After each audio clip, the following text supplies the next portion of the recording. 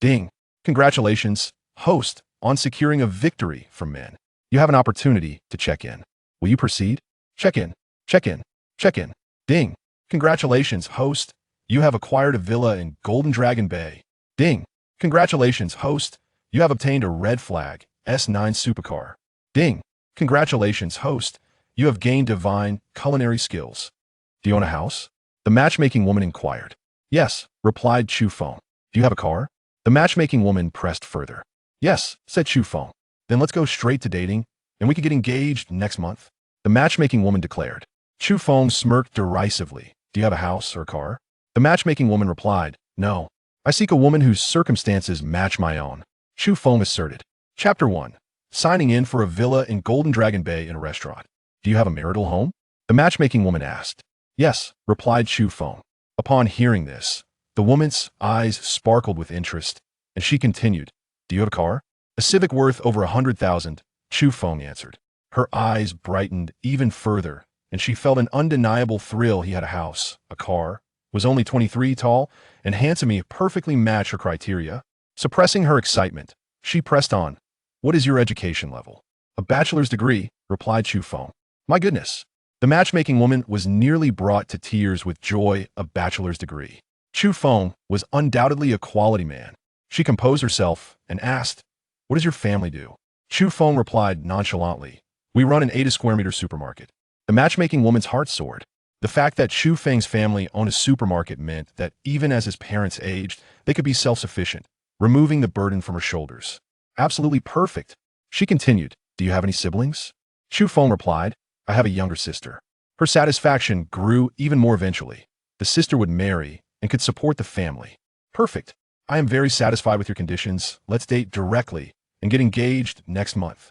The matchmaking woman proclaimed, her eyes gleaming with excitement. She could hardly wait to secure her engagement with Chu Feng. Chu Feng, however, found her demeanor both ordinary and presumptuous, giving him the impression of being condescending. Despite his qualifications aligning with hers, she did not even inquire about his feelings, merely declaring they would date and get married next month, as if she were the one. Selecting him. This air of superiority was off-putting. He despised two types of people in life. One was the matchmaking woman before him, who carried herself as if on a pedestal. The other was the sycophant. The prevalence of such sycophants had led women to adopt an air of superiority. However, as a quality man, he too had his standards. Are you still a virgin? Chu Feng asked, gazing at her. The matchmaking woman's joy evaporated instantly. Her expression darkened, and her anger flared. She retorted, what era are we in? Still demanding a woman to be a virgin? Chu Feng chuckled coldly, his expression turning frosty. He looked at her and said, do you own a house? Do you have a car? Her face fell as she glared at him, retorting coldly, have you ever seen a man who expects the woman to have a house and a car during matchmaking?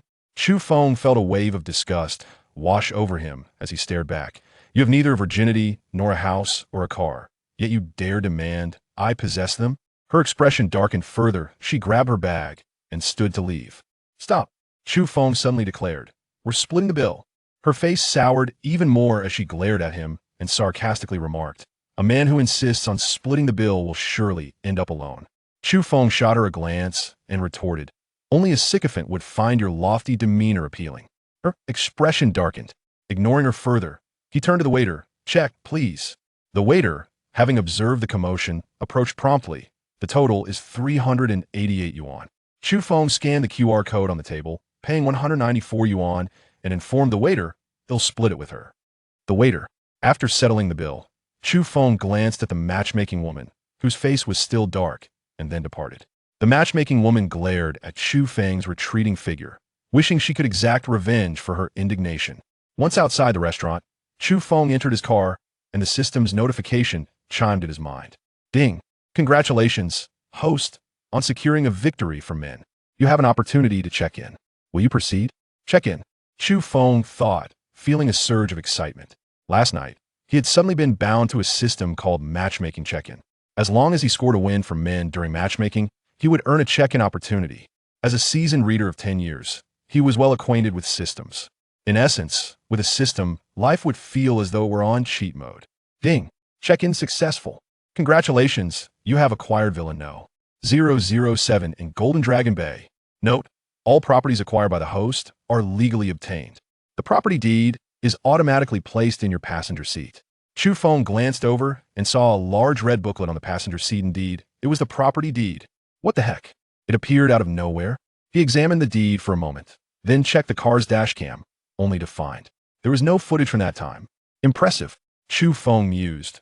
Realizing the system was indeed extraordinary, it could manifest a property deed while erasing all traces of its appearance. Let's go take a look. He started the car, eager to visit his villa in Golden Dragon Bay.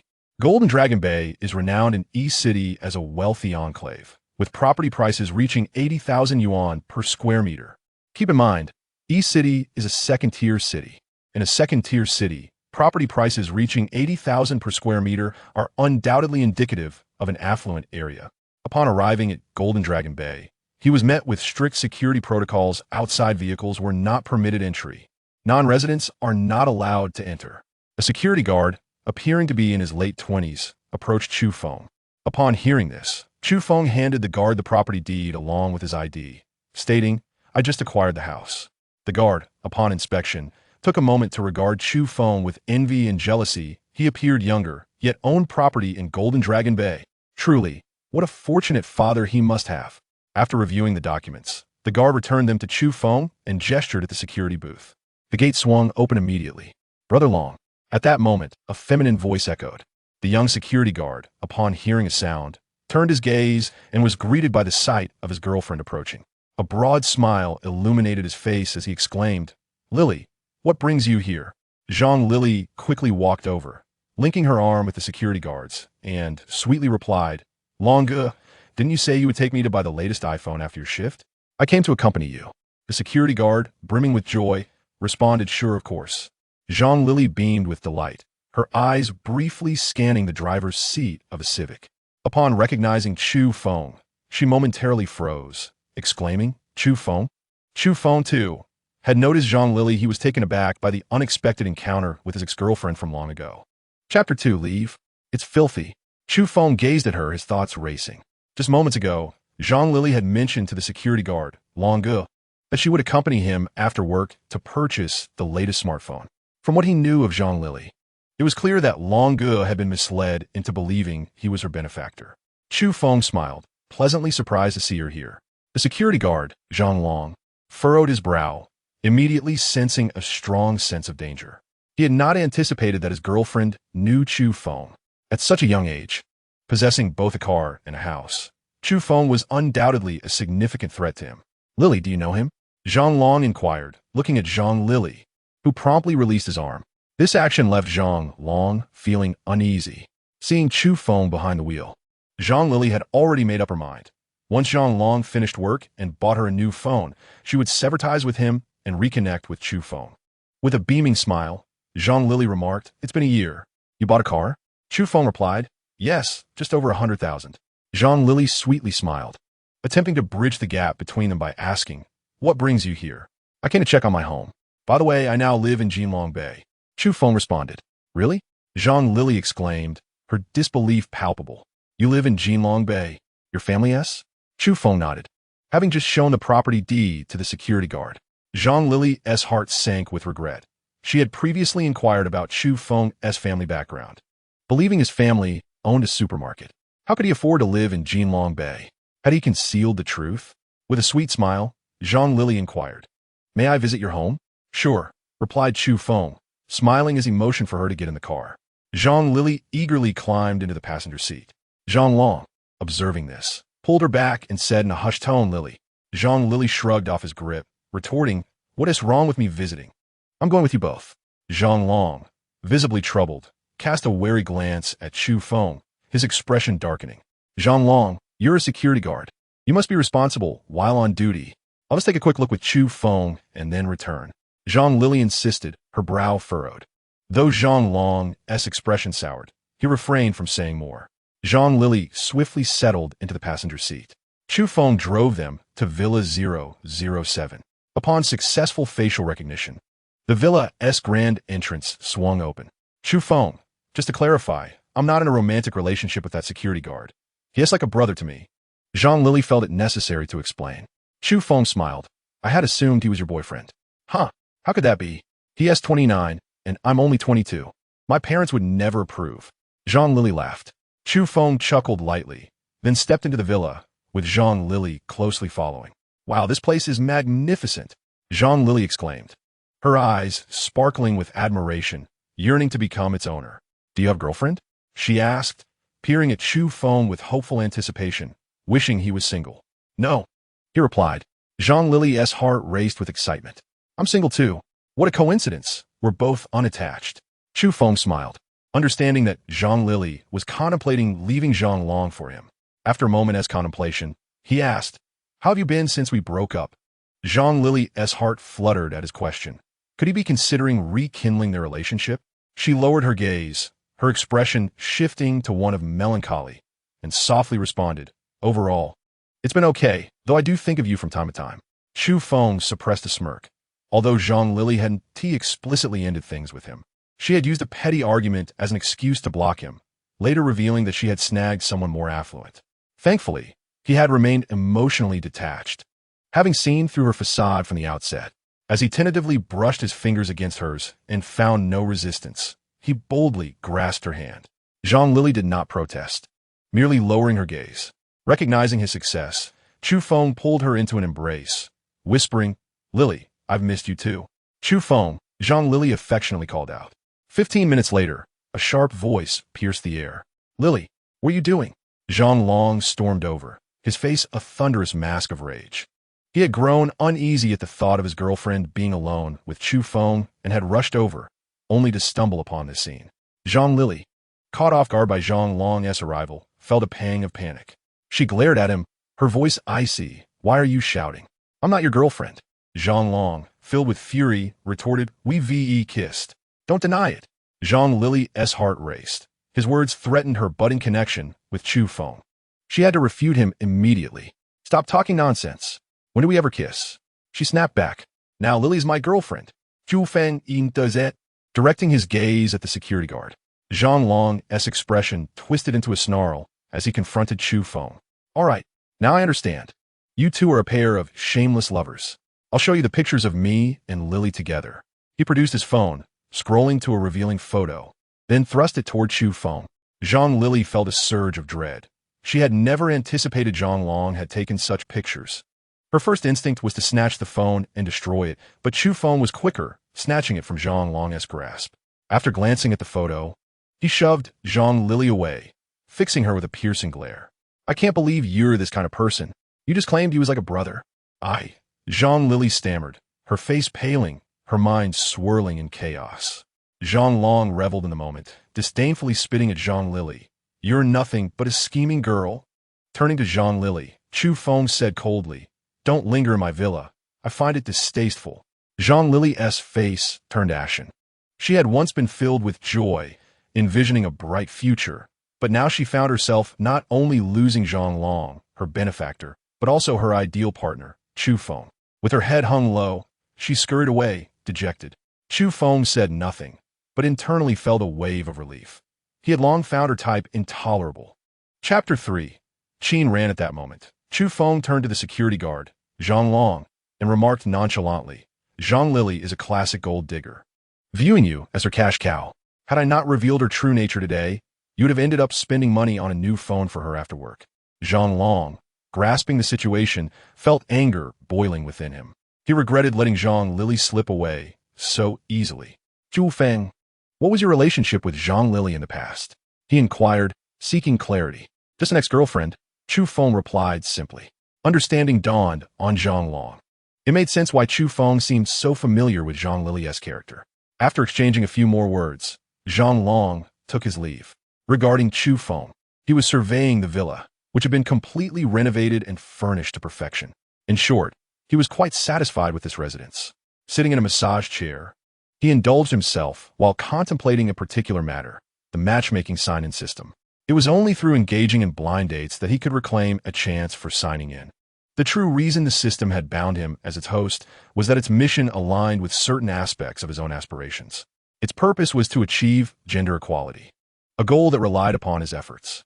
To realize this vision, he needed the rewards obtained through the system's sign-ins. Once his influence reached a sufficient height, his mere words would hold the weight of truth, leaving no room for dissent. At that moment, Chu Feng's phone rang, and upon checking, he saw it was his mother calling. It was evident she wished to inquire about the previous blind date. He answered, "Hello, son." His mother, Luo Shui, immediately launched into a tirade. "Your Aunt Wang's introduction has complained about you. She said you demanded to be fed and insisted that the woman have a house and a car. Have you lost your mind?" Upon receiving news from the matchmaker, Luo Shui was infuriated, nearly wishing to slap Chu Feng. She had never witnessed a situation where someone would demand a meal during a blind date, let alone impose such requirements on the female counterpart. This was truly beyond her comprehension, particularly when it involved her own son. The more she thought about it, the angrier she became. How much water have you got in your brain? Who would dare to date you if you insist on being fed during a blind date? And demanding a house and a car from the woman? Have you been kicked by a donkey? Women are the ones who should come to you. Why should you impose such demands?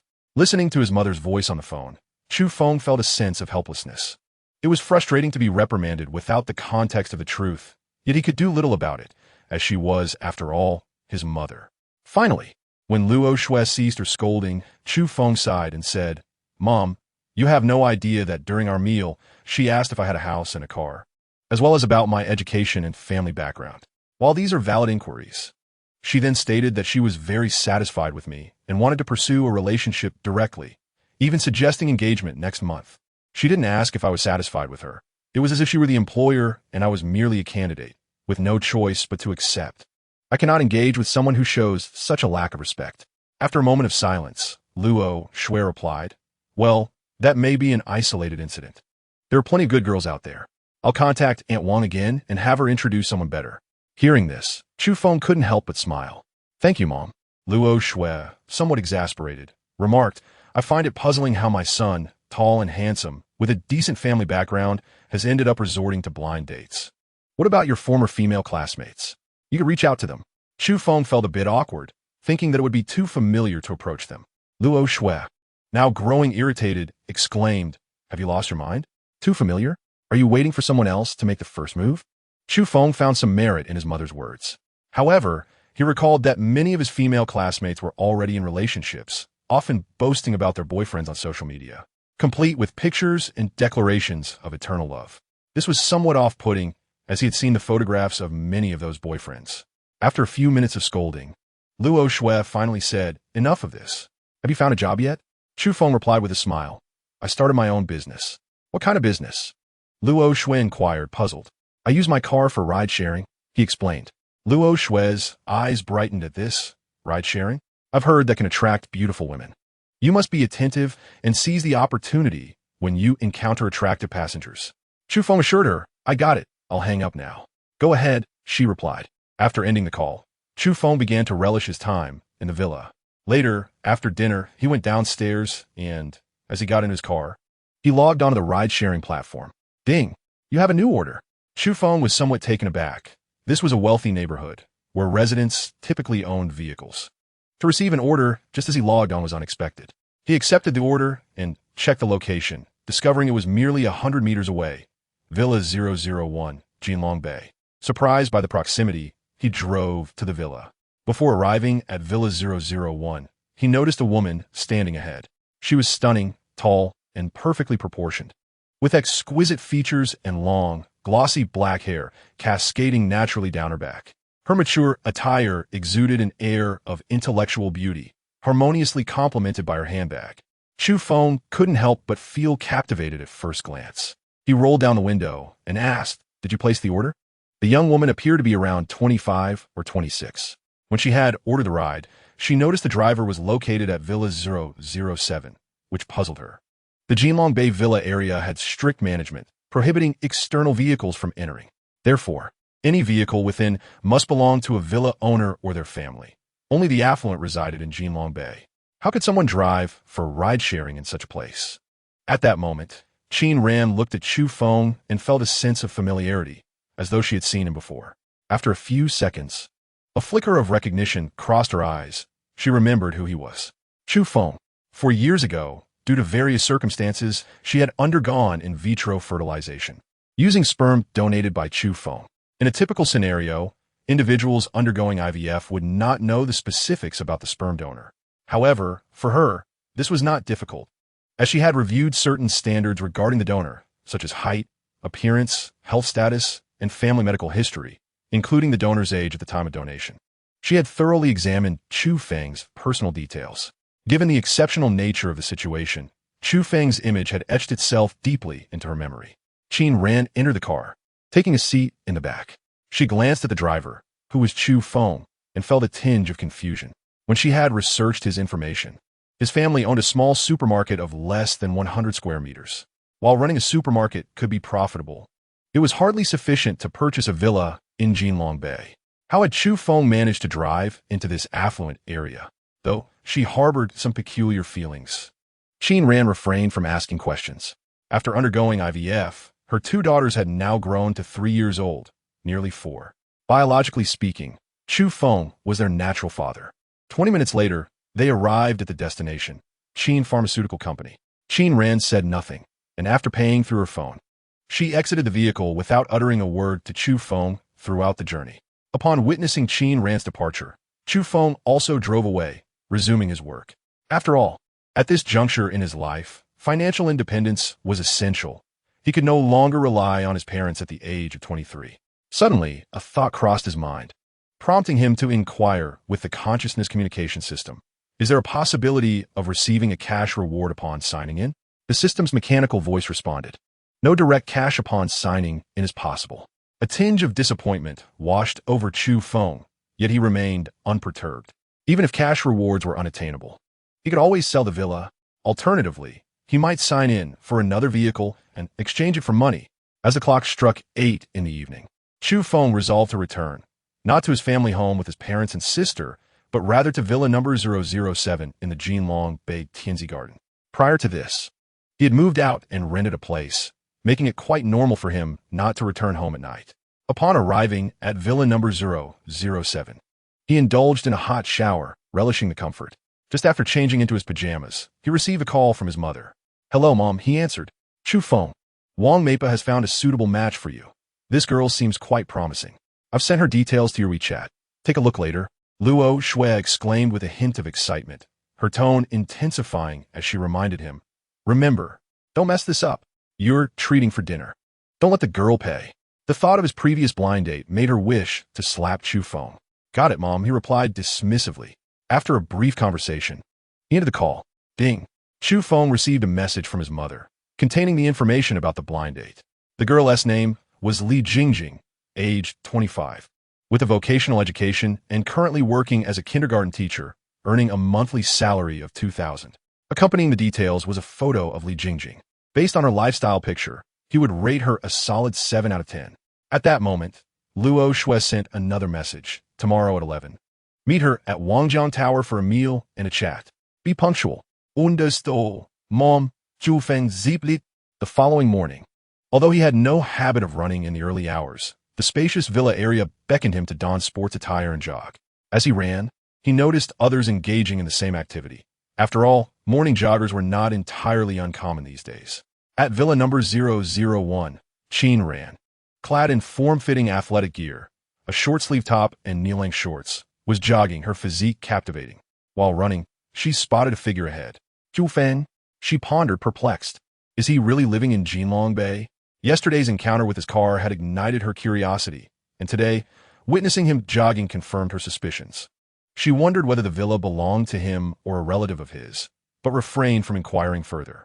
Maintaining a steady pace, Chu Feng, who had not run regularly since graduation and had also ceased playing basketball, felt his stamina waning after a kilometer, slowing down. Eventually, he noticed someone overtaking him. It was Qin Ran, the very passenger he had driven the day before. He glanced at her, but said nothing. Their previous interaction had been devoid of conversation, and there was little to discuss. Similarly, Qin Ran regarded Chu Feng, but remained silent. Observing her ahead, he mused to himself about her impressive physique, a rarity he seldom encountered outside the realm of online videos, which could often be deceptive. After completing a lap, he returned to the villa for another hot shower. By 10:30 in the morning, following his mother's instructions, he drove to Wangjiang Tower, located merely 15 minutes from Jinlong Bay. He arrived by 10:50 and took a seat at table 9 in the lobby, engrossed in his phone. Az 11 o'clock approached.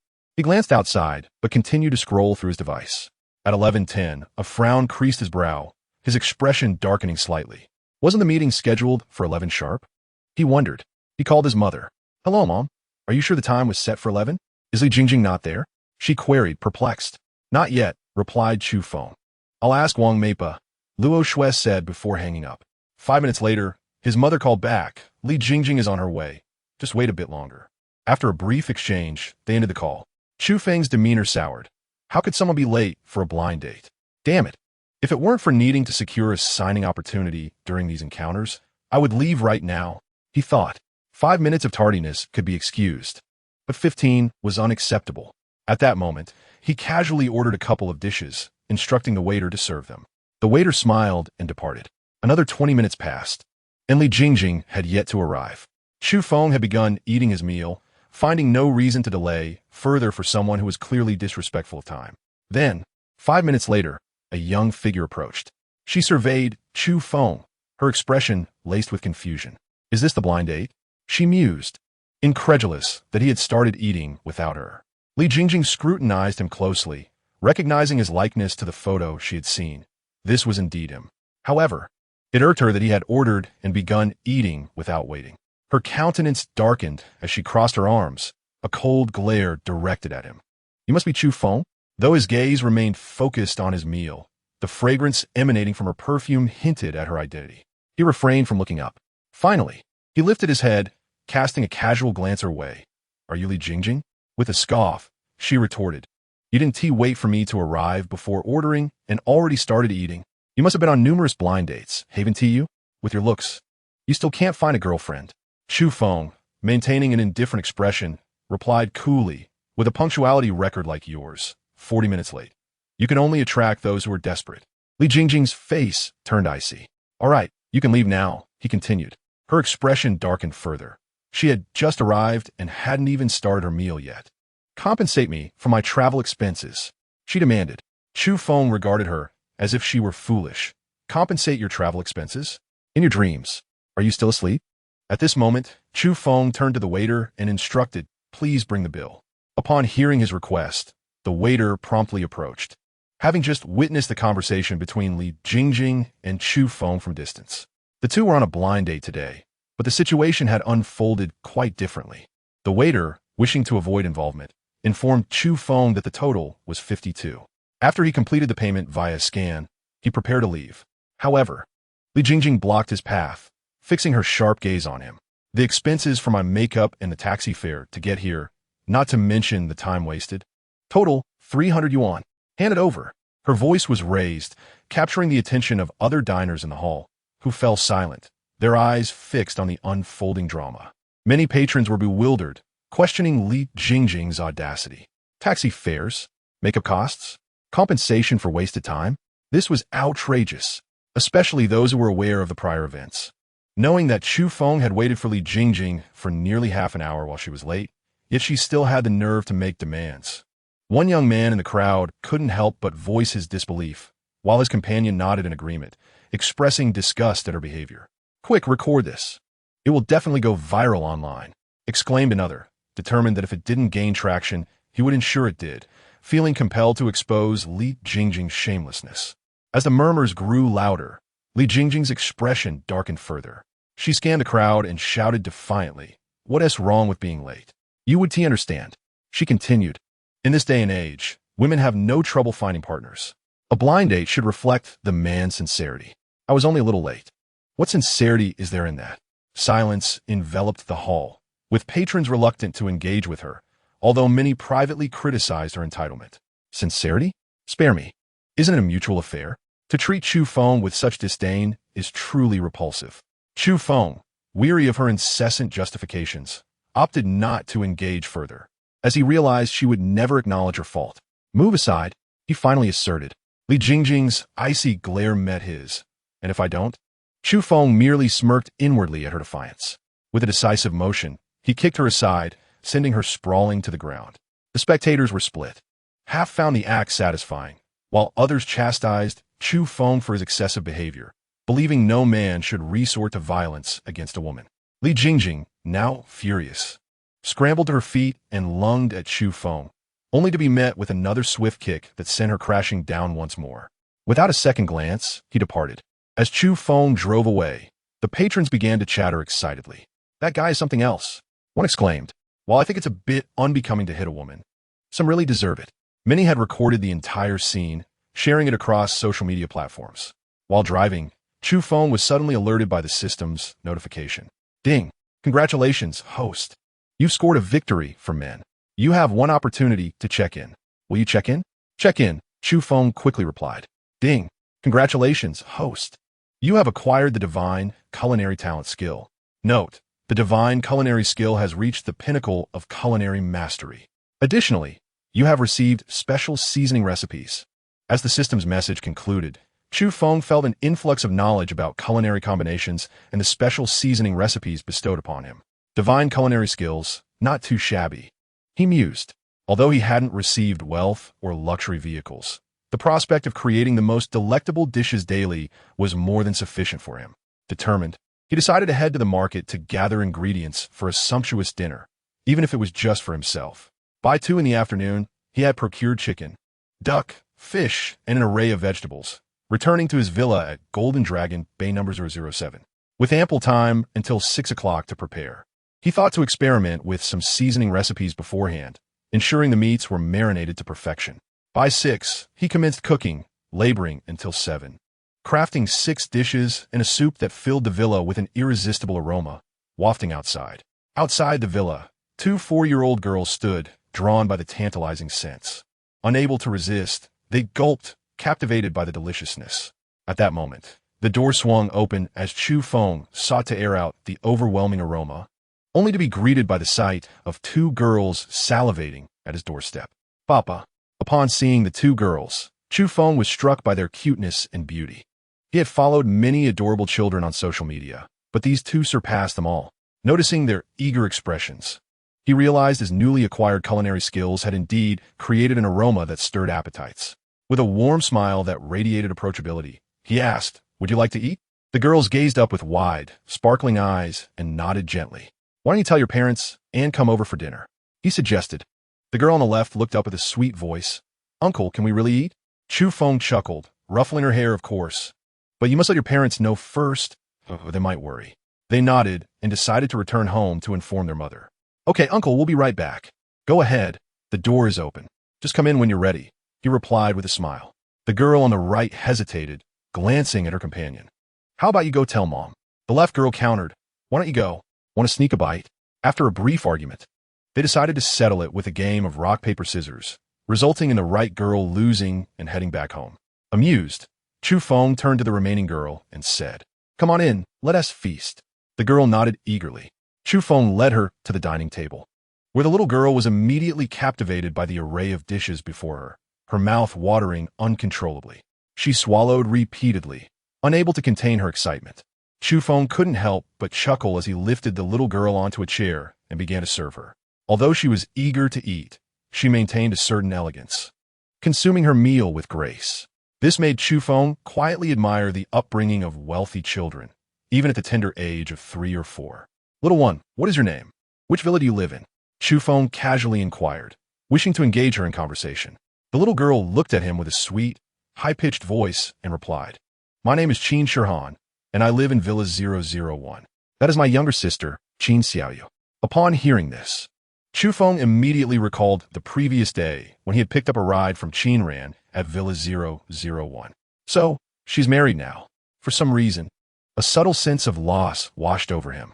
Having seen Qin Ran both yesterday and today, he found her undeniably captivating. Alas, she was already wed. Chu Feng couldn't help but envy Qin Ran's husband for being fortunate enough to marry such a woman. "Uncle, where's your family?" Qin Shirhan asked between bites. Chu Feng smiled and replied, "My family doesn't live here. It's just me." Qin Shirhan looked puzzled. "Why doesn't your family live with you?"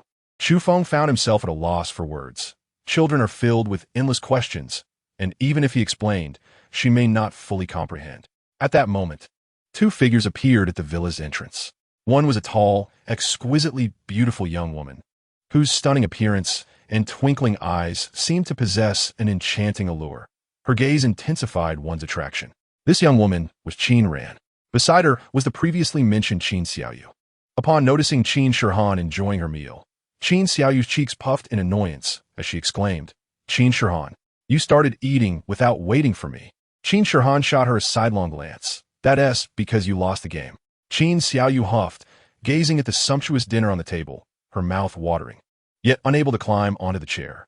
Observing this, Chu Feng lifted Qin Xiaoyu onto the seat. Thank you, uncle, she beamed with joy. Chu Feng smiled back and turned his attention to Qin Ran. Qin Ran walked over slowly, glancing at the lavish dinner spread before her. Though she had yet to taste the food, the sight of her daughters enjoying their meal signaled its deliciousness. She was pleasantly surprised, not expecting Chu Feng to possess such culinary skills. I apologize for the trouble. My girls can be quite unruly, Qin Ran said, casting an apologetic look at Chu Feng. No trouble at all. I genuinely enjoy spending time with these two children, Chu Feng replied with a warm smile. Qin Ran felt a strange sensation arise within her, a fondness for these children. Biologically, Chu Feng could be considered their father. However, she had no intention of marrying, as she believed no man could fully accept her daughters. If conflicts arose, it might stem from the existence of her children. With a curious smile, Qin Ran asked, Did you prepare all this food? Chu Feng chuckled lightly. Do you see anyone else here? Qin Ran continued, Did you really make all these dishes by yourself? Chu Feng replied, I was inspired and wanted to create a lavish dinner to savor. Qin Ran nodded appreciatively, but remarked, It seems a bit wasteful. You could invite your family to join. Chu Feng shook his head lightly. My parents and sister don't live here. It's quite far and inconvenient. Qin Ran nodded, her mind swirling with questions. Did this villa belong solely to Chu Feng? She had researched his background and knew his family could hardly afford such a luxurious residence.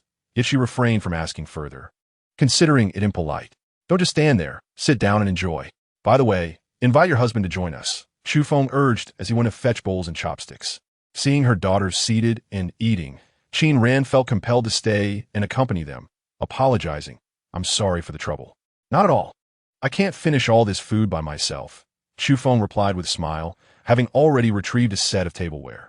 As he sat down, an idea struck him. Oh, do invite your husband to taste the dishes. Qin Ran thought to herself, she isn't married, so where would a husband come from? However, she didn't want to reveal too much. After all, she wasn't looking to marry and saw no need to disclose her single status to Chu Feng. But in the next moment, Qin Xiaoyu chimed in, Uncle, my mommy doesn't have a husband. Huh? Chu Feng paused, momentarily taken aback, and then chuckled, assuming the little girl misunderstood the term.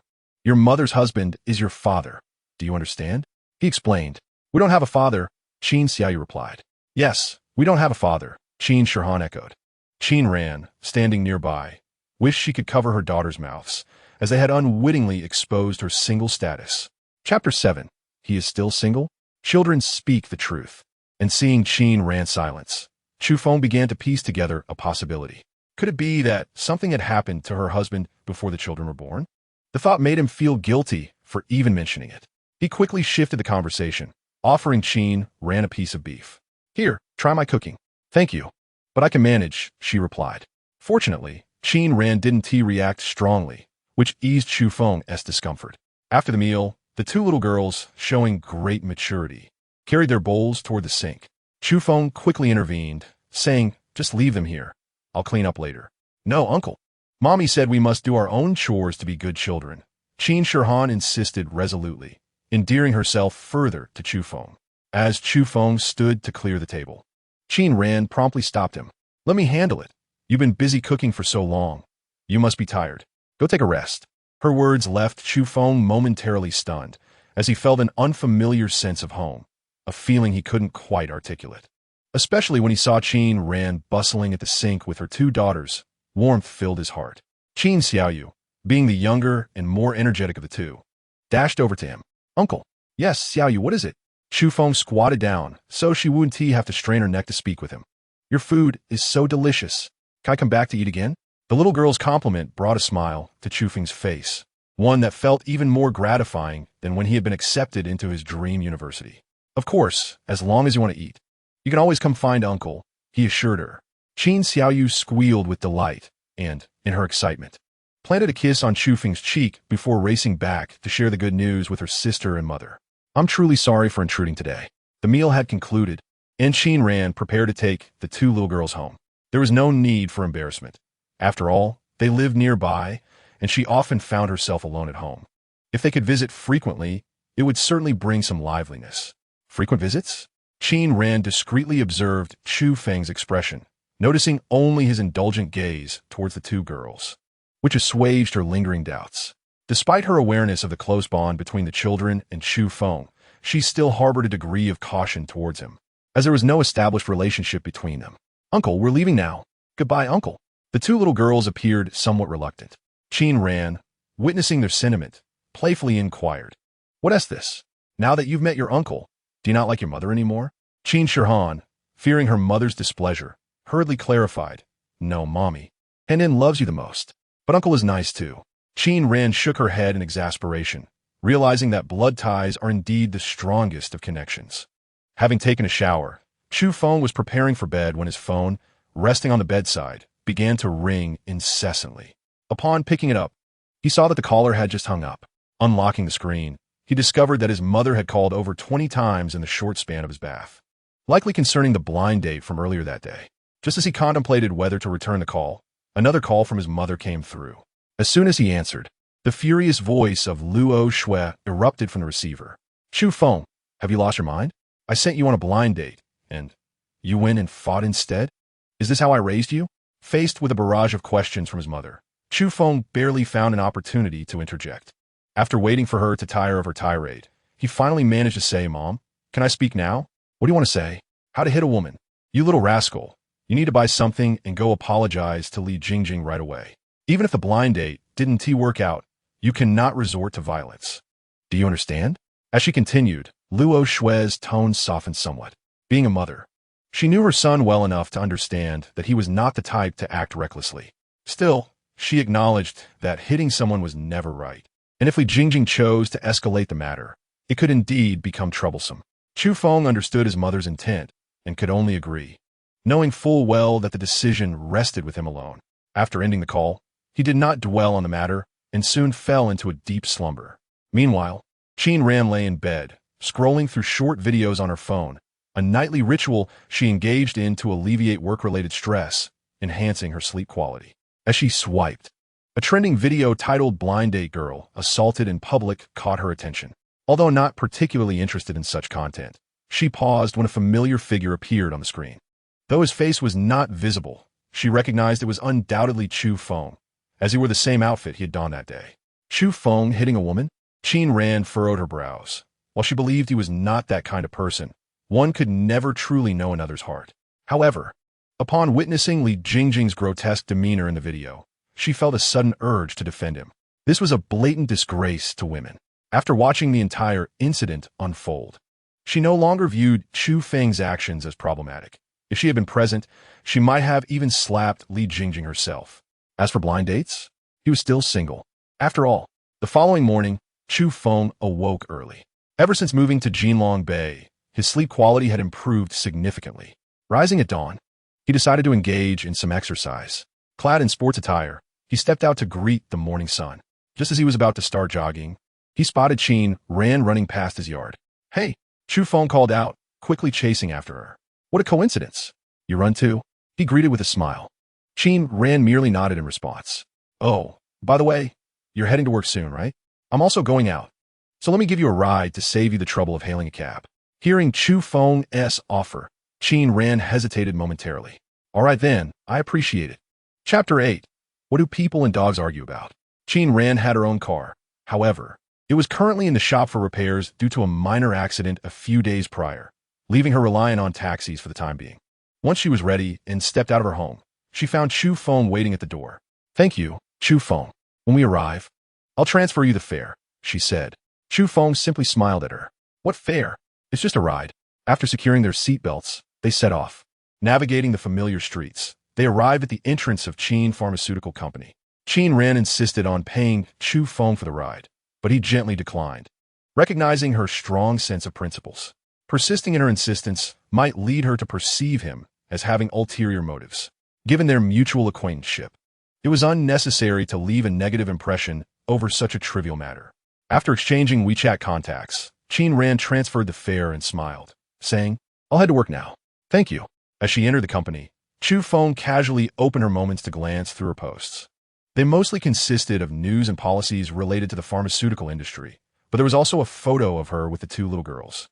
Sighing, he thought, at such a young age, even with financial stability, raising two children alone must be quite a challenge. With that, he drove towards his mother's house. Earlier that morning, he had received a text from her stating that she had arranged for Wang Meipa to meet with Li Jingjing's family and planned to accompany them. Although he didn't believe he had done anything wrong the previous day, he felt the need to maintain his mother-esque dignity. You little rascal, you really have some nerve. Listen, when you meet Li Jingjing, you must sincerely apologize. Do you hear me? Okay, Mom, I understand. While he verbally agreed, internally he thought, an apology is absolutely out of the question. Furthermore, if Li Jingjing continued to cause trouble, he was more than willing to give her another kick. Sometimes, one must combat evil with evil. Though Chu Feng considered himself a law-abiding citizen, he wouldn't mind playing the villain in this instance. At 10 o'clock that morning, they arrived at Lakeside Hotel. To show sincerity, Luo Shui had chosen a rather upscale venue. However, by 10:30, there was still no sign of Li Jingjing's family. Mom, it's been half an hour. Should we eat something first? I didn't even have breakfast, Chu Feng suggested. Luo Shui shot him a glare, prompting him to quickly silence himself. It was until nearly 11 that Li Jingjing and her family finally arrived, guided by the waiter. As soon as she sat down, before the beaming Luo Shui could utter a word, the middle-aged woman seated opposite her, who happened to be Li Jingjing's mother, spoke with a harsh tone. Do not think that a meal and an apology will resolve this matter. I must inform you that unless we receive a satisfactory explanation, this will not end here. Luo Shui found herself at a loss for words, clearly taken aback by the other party's aggressive demeanor. The carefully prepared speeches she had in mind were now stuck in her throat, unable to escape. Chu Feng leaned back in his chair, intrigued by the family dynamic before him. It seemed to embody the adage that families of a feather flock together. His words dripped with sarcasm as he remarked, "What gives you the right to demand an explanation? Is it your ignorance of punctuality or your lack of manners?" The moment he uttered these words, the faces of Li Jingjing's family flushed with anger. Li's mother, trembling with rage, pointed accusingly at Luo Shui and exclaimed, "Is this your idea of an apology? What kind of upbringing does your son have?" Chu Feng's gaze turned icy as he swiftly slapped her hand away. "Is this what you call proper upbringing? No wonder your daughter behaved so atrociously yesterday. Now I understand. An ill-bred tree bears ill-bred fruit." Their quarrel quickly attracted the attention of others around them. Why does that woman look so familiar? Isn't she the one who was late for the blind date yesterday and had the audacity to demand money from the man's family? Someone whispered. No wonder I felt an urge to confront her. She's utterly shameless. Sure, let's see how this unfolds, another cautioned. Li's father, witnessing his wife's humiliation, erupted in fury, slamming his hand on the table. "You little brat, do you want to throw punches? Do you believe I won't make you regret it? Enough." Before Chu Feng could respond, Luo Shui interjected, unable to contain her frustration. She had come with genuine intentions, even after they were an hour late, maintaining a smile throughout. Yet, the other party showed no courtesy, and while Chu Feng's reaction was indeed inappropriate, their aggressive stance was unwarranted, especially with Li's father now threatening to harm her son. Her anger surged. "If this is your attitude, then I see no reason for us to continue this discussion. My son hit your daughter, and I'm willing to apologize for that. But you just threatened to kill my son. Go on, strike him if you dare." Li's father, clearly a man easily provoked, raised his hand, ready to strike. But Chu Feng was not one to passively endure. He seized Li's father's wrist, pinning it to the table, and with the other hand, drove a fork into the back of his hand. A scream pierced the air, causing Li Jingjing and her mother to pale in shock. "Chu, you are maliciously harming him. I will call the police," Li Jingjing shouted, her voice filled with fury. Yet, Chu Feng remained unfazed, muttering malicious harm? "Do you have any understanding of the law? Your father initiated the violence. I am merely defending myself, not wishing to waste any more time with this family." Chu Feng helped Luo Shui to her feet, preparing to leave. However, Li Jingjing dashed in front of them, blocking their exit. "You said you could leave. Are you feeling guilty?" Chu Feng rolled his eyes and replied coldly. "It seems you've forgotten yesterday's lesson." He had warned Li Jingjing before, but today his patience had worn thin, and he kicked her down without hesitation. Luo Shui, far from chastising Chu Feng, instead gave him a thumbs up, recognizing that her son was not one to be easily bullied. It was clear that Li Jingjing had brought this upon herself. Chu Feng, you wait. This is not over. Li Jingjing yelled in frustration. But Chu Feng and Luoxua left the hotel without looking back. If a dog tries to bite you, just kick it away. If she wishes to bark, let her do so. Arguing with the base is beneath one's dignity. Inside the hotel, not a single soul showed sympathy for Li Jingjing. They recognized that the young man had come to apologize, exhibiting genuine sincerity despite being wronged. While the woman and her family had arrived late, yet maintained an air of superiority, now pretending to be the victims. Truly, they were shameless. Someone recorded the incident and promptly posted it on a video-sharing platform, titling it the Unashamed Blind Date Girl. Follow-up. Within mere minutes, it surged to the trending list. I now understand what it means to be unassailable in one's depravity. This young man has a good temper. Had it been me, I would have slapped her a few more times. Where is this? I wish I could go and berate that family. They are utterly despicable. The incident was incredibly satisfying. The young man displayed remarkable skill, impressive. The comments were overwhelmingly in his favor, as the video provided irrefutable evidence of right and wrong. A hotel staff member approached with a stern expression, devoid of the usual friendly demeanor, and coldly stated, "You three, our manager has just informed us that we do not welcome guests like you. Please leave immediately." What kind of establishment is this that drives out its patrons? Li Jingjing's voice turned shrill with indignation. The staff member ignored her, reiterating, "Please leave." At this point, bystanders chimed in, urging them to exit. "Just get out. I can't even enjoy my meal with people as shameless as you here, breathing the same air as you discuss me. As a professional lawyer, I advise you to behave. Your recent actions constitute threats and extortion. Justice does not take pride in tardiness." In an instant, the family was reduced to pariahs, forced to leave the hotel in disgrace. Chu Feng was indifferent to the family's fate. It was of no concern to him. "Son, you handle that beautifully. People like them should not be indulged," Luoxua praised, leaving Chu Feng bemused, recalling how she had recently pressured him to apologize. "That said, despite her shortcomings, you still need to continue with blind dates. I'll call the matchmaker." Chu Feng was speechless, realizing he could not escape the realm of matchmaking. However, it mattered little. With the system now at his disposal, he felt less resistance towards it. After dropping Luoxua off at home, his childhood friend and confidant, Lu Xian, called. "Chu Feng, what are you up to? If you're free, come hang out with me. I'll treat you to a meal." Lu Xian's family ran a business. While not wealthy, they were certainly better off than most, which allowed him to avoid working altogether, spending his days idly socializing. Since Chu Feng had yet to eat, he saw an opportunity to dine at someone else's expense. "Sure, send me the address. I'll come over right now." Following Lu Xian's directions, Chu Feng navigated the winding streets until he finally arrived at a quaint little restaurant tucked away in an alley. Despite its somewhat concealed location, the small restaurant boasts a considerable number of parked cars at its entrance, indicating a thriving business. "Chu Feng, over here." As soon as he stepped inside, Lu Xian's boisterous voice resonated. Opposite him sat a striking young woman. Chu Feng approached without hesitation, taking a seat. "Why did you call me here when you're busy charming the ladies? Am I just a light bulb? TSK, how rude." Lu Xian shot Chu Feng a glare before turning to the girl with a smile. "Don't mind him. This guy doesn't know how to speak properly. This is Chu Feng, my childhood friend." The girl, unfazed by the banter, smiled and nodded at Chu Feng. "Hello, I'm Fan Xiaoxian." "Oh, hello." After exchanging pleasantries, Lu Xian wrapped an arm around Chu Feng's shoulders and said, "I heard you've been going on blind dates lately. Have you faced setbacks?" "Ha! Today my treat. Don't let it weigh on your mind. Though this restaurant may be hard to find, the dishes are absolutely exquisite. You'll crave them even after just one meal." Fan Xiaoxian cast a reproachful glance at Lu Xian and said softly, "It can't be as outrageous as you say. If my expectations are too high, what if I'm disappointed?" After conversing for a while, Chu Feng discovered that this quaint eatery belonged to Fan Xiaoshuan's family. No wonder Lu Xian had summoned him. He was using Chu Feng as a tool to further his romantic pursuits without revealing his intentions too soon. "Come, try the food and see how it is."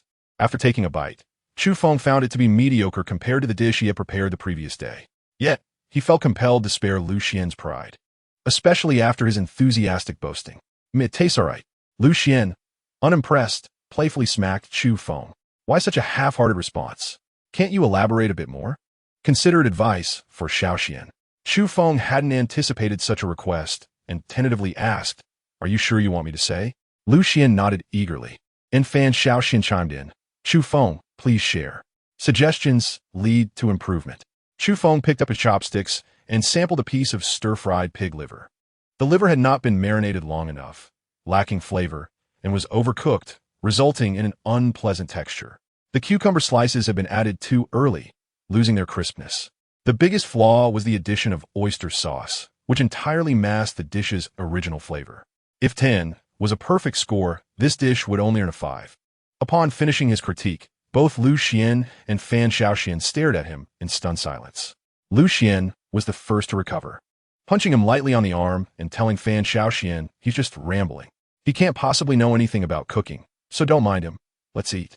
However, Fan Xiaoxian waved her hand dismissively, pointing at another dish of oil-braised prawns. What about this one?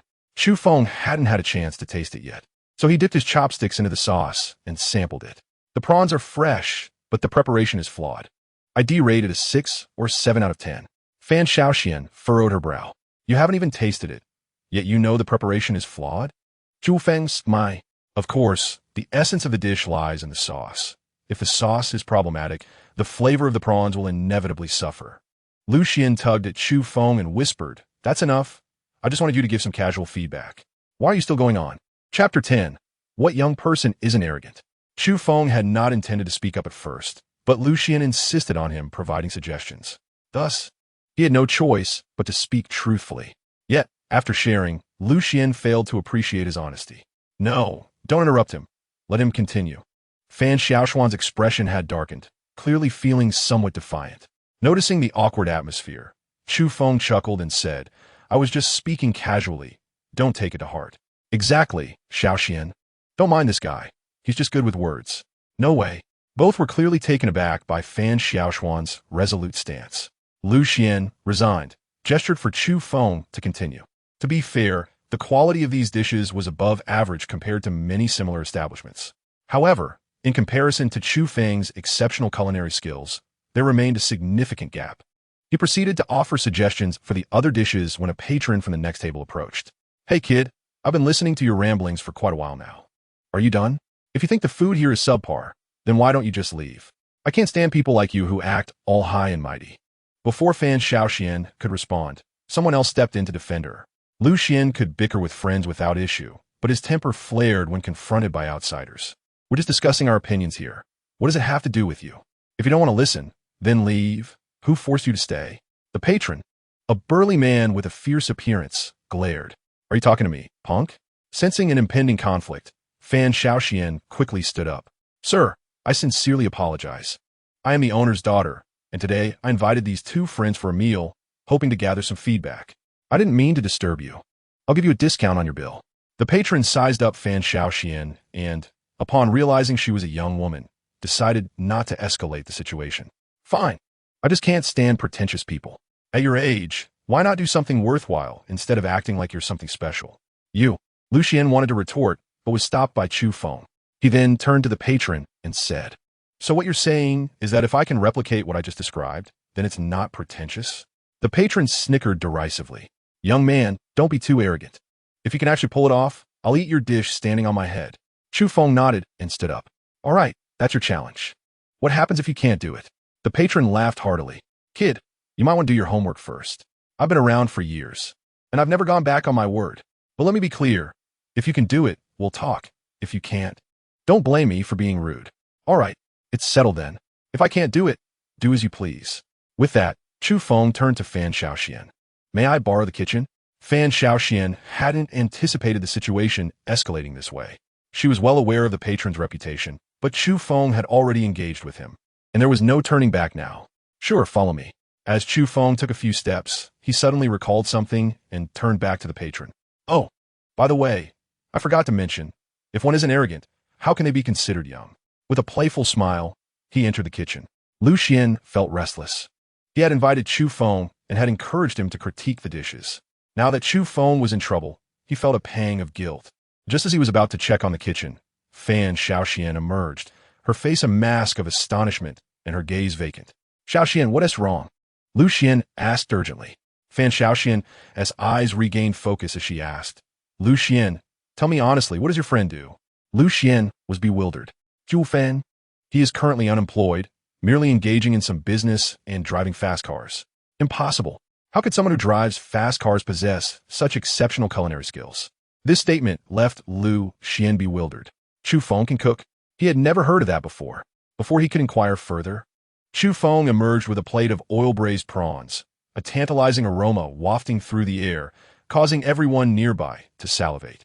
Placing the dish before Zhu San'er, Chu Feng casually tucked his hands into his pockets and tilted his chin. Get a try. Although his demeanor was somewhat off-putting to Zhu San'er, the glistening prawns and their alluring scent immediately made him forget his reservations. All eyes were riveted on this scene as Zhu San'er picked up a prawn and slurped up the savory sauce. In the next moment, his eyes widened in surprise. After savoring the sauce, he deftly peeled the shell off and popped the prawn meat into his mouth. So how is it? His companions eagerly asked. Yet, Zhu San'er paid them no heed. Despite having eaten quite a bit, he now devoured the prawns as if he hadn't eaten in days. What more could be said? If the prawns were mediocre, Zhu San'er would not be so enthusiastic. This only proved that Chu Feng was not merely boasting. He possessed genuine talent. What about other dishes? In the blink of an eye, Zhu San'er had polished off an entire plate of oil-braised prawns, leaving not a drop of sauce behind. As if the plate had just been washed. Chu Feng smiled slightly. The others haven't been cooked yet. Didn't you say you wanted to eat while standing on your head? I just saw you weren't doing that. Zhu San'er was momentarily at a loss for words. He had been too focused on eating to think of anything else. You little rascal, you're impressive. With that, he pulled out a stack of cash from his bag. Here, take this. Is this good enough? Forget about the bet. Hurry up and cook the remaining dishes. I'm still waiting. The bills were still sealed, presumably totaling 10,000 yuan. Zhu San'er was certainly amusing. He handled the matter quite well. Despite Chu Feng having a system by his side, he still felt a sense of financial urgency. Earning 10,000 yuan for simply cooking a few dishes, why not? However, at that moment, Fan Xiaoxian was engulfed in a strange feeling. She had been quite unconvinced earlier, but after witnessing Chu Feng's culinary skills firsthand, she had to admit that he far surpassed her father's cooking prowess. If only he could offer her some guidance, it would greatly benefit her family's business. Chapter 11. The incompetent nanny Zhu San'er was thoroughly satisfied, only ceasing when he could eat no more, reluctantly allowing his companions to finish the leftovers. Their voracious consumption prompted other patrons to consider joining in. Yet, when they sought out Chu Feng, they discovered he had long vanished. You're quite something, hiding your talents. I've known you for over 20 years, and this is the first time I've learned of your culinary skills. Lu Xian teased Chu Feng. After they finished cooking those dishes, to avoid complications, the three of them exited the restaurant through the back door. Chu Feng, wait a moment. Fan Xiaoxian called out as he turned around. Are your recipes and formulas for sale? If so, not for sale. Without allowing her to finish, Chu Feng responded firmly. Did she think he would part with his culinary skills? That was a reward from a system, capable of effortlessly surpassing world-class chefs. Such knowledge could not be sold so casually. Besides, culinary skills were not like real estate. If he truly needed money, he could simply sell his villa in Golden Dragon Bay, as that was clearly priced. But how does one sell culinary skills? He could cook not only Chinese cuisine, but also Western dishes, desserts, baking, and more. Such intellectual property was priceless. Oh, my apologies for being presumptuous. That restaurant seems quite busy, so I won't take up any more of your time. Goodbye. Hearing Chu Feng's resolute answer, Fan Xiaoxian felt quite disappointed. Hey, Xiaoxian. Lu Xian patted Chu Feng on the shoulder. You head back first. We'll contact you later. Chu Feng was speechless. This inconsiderate fellow couldn't seem to resist the presence of a beautiful woman. As he drove back to Golden Dragon Bay, he spotted Qin Shihan and Qin Xiaoyu by the roadside, conversing with a man. He parked the car and called out, Han Hang Xiaoyu. The two little girls immediately looked over, while the man they had been speaking to hurriedly turned to leave. Chu Feng got out of the car and approached the two girls. Why are you two out here by yourselves? Qin Shihan quickly replied, Uncle, Xiaoyu said she wanted to eat jelly, but we ran out at home. Sister Shuang said she was busy, so we thought we'd bite ourselves. Sister Shuang? Who is that? Chu Feng frowned slightly. It was quite irresponsible to let such small children go out alone. Sister Shuang is our nanny. Mom has to work and doesn't have time to take care of us, so she asked Sister Shuang to look after us, Qin Xiaoyu quickly explained. A nanny? If her responsibility was to care for the two girls, she certainly should not have let them venture out alone. He promptly took out his phone and said to the two girls, "Shall we take a photo?" The girls cheered, clearly delighted at the prospect of a picture. After taking the photo, Chu Feng immediately opened WeChat and sent it to Qin Ran, explaining the situation. "Let us go. Uncle will take you to buy some jelly. Oh, by the way, who was the person you were just talking to?" Qin Xiaoyu tugged at Chu Feng's hand and said, "That brother said he knows a place that sells really delicious jelly. Just as he was asking if we wanted to go, you showed up." Upon hearing this, Chu Feng narrowed his eyes. The man's hasty departure suggested he was not to be trusted. Qin Shihan then tugged at Chu Feng again, speaking earnestly, "Uncle, that brother might be a bad person. Mom said we shouldn't easily trust strangers, and we must never go with them. If you hadn't come, I was going to find the security, Uncle." It seemed Qin Shihan had a strong sense of safety. However, that did not justify their being out alone at their age. Chu Feng stopped walking, crouched down in front of the sisters, and earnestly said, "In a moment, I will give you a phone number. If you want to eat something or need anything, just call me. If I'm home, I will take you to buy it. If I'm not around, I'll bring it back for you. But you must never go out alone again, understood?" Qin Shihan nodded vigorously, while Qin Xiaoyu took a moment to process before agreeing as well. "All right, let us make a pinky swear. If you don't behave, I won't cook for you anymore." This threat proved to be quite effective, far more so than a simple pinky swear. After purchasing a plethora of snacks from the supermarket, Chu Feng finally took the two little girls back to his home. As soon as they entered the house, his phone rang. It was a voice call from Qin Ran. "Chu Feng, I was in a meeting just now. Are Han Hang and Xiaoyu all right?" Her voice was tinged with concern. Chu Feng immediately replied, "Rest assured, I just brought these two girls to my home. Everything is fine." However, having spoken half of his thought, he hesitated, knowing it was inappropriate to meddle too much in others' affairs. Yet, seeing the lively demeanor of the two little girls, he added, "I suggest you consider hiring a different nanny. This one seems rather inadequate. Up until now, she hasn't even attempted to contact you, has she? All right, I understand. I will take care of my matters and return shortly. Please assist in looking after the two sisters." It was not until around 5 o'clock that the doorbell rang. Having just finished drawing with the two little girls and preparing to cook, Chu Feng opened the door to find Qin Ran standing there. "Come in, Mom." The two little girls rushed towards their mother upon seeing her. Qin Xiaoyu looked up and said, "Mom, Uncle said he would make us hamburgers. Can we finish eating before we go back?" Noticing the pleading and longing in her daughter's eyes, Qin Ran smiled gently. "All right, you two go play for now.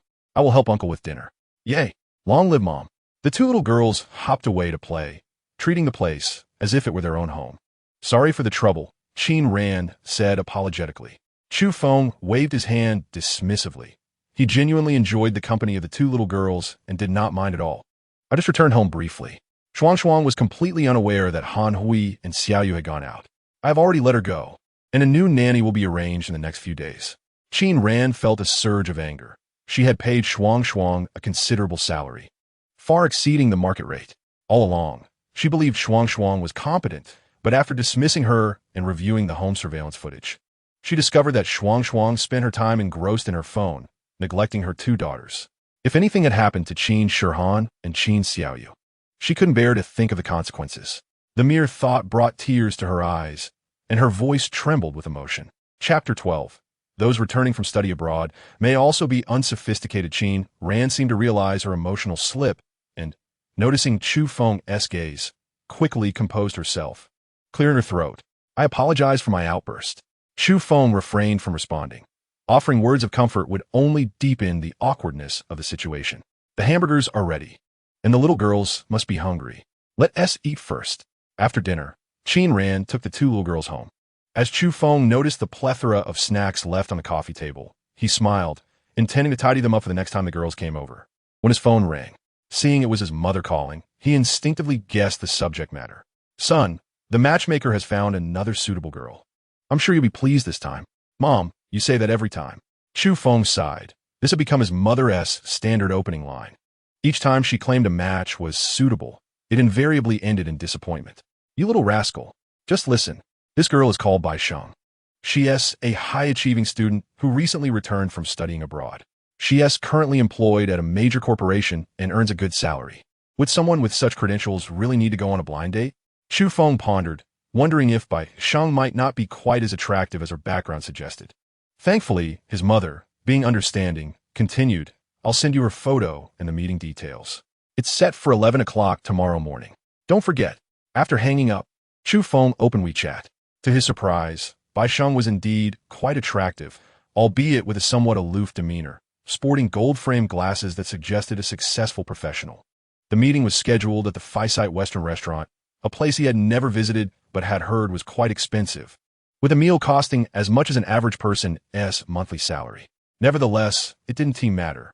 Having recently won a bet and received 10,000 yuan from Zhu Sainer, he had more than enough for a meal. The following morning, Chu Feng went for his usual run but did not encounter Qin Ran. She likely had to take care of her 2 daughters herself now that there was no nanny. After returning home for breakfast, he lazily glanced at the clock, realizing it was nearly 10. Chu Feng donned a suit before heading out.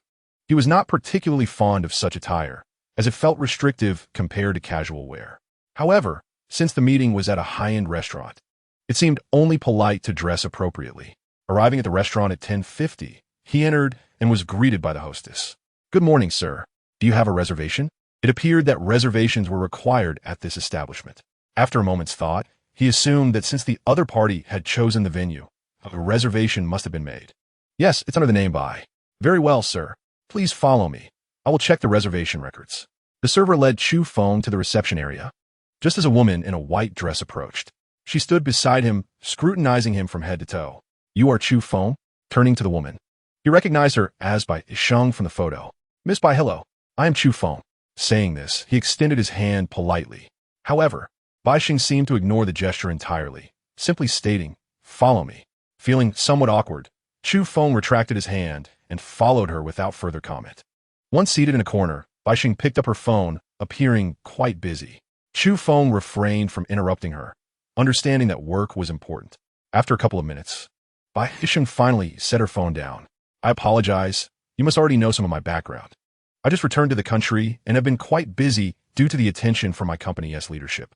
With that, she glanced at her wristwatch and added, "I only have 30 minutes, so I hope you will make good use of our time." Despite having her phone right in front of her, she chose to check her watch instead. This single action revealed much about her character. She was ostentatious. Moreover, Chu Feng was there for a blind date, not a job interview. 30 minutes? If Miss Bai is so busy with work, I shan't take up more of your valuable time. I shall take my leave. With that, Chu Feng stood up, intending to exit. He saw no reason to engage further with someone who held herself in such high regard. "Stop. How can you be so rude?" Amused, Chu Feng turned back to face her, pointing at himself in confusion. "Are you referring to me?" Bai Sheng nodded, her expression frosty. "Of course. I took time out of my busy schedule to meet you for this blind date. And this is your attitude? No wonder people abroad think poorly of our countrymen. There are too many like you." Chu Feng had intended for a cordial parting. If the date was not meant to be, there was no need to waste either of their time. However, Bai Sheng's words ignited his anger. Rude? Lacking in manners? What nonsense! Chu Feng decided not to leave just yet. Since Bai Sheng had provoked him, he was inclined to waste a bit more of her time. "So, Bai Sheng, having returned from abroad, does that mean the moon is truly rounder over there?" At his remark, Bai Sheng's brows furrowed slightly. "What do you mean by that?" With a slight smile, Chu Feng remarked, "It is rather meaningless. If you find the domestic environment unsatisfactory, why return? Do you claim to judge the qualities of our people? Have you forgotten the land that nurtured you, often referred to as the land of propriety? Who would dare allege that our people lack civility? I assure you, only those with ulterior motives would make such claims. The moment they set foot on this land, they are greeted not with warmth, but with contempt. Is being an overseas returnee truly something remarkable? Is working for a prestigious enterprise truly commendable? For someone who has forgotten their roots, what does it matter how talented you are? Do you believe that anyone would welcome a person who has lost touch with their origins?" Bai Sheng was rendered speechless by Chu Feng's words, her delicate face flushed with indignation. "Oh, and by the way, a watch is meant to tell the time, not to flaunt one's status. If you wish to elevate yourself above others, at the very least, you should possess a genuine timepiece, should you not? Not every individual returning from abroad qualifies as an overseas returnee. Those who don counterfeit luxury should be more aptly labeled as unsophisticated." Having said this, Chu Feng turned on his heel, unwilling to share the same air as a woman like Bai Sheng. As he reached the doorman discreetly gave him a thumbs up. Having worked there, he had encountered numerous people like Bai Sheng, yet he had never seen anyone as audacious as Chu Feng, who dared to confront her directly. It was truly refreshing. Chapter 13. Signing for shares. Ding! Congratulations, host, on successfully turning the tide. You have earned one chance to sign in. Would you like to use it immediately? Just as Chu Feng settled back into his car, the system's prompt chimed in. There was no hesitation. He promptly replied, "Use it." Ding! Sign in successful. Congratulations on acquiring shares in Dawn Group. Notice, you are now the largest shareholder of Dawn Group. All procedures are now effective. Shares? While the system had mentioned that sign-in rewards would not be given in cash, these shares were practically equivalent to cash, were they not? However, he had not heard of this Dawn Group before, so he immediately took out his phone to investigate. To his astonishment, he discovered that Dawn Group was a well-known local enterprise with a diverse range of operations, including the very restaurant he was in, the Phi-Site Western Restaurant, which belonged to the group. They were involved in various sectors, such as dining, services, and construction. Moreover, the Dawn Building, located in the heart of the city's most prosperous area, served as the headquarters of Dawn Group. He felt a surge of excitement. How valuable could these shares be? While he may not have an answer at that moment, he was certain that with such a large corporation, he would no longer need to worry about making ends meet. His stomach growled, prompting a bitter smile from Chu Feng. What good was wealth if he could not first satisfy his hunger? He opted for a modest meal at a nearby ramen shop, planning to visit Dawn Group afterward to inquire about the value of his shares. The ramen was authentic and quite tasty. After enjoying a hearty meal, Chu Feng drove directly to Dawn Building, a landmark structure named even after the bus and subway stations nearby. With thousands of employees working within, Chu Feng entered the parking lot without attracting any attention. However, upon stepping inside the building, an awkward situation arose. Everyone entering or exiting needed an ID card, which he did not possess. Furthermore, he had no idea whom to seek. Thus, he approached the reception desk and politely inquired, "Hello, may I ask which floor the highest-ranking leader is on? Could you please relay a message for me? I need to speak with him." The receptionist's smile faltered slightly. It was her first time encountering such a request. Even when it came to sales pitches or partnership discussions, one typically conducted preliminary research, who simply approached without any prior knowledge. It was only due to Chu Feng's good looks and polite demeanor that the receptionist refrained from calling security to escort him out. "Sir, if you wish to meet Chairman Zhang, you need to make an appointment in advance. Not everyone is permitted to see Chairman Zhang," she stated, making it clear that he should not harbor any delusions of circumventing the proper channels. She regarded Chu Feng as someone merely hoping to strike it lucky. Chu Feng felt no anger. Instead, he attempted to clarify, "You may have misunderstood. I am." He intended to explain his identity and the purpose of his visit. But before he could finish, an irate voice came from behind him. "Chu Feng, what are you doing here?" Turning around, Chu Feng found the world to be quite peculiar. Standing behind him, glaring intently, was none other than Bai Sheng, the very woman he had encountered earlier. She retained her haughty demeanor, directly questioning the receptionist about his presence. "What's he doing here?" she demanded, her tone commanding. "Miss Bai, this gentleman claims he wishes to see Chairman Zhang." Upon hearing this, Bai Sheng cast a disdainful glance at Chu Feng. "What makes you think you are worthy of seeking our Chairman Zhang? Have you looked in a mirror lately?" Having already bottled up her frustration from their previous encounter at the restaurant, Bai Sheng felt emboldened now that she was in her workplace, with security standing close by. Chu Feng had only known Bai Sheng worked for a large company. He was astounded to discover she was an employee of Dawn Group. Unperturbed by her comments, Chu Feng stated, "Whether or not I am worthy is irrelevant. I have business to attend to, so do not make this more difficult for yourself." There was no need to mince words with someone like her. Being indirect would only lead to her failing to grasp the concept of restraint. "What do you mean it's irrelevant? This is my company. I can do as I please. Who are you to interfere?" Bai Sheng's self-importance left Chu Feng speechless. What did she mean, her company? She was merely an employee. What claim did she have over it? "If you cannot comprehend simple language, I will clarify. Leave." Chu Feng's patience had long been exhausted when dealing with someone like her. Yet Bai Sheng, oblivious to the escalating tension, shouted, "You're the one who should leave. Security, get this guy out of here." At her command, security personnel rushed over. They recognized Bai Sheng, a high-achieving Ritter from abroad working in the planning department, and understood how to treat her appropriately. "Sir, I advise you to comply and come with us peacefully. Otherwise, we will be forced to take more assertive measures. While the security guard spoke, he reached for Chu Feng, clearly intending to restrain him. Chu Feng was not about to allow them to take action against him. Just as he prepared to retaliate, a loud voice rang out. Stop! A group of individuals approached, led by a commanding middle-aged man. His meticulously combed hair and dignified demeanor exuded authority. Can someone explain what is happening here? As he surveyed the scene, the security guards immediately withdrew their hands, lowering their heads in apprehension. Bai Sheng hurriedly approached and spoke. Uncle Zhang, this fellow is here to cause trouble. I was just about to have the security throw him out. The middle-aged man was Zhang Heng, the chairman of the Shuguang Group.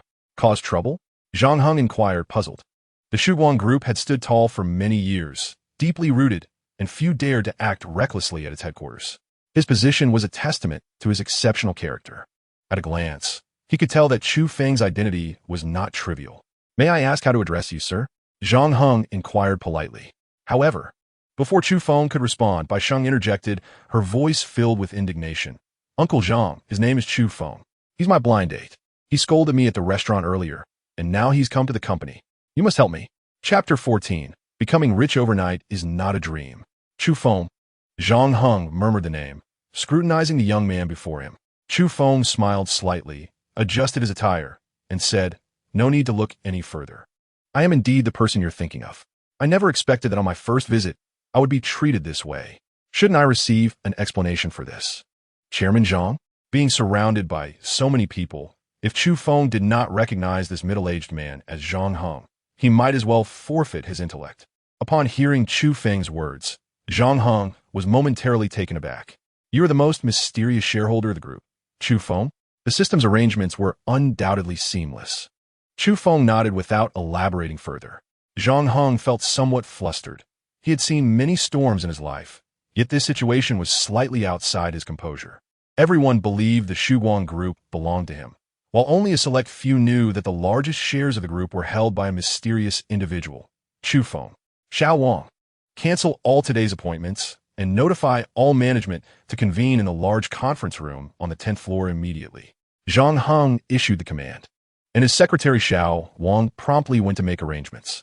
Mr. Chu, please follow me, Zhang Heng said with a respectful demeanor, smiling as he invited Chu Feng to accompany him. Uncle Zhang, Bai Sheng seemed still in shock, but a stern glance from Zhang Heng silenced her. Chu Feng tilted his head to glance at Bai Sheng and addressed Zhang Heng. Chairman Zhang, are you quite familiar with this woman? In response, Zhang Heng could only explain. Her father works in the group's planning department and is a long-standing employee. So, Bai Sheng, having just returned from studying abroad, joined the group. I see, Chu Feng mused. Continuing, how many similar connections exist within the group? This question immediately alerted Zhang Heng to Chu Feng's dissatisfaction. Rest assured, Mr. Chu, the group has maintained strict internal regulations to reach its current stature. Bai Sheng's qualifications and specialty align with the group's requirements. She did not enter through the back door. Oh, that's good to know, Chu Feng replied expressionlessly. Although Zhang Heng was unaware of the conflict between the two, it was evident that this matter needed resolution. Otherwise, it could jeopardize the foundation of the group. Upon reaching the 10th floor, Zhang Heng first led Chu Feng to a small conference room. Shortly thereafter, he returned with a slightly portly middle-aged man and Bai Sheng. Mr. Chu, this is our group's planning department manager and Bai Sheng's father, Bai Zhan. At this moment, Bai Zhan was sweating profusely, having just heard Zhang Heng mention something, and after asking Bai Sheng detailed questions, he realized that the group's mysterious shareholder was none other than his daughter's blind date. No one knew what temper this enigmatic shareholder possessed, but punishment was inevitable. He could only hope to retain his job. Mr. Chu, I sincerely apologize for my daughter's disrespectful behavior. Bai Zhan bowed deeply, genuinely contrite. However, Bai Sheng's face was filled with defiance as she exclaimed, Dad, he was the one who scolded me. So what if he is a shareholder? Does that give him the right to insult others? Be quiet. Bai Zhan regretted spoiling his daughter, realizing she lacked even basic awareness. Chu Feng stepped forward to help Bai Zhan up. Manager Bai, you need not apologize to me. I have heard from Chairman Zhang that you're a veteran of the group. The group's success is partly due to your efforts. Bai Zhan felt grateful. Chu Feng's words indicated that at least his job was temporarily secure. However, I am curious about your educational philosophy, Manager Bai. Do you believe that studying abroad is superior or that our compatriots are of inferior quality? Bai Zhan was bewildered. Mr. Chu, where is this coming from? Our Shuwan Group is not a joint venture, nor is it a foreign enterprise. It is a genuine private enterprise. Besides, I am also a compatriot. I would never insult my own kind. Chu Feng smiled. Yet, some do not share that sentiment. They constantly proclaim that foreign is better, and our people are lacking. They return from studying abroad, believing themselves superior, dismissing everyone else. At this point, Bai Zhan could hardly miss who Chu Feng was referring to. Chu Feng might as well have read out his daughter's ID number.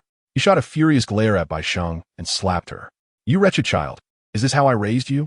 I sent you abroad to broaden your horizons, to gain knowledge, not to be enamored with everything foreign. Bai Zhan was stunned by the slap, and when she saw Bai Zhan preparing to strike again, Chu Feng immediately intervened. Manager Bai, I'm not interested in witnessing your discipline of your daughter. However, I must emphasize that I do not wish to see her in the group again. Do you understand? Bai Zhan let out a sigh and helplessly nodded. Seeing the atmosphere sour, Zhang Heng quickly interjected, Mr. Chu, I have gathered all the management. Shall we meet? Chu Feng waved his hand. He was not there to assert dominance. Bai Zhan had merely walked into a storm, and it was not anyone else's fault. Let's skip the meeting. Chairman Zhang, the reason I came today. Chu Feng deliberately trailed off, prompting Zhang Heng to quickly respond. Manager Bai, you may leave for now. Once the father and daughter had left in disgrace, Chu Feng finally spoke. I merely wish to inquire about the value of my shares. What? Zhang Heng had never anticipated that Chu Feng's visit was for this reason. However, as Chu Feng departed from Shuwan Group, he was still astonished by the astronomical figures he had learned. He had often heard others boast that money was merely a number to them, but he had always regarded it as a joke. Now he truly experienced what it felt like to treat money as mere digits. Zhang Heng was unsure why Chu Feng had specifically come to ask this, but he kindly handed him a card, stating that it contained his dividends from all these years.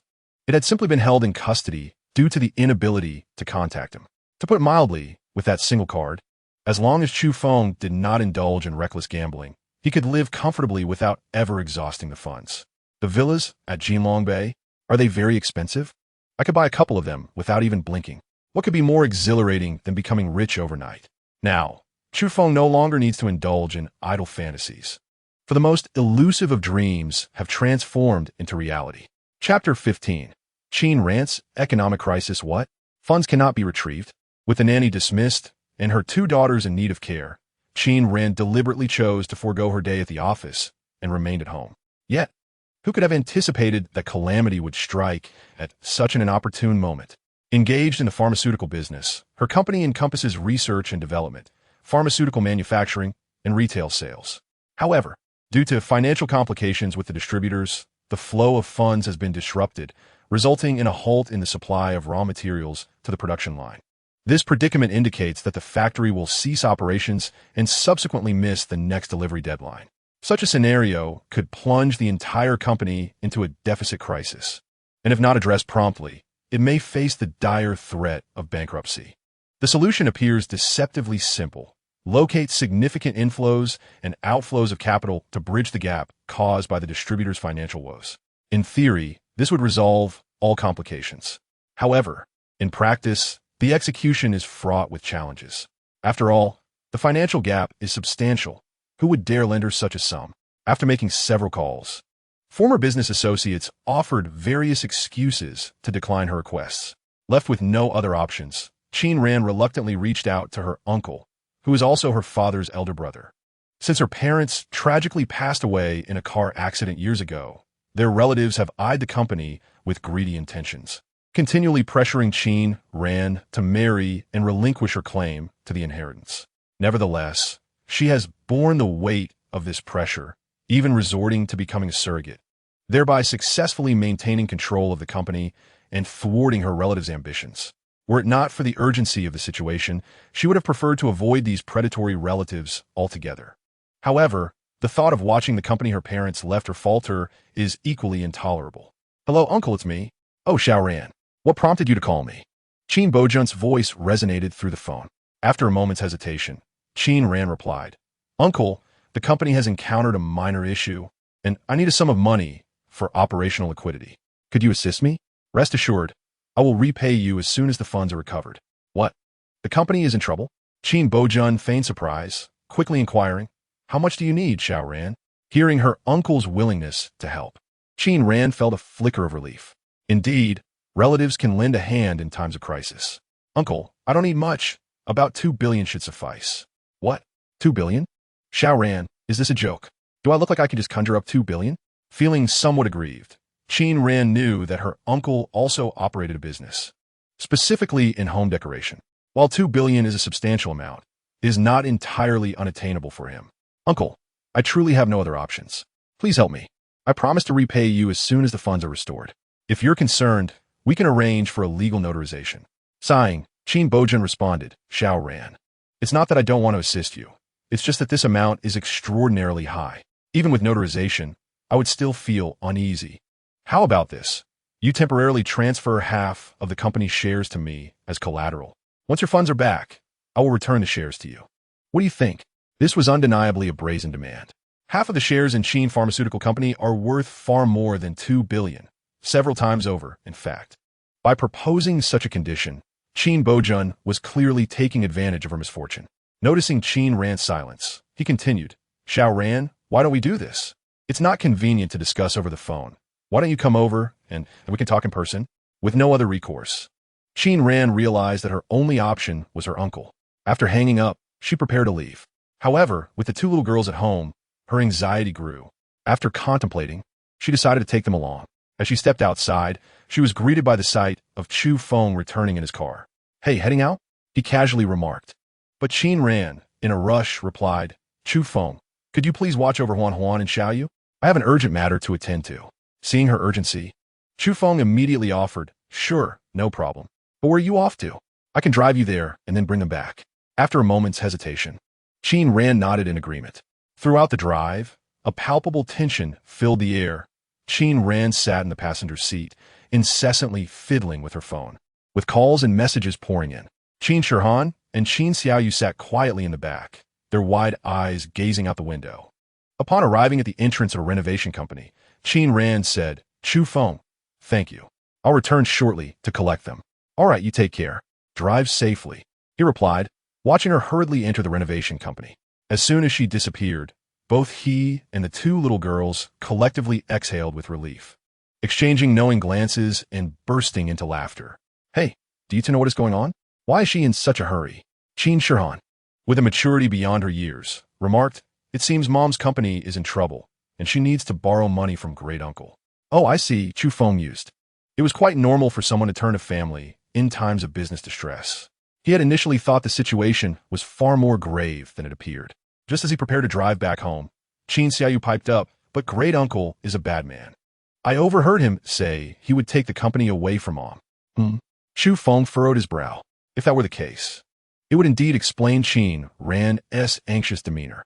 Surely, this was a conversation she had shared with her daughters, suggesting the company's troubles were significant enough to warrant seeking assistance from such a relative. Huan, Xiaoyu, if Mom is being bullied, what will you do? The two little girls exchanged glances, and Qin Shihan replied, Mom would be very sad, and I would feel sad too, so I would comfort her. Qin Xiaoyu, shaking her tiny fist, declared, I won't let anyone bully Mom. I'll protect her. Their contrasting personalities were evident, yet their responses were commendable. Chu Feng smiled and said, if Uncle is not mistaken, there are indeed individuals attempting to take advantage of your mother. To prevent the villains from succeeding and to spare your mother any sorrow, I must investigate this matter. You two stay here in the car, all right? Chapter 16. This matter is not over. The two little girls nodded obediently as Chu Feng exited the vehicle, locking the doors and leaving a small crack in the window to ensure they wouldn't feel confined. Excuse me, sir, whom are you looking for? The receptionist inquired politely. This was the headquarters, where most visitors were there to negotiate business, not merely to inquire. Since Chu Feng had never visited this company before, he had no idea whom to seek. However, he remained composed and replied nonchalantly, Oh, I'm the driver for the recently arrived manager Qin. She left her phone with me, and I'm here to return it. Upon hearing that Chu Feng claimed to be the driver, the receptionist's smile vanished. Ah, driver, please hand me your phone. I will take it inside, she said.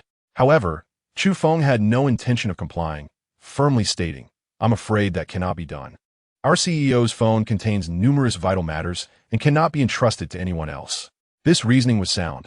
After all, could the phone of a high-ranking executive be casually handed over to another? The staff member rolled her eyes dismissively and retorted, "Then you can deliver it yourself to the CEO's office on the third floor." Chu Feng was rather pleased with this arrangement. Having no one shadow him was indeed preferable. Meanwhile, within the office on the third floor, the corpulent Qin Bojun sat in his executive chair, smoking a cigarette, his expression marred by melancholy. "Xiao Ran, you are aware of my uncle's situation. My modest establishment cannot be compared to your grand company. If I were to withdraw 20 billion in a single go, and any issues were to arise, would our family survive? As the saying goes, the downfall of adults often begins with borrowing money." At this moment, Qin Ran felt the weight of that truth. "Uncle, rest assured, I guarantee that once the funds are recovered, I will return the money to you immediately. I would never let you assist me without compensation. I will add an extra 20 million in interest. We can even formalize it with notarization. Within 2 months, I assure you I will repay both principal and interest." Qin Bojun sighed. "It is not a matter of trust or interest. You keep mentioning the recovery of funds. But can you tell me when exactly that will occur? You say 2 months, but what if it does not come through? What then? Perhaps you could transfer half of your company's shares to my name. At least that would provide some assurance, wouldn't it?" Qin Ran understood what he was implying. Qin Bojun's lengthy discourse was merely a ploy to acquire shares of the Qin Pharmaceutical Company. From the outset, her relatives had pressured her into marriage with such ulterior motives, and they had not relented even now.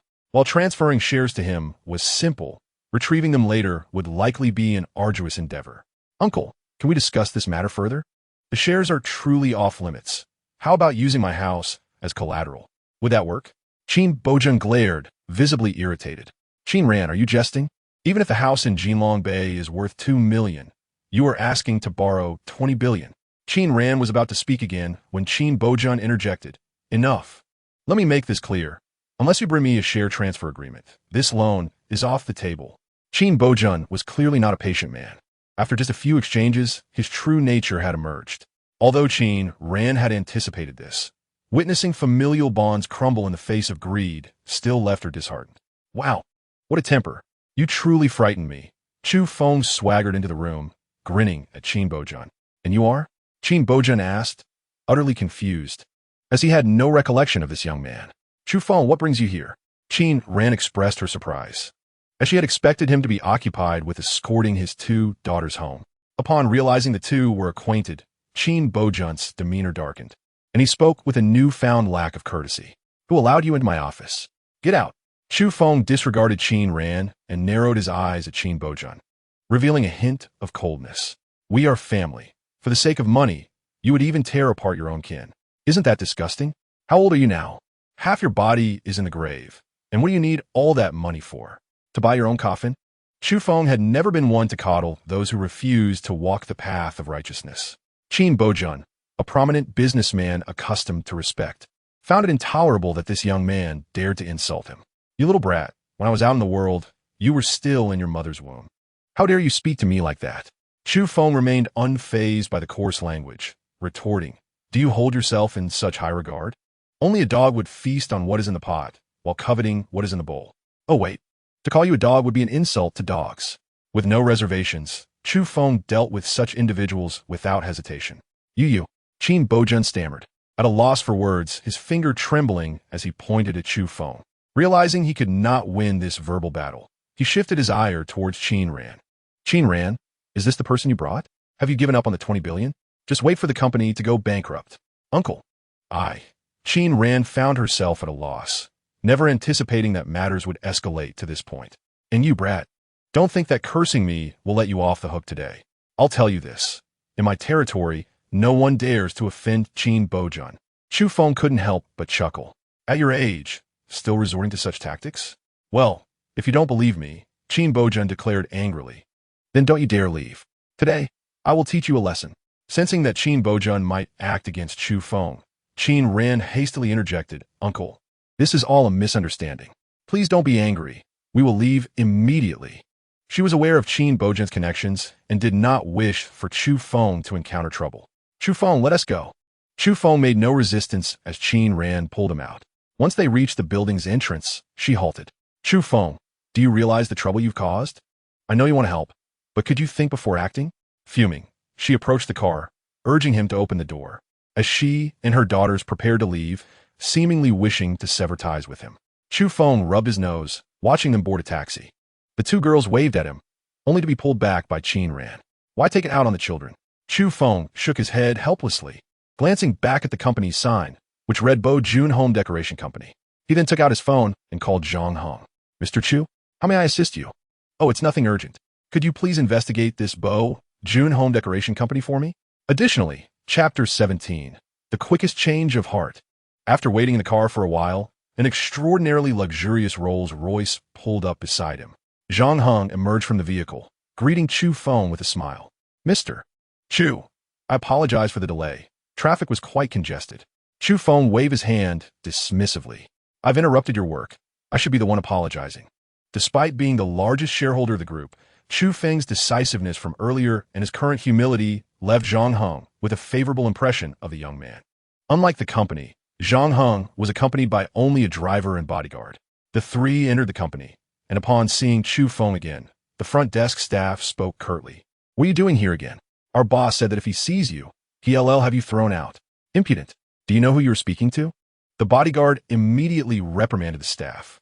Indeed, the imposing figure clad in sunglasses was quite intimidating. The staff faltered, though still mustering the courage to respond. This is the boss's order, not my doing. Please don't act recklessly. To provoke such a minor character would yield no sense of accomplishment. Zhang Hong promptly produced his business card and placed it on the marble tabletop. The staff, with great caution, took it and glanced at it, nearly losing their composure in shock. No wonder the middle-aged man appeared familiar. He was indeed the chairman of the Shuguang Group, the very figure frequently featured in financial news. Chairman Zhang, what brings you here? The staff exclaimed. I will contact our general manager Qin immediately. Please hold on a moment. Chu Feng cast a glance at Zhang Hong, inwardly acknowledging the prestige of a chairman from a major corporation. However, Zhang Hong halted the staff's attempt to make a call and replied, There's no need for that. I am an old friend of your general manager Qin. I shall find him directly. The staff nodded eagerly, aware that defying such a prominent figure was unthinkable. Having just visited, Chu Feng naturally knew the way. The three arrived at the office door, and Chu Feng stepped in first. Upon hearing the commotion, Qin Bojun looked up, his rage boiling over. Damn it, you dare to return? Don't think that just because Qin Ran is protecting you, I won't do anything to you. After all, you are merely a kept man. This remark was rather venomous, for Chu Feng had never taken a penny from Qin Ran. He had even treated her to dinner twice. Before Chu Feng could retort, another voice emerged from behind him. Long time no see, General Qin. Your authority seems to have grown alongside your business. Zhang Hong entered confidently, and Qin Bojun's offensive words died on his lips. Chairman Zhang, what brings you here? This is truly an honor. I apologize for the unfortunate encounter. I have some disagreements with this young rascal. Zhang Hong regarded Qin Bojun and pointed to Chu Feng, inquiring, Is this the young rascal you mentioned? Do you know who he truly is? At this revelation, Qin Bojun's heart sank. Who would have thought that a mere pretty boy beside Qin Ran was acquainted with someone of Zhang Heng's stature? Realizing the gravity of the situation, Qin Bojun forced himself to say, Chairman Zhang, there seems to be a misunderstanding. Perhaps I could explain. Zhang Hong ignored Qin Bojun entirely, and, to the latter's astonishment, respectfully invited Chu Feng to sit on the sofa. Only after Chu Feng was seated did Zhang Hong take his own seat. Whether I listen to your explanation is not my decision. Furthermore, it appears that our collaboration with Shuguang Group will need to be re-evaluated. Panic gripped Qin Bojun. If Shuguang Group were to abandon their partnership, his company would incur losses exceeding $1 billion. The situation was even more dire. If word got out, other partners would sever ties as well. In that case, he would have no option but to sell the company or face bankruptcy. Qin Bojun's expression was one of despair. Chairman Zhang, please, what have I done wrong? Can I make amends? Zhang Hong merely shrugged. Don't say that to me. I have no authority over the matter. Ultimately, I must heed Mr. Chu's wishes. Oh, you are unaware of Mr. Chu's identity, are you? Zhang Hong glanced at Chu Feng, noting his lack of reaction, and continued. Mr. Chu is the largest shareholder of Shuguang Group, possessing a veto power. Do you understand now? This revelation struck Qin Bojun like a bolt from the blue. Who could have imagined that Chu Feng had such a significant background? Observing him trailing behind Qin Ran, he had presumed him to be her kept man. However, if he were indeed the largest shareholder, why would he allow Qin Ran to seek financial assistance from him? 20 billion would be a trifling sum for someone of his stature.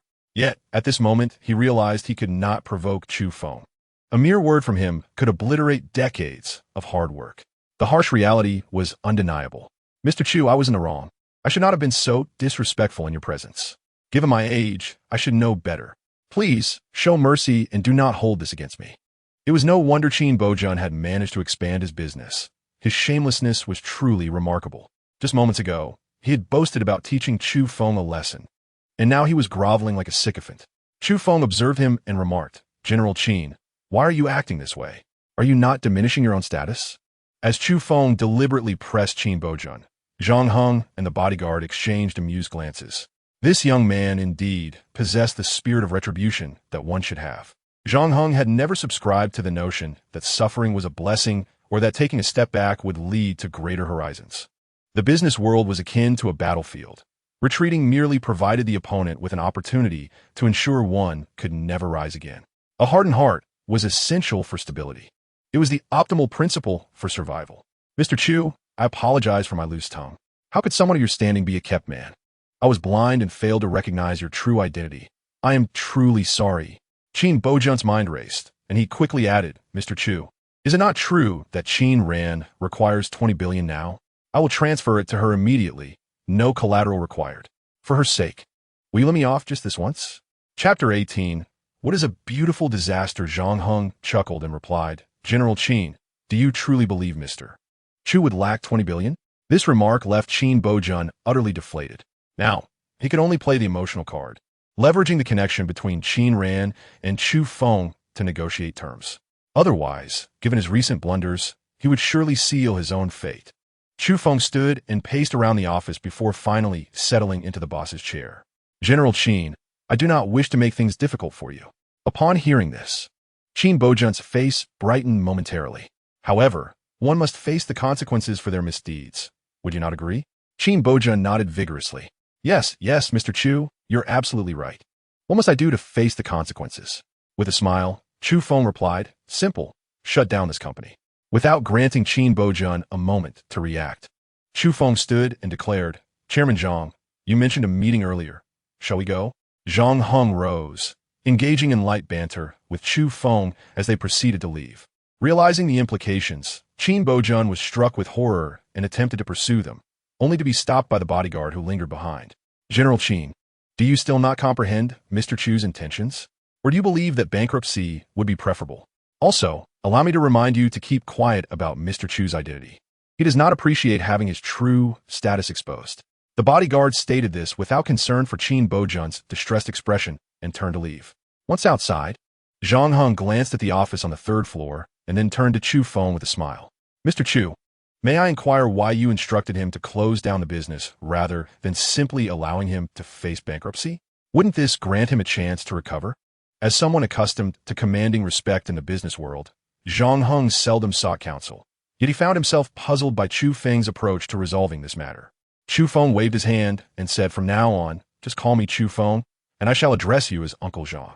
Otherwise, it feels rather peculiar. Zhang Heng chuckled in agreement, prompting Chu Feng to continue, it's really not as complicated as you think. I simply do not wish to put my friend in a difficult position. If you were to plead with Qin Ran, wouldn't he that leave her caught in the middle? Zhang Heng nodded knowingly, his gaze revealing he had misconstrued something. Chu Feng, disinclined to elaborate, mused about the erratic thoughts one might entertain as the chairman of a large conglomerate. And I shall take my leave, Chu Feng. Rest assured, I will handle the other matter you entrusted to me, Zhang Heng assured him. After seeing Zhang Heng off, Chu Feng drove home. No sooner had he entered than the doorbell rang. Upon opening the door, he was surprised to find Qin Ran standing there. Hadn't Tishi been angry? What brought her back? Please come in, Chu Feng invited, ushering her inside. He poured a glass of water and placed it on the coffee table, noticing Qin Ran's hesitant demeanor. Is there something you wish to discuss? He asked with a smile.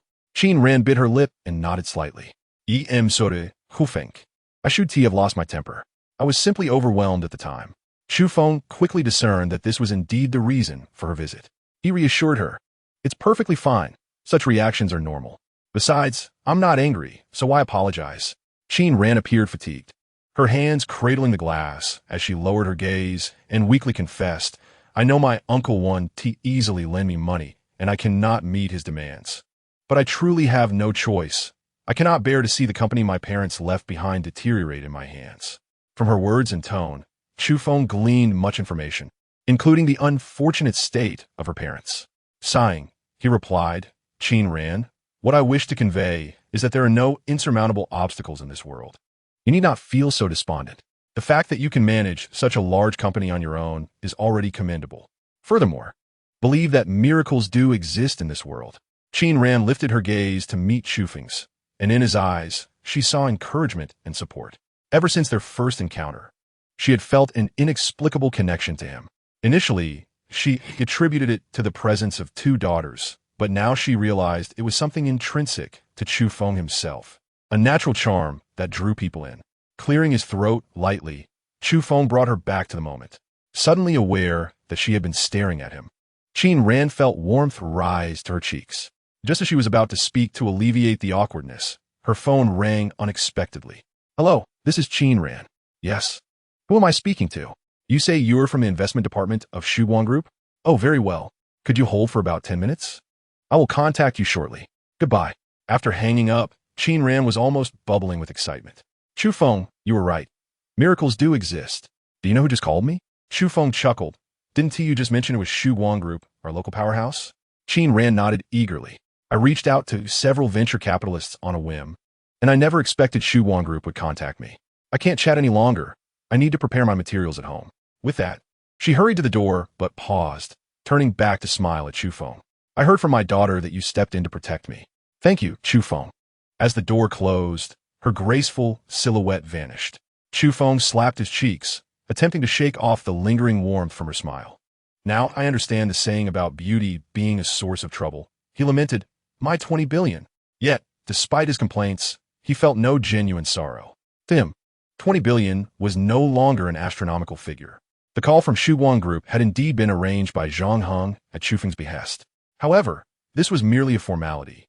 The funds allocated to Qin Ran were essentially Chu Feng's dividends, not a single penny from the group. Naturally, since he was using the group's name to assist Qin Ran, it could not be without strings attached. Nevertheless, they would negotiate at the lowest risk investment standards, which was the utmost favor Chu Feng could extend as a friend. Had Chu Feng chosen to lend her the money outright, given Qin Ran's current predicament, she would have undoubtedly accepted. However, that would have left her feeling guilty, and they would have to meet again, a scenario Chu Feng preferred to avoid. After a simple dinner, as Chu Feng settled in to watch television, he received a call from his mother. Son, Chu Feng was taken aback, glancing at his phone's contact and puzzledly asking, Dad, why are you using Mom's phone to call me? Oh, my phone is broken, and I thought I'd ask you to take me to buy a new one tomorrow. The next morning at 9 o'clock, Chu Feng tidied himself up and headed out, ready to take his father shopping for a new phone. However, upon arriving at the entrance of Jianglin community, he discovered that their supermarket was inexplicably closed. Typically, his father was unwaveringly punctual, opening the store by 8 o'clock regardless of the weather. If something were amiss, his mother would surely have called. Worried, he parked hastily and rushed home. As he approached the door, he was greeted by the sound of his father's hearty laughter from within, which relieved him. As long as his parents were safe, all was well. Upon entering, he found not only his parents, but also two elderly guests, who were smiling warmly at him. Son, you're back. This is Uncle Chun and Aunt Song. Old friends of your father, his mother introduced. Uncle Chun, Aunt Song, Chu Feng greeted with a smile. My, what a good boy.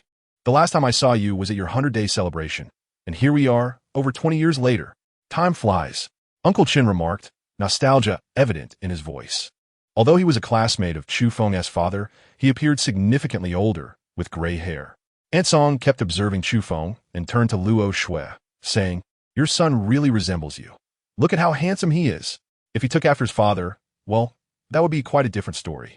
Her jest elicited a playful scowl from Chu Feng's father, though everyone knew it was all in good fun. Taking advantage of his mother's absence in the kitchen, Chu Feng followed her inside. Mom, what is going on? Dad asked me to take him to buy a phone. Why are there guests here? I could have brought something back. Luo Shui smiled mysteriously and replied, Don't ask me. This was all arranged by your father. You, my dear, are quite the worrywart. Your father is just concerned. Chu Feng felt perplexed by her words. What have I done to warrant concern? Just as he was about to inquire further, his father entered the kitchen. Son, your mother's unreliable. When it comes to your marital affairs, it's best if I take charge. Who is unreliable? Luo Shui remarked with annoyance, rolling her eyes as she carried the fruit outside.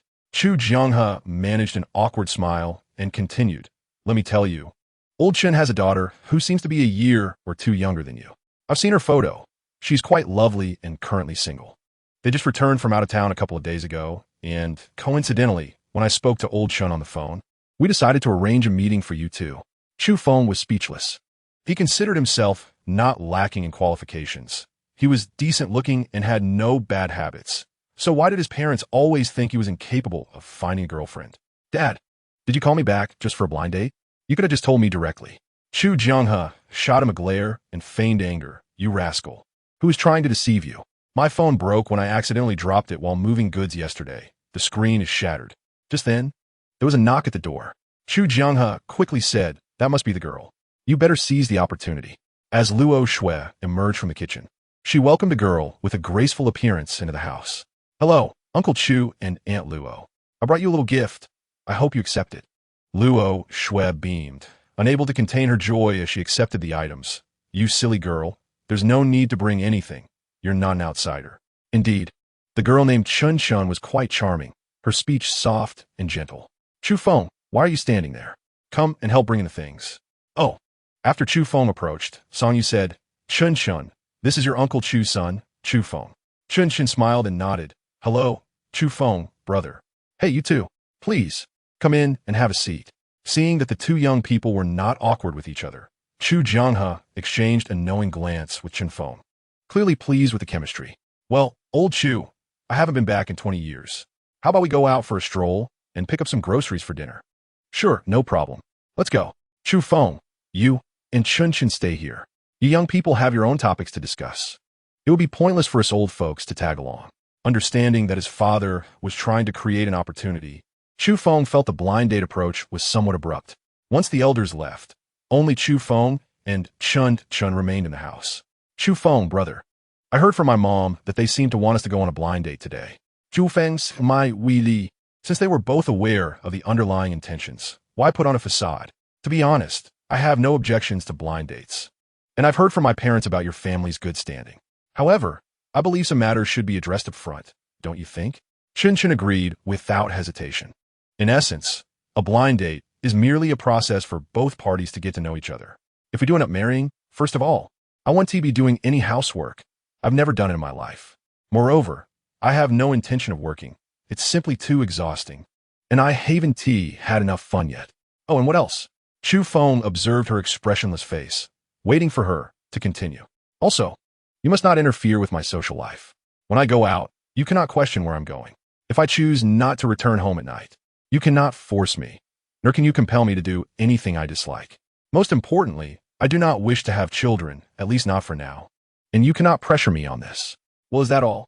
Chun Chun nodded, stating for now, that's it. If you can agree to these terms, I may consider giving you a chance to start as boyfriend and girlfriend. Chu Feng genuinely wanted to laugh. The absurdities he encountered online paled in comparison to this blind date. Chun Chun, right? Do I need to give you an allowance every month? Shall I also hire a few maids to cater to your needs?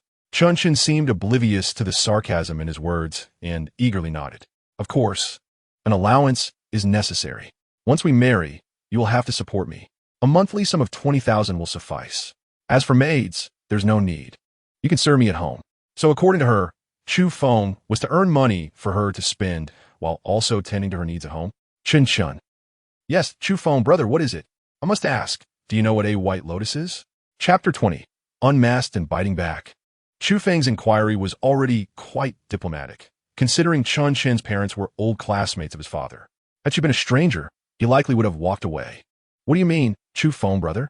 Chun Chen blinked her big, watery eyes, feigning innocence.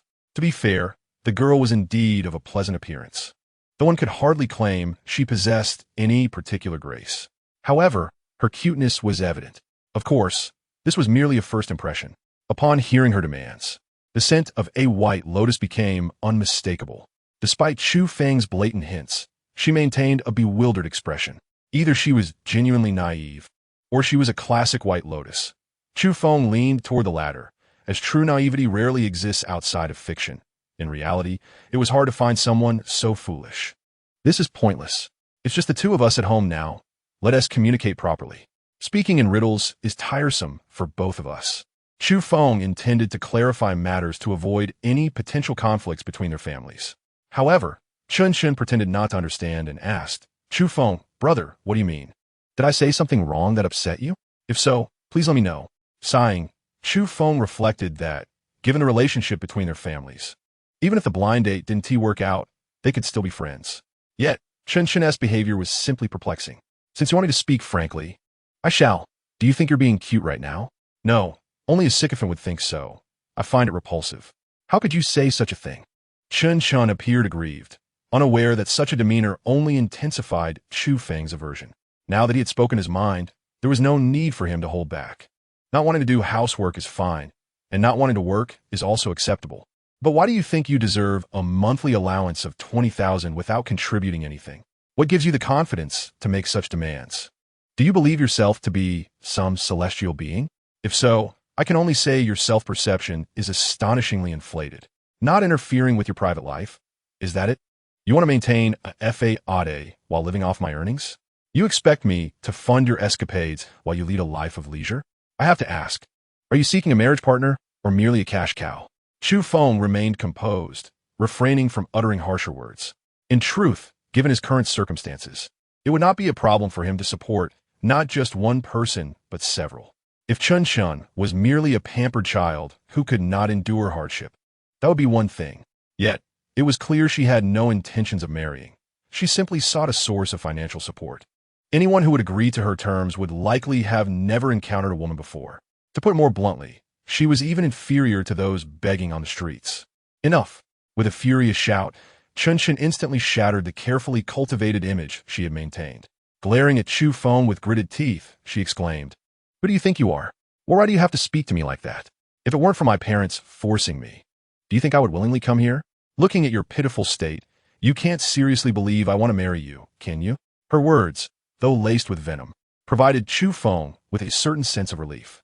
You are mistaken. Even if you wish to marry, it would depend on my willingness to take you as my bride. He retorted, to pursue a boyfriend merely for monetary gain and then run away? Honestly, I find you less respectable than those who openly sell their bodies for profit. At least they are honest about their intentions. Remember what you just said, Chu Feng. I assure you, this matter is far from over. She stormed, leaving in a huff and slamming the door behind her, a clear testament to her rage. Chu Feng stretched, contemplating that dating someone like her was nothing short of a waste of time. If one were merely materialistic, that would be one thing, but treating others as fools was quite excessive. Ding! Congratulations to the host for successfully exposing the true nature of the blind date. You have earned a sign-in opportunity. Would you like to use it immediately? The last sign-in had granted him shares in the Dawn Group, drastically altering his living conditions. He felt a surge of anticipation for the rewards the system might bestow upon him. Use it. Ding! Sign-in successful. Congratulations. You have acquired the talent of power amplification. Note, this talent has automatically taken effect. Please be informed. As the system's notification faded, Chu Feng clenched his fist, feeling no significant difference from his usual self. Glancing around, he grasped the sofa. This was a solid wood European-style sofa that he and Chu Jianghe had carried back together, exhausting them both in the process. Yet, in that moment, with a mere flex of his arms, he effortlessly lifted the sofa. Goodness, with this strength, I could make a fortune hauling bricks at a construction site. This was Chu Feng's honest thought. Although this power amplification was not as impactful as the shares in the Dawn Group, it had the potential to enhance his daily life, making it an excellent reward in the long run. Just as he placed the sofa back in its original position, Chu Jianghe and Luo Shui hurried through the door. Chu Feng, what on earth happened? Chu Jianghe demanded, his voice booming. Chun Shen called her father, sobbing, claiming you bullied her. What kind of trouble have you gotten into? From his father's tone, it sounded as though Chu Feng had some scandalous lifestyle choices. Dad, don't be so quick to anger. Let me explain, he pleaded. Luo Shui chimed in. Yes, regardless of the situation, shouldn't you first hear your son's explanation? Previously, when Chu Feng had conflicts with other blind date candidates. His mother had not shown such understanding. However, once the introducer was his father, her protective instincts kicked in. All right, speak. If you really did something outrageous, I won't hesitate to discipline you. Throughout his life, Chu Jianghe had strived to embody the role of a strict father. Yet he had never truly laid a hand on Chu Feng. As Chu Feng recounted the events, his parents exchanged glances of incredulity upon hearing Chun Chen's outrageous demands. Kid, you're not deceiving me, are you? Chu Jianghe asked. Before Chu Feng could respond, Luo Shui interjected, You should know your son well. He has never lied. Especially about something like this. Fine, I will handle this matter. Can't you be a bit more sensible? You're not a child anymore. Must we always worry? Chu Jianghe rambled. Perhaps due to his age, his mouth seemed to run incessantly. Nevertheless, it was clear that after hearing Chu Feng's explanation, he bore no resentment towards his son, merely contemplating how to approach his old classmate. Luo Shui pulled Chu Feng aside and whispered, Son, you should head back now. Your father will be preoccupied for a while. What about the phone? Aren't we buying it anymore? Chu Feng in Gui. Luo Shui stealthily glanced at Chu Jianghe before replying. What do you need to buy? At your father's age, a simple mobile phone will suffice. We have a spare at home. Just ignore it. Chu Feng sighed. Despite their bickering over the years, his parents shared a deep bond, and generally, Luo Shui made the decisions in the household when it came to non-urgent matters. With no need to buy a phone, staying was of little purpose. As noon approached, Chu Feng decided to visit the market for some groceries, intending to prepare a meal. However, just as he exited the market and prepared to get into his car, a black Volkswagen came speeding towards him, halting abruptly in front of his vehicle, leaving no room for him to maneuver. A bald man stepped out of the car, speaking on the phone while striding across the road. Chu Feng hurriedly approached him and said, Excuse me, could you please move your car? I can't get out. The bald man glanced back, irritation etched on his face, and retorted, Can't you see I'm in a hurry? Get lost and don't create trouble for yourself. Chu Feng had encountered many unreasonable individuals before, but this kind of blatant rudeness was rare. Deciding not to engage further, he turned to leave. The bald man sneered, raising his phone, No problem, just met a coward. I'm almost there, just wait. As he prepared to hang up, he suddenly heard an infuriating sound from behind. Turning around, he spotted the very person he had dismissed, pushing his car. Hey, stop that.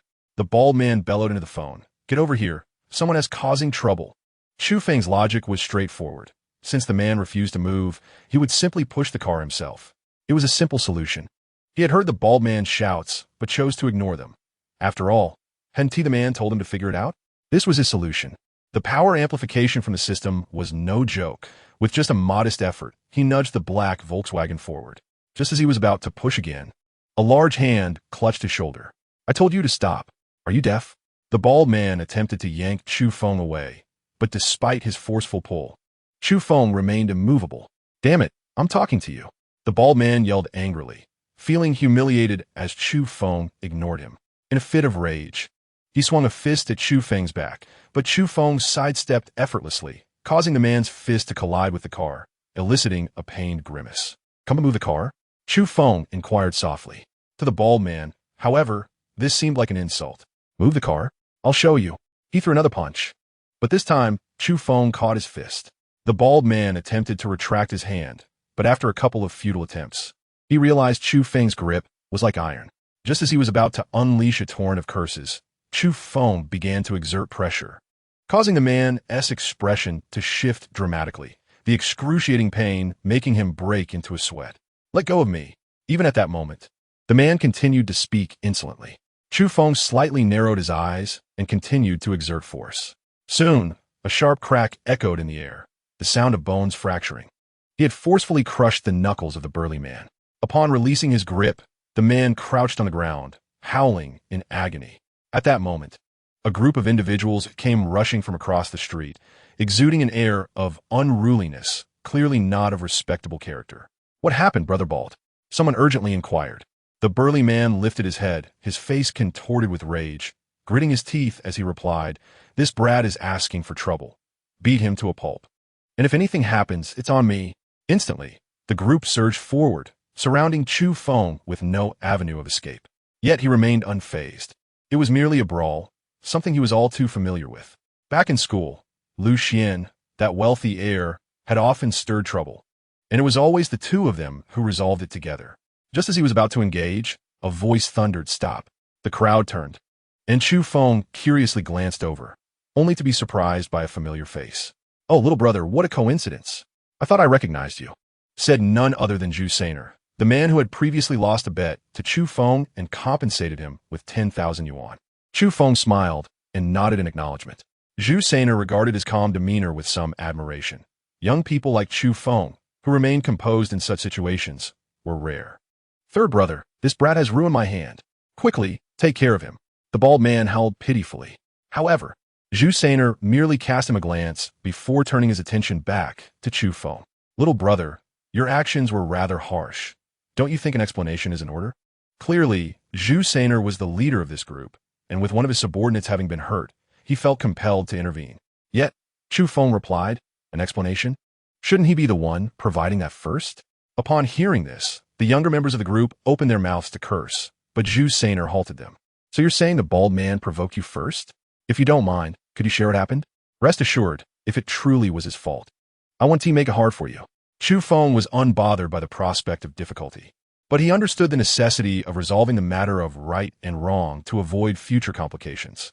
He recounted the earlier events, explaining how the bald man had blocked his car, refused to move, and even hurled insults at him. Despite being provoked, he had only defended himself. "Brother Bald, what this little brother says is the truth." The bald man was at a loss for words. He wanted to argue, but found no excuses. "Third brother, even if what he says is true, I still ended up injured while he faced no consequences. How should we resolve this?" His words sparked immediate fury on Zhu Sainer's face. He strode over and delivered a kick that sent the bald man sprawling. "Damn it. Is this how I taught you to conduct yourselves? You started the trouble, and now you turn around to blame others? You deserve worse. If it were up to me, I would have broken your legs." With just those few words, Zhu Sainer proved himself to be a true figure of the underworld, not a petty thug who bullies others for his own gain. The bald man, thoroughly chastised, dared not utter a sound. Zhu Sainer returned to Chu Feng, saying, "Little brother, the bald man was in the wrong. I apologize on his behalf." Chu Feng waved his hand, responding, "Brother Zhu, that statement is not quite right. He is the one who erred, so how could you apologize for him?" Having navigated the underworld for years, Zhu Sainer understood the implication behind Chu Feng's words. Justice must be served. He could not simply take the blame for the bald man. "Bald man, are you pretending to be dead? Hurry up and come here. My reputation in the underworld is at stake. Apologize to this little brother, or you can forget about sticking with me." Reluctantly, the bald man approached, supported by others, and begrudgingly apologized to Chu Feng, shooting him a venomous glare as he turned away. "Little brother, are you satisfied now?" Chu Feng nodded and retrieved 1,000 yuan from his pocket, handing it over. "I may have gone a bit too hard earlier. Consider this as medical expenses." Zhu Sainer finally broke into a knowing smile. The bald man had indeed erred and deserved to apologize, yet bowing to Chu Feng had undoubtedly cost him some face. Now that Chu Feng had offered compensation, regardless of the amount, it helped restore the lost dignity. Zhu Sainer admired Chu Feng's attitude, finding no fault in his actions. "Little brother, you have a generous heart. Have you eaten yet? Come, let me treat you. Hey, someone take the bald man to the hospital." Chu Feng politely declined, saying, "Brother Zhu, perhaps next time. I've already bought ingredients and was just about to prepare dinner." Ever since he had tasted Chu Feng's cooking, Zhu Sainer found it hard to enjoy anything else. Previously, it was merely a bet, but now he felt embarrassed to ask Chu Feng to cook for him again. "Very well, with your culinary skills, I can see why you would disdain outside food. It seems we are fated. Let us be friends. I will treat you another time." After bidding farewell, Chu Feng drove home. While preparing dinner, his phone chimed with a WeChat voice call. Picking up the phone, he was surprised to see it was Qin Ran calling. "Hello, beautiful Qin." Hearing his teasing, Qin Ran giggled. "What beautiful?" "Stop joking, Chu Feng. What are you up to?" Glancing at the simmering beef and potatoes, he replied, "Just cooking." "You seem in good spirits today. Any good news?" Yesterday, Qin Ran had sounded quite down, but today her tone was notably brighter. "Indeed, I have good news. I just left the Dawn Group after signing the venture capital contract. Now I just need to wait for the funds to arrive. Moreover, the Dawn Group is truly a conscientious company. After hearing about my situation, they signed a contract at the minimum standard, saving me a lot of money." Chu Feng was aware of this development long before Qin Ran, as it had originally been his idea. Nevertheless, he feigned surprise, exclaiming, "That's fantastic. Your company can finally weather this crisis. Congratulations." Qin Ran chuckled and continued, "Oh, by the way, I originally planned to head home after signing the contract, but there was a last-minute issue at the company. My newly hired nanny is taking care of Huan Huan and Xiaoyu today, and since it's her first day, I'm a bit anxious. Could you possibly check on them? I'll treat you to dinner tonight as a celebration and also to thank you." Going to check on the two little girls was no trouble, but the fact that Qin Ran wanted to treat him to dinner surprised Chu Feng. "Oh, just as a casual thing?" He joked, chatting for a bit longer before ending the call. Their friendship was gradually deepening. This was the essence of camaraderie. One should not always be overly formal, as it could feel awkward. Their current ease with one another was undoubtedly the best outcome. After finishing dinner, Chu Feng packed the food in a thermos and headed towards Villa Number 1. Upon ringing the doorbell, a middle-aged woman's voice came from inside. "May I ask who is it?" "Oh, I'm Chu Feng, a friend of Qin Ran. I came to check on the two little girls and brought some food." "Mr. Chu, please wait a moment. It appears that Qin Ran has already made the necessary arrangements. Otherwise, the nanny would not recognize me." The door soon opened to reveal a middle-aged woman with a warm and friendly smile. "Mr. Chu, please come in. Miss Qin has informed me of your arrival. My surname is Li. You may call me Annie Li." Before Chu Feng could even change his shoes, two little girls rushed out, throwing themselves into his embrace. "Uncle Chu, you finally came. I'm so hungry. Can you make something delicious for me?" It was already getting late, and the two girls had yet to eat. He glanced at Auntie Li, who, with a hint of helplessness, replied, "I prepared a meal, but they might not be accustomed to it. It's my first day here, so I'm unsure what flavors would be suitable." Noticing Annie Li's guilt, Chu Feng reassured her, "It's all right, Annie Li. These girls are not particularly picky. They simply enjoy stronger flavors. You haven't eaten yet, have you? How about we all dine together once I finish cooking?" The two little girls cheered and eagerly took their seats, ready to enjoy the feast. After tasting Chu Feng's cooking, Annie Li finally understood why her dishes had not been well received. Although they were merely home-style meals, they were far superior to the dishes she had previously tasted at a certain upscale restaurant. After their meal, Chu Feng spent the afternoon playing with the two little girls. It was tea until around 5 o'clock that Qin Ran called. "Chu Feng, I've just wrapped up some matters at the company and made a reservation at a restaurant. Why don't you bring Han Han and Xiaoyu over?" "All right." After the two little girls changed their clothes, they followed Chu Feng out the door. The restaurant Qin Ran had chosen was not far from the Qin Pharmaceutical Company. Upon arriving, Chu Feng inquired about the reservation and was led to a private room on the second floor. To his surprise, upon entering, he discovered another man was already present. Mom, Qin Shirhan and Qin Xiaoyu ran over to affectionately greet Qin Ran. "Han Han, Xiaoyu, this is my colleague, Uncle Lu." "Hello, Uncle Lu." The two little girls replied sweetly, charming anyone who laid eyes on them. Lu Hao, too, patted the girls on their heads and remarked, "I reckon these two will grow up to be as captivating as you, President Qin." "Chu Feng, please come in and take a seat." "Why are you just standing there?" Qin Ran beckoned to him as she noticed he was still by the door. "President Qin, this is..." Lu Hao inquired tentatively. Qin Ran smiled as she introduced. "Oh, this is my friend, Chu Feng. He helped me look after my daughters this afternoon, since I had numerous matters to attend to." "I see." Lu Hao rose and extended his hand to Chu Feng, politely stating, "Hello, Mr. Chu. I am Lu Hao, the vice president of Qin Pharmaceutical Company." Chu Feng smiled and shook his hand in greeting. Once seated, Lu Hao appeared quite interested in Chu Feng and asked, "May I inquire where Mr. Chu is currently employed? Perhaps there might be a chance for future collaboration." "Oh, I wouldn't say I'm employed anywhere significant. I'm merely a private driver." "A private driver?" Chu Feng's response seemed to astonish Lu Hao. Qin Ran furrowed her brow, appearing somewhat displeased. "Chu Feng, please don't take offense. Vice President Lu is quite serious about work and tends to inquire about potential collaborations with everyone. He means no harm." Chu Feng, of course, was unperturbed. After all, he never perceived a difference between a company owner and a private driver, as they were both merely earning a living. There was no need to distinguish between high and low status. Yet, Lu Hao seemed to lose interest in Chu Feng at that moment and did not pursue the conversation further. Soon, the dishes were served. Qin Ran raised her glass filled with a beverage and declared, "Let us toast to celebrate the company overcoming this crisis." It was evident that Qin Ran was in high spirits today. The sense of having survived a calamity was a feeling that could only be truly appreciated through personal experience. However, Lu Hao interjected, since we are celebrating, how can we toast with a drink?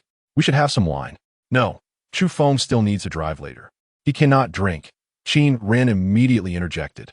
She had never been fond of alcohol, often only taking a sip for social occasions. Yet, Lu Hao's eyes darkened slightly at the mere mention of Chu Feng's name, clearly displeased. In that case, let us just share a drink and Mr. Chu can have tea instead. After all, it wouldn't be wise for a driver to drink and drive, he suggested. At first glance, his words seemed reasonable, but upon closer inspection, it became apparent that Lu Hao was subtly downgrading Chu Feng's status from friend of Qin Ran to merely a driver. Neither Qin Ran nor Chu Feng were oblivious to this underlying implication. Qin Ran's expression stiffened, while Chu Feng remained unfazed. As fellow men, the mere glint of aggression in Lu Hao's gaze toward Qin Ran made it evident to Chu Feng that Lu Hao harbored ulterior motives. Lu Hao, I don't feel like drinking today. Is that all right? Qin Ran's tone bore a chill, instantly freezing Lu Hao's smile. Very well, if you don't wish to drink. Then we shall eat. He continued to serve Qin Ran food, displaying a facade of attentiveness. Yet she left the dishes untouched, clearly indicating her disinterest. By the way, Chu Feng, what do you think of Annie Lee? She is quite pleasant, efficient in her work, and attentive. While playing with the girls, she often checks in on us. That's reassuring to hear, Qin Ran replied, managing the two little girls while engaging in conversation with Chu Feng. Their dialogue primarily revolved around the daughters and everyday matters. Lu Hao, seated nearby, felt like an outsider, ensnared in an awkward silence. Suddenly, a spark of inspiration struck him, and he cheerfully addressed Qin Shihan and Qin Xiaoyu. How about Uncle Lu performed a magic trick for you two lovely ladies?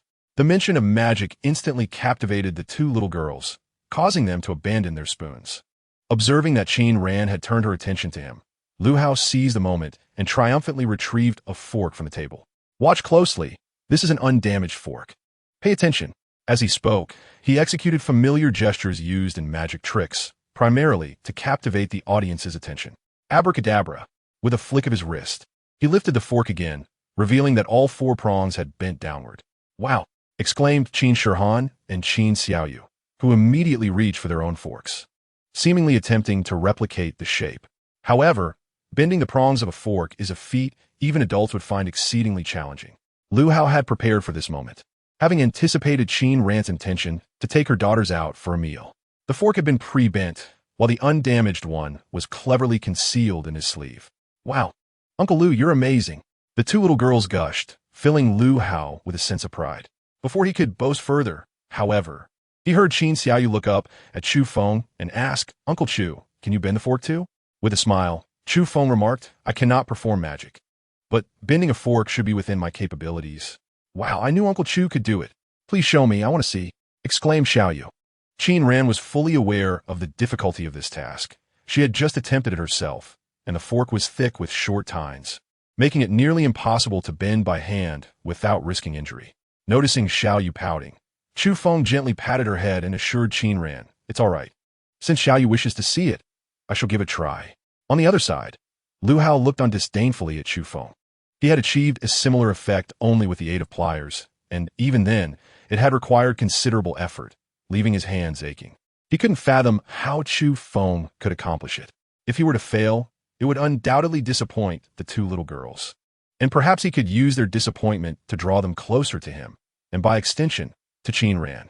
All four pairs of eyes were fixed intently on Chu Feng as he grasped the fork in one hand and the tines in the other, straining to bend it. Be careful, Qin Ran whispered caution. Under normal circumstances, even with double the strength, it would have been unfeasible for him. However, the enhancement from the system was not merely a doubling of power. As his strength surged, the fork began to bend. Just witnessing this made Xiaoyu squeal with excitement. Yet, Chu Feng's performance was far from over. He managed to bend the tines, arranging two in front and two in back. Concerned that Xiaoyu might inadvertently hurt herself while watching, he carefully flattened the sharp edges and creases. The astonishment was palpable, not just for the trio of women, but also for Lu Hao, whose eyes widened in disbelief. Xiaoyu, this is for you, Chu Feng said with a cheerful grin as he handed the fork to her. The little girl accepted it with immense excitement. Uncle Chu is amazing. Much more so than Uncle Lu. The child's innocent thoughts led her to voice her feelings candidly. However, her words darkened Lu Hao's expression, which soured like the bottom of a pot. This was supposed to be his show, designed to amuse the two little girls. Yet it now felt as though he had crafted a gown for Chu Feng instead. Noticing Lu Hao's displeasure, Qin Ran offered an apologetic remark. Lu Hao, I apologize. But Xiao Yu. Lu Hao forced a smile, interrupting her. What is there to apologize for? Children speak without a filter. Am I to hold a grudge against a child for such trivial matters? That would be beneath me. Why did not blame Xiao Yu? His glances towards Chu Feng became increasingly shadowed. When Qin Ran's parents were still alive, Lu Hao had already been working at the company, where he was highly regarded for his exceptional abilities. Many within the company believed he was destined to become the son-in-law of the Qin family, a notion he too had entertained, particularly after Qin Ran took over the company. He became even more convinced that both she and the Qin pharmaceutical company would eventually be his. Over the years, he had not heard of Qin Ran having any romantic interests, most of her associates merely being business partners. However, Chu Feng's emergence made him feel a sense of urgency. It's getting late, and you too must be tired. Chu Feng, shall we head back? Qin Ran's intention was innocent. They were neighbors, after all. Yet, to Lu Hao's ears, it sounded entirely different, as if they were already cohabitating. Lu Hao. Qin Ran had already stood up, but noticed Lu Hao still sitting there. Lost in thought, after calling his name, he snapped back to reality. Oh, we're leaving? All right. With Qin Ran holding Qin Shihan and Chu Feng carrying the already asleep Xiao Yu, Lu Hao followed behind, his eyes nearly ablaze with frustration. No matter how one looked at it, they resembled a family, yet the one walking beside Qin Ran should have been him. Lu Hao, we'll take our leave then. See you at the company tomorrow. As he watched them drive away, Lu Hao clenched his fists, his face a mask of resentment. He then pulled out his phone and dialed a number. It's me. Help me look into a person named Chu Feng. He should be a ride-hailing driver. Qin Ran glanced back at the two sleeping little girls in the rearview mirror, a satisfied smile gracing her lips. She then lowered her voice, saying, Chu Feng, I must trouble you again today. I didn't expect the fund from Shuguang Group to arrive so swiftly. I thought it would take several more days. Chu Feng deliberately slowed the car to avoid waking the two girls. Does this mean the company has weathered the storm? He inquired. Qin Ran nodded. Yes, but there are still many details that need attending to. Once those are resolved, I must also address the issue of funds not being recouped. Everyone envies those who run their own companies. Yet Qin Ran's experience demonstrates that managing a large enterprise is far from straightforward. The effort they put forth exceeds what most can imagine. Oh, by the way, Chu Feng, it was quite coincidental that Lu Hao also expressed a desire to celebrate. He is the vice president of the company and has been instrumental in this matter. So, I felt it would be rude to refuse his request for company, she explained. Chu Feng glanced at her with a smile, saying, Why are you explaining this to me? Today, you're the host. It's your prerogative to invite whomever you wish. Qin Ran should have felt reassured by his words, but for some reason, she experienced an odd sensation, an uncomfortable feeling she couldn't quite shake off. She dismissed it, attributing it to her exhaustion. The night passed in silence, and the next morning, as Chu Feng opened his eyes, his phone rang. Upon seeing the caller ID, a knowing smile spread across his face. Hello, little ancestor. Why are you calling me so early? A cheerful laugh echoed from the other end, followed by a voice like ringing silver. What do you mean? Am I not allowed to call you without reason? Consider this your honor. The only person who could speak to Chu Feng in such a manner was his younger sister, Chu Xiaoyu, who is currently a junior at Dongzhou University and only returned home during breaks. Of course, it's my honor. May I ask, Lady Chu, what orders do you have for me? Hee, big brother, I heard you've been striking out on your blind dates lately. Given your looks and qualifications, that shouldn't be the case. As your devoted sister, I've analyzed your situation and concluded that your emotional intelligence is too low. You simply don't know how to win a girl's affection. Chu Feng rolled his eyes, half amused and half annoyed. So you call me first thing in the morning just to give me a hard time? Hurt by his words, Chu Xiaoyu replied, but I'm your sister. How can I watch my dear brother become a lonely old man? I'm genuinely concerned for you, and yet you dare to slander me. If she were truly so benevolent, Chu Feng would sooner believe a sow could climb a tree. Having watched her grow, he knew her mischievous nature all too well. All right, enough of the pretense. What do you really want? Chu Xiaoyu chuckled without a hint of embarrassment for being exposed. Well, seeing as you are about to become an aging bachelor, I, your dear sister, out of humanitarian concern, can assist you in charming the ladies. How generous of me, right? It was evident that their mother had spoken to this girl during a phone call yesterday, urging her to persuade him to find a partner soon. As for me, I'd rather not trouble myself with your affairs. You'd be better off taking a couple more elective courses, that way. Yuan Ti struggled to find a job after graduation. With that, Chu Feng hung up the phone, unwilling to engage further in this conversation. The siblings had always had a relationship characterized by distant affection and close annoyance. After a prolonged separation, he found himself missing her, yet within 3 exchanges, they would begin to bicker. Chu Xiaoyu, having been disconnected, glanced at her phone and disdainfully curled her lip. I was initially inclined to offer you a discount out of brotherly affection, but if you're not interested, so be it. I won't let you hinder my ability to earn. Just as she pondered this, her phone rang once more. Hello, matchmaker Xiaoyu, at your service. 4 charming ladies, press 1. For consultation fees, press 2. Authentic, fair, and honest. Chapter 25. Preparing for business ventures, Chu Feng was about to head to the market to purchase some fresh ingredients for the day. With his exceptional culinary skills, he felt it was only right to indulge his palate. Just as he stepped outside and prepared to get into his car, he heard Qin Rand's voice. Chu Feng, good morning. Upon turning around, he saw Qin Rand perched in a white Continental, greeting him with a wave. Is this your car? Chu Feng assessed the luxury vehicle, worth $3 million, and acknowledged that it suited Qin Rand's demeanor splendidly. Indeed, it was repaired yesterday, and the dealership delivered it to me early this morning. The saying goes that there's no harm in comparison. Standing beside the Continental, his own Civic felt rather shabby. Yet, to Chu Feng, such matters were inconsequential. A car was merely a means of transportation. He had no desire to flaunt wealth. I can't chat right now. I have a meeting this morning. Take care. Yes. Drive safely. After watching Qin Rand drive away, Chu Feng set off for the market. Looking for me? Didn't I mention that I'm not selling recipes? Just as he exited the market, he received a call from Lu Xian. Lu Xian was typically a night owl, so it was unusual for him to be up this early. Chu Feng, this concerns my lifelong happiness.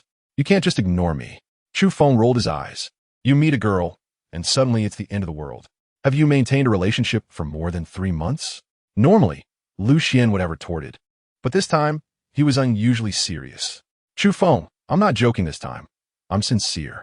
I can't quite explain why, but that fan Xiaoxian, Chu Feng had met her before.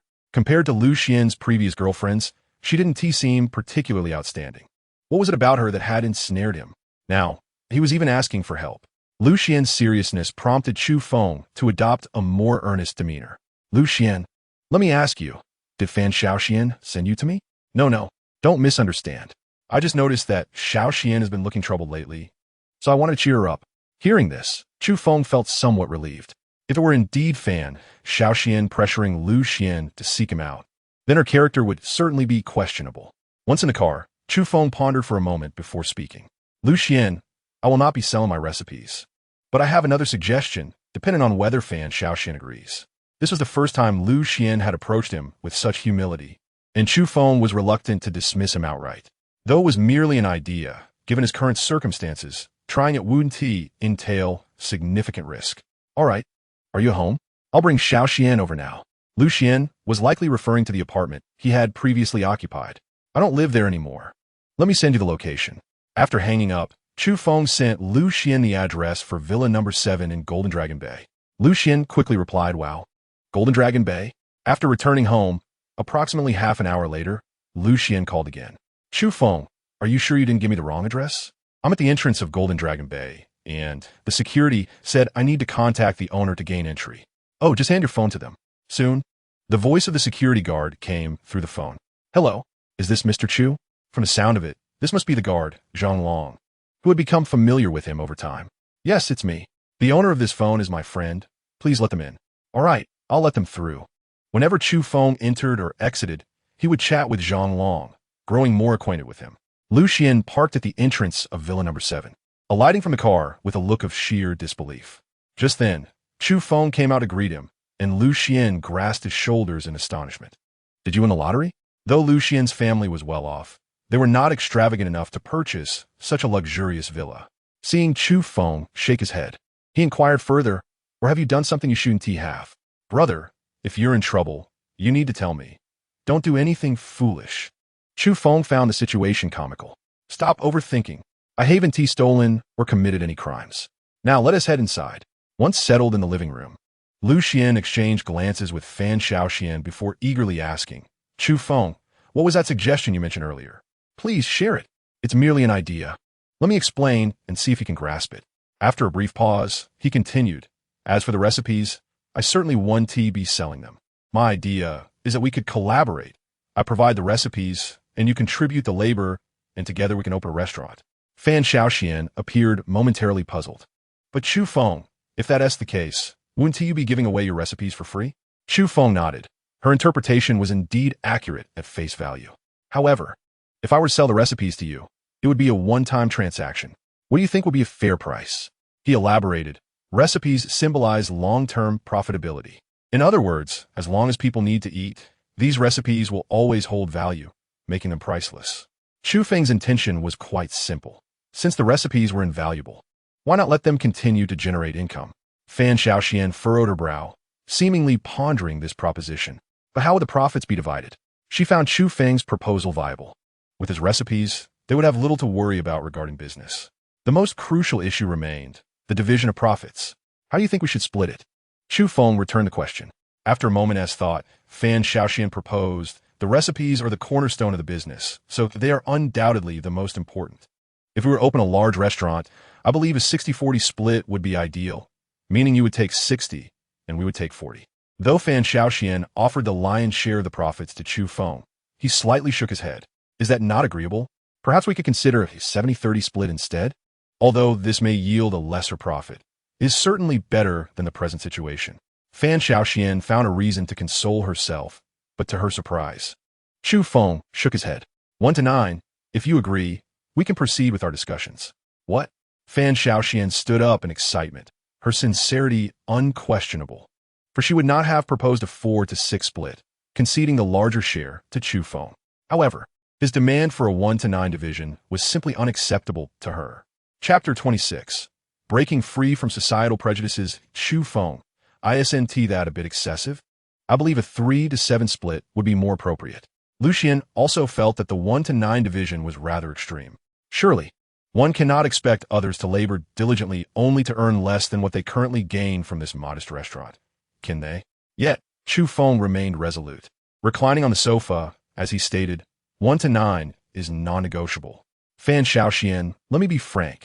If it weren't for Lu Xian's sake, and if this were merely a collaboration between you and me, you would probably get nothing at all. Fan Xiaoxian was infuriated, her breath coming in short gasps as she fixed a piercing gaze upon Chu Feng.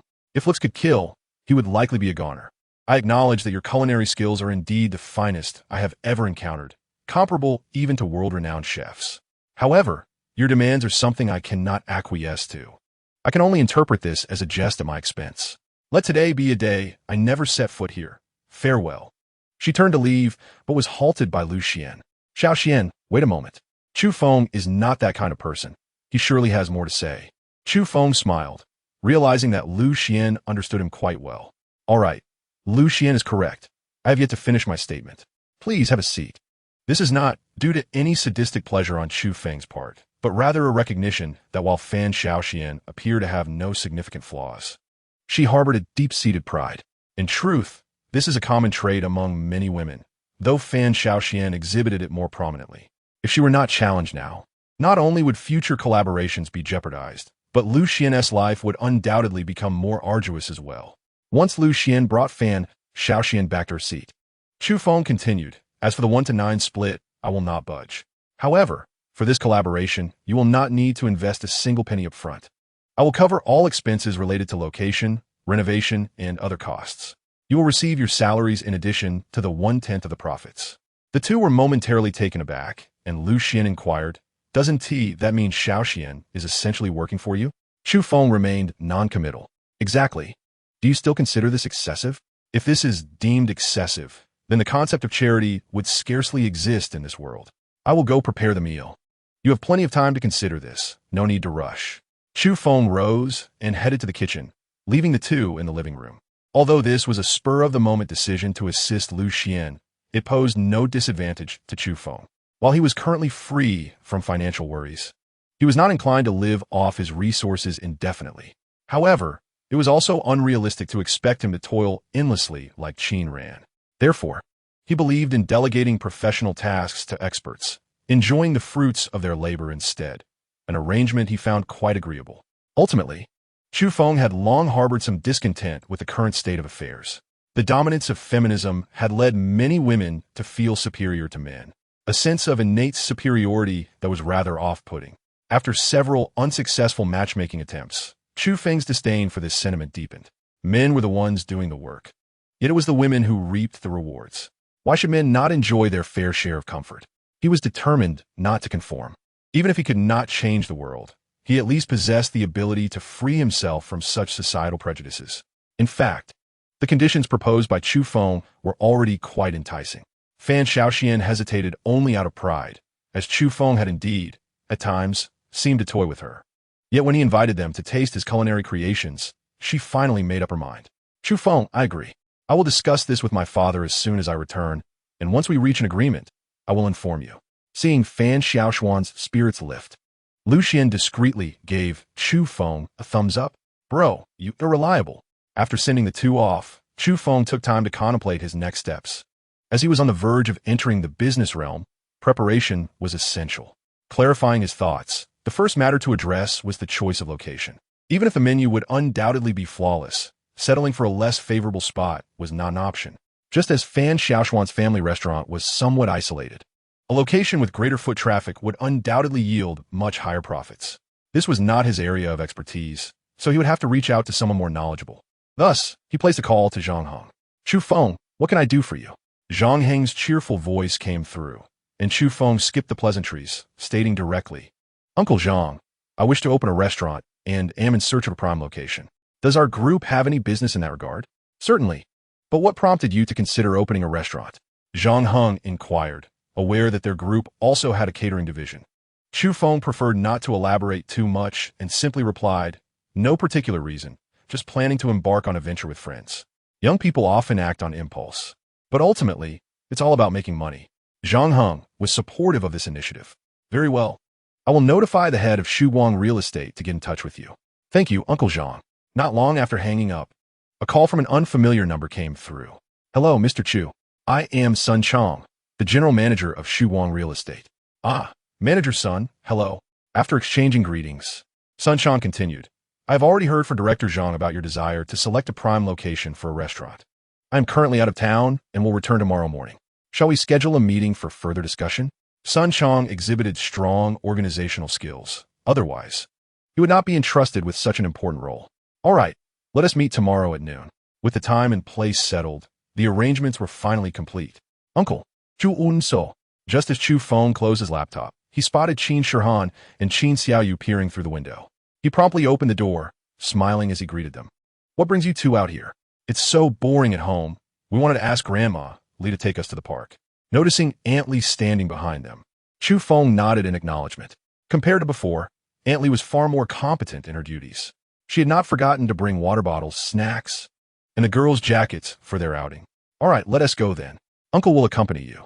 The two girls immediately burst into joyous cheers. Mr. Chu, we hope we're not bothering you. We just wanted to see if you were home. Chu Feng waved his hand dismissively. Not all. It's no bother. I'm usually quite bored at home anyway. He then crouched down, lifting both girls into his arms. Let us go off to have some fun. Hey, Mr. Chu. Slow down, don't trip. Aunt Lee was taken aback. While the girls weren't heavy, carrying both at once and running swiftly required considerable strength. Chapter 27. Another matchmaking attempt. Seriously, Mom, another matchmaking event? After spending the entire afternoon entertaining two little girls, and just as he returned home without even changing his clothes, Chu Feng received a call from his mother. Just yesterday, he had experienced an uncomfortable blind date, and now this. You little rascal, it's all your fault. Your father got into a heated argument with Uncle Chun, and after hanging up, he insisted on finding you a partner right away. When I asked him what was going on, he wouldn't say. Now, he has sent your second aunt to scout for potential matches for you. I can't believe they think they'll find someone so quickly. Chu Feng was at a loss for words. If he refused, his angry father might just give him a beating. Reluctantly, he chose to submit to his father's authority. All right, when is the blind date? Upon hearing Chu Feng's agreement, Luo Shui immediately replied, tomorrow at noon. I'll send you the location later. Sound good then. Wait, noon? Chu Feng intended to mention he had plans, but Luo Shui had already hung up. He had a meeting with Sun Chong at 1 o'clock, so a blind date at noon, with an hour to spare, should be sufficient. After a moment's thought, Chu Feng decided to stick to his original schedule. The next day at noon, Chu Feng arrived at a CAF as agreed. Upon entering, he spotted a girl seated by the window at the entrance. Glancing at the photo his mother had sent yesterday, he confirmed it was indeed her. It was still 3 minutes before noon, and the girl had clearly arrived a while ago. This was the first time Chu Feng was later than the girl on a blind date. He approached her and politely inquired, "Are you Miss Feng?" The girl, who had been gazing out the window, turned at the sound of his voice and smiled. "Yes, I am Feng Kiki. You must be Mr. Chu. Please have a seat." The first impression Feng Kiki left on Chu Feng was quite favorable, far better than the previous encounters. "Mr. Chu, this is actually my first blind date, and I'm unsure of what to do," she admitted, appearing somewhat reserved. Chu Feng, possessing experience in such matters, understood that a blind date was simply a meeting for both parties to get acquainted and discuss their values. If they were compatible, they could consider pursuing a relationship. Feng Kiki nodded earnestly and smiled. "I didn't realize Mr. Chu was so experienced." She was joking, and Chu Feng didn't take it to heart. "By the way, Mr. Chu, what is your family situation like? I believe Aunt Chu has mentioned that you own a house and a car, but you don't have a formal job, correct?" The Aunt Chu she referred to was Chu Feng's second aunt, his father's sister. In the past, Chu Feng would have nodded readily. However, he pondered for a moment before responding, "I didn't have a formal job before, but I'm getting ready to start a small business with a friend, perhaps opening a restaurant." "Oh, I see," Feng Kiki said, biting her lip. "May I ask how much savings you currently have? And what is the scale of the restaurant you plan to open, and what share will you hold?" Seemingly worried that Chu Feng might misunderstand, she added, "Mr. Chu, please don't think me superficial. I came with the intention of marriage, so I must consider the financial circumstances." Chu Feng understood her perspective. It was only natural for any girl to desire a comfortable life. Just as he was about to respond, Feng Kiki's phone on the table vibrated. She quickly picked it up, appearing a bit flustered. After glancing at the caller ID, she offered an apologetic smile. "I'm sorry, Mr. Chu. I need to take this important call." "Oh, that's fine," he replied. 5 minutes later, Feng Kiki re-entered the CF, but her expression was noticeably less relaxed. "Where were we?" she asked, only for her phone to vibrate again. This time, she did not answer, opting instead to hang up. "If you have something to attend to, go ahead, I don't mind waiting," Chu Feng offered, but Feng Kiki waved her hands dismissively. "It's nothing, just a nuisance call. By the way, you Haven T, answer my previous question." For some reason, she seemed a bit anxious. "Well, my savings aren't substantial at the moment. Regarding the restaurant, what does not substantial mean?" she interrupted. "I suppose I have about 20,000, Chu Feng replied, only accounting for his own funds and not including dividends from the Dawn Group. After all, this was a blind date, their first meeting, and there was no need to divulge everything. 20,000? Upon hearing this, Feng Kiki stood up, her expression darkening. "You should have mentioned that earlier. With that amount, you can't even open a restaurant. Are you kidding me? You've wasted so much of my time." With that, she stormed out, as if her blind date with Chu Feng had brought her bad luck. However, just as she reached the door, she collided with someone entering. "Are you blind?" Feng Kiki exclaimed in annoyance, only to realize the man before her was dressed in a bespoke suit, sporting a high-end watch, and holding a key to a Mercedes. Clearly a wealthy individual. Feng Kiki? Upon hearing her name, she recognized him as a former high school classmate. "What a coincidence! It's been years since we last met," she exclaimed, linking her arm with his. Yet, the man pulled his arm away, replying coolly, "Yes, it has been quite a while." He then handed her a business card. "Unfortunately, I have something to attend to today. Here, that's my number. Let us catch up later." Upon seeing the words General Manager of Dawn Real Estate on the card, Feng Kiki's eyes lit up. "Wait, it's such a rare encounter. Let us grab a drink somewhere." The man, looking somewhat exasperated, checked his watch before agreeing. "All right. We have a bit of time. Let us stay here, but I need to make a call first." "Hello, Mr. Chu, it's me. I've arrived at the CAF you mentioned. I'll wait for you here." "No need to wait. I'm right here." Noticing Chu Feng waving at him, the man walked over, and Feng Kiki hurried to follow. "Hello, Mr. Chu. I'm Sun Chong." When Sun Chong greeted Chu Feng, Feng Kiki was taken aback. "You know each other?" Sun Chong glanced at her, sensing her lack of awareness. "Mr. Chu is a major shareholder of the Dawn Group. How could I not know him?" "What? A shareholder?" Chapter 28. Feng Kiki, who is even worse than a gold digger. To save time, upon learning the location of the blind date. Chu Feng had contacted Sun Chong to meet him there directly. This can't be. Didn't you just say you only had 20,000 in savings? Hongqi questioned incredulously, which caused Sun Chong to frown. Having risen to the position of general manager of Dawn Real Estate at a young age, Sun Chong was not only talented, but also adept at reading situations. Hongqi's current behavior was undeniably off-putting, especially in front of the group's largest shareholder. Hongqi, I have important matters to discuss with Mr. Chu. Could you please excuse us? His words were delivered with subtlety, yet the intent to dismiss was glaringly apparent. In their school days, Hongqi was undoubtedly the belle of the campus, and Sun Chong had harbored a secret admiration for her. However, circumstances had shifted. He had since ascended to the ranks of true societal elites, his perspective vastly different from before. Hongqi remained a striking beauty, her figure even more alluring than in their youth. Nevertheless, when it came to the choice between a woman and a career, Sun Chong understood where his priorities lay. Yet, it seemed Hongqi was oblivious to his sentiments, pausing only briefly before kneeling beside Chu Feng, grasping his arm. Chu Feng, I was too impulsive earlier. I had no ulterior motives. I merely wanted to test you. But you didn't even chase after me, which is quite disappointing. However, I can offer you another chance. Chu Feng was taken aback, wondering whether her overconfidence stemmed from a sense of superiority or sheer folly. How could she utter such brazen words? He turned to Sun Chong and inquired, Are you two classmates? Yes, Mr. Chu, Sun Chong replied promptly. We are high school classmates, though not particularly close. His response cleverly sidestepped any implication of deeper involvement, suggesting that Hongqi's actions bore no relation to him. Should Chu Feng decide to act, he would feign ignorance. Chu Feng nodded, withdrawing his arm. Miss Feng, I believe we are not suited for one another. I will discuss this with my aunt, but I have pressing matters to attend to. I kindly ask you to leave. Given that she was introduced by his aunt, Chu Feng wished to avoid unnecessary conflict. With the ongoing issues between his father and Uncle Chun regarding Chen Chun, he certainly did not wish to offend his aunt further, lest he be deemed the villain. Hongqi, however, was unwilling to relent. Her current situation allowed no room for pride. Although Sun Chong was also a good match, his demeanor around Chu Feng spoke volumes about who truly held the upper hand. Chu Feng, I acknowledge my mistake. I should not have tested you. It was entirely my fault. How about this? I will comply with your wishes today, and you may punish me as you see fit. Initially, she had maintained an air of reserve, but after receiving a phone call, her demeanor shifted dramatically. Her words were suggestive enough to lead any man's imagination astray, particularly with the mention of punishment, evoking certain images. For someone lacking self-control, her deceit might have been convincing. However, Chu Feng was certainly not a man governed by base desires.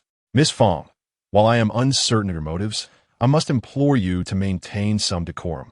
I have made up my mind about you, and I'm calling Aunt Chu right now.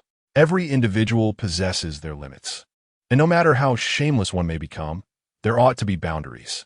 Yet Hongqi's behavior left Chu Feng bewildered as to where her limits lay. As she produced her phone, he sighed and stated, If I am not mistaken, you are in need of money, correct? Her actions faltered, as if he had struck a nerve. Given her overt behavior, it would indeed be a sign of poor judgment for Chu Feng not to recognize her intentions. To be candid, money is merely a number to me. I hardly bother counting my wealth. However, what does that have to do with you? Hongqi opened her mouth to respond, but he interrupted, Do not bother explaining. You wish to convey that you are facing difficulties, and if I could assist you, you would be willing to offer yourself in return.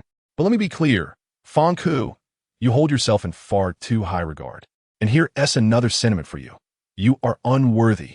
Chu Feng spared no kindness. He saw no reason to extend any towards someone like Hongqi. Utilizing the guise of matchmaking to ensnare a benefactor, if she were genuinely appreciative, it might be excusable. Yet, her recent display indicated she would readily discard anyone without utility and seek her next target.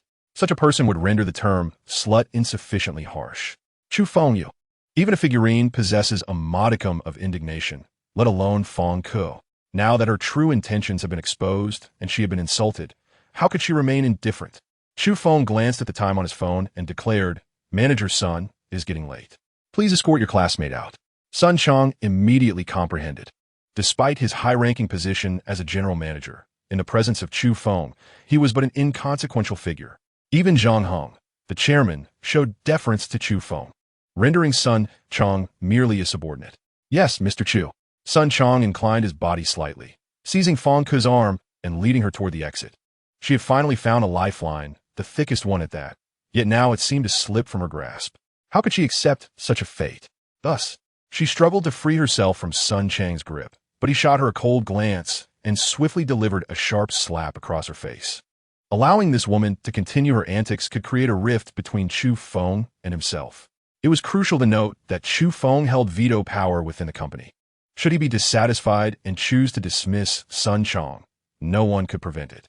The slap rendered Feng Ke momentarily stunned. Seizing the opportunity, Sun Chong pulled her outside and retrieved his wallet, tossing a stack of cash at her.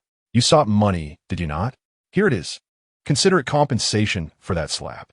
Chu Feng observed the scene through the glass with intrigue, noting that Sun Chong possessed a certain acumen. It was no wonder he was entrusted with significant responsibilities, although he had not personally navigated the treacherous waters of professional rivalry. He could easily discern that a considerable portion of Sun Chang's actions were performed for his own benefit. Nevertheless, it mattered little. A woman like Feng Ke was certainly not deserving of sympathy, and should her actions become even more outrageous, it would not concern him. Chapter 29. Kidnapped? Beep.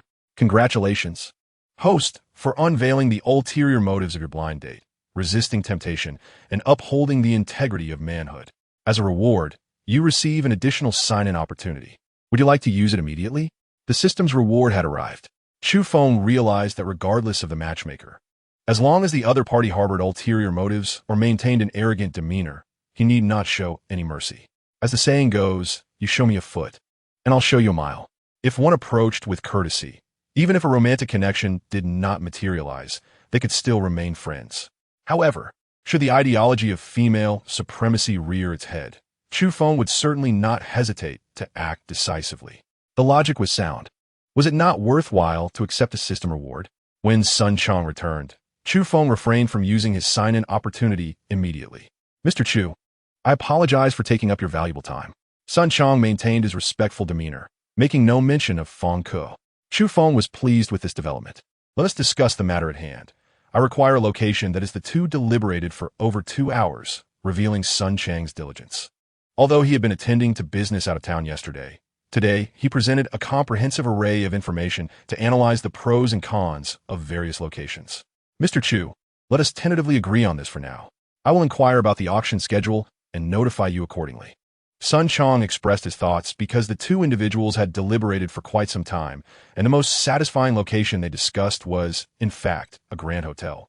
However, due to the proprietor's unscrupulous conduct, the establishment was seized and mortgaged. In a few days, the property would be auctioned off. Sun Chong had conducted an assessment based on geographical location, foot traffic, and the residential density in the vicinity, providing Chu Feng with a comparable price. As long as the auction price remained within that range, securing the property would undoubtedly be a lucrative deal. There was also an alternative location, albeit slightly inferior in conditions, though the impact was not particularly significant. Naturally, under favorable circumstances, one should always strive for the best. All right, let's leave it at that for today. You've just returned from a business trip. You should head home and rest, he advised. Professional matters should indeed be handled by those with expertise, as this would save both time and effort. Just as he was about to drive home, his mother's call came through. He sighed, knowing that it was likely another scolding awaiting him. Thus, Chu Feng decided to take the initiative this time, explaining himself before his mother could begin. Hello, Mom. He had barely uttered those 3 words when his mother hurriedly interjected, Son, you cannot be with that Feng Kiki. Your second aunt just found out that this woman has issues. I need you to contact me immediately. Upon hearing his mother's words, Chu Feng felt a wave of relief wash over him. Don't worry, Mom, it didn't work out. Oh, that's good to hear. You must understand, a girl so beautiful. How could she possibly engage in deceitful activities? Chu Feng frowned slightly. He had initially thought Feng Kiki was in trouble and needed money. He was taken aback to learn she was a fraudster. However, it mattered little, even if she were a criminal. It had no bearing on him as long as he was not ensnared in her schemes. Oh, by the way, I still have an opportunity to check in. System. I wish to check in. Ding. Congratulations, host. Check-in successful. Reward. Master-level national martial arts talent. Note. This talent embodies the essence of authentic martial arts and can be used in conjunction with strength enhancement. National martial arts? Chu Feng mused. This referred to various traditional martial arts, many of which are quite well known, including Tai Chi, Bajiquan, and Bagwazang. With the passage of time, genuine national martial arts have gradually fallen into decline, supplanted by modern combat styles such as Taekwondo and Muay Thai. Today's remaining forms of national martial arts mostly exist for health and fitness purposes. Yet, the reward bestowed upon Chu Feng was martial arts intended for self-defense and combat, a true embodiment of national martial arts. Nonetheless, in this age of legal governance, engaging in physical conflict would likely lead to calling the police from the ground. Thus, this reward seemed somewhat superfluous. However, having some means of self-defense could prove beneficial in case of an emergency. Chu Feng remained optimistic. Having reconciled his thoughts, he was not overly concerned. As he arrived at the entrance of Jingdong Bay, his phone rang with an unfamiliar number. Upon answering, a deep male voice immediately inquired, "Is this Chu Feng?" "Yes." "May I ask who you are?" The caller did not introduce himself, but instead commanded, "You have 1 hour to arrive at the trade wholesale market in the western suburbs. Warehouse number 17. Remember, come alone." Chu Feng found the demand amusing and replied, "Why should I go just because you say so? You may choose not to come, but if you do not, we shall handle your friend Qin Ran ourselves." "Qin? Could it be Qin Ran? Has she been kidnapped? I warn you, do not contact the police, or I will execute her immediately. I will only wait for 1 hour. If you do not arrive, you will bear the consequences." The line went dead, and Chu Feng quickly sought out Qin Ran's WeChat, attempting to voice call her. After 2 unsuccessful attempts, it became evident that something was amiss. Although he suspected that Qin Ran had been abducted for monetary reasons, after all, she was the owner of Qin Pharmaceutical Company. He found it odd that the captors had not reached out to her family instead of him. Moreover, if it was indeed about money, why had they not mentioned a ransom? There were far too many anomalies, but regardless of the circumstances, he could not stand idly by while Qin Ran was in peril. The 2 young girls had grown up without a father. He could not allow them to lose their mother as well. If he were to turn a blind eye, it would haunt him for the rest of his life. With a swift turn of the steering wheel, he pressed down on the accelerator. The engine of his Civic roared to life, launching forth like an arrow. The journey from Jingdong Bay to the trade wholesale market in the western suburbs typically required over an hour, even via the ring road. However, the caller had allowed only an hour. Chu Feng barely eased off the accelerator, compressing the travel time to under 50 minutes. "Excuse me, could you tell me where warehouse number 17 is located?" "Oh, just go straight ahead. It's the second to last one." Having inquired about the location from a vendor at the entrance, Chu Feng dashed over. The door to warehouse number 17 swung open widely, yet the interior was shrouded in darkness. Cautiously, he stepped inside, only to have the door behind him slam shut. Chapter 30. The might of national martial arts inside the warehouse. Visibility was non-existent. However, as the door closed, lights suspended from the ceiling flickered to life one by one. Numerous goods were piled on either side, and as Chu Feng scanned the surroundings, he did not see Qin Ran. The sound of footsteps echoed, and as he turned, he saw approximately 10 individuals emerging from behind the stacked cargo. "Where's Qin Ran?" Chu Feng demanded directly. The leader, a sinister-looking man, grinned menacingly. His expression would frighten even a child. "For a woman, you're taking quite the risk. For that alone, I admire you. But if you're seeking to blame someone, blame yourself for crossing paths with the wrong people." From the tone, it was clear that this man was the one who had called him earlier. The implication was evident. They had lured him here by seizing Qin Ran. "If you're targeting me, why hold her? Release her, and we can settle our scores later." The leader laughed heartily, and his cohorts looked at him with disdain. "Chu Feng, do you truly believe you have a right to negotiate with me? I'll tell you this. You will not leave here alive today, even if they had 1,000 reasons." Chu Feng did not believe they would dare to kill him. This was a trade market, and countless people had seen him enter. If something were to happen to him, everyone here would be implicated, and not one of them would escape. Who cannot boast? Since you wish to engage in conflict, let us dispense with idle chatter. Chu Feng, concerned for Qin Ran's safety, was eager to act rather than talk. Just moments ago, he thought the system's reward of national martial arts was pointless. Who would have imagined that circumstances would align in such a way that he now found it useful? How fascinating it is to witness someone rushing headlong into their own demise. "Since you are so unwise, do not blame me. Attack." With a commanding call from the eagle, His subordinates rushed forward immediately. Unfazed by the imminent danger, Chu Feng possessed a mastery of the national martial arts, imprinted indelibly in his memory and physique. Requiring no further study, his proficiency was already unparalleled. One of the lackeys reached out to seize Chu Feng's shoulder, clearly aiming to restrain him. Yet, with a countenance as calm as still water, Chu Feng stepped forward, giving a slight shake of his shoulder, instantly sending the assailant hurtling backward. Who says combat must rely solely on fists and kicks? At this moment, every joint in Chu Feng's body could transform into a formidable weapon. As a dozen men converged, fists and feet flying, he not only evaded their blows, but also danced gracefully among them. Each time he struck, an opponent fell incapacitated. The worst off was one who suffered a broken rib from a single kick. In no time, 7 or 8 bodies lay on the ground, writhing and moaning in agony, unable to rise. The remaining men circled Chu Feng with caution, too fearful to make a move. This fellow seemed to possess strength beyond their comprehension. Useless. Can't even handle one person among so many? Get out of my sight. The eagle, who had been standing at the back, was enraged. Astonished that Chu Feng possessed such skill, he removed his jacket, revealing a black tank top underneath. His muscular arms bore numerous scars, indicating a man of ferocity. By your skills, you must have practiced some martial arts, right? But can that really be used in a fight? Let me show you what true strength is. The eagle lightly bounced a couple of times, assuming a boxing stance. With a punch that sliced through the air, he aimed for Chu Feng's head. It must be said, this man was indeed formidable.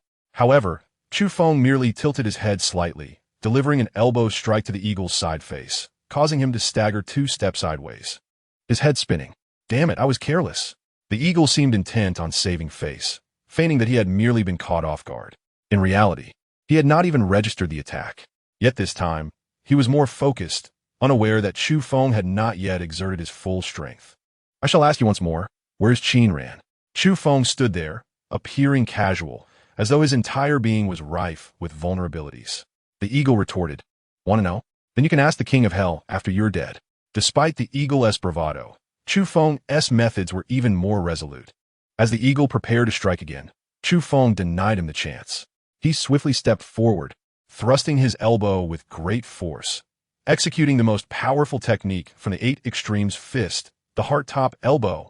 This strike shattered the eagle's defenses, sending him flying as if struck by a speeding vehicle, crashing into the cargo behind him. Who has witnessed a single blow that could send a person flying so far? The lackeys were left dumbfounded. In their memories, the eagle was invincible, having withstood dozens of opponents without defeat. Yet now, he lay vanquished at the hands of Chu Feng. They were unaware that Chu Feng had merely restrained his power during the heart-top elbow.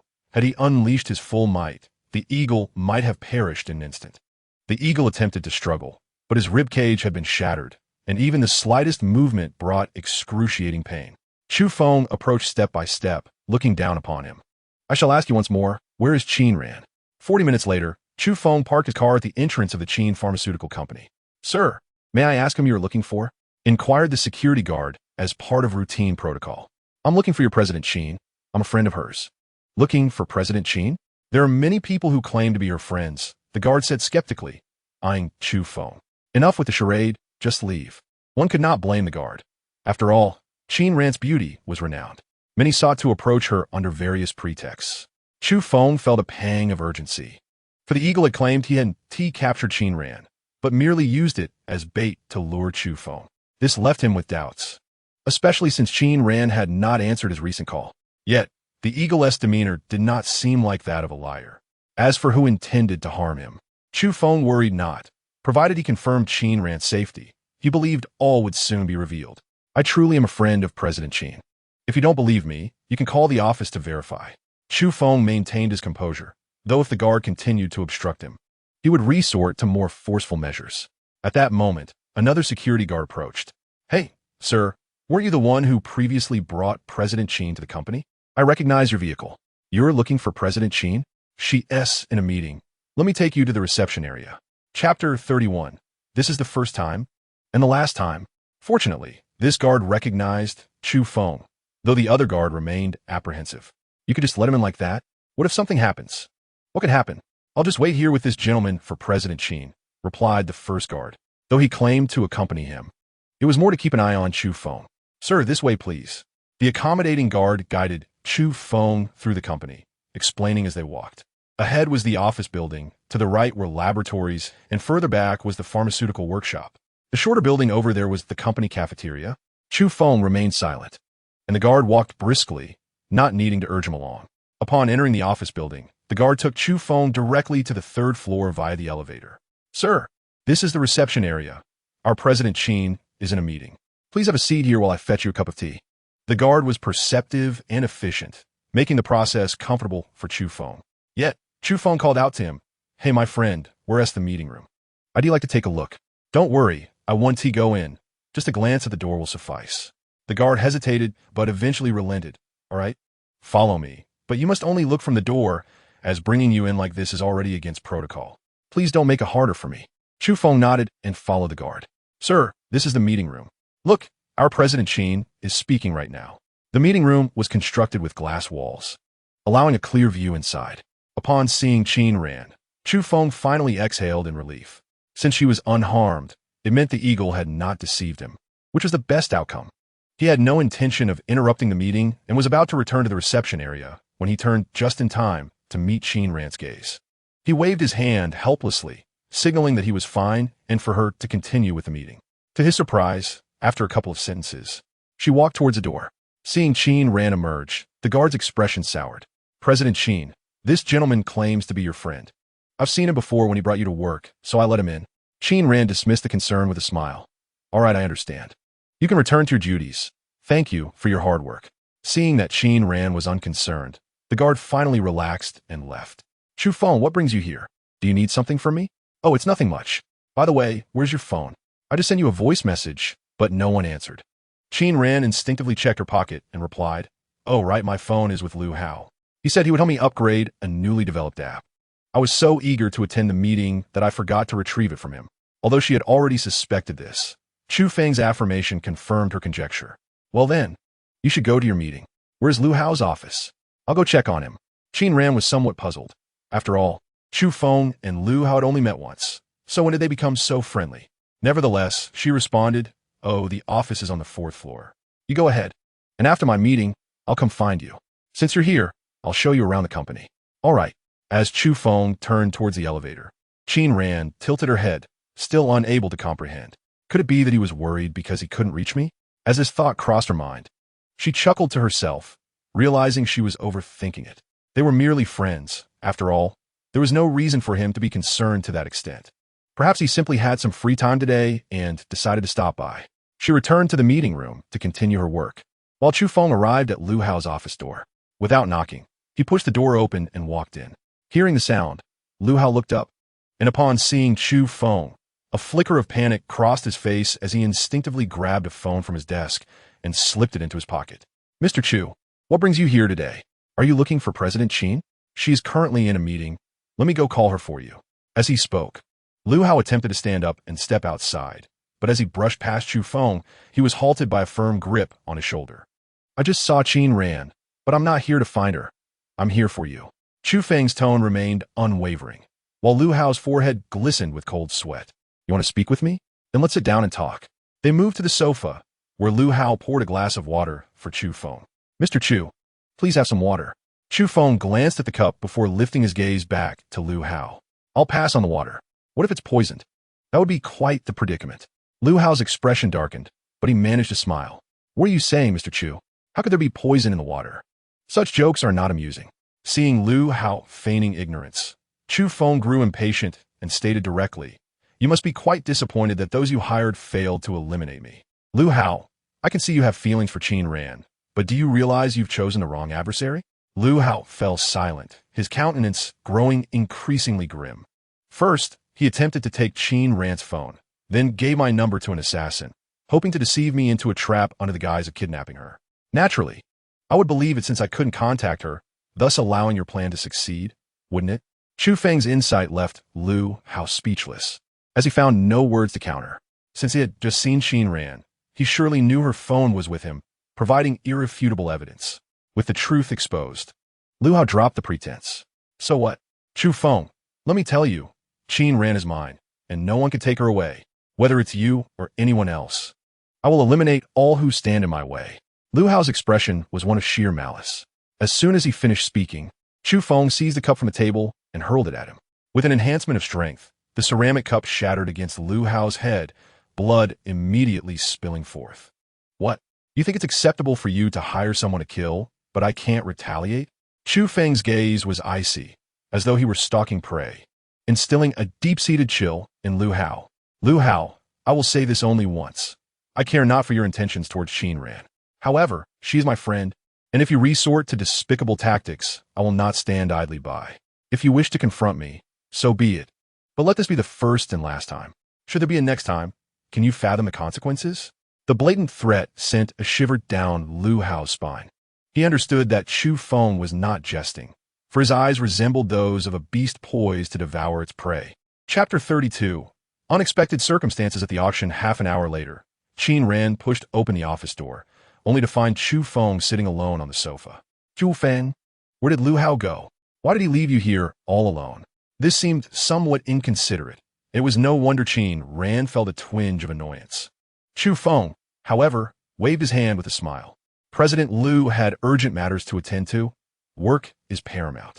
Besides, I'm an adult and do not require the same level of attention as Han Han and Xiao Yu. Hearing his jest, Qin Ran chose not to dwell on the matter. I've finished my tasks here. Shall I show you around? Chu Feng smiled as he rose and handed Qin Ran her phone. Here is your phone. Take it. The two wandered through the company. Chu Feng knew that Qin Ran managed a pharmaceutical company, but he was unaware of its specific focus. Through her explanation, he learned that the Qin Pharmaceutical Company specialized in cancer treatment medications. This was undoubtedly a noble endeavor, as cancer claims countless lives each year, making it impossible to estimate the toll it takes. Chu Feng offered his compliments, yet Qin Ran's expression was less than joyful. Actually, there are still significant technical challenges. The medications we currently produce can only suppress cancer cells, but cannot effectively eliminate them. Chu Feng pondered for a moment before responding. I may not understand the technical aspects, but I know that even suppression is tantamount to battling against death itself. After all, as the saying goes, it's better to live poorly than to die well. Given the choice, who wouldn't he want to live another day? Perhaps that extra day might bring the hope of salvation. His words resonated deeply with Qin Ran. Among the various cancer treatments, Qin Pharmaceuticals products were indeed among the best. However, when her parents were alive, they established a rule for the company. Their medications could only be sold at a price slightly above cost, which was akin to a charitable act. Otherwise, Qin Ran would not have found herself in a situation where she couldn't even raise 20 billion. The Qin Pharmaceutical Company was genuinely a conscientious enterprise. By the way, Chu Feng, I still don't know what you do. Please don't tell me you truly drive for a ride-hailing service. How long would you have to work to afford a villa in Golden Dragon Bay? Qin Ran sensed her emotional imbalance and quickly shifted the topic. Perhaps she didn't want to reveal her vulnerable side, or perhaps she wished to shield Chu Feng from her emotions. Me? Chu Feng contemplated before countering. What do you think I resemble? Qin Ran bit her delicate fingers, genuinely considering her response. I think you look like a wealthy heir, one with a powerful family, but who is quite low-key. You drive for a ride-hailing service to conceal your identity and experience a taste of ordinary life. Am I correct? A wealthy heir? Chu Feng pointed to himself and burst into laughter. Have you ever seen a rich heir who drives a modest car to the market to buy groceries and cook? Well, that's a valid point. Qin Ran chose not to dwell on the topic any further. It was merely a casual mention. Chu Feng was equally content to enjoy his leisure, for explaining his occupation would indeed pose a challenge. Nevertheless, it must be acknowledged that Qin Ran possessed a remarkably keen intuition. Although he was not born into wealth, he had now become a genuine member of the affluent class. While he had not indulged in extravagant living, he certainly maintained a commendably low profile. Having some unfinished work, Qin Ran opted to let Chu Feng return home on his own. Upon entering his house, he received a phone call from Sun Chong. Mr. Chu, I have inquired, and the auction at that restaurant will commence tomorrow at 10 in the morning. Tomorrow? That is rather soon, Chu Feng responded, initially thinking he would have to wait longer, as Sun Chong had previously suggested. Fortunately, he had prioritized the matter. Otherwise, he might have missed this opportunity altogether. Indeed, I made a point to find out that there are many items up for judicial auction lately, which is why an additional session has been scheduled. What do you think? After a moment of contemplation, Chu Feng replied, "Please send me the address. I shall make my way there tomorrow." Sun Chong promptly responded, "Certainly, Mr. Chu. I will now secure a spot for the auction, and I will accompany you tomorrow." This arrangement was optimal, as Chu Feng had never attended such an auction before and was unaware of any underlying protocols. Having someone knowledgeable by his side would undoubtedly alleviate many uncertainties. After ending the call, Chu Feng relayed the news to Lu Xian, who was currently eager to spend every possible moment with Fan Shaoxian. However, from Chu Feng's perspective, it seemed that Fan Shaoxian was more focused on her career and did not appear to harbor significant romantic feelings for Lu Xian. Nonetheless, after years of playfulness, it was good for Lu Xian to settle down. One could only hope for a favorable outcome for the two of them. Lu Xian also updated Chu Feng, mentioning that Fan Xiaoshuan's father was initially opposed to the arrangement, feeling that the 1-to-9 ratio was somewhat unfair. As a chef, he was known for having a rather fiery temperament, especially one with genuine culinary skills like Fan's father. During that conversation, upon realizing Lu Xian was a friend of Chu Feng, he nearly had him thrown out. Fortunately, Fan Shaoxian intervened and clarified the reasoning behind the 1-to-9 ratio, which quelled her father's anger. After some careful calculation, it became evident that the potential benefits were significantly greater than the current situation, and he could also learn the recipes from that day. Who wouldn't see the merit in such a deal? This was merely a step for Chu Feng toward exploring business opportunities. Everything was progressing positively, naturally uplifting his spirits. After a night of silence, the current lifestyle allowed Chu Feng to avoid the daily grind for survival. Yet, his well-established biological clock compelled him to awaken early. He couldn't help but feel a tinge of self-deprecation. Despite his sudden wealth, he lacked the fortune to enjoy it. After idling for a while, around 9:30, Sun Chong called to say he had arrived at the entrance of Jinlong Bay. Initially, Chu Feng had planned to go himself, but he soon remembered that he was restricted from driving today. As the general manager of Shuguang Real Estate, Sun Chong typically had a driver. Yet today, he chose to drive himself, demonstrating his high emotional intelligence in this regard. On the way, Sun Chong remarked, "Mr. Chu, there seems to be a change in today's circumstances. I have learned that someone else is also interested in the property we are eyeing, and they appear quite determined." "Oh, then let the competition be fair. Auctions are meant for the highest bidder. After all," Chu Feng replied nonchalantly. However, Sun Chang's expression indicated that this competitor likely held considerable influence. Chapter 33. An immediate bid of 100 million initially. Chu Feng envisioned the auction would resemble the grandeur depicted in films. However, he was mistaken. It was merely a plain conference room. There were no luxurious private boxes or elegantly dressed attendants, and even the auction platform was simply constructed from metal frames. The attendees sat on folding chairs, the only consolation being that each received a bottle of mineral water and a bidding paddle. "Mr. Chu, do you find the auction quite different from your expectations?" Sun Chong, perceptive as ever, noted Chu Feng's furrowed brow as he surveyed the surroundings. "Indeed, it feels somewhat rudimentary. How should I put it? It seems a bit simplistic." Sun Chong chuckled lightly before explaining, "Unfortunately, this is how judicial auctions operate. The lavish affairs you envision are typically private auctions, which are far more extravagant in terms of specifications and presentation." With this clarification, Chu Feng understood. Since it was a judicial auction, it adhered to principles of simplicity and frugality, eschewing ostentation. Once they found their seats, Sun Chong leaned closer and whispered, "Mr. Chu, the portly gentleman seated behind us to the right is our competitor for the land. He is a titan in the domestic dining industry, affiliated with the Shi Wei Tian Group."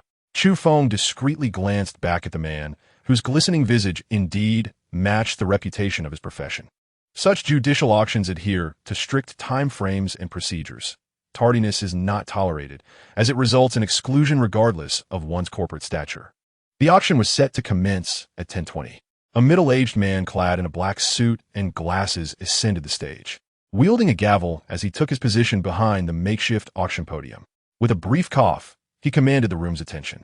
"First, I welcome everyone to this auction. Without further ado, we shall begin." His demeanor was authoritative, and his expression was as impassive as that of a judge presiding over a court. "Sun Chong, does this auctioneer hold any significance?" Chu Feng inquired. Sun Chong smiled and responded quietly, "Not particularly. He is merely an auctioneer. However, He is responsible for overseeing this judicial auction and managing all the items being sold.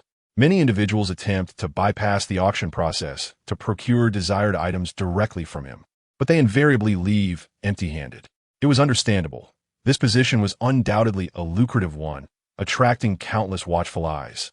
He would not sacrifice a forest for a few trivial gains. The first item for auction is a Rolls-Royce, with a starting bid of $200,000. Each subsequent bid must exceed $10,000. The bidding begins now. The auction commenced with a luxury vehicle valued over $1 million, yet it shockingly opened at a mere $200,000. What was even more astonishing was that the luxurious car ultimately sold for $430,000. It was no wonder so many people sought to attend judicial auctions in hopes of striking it rich. Flipping such a vehicle could yield substantial profits. Yet, entry to these auctions was not easily granted, and those who could attend rarely found themselves concerned with mere tens of thousands. As the auction progressed, the earlier items held little allure, and Chu Feng engaged in casual conversation with Sun Chong while awaiting the coveted land. The forthcoming auction item pertains to the ownership of a parcel of land, previously occupied by a restaurant situated in an enviable location. However, I must advise everyone to act within their means. This phrase is a trademark of the auctioneer, who consistently urges participants to stay within their limits, seemingly wishing to prevent prices from soaring too high. In truth, this stems from the auctioneer's excessive caution. Should a bid exceed the estimated value, he would face considerable complications. Now let us commence. The starting bid of $5 million is trifling compared to the actual worth of this land. Chu Feng gestured, prompting Sun Chong to promptly raise his paddle, declaring $10 million. This bid drew attention from many onlookers. Yet upon realizing it was the general manager of Shuguang Real Estate, those who initially entertained the thought of bidding were compelled to withdraw. The interest of Shuguang Real Estate in this land nearly guarantees their acquisition. Moreover, even if one is unconcerned about the money, there lingers the consideration of potentially offending Shuguang Group and jeopardizing future collaborations. Yet, there are individuals undeterred by such concerns, boldly raising their paddles to declare $20 million. Unsurprisingly, the deep voice belonged to the corpulent representative of Shai Group. The moment someone dared to challenge Shuguang Group, many spectators eagerly watched the unfolding drama, for such confrontations are rare. Continuing, Chu Feng was not particularly fazed by the price. After all, it remained significantly below Sun Chang's previous estimate, $25 million. Sun Chong raised his paddle, and before he could finish his sentence, a bid of $35 million echoed from the back. Sun Chong increased the bid by $5 million, while the hefty individual jumped by $10 million, clearly taunting with his financial prowess. Given Shuguang Group's local reputation, this was tantamount to a slap in the face. $40 million. Chu Feng did not call for a halt. Sun Chong would continue bidding as previously agreed. $50 million.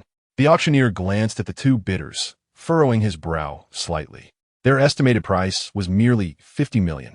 After all, the land size was limited, based solely on area. It was far from worth this price. The true value lay in its unique location. Sun Chang's prior estimate was $50 million. Barring any unforeseen circumstances, this price was anticipated to be the auction ceiling. However, with the opposing bid already placed, he hesitated, glancing toward Chu Feng. Chu Feng remained silent, instead raising his paddle. $100 million. If one is to participate, they should not be hindered by trivial concerns. The room erupted in astonishment at the sudden leap of $50 million, exceeding both the auction estimate and the land's actual value. Was this a serious bid? No one had seen Chu Feng before and were unsure of his background. However, seeing him seated beside Sun Chong led many to presume he was a senior executive of Shuguang Group. Some also turned their gaze toward the corpulent representative of Shai Group, who had previously appeared nonchalant but now wore a visibly distressed expression. This price had clearly surpassed his expectations. $100 million once, $100 million twice. The auctioneer did not even inquire if there were further bids. He was prepared to drop the hammer. However, just as he was about to call the third time, the hefty individual raised his paddle again. $100 million and $100,000. This bid elicited suppressed laughter from several attendees. Just moments ago, the increments were a mere $10 million. Now, he seemed to have lost his nerve. Most present were local business owners who could hardly tolerate the arrogance of Shai Group. Witnessing his predicament brought them a sense of pride. Chu Feng glanced back at the hefty individual, offering a faint smile. The individual, puzzled, sensed malice behind that smile. As anticipated, Chu Feng raised his paddle once more, proclaiming, 150 million. This declaration left all present wide-eyed. The hefty individual clearly found himself outmatched. Was it necessary to increase the bid by 49 million in one go? Perhaps he could only afford to add a mere 1 or 2 million to secure the acquisition. Was this the legendary caprice of the wealthy? Even Sun Chong found himself taken aback. This young stakeholder of the group seemed to treat money with a casual disregard. 150 million. How many dishes must he sell to recoup such an investment? Sir, are you certain about 150 million? Even the auctioneer questioned his own hearing. Having hosted numerous auctions, he had encountered vast sums before, yet never had he witnessed such an audacious bidding strategy. I'm new to this. Can one not bid in such increments? Chu Feng feigned innocence, leaving the auctioneer momentarily speechless. No, it is permissible to bid. I merely wish to confirm. After speaking, he turned to the hefty individual, who was now visibly tormented. His mission today was to secure this land, but his maximum funding authority was only 100 million. Adding a mere 100,000 had already been a gamble. Now, faced with a price of 150 million, he felt utterly powerless. If this individual had no intention of undermining local enterprises, it would be inconceivable. Just moments ago, he had been brimming with confidence. Now, under the scrutiny of all, he felt utterly humiliated, wishing only to vanish into the ground. Ultimately, the auctioneer's hammer fell, and once the auction concluded, with payment and signature, the land would officially belong to Chu Feng. Mr. Chu, isn't that price rather excessive? After interacting with Chu Feng, Sun Chong sensed his affable nature, leading to a more natural, yet still respectful dialogue. Excessive? It's reasonable enough. Had he continued to bid, I might have withdrawn. Though Chu Feng said this, Sun Chong found his expression profoundly unconvincing. In his view, even if the hefty individual bid 200 million, Chu Feng would undoubtedly follow suit. Was this the iron will of the major shareholder of Shuguang Group, willing to incur losses rather than let the group's reputation suffer? His thoughts spiraled into complexity, while in reality, Chu Feng had no such convoluted intentions. He simply believed that once the restaurant was operational, recouping the investment would be a trivial matter. The remainder of the auction proceeded without further incident, concluding smoothly. Sun Chong assisted Chu Feng in finalizing all necessary paperwork before they prepared to leave with the deed. Upon reaching the exit, they encountered the hefty individual from Shai Weishan Group. His demeanor unfriendly. Ignoring him, they exchanged light-hearted banter as they exited. Hey, are you also from Shuguang Group? Sun Chong turned, glaring at the hefty individual. To whom are you speaking? Do you at Shai Weishan not even possess the basic courtesy other than guarding your kitchen? The hefty individual's expression darkened. He disregarded Sun Chong, fixated intently on Chu Feng. I am inquiring whether you are affiliated with Shuguang Group, and if so, what is your position? Chu Feng smiled faintly, a grin reminiscent of the one he had displayed earlier at the expense of the hefty man. Yet this time, it sent a chill down the latter's spine. Do you wish to know my identity? I'm afraid it is rather uncommon for humans and beasts to introduce themselves. Sun Chong nearly burst into laughter, but it was only after Chu Feng gave him a gentle nudge that he continued onward. Many others had overheard Chu Feng's remarks and felt a sense of vindication, particularly those in the dining industry, as their greatest rival was none other than the Food is Heaven Group. Mr. Chu, your words were incredibly satisfying. The expression on that fat man's face was simply hilarious. Once they were in the car, Sun Chang's true demeanor emerged. He had been somewhat restrained before, but now he appeared more genuine. All right, enough laughter. Now that we have secured the land contract, let us proceed to the site and assess the situation. Sure. Sun Chong composed himself and prepared to depart. Chu Feng had passed this area on occasion before, but back then, he had merely been a passerby, indifferent to the surroundings. However, with purpose now guiding his gaze, he recognized the prime nature of this location. Situated in a bustling district, it was surrounded by numerous office buildings and residential complexes, with a commercial area not far off. One could say this spot was undoubtedly among the highest in terms of foot traffic. Mr. Chu, do you have any plans for afterward? Will we demolish everything and rebuild, or simply renovate? Our company has a skilled construction team ready to commence work at any time. Having assessed the interior, Chu Feng could not help but admire the previous owner's taste. The restaurant exuded a vintage charm, reminiscent of ancient taverns. No need for such complexity. Just gather some people to tidy the place up, and we can open sooner. All right, I will make the arrangements. Sun Chong took on the task enthusiastically. Just as he was about to drive Chu Feng home, his phone rang unexpectedly. Hello, Chairman Zhang. Yes, I am with Mr. Chu. All right, I will hand him the phone. Sun Chong passed the phone to Chu Feng, mentioning it was a call from Zhang Hong. Hello, Uncle Zhang, what is the matter? Chu Feng, I called you but you didn't answer. Chu Feng glanced at his phone and replied, Oh, I was at an auction earlier and had it on silent. Is there something urgent? Chapter 35. Consider it your medical expenses. Zhang Hong did not pursue the topic further, instead stating, It's not an urgent matter. But there is a small issue at the group. Some troublemakers have come, seemingly targeting you. Do you wish to take a look? If you're busy, I can send them away. Trouble? Targeting me? Chu Feng pondered for a moment, realizing he had not offended anyone recently. Besides, only a few knew he was a major shareholder of Dawn Group, and he had not clashed with any of them. Uncle Zhang, I will go take a look. Please keep them occupied for now. I'll be there shortly. All right then. After hanging up, Sun Chong immediately asked, Mr. Chu, are we heading to the group? Yes. It seems you need to return as well. This works out perfectly. Let us go. They drove straight to the Dawn building. Upon entering, Chu Feng noticed security guards standing aside, while a group was causing a commotion at the front desk, with someone resembling a reporter conducting interviews nearby. Sun Chong waved, and a security guard quickly approached. What's going on? Manager Sun, we don't know who these people are. They barged in claiming the shareholders of Dawn Group are. As the security guard hesitated, Sun Chong interjected, You're not the one speaking. Just repeat what they said. Oh well, they said the shareholders of Dawn Group are despicable and that you're not a good person either. Me? Sun Chong pointed to himself, bewildered by how he had become part of this. Chu Feng chuckled lightly and said, No need to be so astonished. Just look at who's in front. Sun Chong glanced over and was taken aback. ISNT that Fong, Kiki? Has she lost her mind? What nonsense is she spouting? The security guard continued. We initially intended to escort them out, but they even brought a reporter along. We were concerned about the impact on the company's image, so we hesitated. Sun Chong fell silent, but Chu Feng patted the security guard's shoulder and said, You've done nothing wrong. Leave this matter to me. Just wait for a moment. Even the chairman of the group, Zhang Hong, treated this young man with deference. The security guard felt a swell of pride from Chu Feng's praise. Even if Chu Feng ordered him to throw these people out, he would do so without hesitation. Let us go see what this old classmate of yours, who specializes in scams, is up to. Huh? Scams?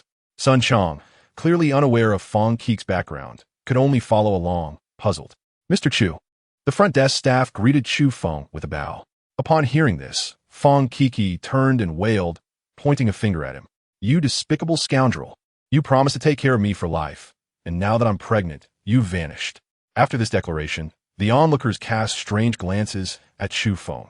Was this young major shareholder truly a scoundrel? It was no wonder they thought so. After all, Chu Feng fit all the criteria of a rogue. Handsome, wealthy, and exceptionally kind to others, fulfilling every girl's fantasy of a boyfriend. Yet, one could know a person's appearance, but not their heart. Fong Qi was indeed a stunning beauty, and if she were not genuine, she would have no need to sacrifice her own reputation, especially with a reporter present. Fong Qi, what nonsense are you spouting? Sun Chong could no longer tolerate it. Having such a classmate was a blemish on his life. Yet, Fong Qi did not back down, turning her ire towards him. And you're also a scoundrel. Do you even know how you acquired your current status? You knew Chu Feng was like this, yet you introduced me to him, using old classmates as stepping stones for your success. Don't you feel any guilt?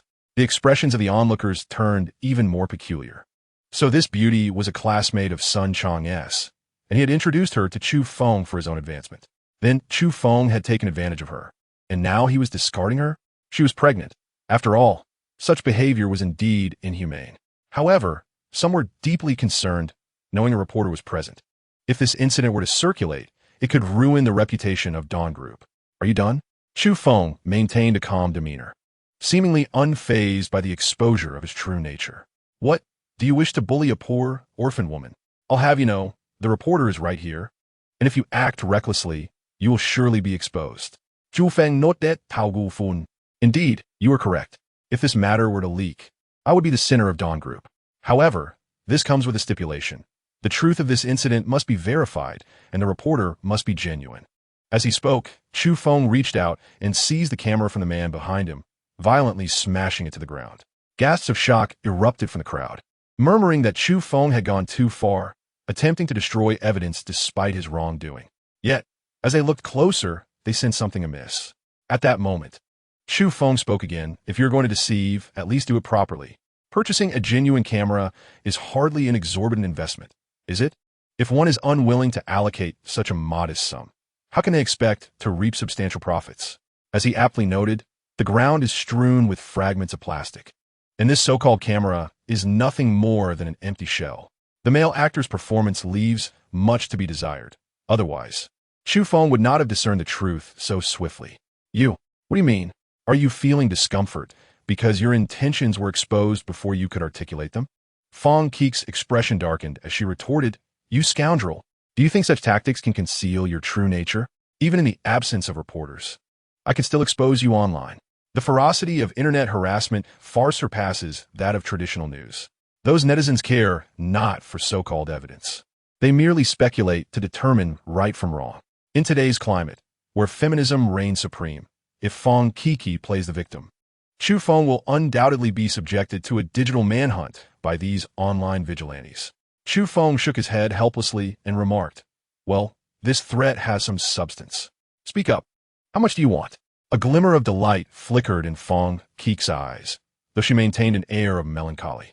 Do you think I am after your money? Chu Feng ignored her entirely and stated, You have but this one chance. Squander it at your peril.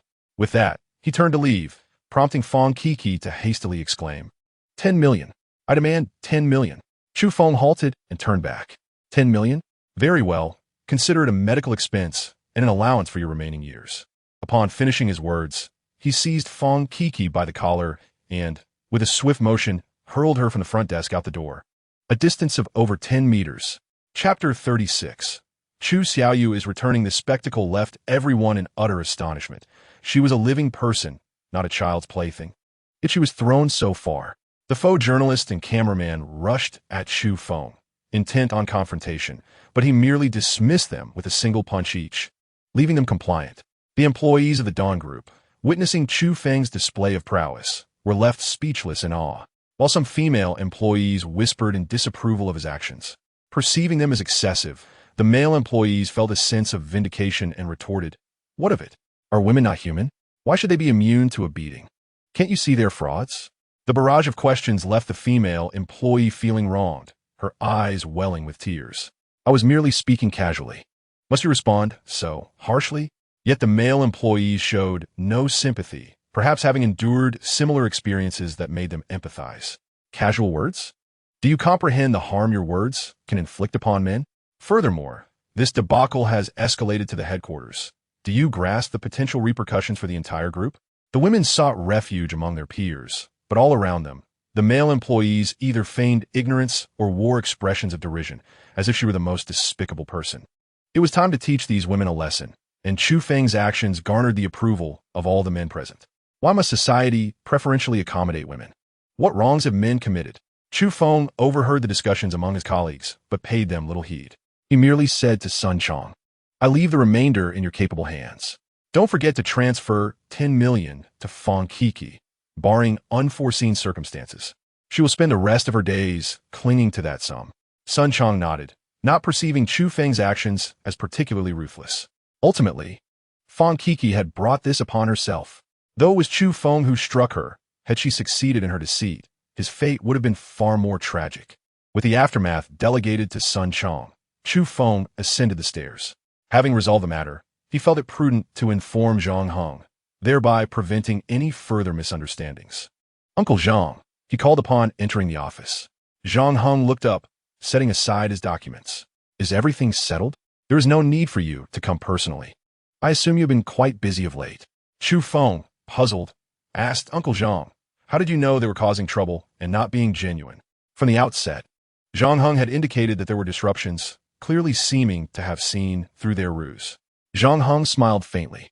If I lacked the discernment to judge character, how could I occupy this position? Chu Feng was uncertain whether Zhang Heng's insight pertained to his own character or to Hongqi's. However, this was inconsequential. At the very least, it demonstrated that their relationship would not be strained by this incident. Oh, by the way, Chu Feng, did you have a disagreement with the Shui Tian group during today's auction? Chu Feng nodded and recounted the events. 150 million? Given the unique nature of that parcel of land, is indeed a reasonable price. Zhang Heng, the chairman, affirmed. Even Sun Chong felt he had bid too high. Yet I believe the expenditure was justified. However, Chu Feng, the chairman of Shui Tian Group, called me inquiring about this matter, questioning if we intend to suppress their development in our locality.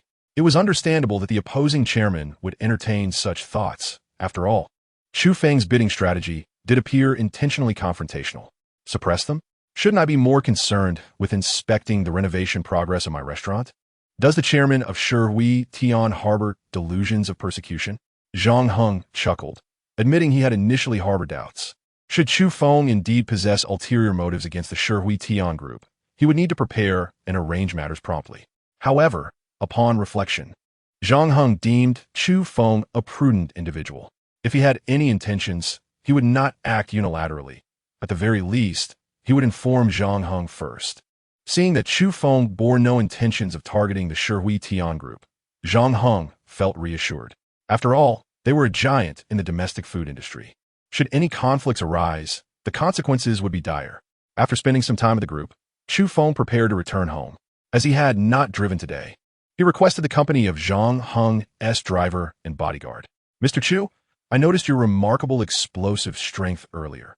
Have you studied martial arts? After much deliberation, the bodyguard could no longer contain his curiosity. Well, somewhat. It's merely a few self-defense techniques. Nothing of significance. Chu Feng replied nonchalantly, refraining from disclosing that it was a reward from the system. The bodyguard beamed with delight, being a martial arts enthusiast himself, easily resonating with Chu Feng's experience. Mr. Chu, you are too modest. The number of individuals pursuing martial arts is dwindling. Everyone seems to be gravitating toward Taekwondo and similar disciplines, discarding the treasures left by our ancestors. This statement struck a chord with Chu Feng, as it highlighted a poignant truth. The legacies of our forebears are often forsaken in favor of foreign practices. If one were to trace the roots of modern combat sports, they would discover that a significant portion finds its origins in traditional martial arts. In other words, traditional martial arts are the true ancestors of contemporary fighting techniques. At the entrance of Golden Dragon Bay, Chu Feng instructed the bodyguard to halt the vehicle, intending to meander back on foot. As he approached the entrance, he spotted Qin Shihan and Qin Xiaoyu playing ahead. Uncle Chu, from a distance, Qin Xiaoyu spotted Chu Feng and waved her little hand with exuberance. Although Chu Feng's mood was somewhat dampened after the day's events, he hastened over to embrace the two little girls before turning to Aunt Li beside him. Let them come over for dinner tonight. I will call. Qin ran shortly to inform her. Aunt Li nodded with a smile, choosing not to elaborate. To her, the pairing of her employer with Mr. Chu seemed quite fitting. However, as a mere housekeeper, she felt it was not her place to comment. Having set a time, Chu Feng decided to return home to rest. Upon entering his house, he received a voice message from Chu Xiaoyu. Brother, school is about to be out for vacation. Can you come and pick me up tomorrow? Glancing at the date, Chu Feng realized it was indeed time for summer break. The last time he had seen his sister was during the New Year festivities. In Chapter 37, titled Long-Term Free Meal Ticket, Luo Shui and Chu Jianghe had been quite concerned about Chu Feng's lifelong affairs. However, the series of unsuccessful matchmaking attempts did not dishearten the elderly couple. Rather, it fueled their determination. Today, with nothing pressing to attend to, Chu Jianghe enlisted the help of a neighbor to keep an eye on the supermarket while he and his wife, Luo Shui, visited the nearby park's matchmaking corner. Upon their arrival, the bustling scene caused them to exchange glances, both lamenting the modern youth's tendency to require parental involvement in their romantic pursuits. Not to mention, the quality of candidates at this matchmaking corner was notably high. Within just 40 minutes, the couple had gathered information on 3 young women, each possessing commendable education, employment, and appearance, more than sufficient to match their somewhat lackluster son. Hello, Chu Feng? Chu Jianghe called, using an old mobile phone, having ultimately abandoned the idea of purchasing a new one under Luo Shui's insistence. Dad, what is up? Chu Feng was on his way to the market for groceries when he received the call. Nothing much. Your mother and I are just out for a stroll and happened upon the park entrance. We found a few potential matches for you. Chu Feng was at a loss for words. He was well aware of the matchmaking corner's existence. His parents were undoubtedly heading there with this intention. Hey, why so quiet? Chu Jianghe continued. See, this phone is useless. I should really get a new one. Hearing his father complain, Chu Feng sighed and smiled helplessly. His parents were merely concerned for him, thus the incessant matchmaking efforts. He felt he had no reason to reject their goodwill. Hello, son? Luo Shui's voice came through, prompting Chu Feng to respond, Yes, Mom, I'm here. Then came a loud smack, and without needing to look, he knew it was his mother reprimanding his father again. What do you mean no sound? There is sound now. Don't try to fool me. Are you crazy? Chu Feng found his parents' display of affection rather unappetizing. Yet Chu Jianghe was not finished with him. You little rascal, can't you cooperate a bit? Enough chit-chat. You have a matchmaking appointment tomorrow. I'll have your mother send you the time and place later. With that, he abruptly ended the call, leaving Chu Feng no chance to respond. Chu Feng was momentarily stunned. He had to pick up Chu Xiaoyu tomorrow as well. Where would he find the time for matchmaking? If Chu Xiaoyu discovered he missed picking her up due to a matchmaking appointment, she would certainly raise quite a ruckus. After glancing at the clock, he decided to ponder this matter later and prioritized going grocery shopping. On the way, he called Qin Ran. Dinner? What is the occasion? Are you celebrating something? Qin Ran did not decline, merely expressing curiosity. Chu Feng candidly shared his plans to open a restaurant and mentioned that he had successfully secured a location today. Oh, you mean the original Feuerweid Hotel? That spot is fantastic. With your culinary skills, the business is sure to thrive. It was clear from her tone that Qin Ran's enthusiasm was genuine and not mere flattery. All right, I'll head over directly after work. Talk later. I have to get back to it. When Chu Feng returned home, Luo Shui sent a message detailing the time and location for the matchmaking, set for noon the next day at the park near their home. She included a photo of the prospective match, albeit slightly blurry. But it was evident the girl possessed a sweet appearance. He needed to pick up Chu Xiaoyu in the morning, but there should be enough time for the matchmaking appointment. With this reassurance, Chu Feng felt relieved and entered the kitchen with his groceries. By evening, he had prepared a feast that left the two little girls with greasy smiles. Even Qin Ran, who was typically cautious about her figure, indulged in an extra bowl of rice. If I eat your cooking every day, I'll have to renew my gym membership, she joked, now comfortably familiar with Chu Feng and speaking without formality. As Chu Feng washed the dishes, Qin Ran stood nearby, eager to assist, but he gently declined. No need for such false politeness. You've worked all day. Just relax. His words were sincere, as the demands at his company had indeed been considerable. So Qin Ran did not press the issue. Chu Feng, will it be difficult to taste your cooking in the future? Qin Ran's question piqued his curiosity, prompting him to glance at her. What makes you say that? With her head tilted, she appeared less the resolute woman and more a playful, charming lady. Think about it. Now that you have a location, and you say it'll be easy to prepare for opening, as the head chef, you certainly won't have the leisure you do now. Ah, so that was her perspective. Before Chu Feng could respond, Qin Ran continued, well, it's no problem. If it comes to that, I'll just support you more. Don't forget to give me a discount. Chu Feng recognized that Qin Ran was using their conversation to alleviate work-related stress. Ultimately, it didn't matter what they talked about, as long as it helped her momentarily forget her job. Oh, do you still have work to handle tonight? If not, I'd like to experiment with some desserts. Could you help me taste test? Desserts. Qin Ran's eyes sparkled with delight. As a woman, she undoubtedly had a weakness for sweet treats. Sure, I'm free tonight. Chu Feng smiled and began preparations. In truth, these dessert ingredients were initially intended for Chu Xiaoyu, as the little girl had a sweet tooth, and keeping her satisfied would save him from her incessant pestering. However, upon seeing the fatigue etched in Qin Ran's eyes, Chu Feng chose to assist her first. The preparation of desserts required more finesse, but fortunately, the villa was fully equipped with all necessary appliances in its well-appointed kitchen. Qin Ran watched in awe as Chu Feng displayed his remarkable culinary skills, his movements so practiced that she found no opportunity to learn by imitation. Before long, he had placed the semi-finished dessert into the oven, and all that remained was to wait for it to bake to perfection. Chu Feng, you truly are a genius. I have encountered numerous esteemed chefs, yet none possess your exceptional talent, she exclaimed. Chu Feng chuckled in response. All right, enough flattery. You can always dine at my restaurant for free in the future. Chapter 38. The nature of the little sorceress mom. Uncle Chu, what are you doing? It smells wonderful. The delectable aroma of freshly baked pastries immediately captivated the two little girls engrossed in their animated show. Come over and have a taste. Chu Feng bet gone. And they rushed to his side, eagerly watching as he completed the final touches, their mouths watering in anticipation. Surprisingly, even Qin Ran, the CEO of a pharmaceutical company, displayed a surprisingly feminine demeanor, fully engaged in the moment. Be careful, it's hot. Chu Feng handed each girl a piece before finally offering one to Qin Ran, who pouted slightly, feeling she had waited the longest. Perhaps, unbeknownst to her, the time spent with Chu Feng had allowed her to shed her facade, gradually revealing her true self.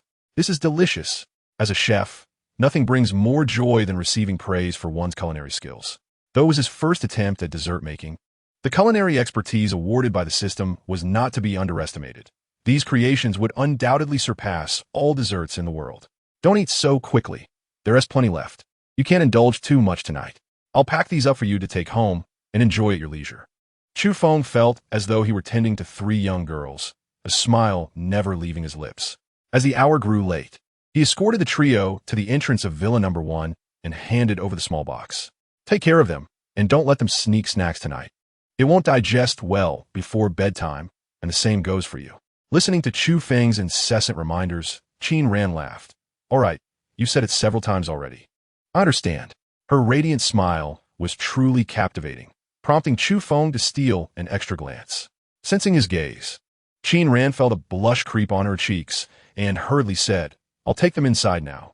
You should get some rest too. Yes, go ahead, he replied, watching them enter before making his way home. Once inside, Qin Ran touched her face, realizing something felt amiss. But reflecting on it, she thought, being looked at by a man in that manner would leave anyone flustered.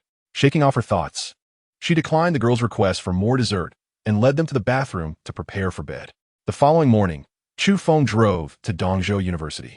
His relationship with Chu Xiaoyu was fraught with tension, oscillating between affection and annoyance. After such a long separation, he found himself missing her, though he knew this feeling would likely be fleeting.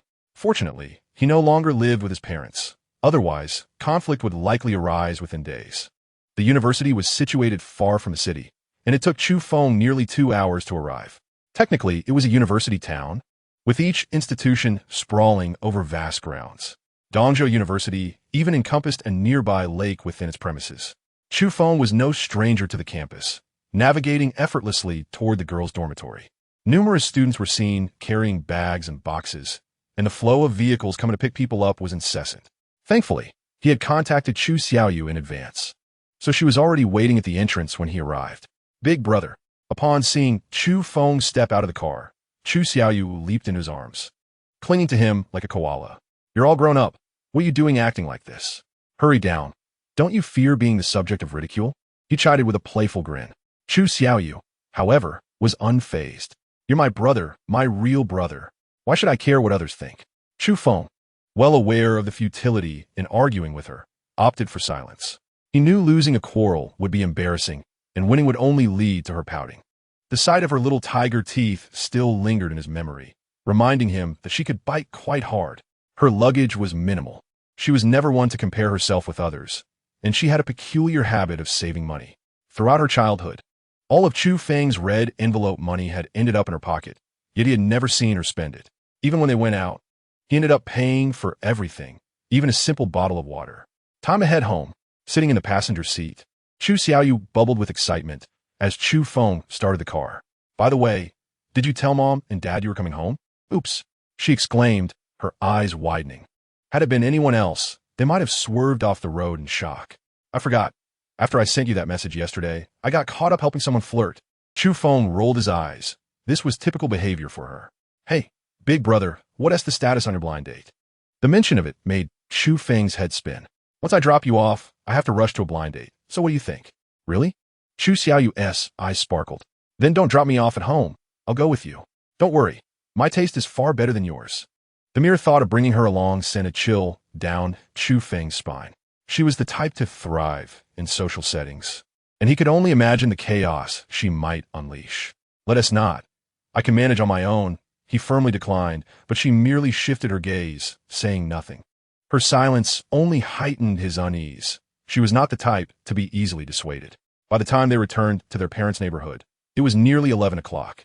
Chu Xiaoyu bounced into the supermarket, and soon, the sound of her father's hearty laughter echoed through the aisles. Chu Feng could hardly believe his ears. His father had never greeted him with such exuberance. "Little girl, why didn't you give me a heads up before coming home?" "Hee, I want to surprise you and Mom." She spun a tale without even a hint of hesitation, leaving Chu Feng incredulous as he followed her inside. "Hey, Xiaofeng, what time is it? Why aren't you off to your blind date?" Chu Xiaoyu quickly interjected. "He can't pick me up. Come on, just drop your luggage. I can take it home myself." "You go on with your business," she urged. When had she become so considerate? Though suspicious, Chu Feng complied and unloaded her bags.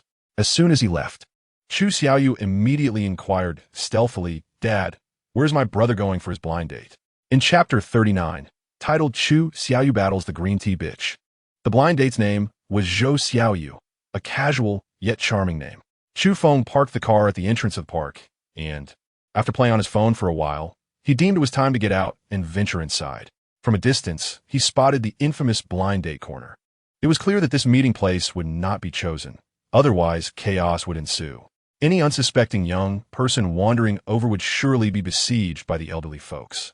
On the opposite side of the park, the atmosphere was much more pleasant, primarily filled with parents accompanying their children or young couples whispering sweet nothings. Chu Feng scanned the area, but did not see Zhou Xiaoyu, so he settled onto a nearby bench. Before long, a girl of modest height appeared, wearing a strapless long dress, seemingly searching for something. Instantly recognizing her as Zhou Xiaoyu, he rose and approached her. "Are you Miss Zhou?" Chu Feng asked with a smile. Upon her nodding in affirmation, he introduced himself. "Hello, I am Chu Feng, your blind date today." Zhou Xiaoyu flashed a radiant smile, evidently pleased with her first impression of him. "You are Chu Feng. I saw your photo yesterday, and you look much better in person," she remarked. Chu Feng chuckled, suggesting they find a spot to sit and chat. "Sure," Zhou Xiaoyu replied, though she appeared somewhat shy, fidgeting with her hands. Sensing her timidity, Chu Feng felt compelled to take the initiative. "Miss Zhou, please call me Xiaoyu," she said. After a brief pause, he continued, "It's noon already. Have you eaten? How about I treat you to a meal?" No. It's our first meeting. I can't let you pay. If my parents find out, they'll say I lack manners," she replied hastily. "Is it really that serious, just for a meal?" Chu Feng was perplexed. Just as he was about to say more, he felt someone standing before him. The familiar scent wafting and made him realize trouble was brewing. As expected, turning around, he found Chu Xiaoyu grinning at him. "Xiaoyu, you, big brother, is this my future sister-in-law? How should I address you?" Zhou Xiaoyu was taken aback, looking at Chu Feng with confusion. "Apologies. This is my sister, my biological sister, Chu Xiaoyu. She just returned from school for the holidays," Chu Feng explained with a hint of resignation. "Oh, I see," Zhou Xiaoyu replied, smiling and greeting Chu Xiaoyu. "Hello, little sister. I'm Zhou Xiaoyu. Our names are quite similar." Chu Xiaoyu eagerly sat beside Zhou Xiaoyu, affectionately linking her arm. "Sister Xiaoyu, my brother can be a bit awkward, so I wanted to come and see. You don't mind, do you?" Chu Xiaoyu blinked her big eyes, her face brimming with anticipation. Zhou Xiaoyu could only smile and say, "You're so adorable, of course I don't mind." However, her expression bore a hint of melancholy, which did not escape Chu Xiaoyu's notice. "Sister Xiaoyu, I haven't eaten yet. You haven't either, right? There's a snack street nearby. Let us go there and have my brother treat us." "Huh?" Before Zhou Xiaoyu could respond, Chu Xiaoyu had already tugged her up. Chu Feng, feeling helpless yet hungry, decided to let his sister have her way. Upon reaching the snack street, Chu Xiaoyu charged in like a wild horse released from its reins. Chu Feng, feeling a bit apologetic, remarked, "I'm sorry, my sister can be a bit too lively." Zhou Xiaoyu waved her hand dismissively. "It's fine. I think having a sister like that is great." Chu Feng looked around before asking, "What would you like to eat?" "Don't worry, it's South All street food. It won't cost much." Hesitating for a moment after hearing this, Zhou Xiaoyu finally nodded. "I can eat anything." With her agreement, Chu Feng naturally decided to buy whatever he wanted and get her a portion as well. After all, the quantities were small. If she didn't like it, he could finish it himself, ensuring nothing went to waste. "Hey, don't move. You've got food at the corner of your mouth. Let me help you wipe it off." Zhou Xiaoyu pulled out a tissue and carefully wiped the grease from Chu Feng's lips. "All right, Chu Feng, you're only buying food for me and not for my sister. Won't she be upset?" "Sister Xiaoyu, I won't be upset. Chu Xiaoyu suddenly popped out from nowhere, startling Zhou Xiaoyu. Big brother, come here. I just bought some food, but have no money. Can you help me pay? Chu Feng was still in line and could only helplessly say to Zhou Xiaoyu, I'm sorry. Please wait here. I'll go help her settle the bill and be back soon. Okay, Zhou Xiaoyu nodded understandingly. However, as soon as Chu Feng was pulled away by Chu Xiaoyu, her smile faded and she seemed to ponder something. Meanwhile, after helping Chu Xiaoyu with the payment, Chu Feng was about to return when he was stopped by her. Big brother, do you trust me? Chu Feng was baffled and touched her forehead, asking, You're not feverish. What nonsense are you talking about? Chu Xiaoyu swatted his hand away, exclaiming, I'm not joking. Listen, this Zhou Xiaoyu is definitely a green tea bitch. I've been observing her for a while. A green tea bitch? Chu Feng had heard the term floating around online. That can't be true, right? In his understanding, Zhou Xiaoyu's behavior didn't align with that label. But Chu Xiaoyu looked at him with exasperation. Big brother, do you think only those who ruin others' relationships can be called green tea bitches? Chu Feng nodded, as that was his interpretation. Sighing, Chu Xiaoyu explained, That is why I say your understanding is shallow. Who told you a green tea bitch must be the type that says, Are you going to make her angry by chatting with me? Will she blame you for buying this for me? Seeing that Chu Feng still seemed confused, Chu Xiaoyu decided, Forget it. Let me handle this. A little demon dares to act so brazenly in front of me. Let us see if I don't expose her true colors. With Chu Feng only partially understanding, they returned to Zhou Xiaoyu. Did you come back? Zhou Xiaoyu greeted them with a smile, holding the snacks she had just bought.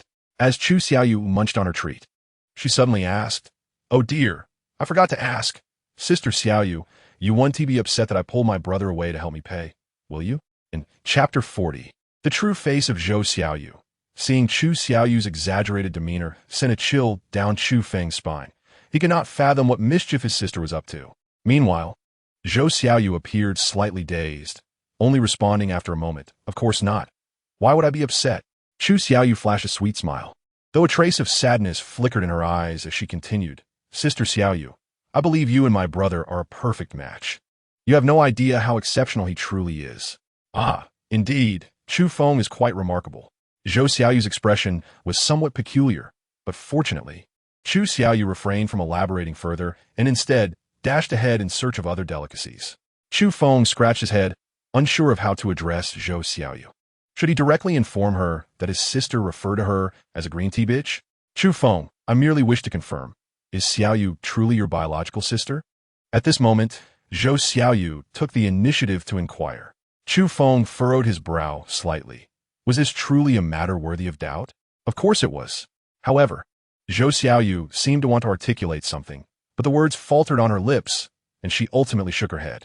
The trio emerged from the snack street when a small puppy, appearing no more than 2 or 3 months old, scampered over from an unknown direction. Its fur filthy and clearly not domesticated. Wow. As soon as Zhou Xiaoyu opened her mouth, Chu Xiaoyu dashed towards the puppy. Oh brother, come quickly. Such a poor little dog. Can we feed it? All right, I'll go buy a couple of hot dogs, Chu Feng replied, running toward the nearby convenience store. The 2 girls remained behind, and Chu Xiaoyu turned to glance at Zhou Xiaoyu, her eyes brimming with a sense of pride. It was in that single glance that Zhou Xiaoyu appeared to comprehend many things. You did that on purpose? Zhou Xiaoyu asked, prompting a giggle from Chu Xiaoyu. What is the matter? Are you anxious? Do you feel that my earlier demeanor is strangely familiar? My dear sister you. Zhou Xiaoyu was momentarily at a loss for words, yet Chu Xiaoyu's expression had lost its previous innocence. Holding the puppy, she stood upright, gazing intently at Zhou Xiaoyu.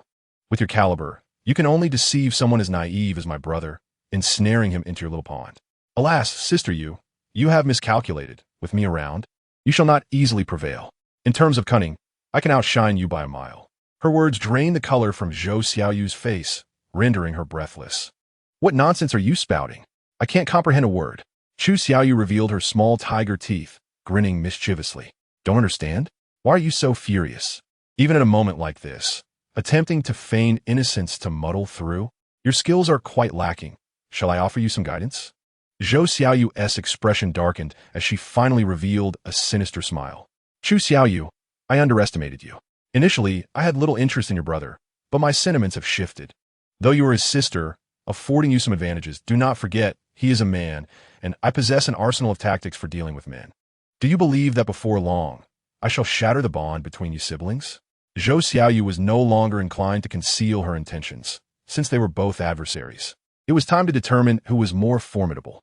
However, Chu Xiaoyu appeared momentarily taken aback, quickly adopting a pitiful demeanor. Sister Yu, what are you saying? Why would you wish to sever our sibling bond? Have I displeased you in some way?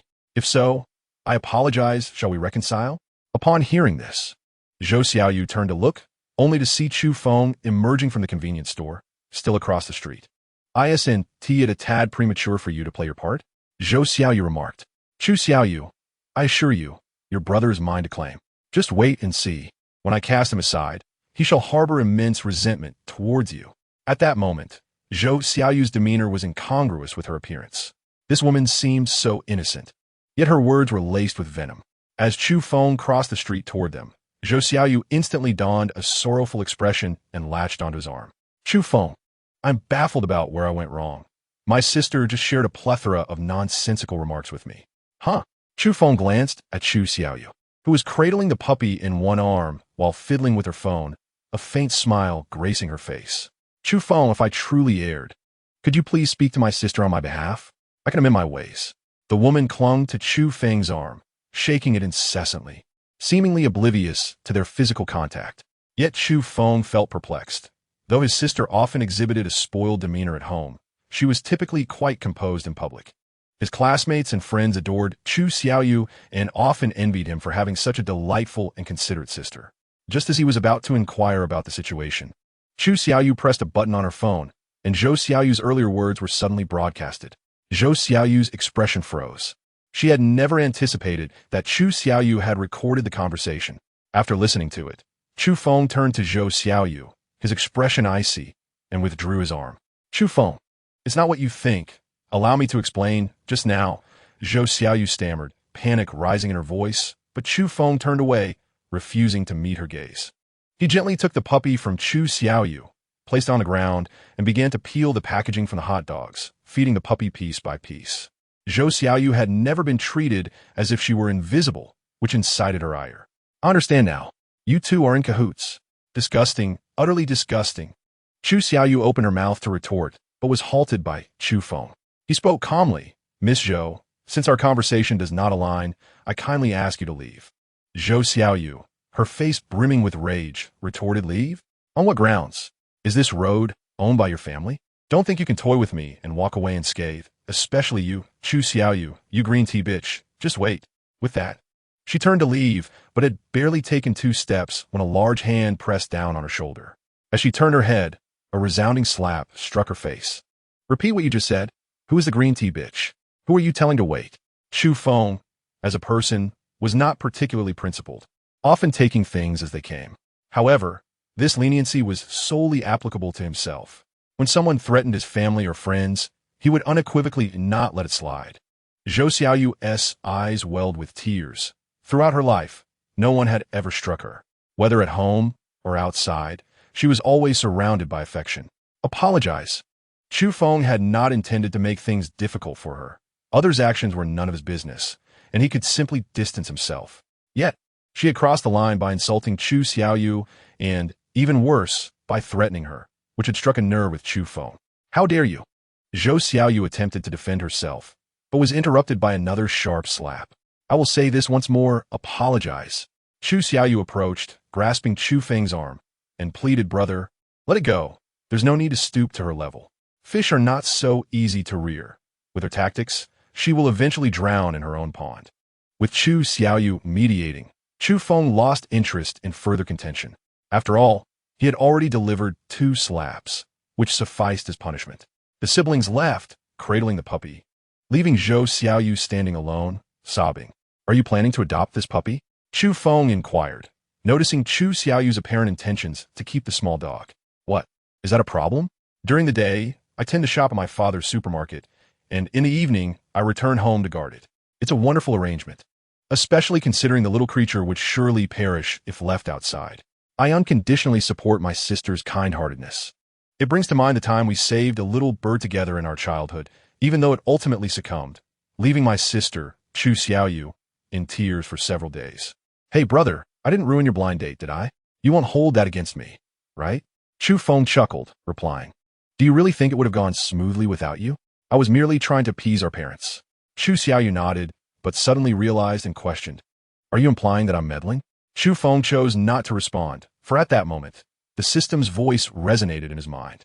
Ding! Congratulations, host, for successfully unveiling the true nature of the green TBTCH. You have earned a sign-in opportunity. Would you like to use it immediately? Chu Feng found it puzzling that it was his sister who exposed Zhou Xiaoyu's true colors, yet the reward was credited to him. To be frank, he wasn't particularly well-versed in the ways of women. Without Chu Xiaoyu's assistance, he would have been unable to discern that woman's intentions. Nevertheless, it was inconsequential. Receiving a reward was always welcome. Henceforth, he might enlist Chu Xiaoyu's help for future blind dates, potentially leading to unexpected gains.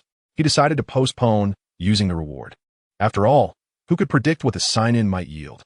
What if something peculiar occurred, and he had to explain it to Chu Xiaoyu? He had no qualms about adopting the little puppy, but first, he needed to ascertain its health. Thus, the pair made their way to the veterinary clinic. While Chu Xiaoyu conversed with the doctor inside, Chu Feng stepped outside alone. System, proceed with the sign-in. Ding! Sign-in successful.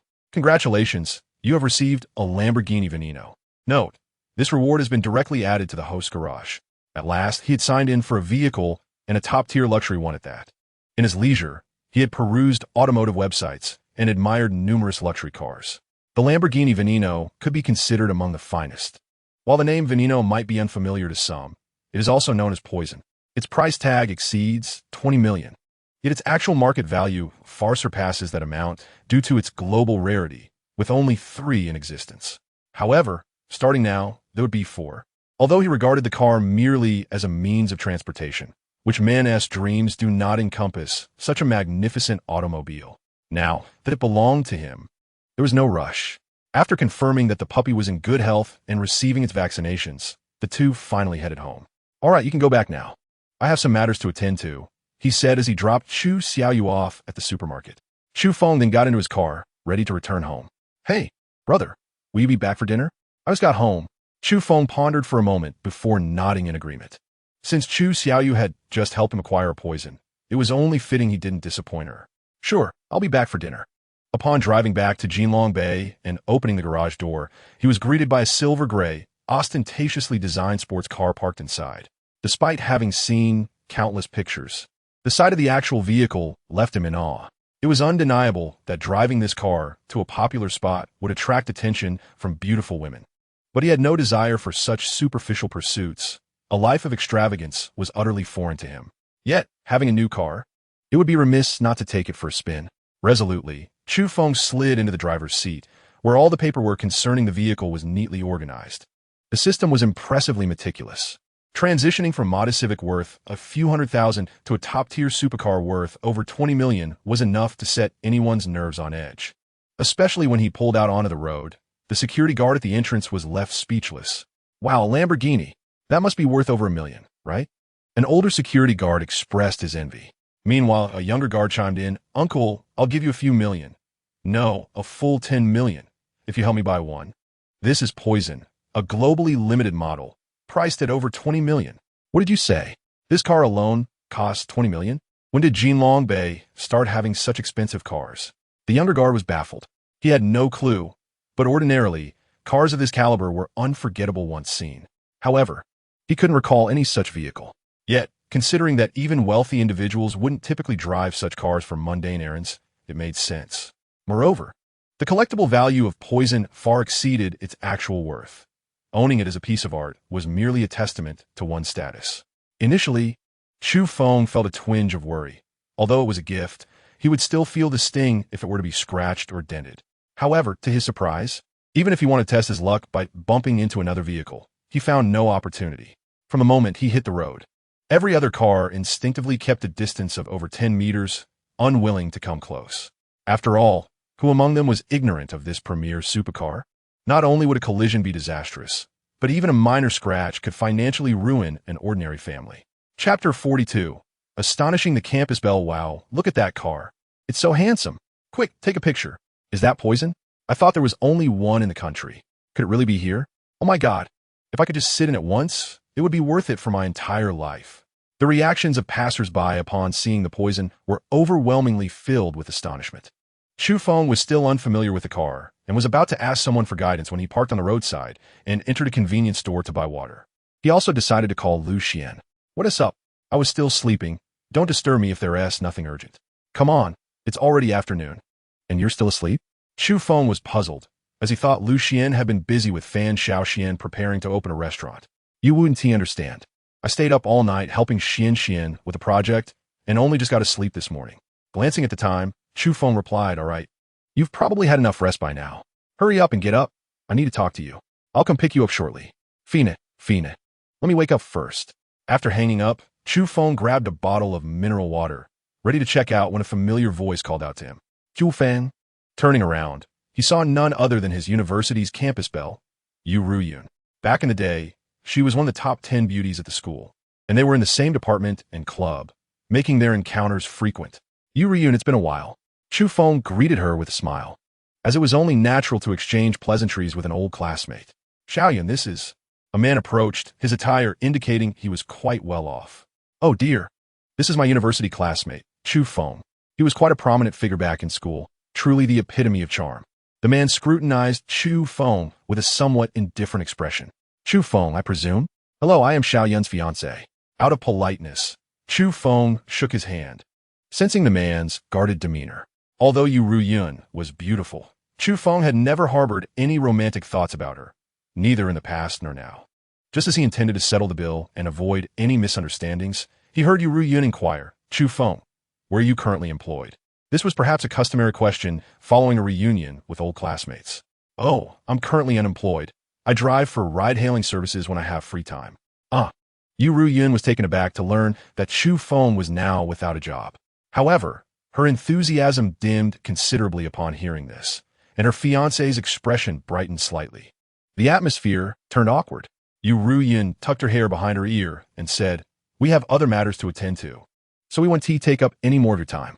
By the way, there will be a class reunion soon. Do remember to come. After saying this, the two of them headed toward the checkout counter. It was evident to anyone that Yu Ruyun's attitude had shifted dramatically, but Chu Feng paid it no mind. Human relations are often fickle, and such is the nature of the world. Once they left, Chu Feng approached the counter to pay, eager to avoid further awkwardness. However, as soon as he stepped outside, he saw them taking pictures beside his car. Reluctantly, he stood by, waiting. Your old classmate seems rather envious, remarked the man. What good is envy? He excelled academically and had good social connections in school, believing he would achieve great things after graduation, yet here he is, driving a taxi. The man chuckled. Seeing that they had finished taking photos but were still chatting by the car, Chu Feng glanced at the time. Lu Xian was likely already awake, and he needed to drive over, which would take additional time. He took a step forward and asked, are you done with the photos? Yu Ruyun smiled. What's wrong? Do you want to take a photo too? Do you need my help? Not at all, Chu Feng declined curtly. The man interjected. No need to be shy. You're still young. With some effort, you might one day drive a car like this. Chu Feng found himself at a loss for words. This couple seemed a bit oblivious. Could they not see he was preparing to leave? Chu Feng, what are you thinking? Give me your phone. Otherwise, how can I help you take a photo? Yu Ruyun continued the conversation. Chu Feng pulled out his keys and stated, I really don't need it. If there's nothing else, could you please make way? I'm in a hurry. Yu Ruyun felt a flicker of annoyance. If he didn't want to take a photo, that was fine, but why should they move? Just as she was about to voice her thoughts, she watched Chu Feng walk to the driver's side, open the door, and sit down. Oh, right, about that class reunion. Please let me know the time and place. If I'm free, I'll attend. With that, to their astonishment, he closed the door and drove away slowly. That car's his? Xiaoyun. Who exactly is your classmate? That's a Lamborghini. While they were still in shock, Chu Feng had already arrived at Lu Xian's doorstep. Hey, I'm here. Come out. After a short wait, Lu Xian appeared, scanning the area. Suddenly, his phone rang. It was Lu Xian. Wow, Chu Feng, guess what car is parked at my door? A Lamborghini. Where are you? Hurry over. Just walk towards that Lamborghini, and you'll see me, Chu Feng replied. Don't park behind it. If you bump it, your family's supermarket 1T be able to cover the damages. Lu Xian rambled as he approached. Just as he was about to pass the Lamborghini, the door swung open, startling him. What are you waiting for? Get in. The voice from inside the car overlapped with the one on his phone, creating a surreal moment for Lu Xian. Chu Feng, where are you? I feel like you're playing a joke on me. Lu Xian bent down and finally noticed Chu Feng seated inside the Lamborghini. His eyes widened in disbelief. No way. Where did you steal this car from? Get in quickly and teach me how to drive such a supercar. Lu Xian excitedly hopped into the passenger's seat, completely ignoring Chu Feng as he eagerly looked around, more thrilled than he would be upon encountering a beautiful woman. After Lu Xian explained a few things, Chu Feng quickly grasped the differences between driving a supercar and a regular vehicle. While it was somewhat distinct, it was not as daunting as he had imagined. On a quieter road, he practiced for a while, getting a feel for the car, particularly enjoying the exhilarating sensation of acceleration. Oh, by the way, when you have time, check on the renovation progress at the restaurant. Once that's completed, we can open immediately. All right, I understand. Come on, give me the keys. Let me have some fun first. After a bit of joyriding with Lu Xian, he received a call from Fan Xiaoxian and quickly hailed a taxi. Chu Feng had planned to offer him a ride, but Lu Xian declined without a second thought, muttering, "With you driving this car, who would dare let their girlfriend see you?" Chu Feng felt that the Lamborghini's flashy design was indeed a bit too ostentatious, and that his Civic suited him much better. Just as he was preparing to go home and switch cars, he received a call from Chu Xiaoyu. "Brother, that woman is causing trouble at our supermarket." "What?"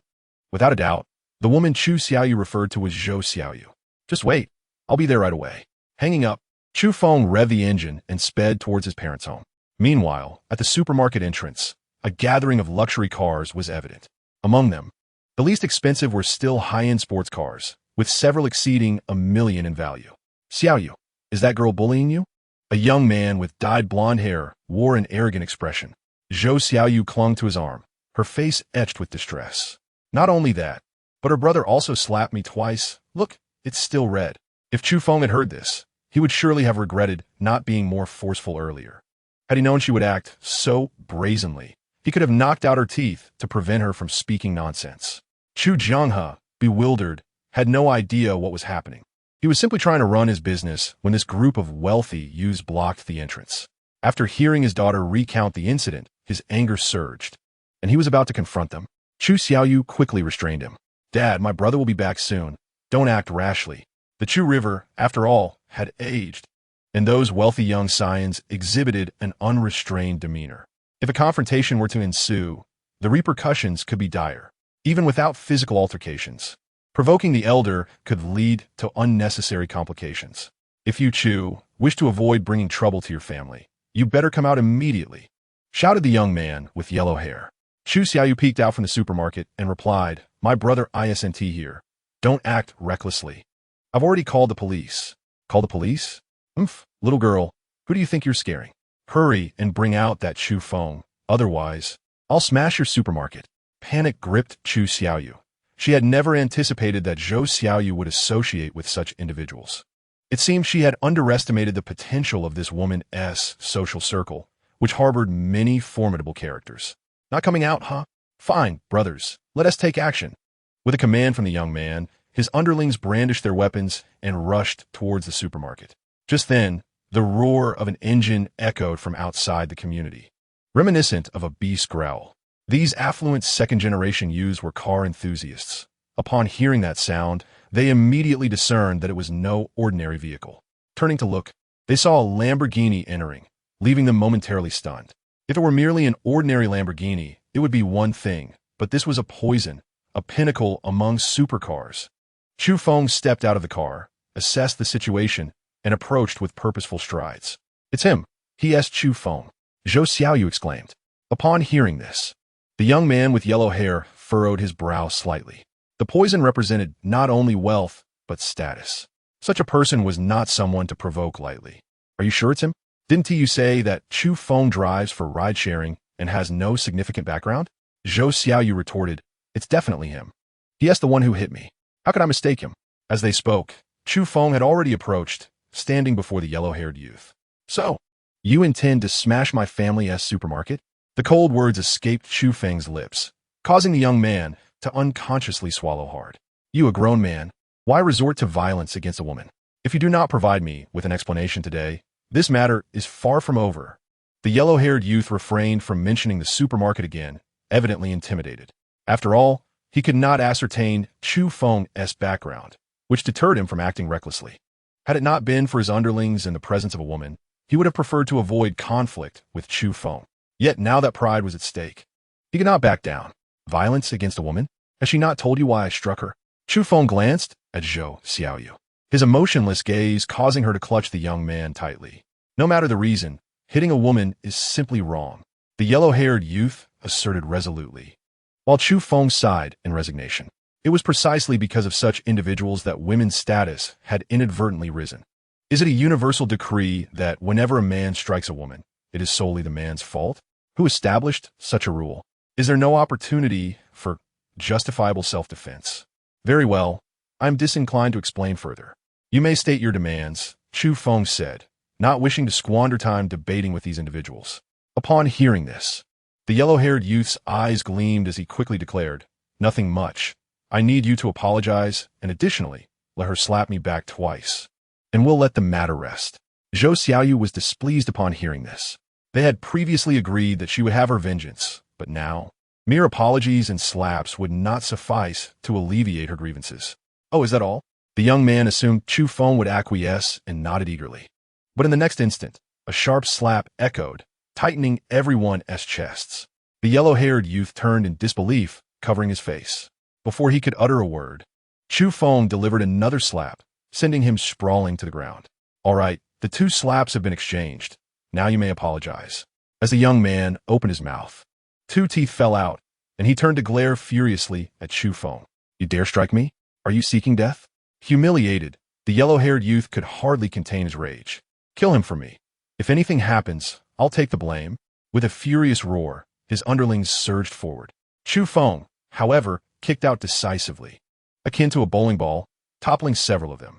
He then walked up to a sports car and delivered a powerful kick, deforming the front end and causing everyone present to shudder. Chapter 44, 2 million in damages. Wow! Chu Xiaoyu gasped in astonishment, covering her mouth. Was this truly the same brother she knew? When had he become so formidable? Not just Chu Xiaoyu, but nearly everyone present was left speechless. The devastation to the sports car was more severe than a collision with a lamppost. One could only imagine the strength required to achieve such destruction. The yellow-haired youth was at a loss for words. He had encountered many tough characters, but none quite like Chu Feng. Why are you all just standing there? Hurry and subdue him. Can a group of us handle one person? Despite Chu Feng's display of strength, some remained oblivious, including Zhou Xiaoyu, who continued to provoke. As Chu Feng approached, the yellow-haired youth trembled, quickly scrambling to his feet. Grabbing Zhou Xiaoyu, he shouted angrily, "Shut up and see the trouble you've caused." Chu Feng had already come near, prompting the yellow-haired youth to hastily say, "Brother, it's all a misunderstanding. My underling failed to recognize your might and offended you. Please, we'll take our leave now." Leave? Didn't you just demand an apology from me? Chu Feng regarded him with a sardonic smile, sending shivers down his spine. Brother, you yist. Look, you've already struck me. My face is swollen. How about we just let it go? The yellow-haired youth dared not defy him, for after that kick, even a car could not withstand it. If Chu Feng were to retaliate, he might not survive. These individuals epitomize the notion of bullying the weak and fearing the strong, relying on their family wealth to evade accountability. When push comes to shove, they merely throw money at the problem. If it were truly a misunderstanding, Chu Feng would not be overly concerned. He was inherently averse to trouble. However, these individuals were clearly instigators. Had he not been present, the supermarket's fate would matter little. But he knew that his father and sister could be harmed. For that reason alone, Chu Feng could not afford to let them off so easily. Seeing Chu Feng silent, the yellow-haired youth cautiously inquired, "Brother, can we leave now?" Chu Feng tilted his head, musing aloud, "What do you think?" His tone suggested he had no intention of allowing them to depart. The yellow-haired youth felt no hatred towards Chu Feng. He simply did not dare. Setting aside Chu Feng's formidable skills, the mere presence of that poisoned vehicle commanded respect, even from parents. "Weren't you supposed to help me seek vengeance? What are you doing now?" The yellow-haired youth lamented internally, recognizing that self-sabotage was an inevitable fate. The yellow-haired youth had already humbled himself. Yet Zhou Xiaoyu continued to chatter on. "It's all your fault, you wretched woman." He exploded, knowing Zhou Xiaoyu for some time, but she always dangled hope before him, thwarting his desires. Today, Zhou Xiaoyu had called him, claiming she was being bullied. As long as he helped her vent her frustrations, she would comply with his demands. Upon hearing those words, the young man with yellow hair could no longer contain himself. Learning that the other party hailed from a humble background, owning merely a small supermarket, further fueled his belief that victory was within his grasp. Little did he know that he had inadvertently crossed paths with an extraordinary individual. The more he pondered, the angrier he became. Should anything unfortunate occur today, it would be entirely due to Zhou Xiaoyu. He seized her hair and yanked her forward, delivering a kick that sent her sprawling at Chu Feng's feet. "Brother, this whole situation is her doing. You may deal with her as you see fit. And rest assured, I will shoulder any ensuing troubles. If you require anything further, just say the word. I shall not hesitate to comply." The young man swiftly distanced himself from Zhou Xiaoyu, fully aware that someone like Chu Feng was not to be trifled with. If he did not resolve this matter today, his future would be grim. Chu Feng looked down at Zhou Xiaoyu with an icy glare. "Dispose of her? I fear my hands would be sullied. Treat her as she instructed you to treat me. As for you, wrongdoing must be met with consequences. That will be 100,000 for each of you, and we shall consider this matter settled." Chu Feng was not lacking in wealth. His actions were merely a quest for accountability. Moreover, he had no intention of keeping the money for himself. It would all go to his parents, who could decide how to spend it. After all, he could not openly reveal his current status as a major shareholder in the Dawn Group. If he were to suddenly inform his family, they might very well send him to a psychiatric hospital. For the young man with yellow hair, achieving a resolution was paramount. His greatest fear was that Chu Feng would remain silent, leaving him in a state of perpetual anxiety. No problem. We are a total of 13 people. I have 200,000 in this card. No password. Will that suffice?" Chu Feng casually took the card, gesturing for them to leave. The young man quickly signaled for everyone to depart, still gripping Zhou Xiaoyu's hair. Regardless of her cries, he callously tossed her into the passenger seat. "Brother, rest assured, I guarantee this woman will not appear before you again." With that, they departed. However, the car that Chu Feng had damaged was now a wreck, awaiting a tow truck. "Brother, you are incredibly impressive. While I was away, did you encounter some hidden master or fall into a cave and acquire a martial arts manual?" The girl's imagination was quite vivid, believing in the fantastical scenarios often portrayed in dramas. Enough with the nonsense. "Is Dad all right?" Chu Jianghe was indeed fine, though quite upset. Observing this, Chu Feng handed over the bank card and said, "Dad, this contains 200,000 compensation from those people earlier." Chu Jianghe instinctively reached for it, only to pause in surprise. "What? How much did you say?" Before Chu Feng could respond, Chu Xiaoyu excitedly chimed in, "Dad, how could you be so hard of hearing at your age? It's 200,000. You don't know, my brother, just..." Chu Jianghe had not been outside. Chu Xiaoyu had blocked the door, preventing him from leaving. Thus, he was entirely unaware of the commotion that had unfolded outside, especially after learning that Chu Feng was present. He had no intention of intervening. Having grown older, he felt it was better for his children to handle the matter, as they would undoubtedly manage it more adeptly. However, upon hearing the mention of 200,000, his eyes widened in astonishment. He had never seen such an amount in one place before. After silencing Chu Xiaoyu, Chu Feng explained, "Dad, don't worry. Their earlier behavior was clearly illegal. After I warned them, they offered compensation to avoid further trouble. Please keep this money." Chapter 45. Ferrari. Though the money felt somewhat burdensome, Chu Jianghe accepted it. Since his son assured him there was no issue, he felt reassured. After all, Chu Feng had always been reliable in handling matters. Even relatives and neighbors often praised him, with the only shortcoming being his romantic entanglements. "Hey, brother, is this car yours?" Chu Xiaoyu circled the stunning vehicle, her eyes sparkling with excitement. "Yes, but don't mention it to Mom and Dad. If they ask, just say I borrowed it from a friend." Chu Xiaoyu nodded, appearing to understand. "Got it. I'll just say it belongs to brother Lucien." "But brother, what on earth have you been up to these past 6 months? You seem like a completely different person." Chu Feng was at a loss for how to explain, as the existence of the system was indeed bewildering. Fortunately, Chu Xiaoyu did not press further. Dinner was originally planned at home, but the recent windfall of 200,000 made both parents uneasy, prompting them to forego cooking. With no other option, Chu Feng took to the kitchen himself.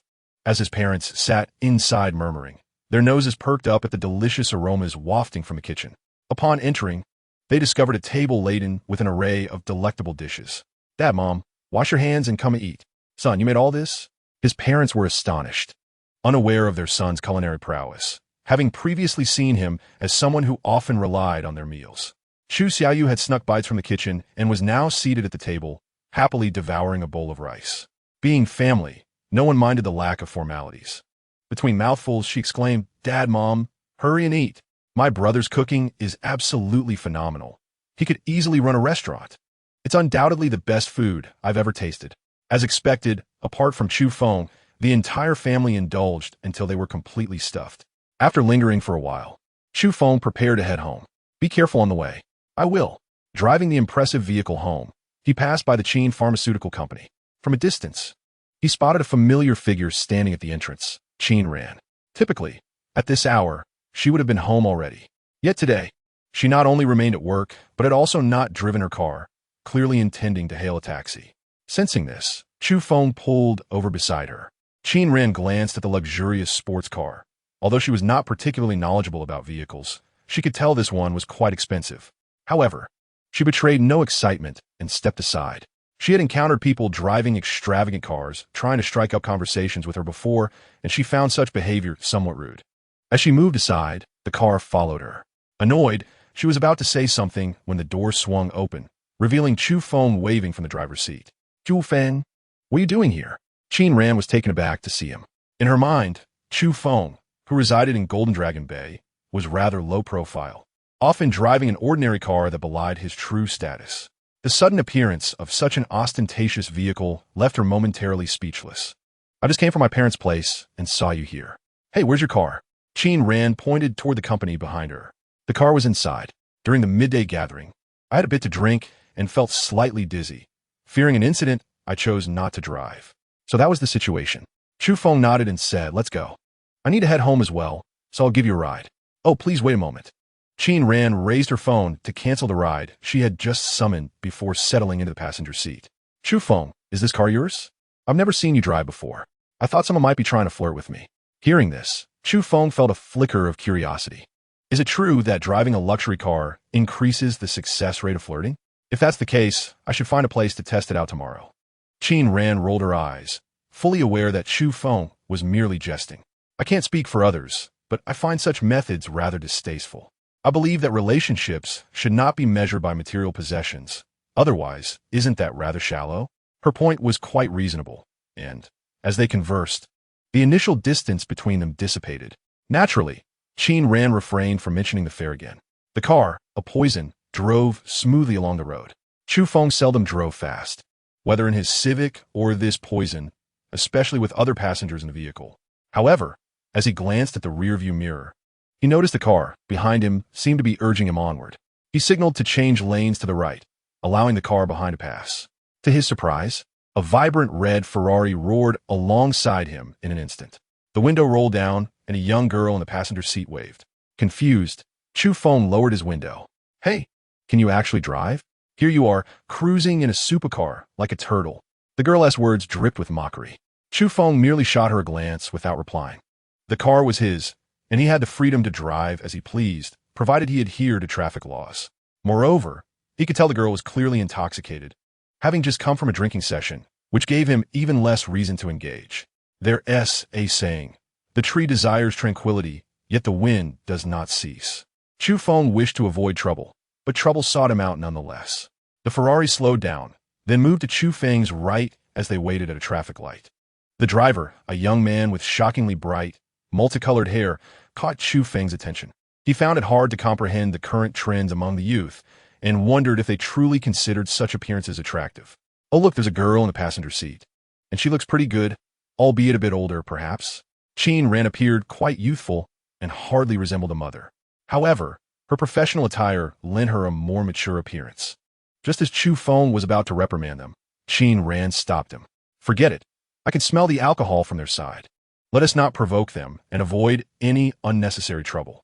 With that, she rolled up the window, believing the matter settled.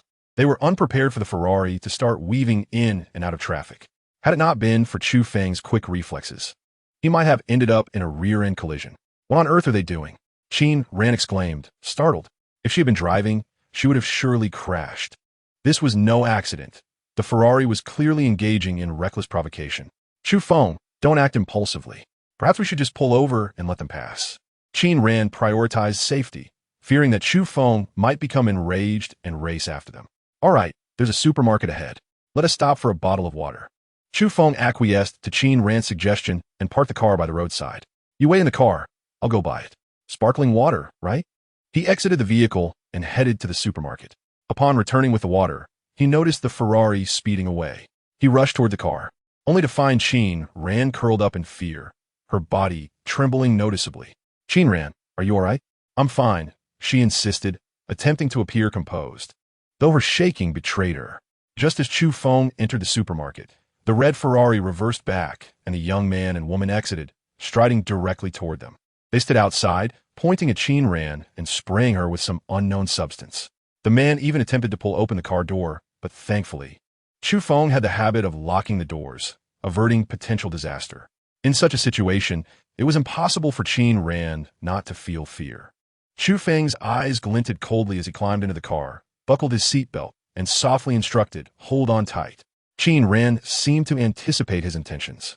But before she could protest, the car shot forward like an arrow released from a bow. The force pushed her back, forcing her to clutch the seatbelt tightly. Eyes shut in terror. Meanwhile, Chu Feng gripped the steering wheel firmly, his gaze fixed ahead. He had spotted the Ferrari in front of them and accelerated. Huh, look at that. They think they can chase us down? The young couple in the Ferrari were exhilarated, especially upon noticing the poison in pursuit. You want to chase me? Let me show you what real driving is.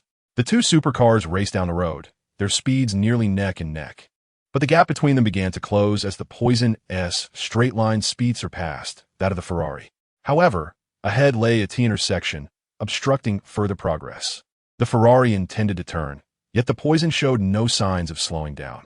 Is he trying to take us both down? The young man behind the wheel's eyes widened in realization. If he continued to turn, a collision with the Poison was inevitable. In a split-second decision, he yanked the steering wheel, directing the Ferrari toward a nearby artificial lake. Chu Feng, however, had already pressed the brakes, causing the Poison to skid on the grass before coming to a steady halt. A loud crash echoed as the Ferrari collided with a submerged post in the lake. Its body skewed at an odd angle. All right, it's safe now. Wait in the car for a moment. I'll be right back. With that, Chu Feng exited the vehicle and walked towards the scene. Qin Ran cautiously opened her eyes, only to be met with the grim sight before her. Chu Feng waded into the water, grasping the mangled door of the car. After a futile attempt to pry it open, he exerted more force and, to his surprise, pulled the door clean off. He tossed it aside and reached in, pulling out the bleeding young man and tossing him to the ground. The cold water jolted the man awake, and he gasped, clutching his head in pain. Chu Feng was not there to play the hero. He didn't care whether the man was severely injured or not. He stepped on the man's shoulder, pushing him face first into the muddy water. No matter how he struggled, he was no match for Chu Feng's strength. After a moment, Chu Feng released his foot. Feeling sober now? He asked in a low voice. The man coughed violently, looking up at Chu Feng in terror. Moments ago, he had been so proud. Now, he found himself in a pitiful predicament. Upon observing his silence, Chu Feng seized the man's hair and dragged him across the lawn, continuing until they reached the side of the car. He pressed his palm down, signaling Qin Ran to lower the window. Gripping the man's hair, Chu Feng commanded, apologize to her. The man winced in pain, feeling as if his scalp might be torn away. I said apologize. I'm sorry, it's my fault. Please let me go. The man finally uttered his apology. Only then did Chu Feng release him, casting him aside before stepping into the car. The Poison vehicle resumed its journey towards Jinlong Bay. Qin Ran cautiously glanced at Chu Feng and, noticing his composed demeanor, tentatively inquired, Chu Feng, are you angry? Chu Feng turned to her, bewildered, and replied, me? Shouldn't you be the one who is upset? I apologize for driving so fast without your consent. Qin Ran shook her head. However, I think I've seen that man before. If my memory serves me right, he should be the son of General Yao. Chu Feng dismissed his identity. Among the wealthy second-generation individuals he had encountered, only Lu Xian seemed somewhat respectable. Aside from his lecherous tendencies, he had no significant flaws. Yet, whether it was the yellow-haired man from the afternoon or the fellow with the parrot-like head, their behaviors were utterly intolerable. Did their parents' status exempt them from accountability for their misdeeds? Upon arriving at the entrance of Jinlong Bay, security guard Zhang Long happened to be on duty. As Chu Feng lowered the window, Zhang promptly approached to greet him. Mr. Chu, it's you. I heard from my colleagues that a poisoned vehicle was spotted at Jinlong Bay. I couldn't believe it until now. Chu Feng smiled and nodded, inquiring. Do you know a car wash nearby? I had a small incident and got the car dirty. Zhang patted his chest confidently, declaring, Mr. Chu, you've come to the right person. My second brother has a car wash just ahead, and his skills are unmatched. Chu Feng, unfamiliar with the intricacies of car washing, nonetheless got out of the vehicle and handed the keys to Zhang. I'll leave it to you. Please cover the cost, and I will reimburse you later. After speaking, he and Qin Ran walked into the premises. Zhang stood in astonishment for nearly 2 minutes, finally coming to his senses. Did Chu Feng just entrust him with a vehicle worth over 20 million? Was he not afraid Zhang might drive off and not return? No wonder he was wealthy. Such demeanor and magnanimity ensured a lifetime of affluence. Chapter 47. A face-slapping encounter. Chu Feng. Regardless of the circumstances, I must thank you for today. However, please refrain from such perilous actions in the future. Qin Ran gently conveyed as she was dropped off at the entrance of Villa No. 1. She understood that Chu Feng's drastic measures were largely motivated by her near harm. All right, I understand. You should head back swiftly, Chu Feng replied with a smile, acknowledging that his earlier actions might have startled her. Just as he was about to head home, Qin Ran seemed to recall something and turned to him, saying, Oh, one more thing, General Liao has some influence. If he learns that his son was beaten by you, he likely let it slide. If you encounter any trouble, remember to reach out to me. General Liao? Chu Feng had never heard of such a figure. Yet, he felt no concern. It was his son who had provoked him first, and by any measure, he held the moral high ground. Nevertheless, he couldn't dismiss Qin Ran's goodwill. All right, if any trouble arises, I will inform you. Upon returning home, Chu Feng promptly dismissed the incident from his mind, taking a shower before retiring for the night. The next morning, he received a call from Sun Chong. The restaurant has been tidied up according to your instructions. There wasn't much that needed changing, and the workers I found are the best from Shuguang Real Estate. This task was a breeze for them. Great, I'll stop by shortly, Chu Feng replied. After a brief preparation, he stepped outside, just in time to see Zhang entering the courtyard. Hey, Mr. Chu, you're up early. Your car has been washed. I didn't want to disturb you last night since it was too late. The vehicle was parked at the entrance, the stains thoroughly removed. It was evident that the person who washed it had taken great care. As he approached, a pleasant fragrance lingered in the air. Thank you for your hard work. How much do I owe you? I'll transfer it to you. Zhang quoted a reasonable price, evidently lower than market value. Those residing in Jinlong Bay were typically affluent, and he could not afford to offend them. Though they might not care about such trivial sums, it was prudent to remain humble. After all, a single word from them could significantly impact their future. Yesterday's experiences had taught Chu Feng that in this world, simply wishing to avoid trouble did not mean trouble would not find you. Intentional low-profile behavior could sometimes yield unfavorable results. He initially intended to continue driving his Civic, but having a luxury car at his disposal would inadvertently shield him from many potential issues. Just as he was about to depart, he spotted Qin Ran exiting her home in his rearview mirror. Since her car had not returned yesterday, she would likely need to take a taxi to the office today. Though not ideal, he figured he could spare a moment. Chu Feng leaned out of the window, waving and calling out, I'll give you a ride. Qin Ran waved back with a smile, quickly approaching. Their interactions had become significantly more harmonious, devoid of the earlier awkwardness.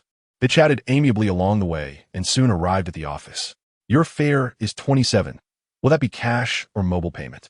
Upon hearing this, Qin Ran, who had just unbuckled her seatbelt, shot Chu Feng an exasperated glance. 27? That is hardly enough for a drop of gas. Fine, just put it on my tab. I'll settle it monthly. She waved him off as she exited the vehicle. Chu Feng turned the car around, heading straight for the restaurant. Throughout the journey, the poisoned vehicle undoubtedly drew considerable attention to him. When he arrived at the restaurant's entrance, he became the center of attention for numerous onlookers.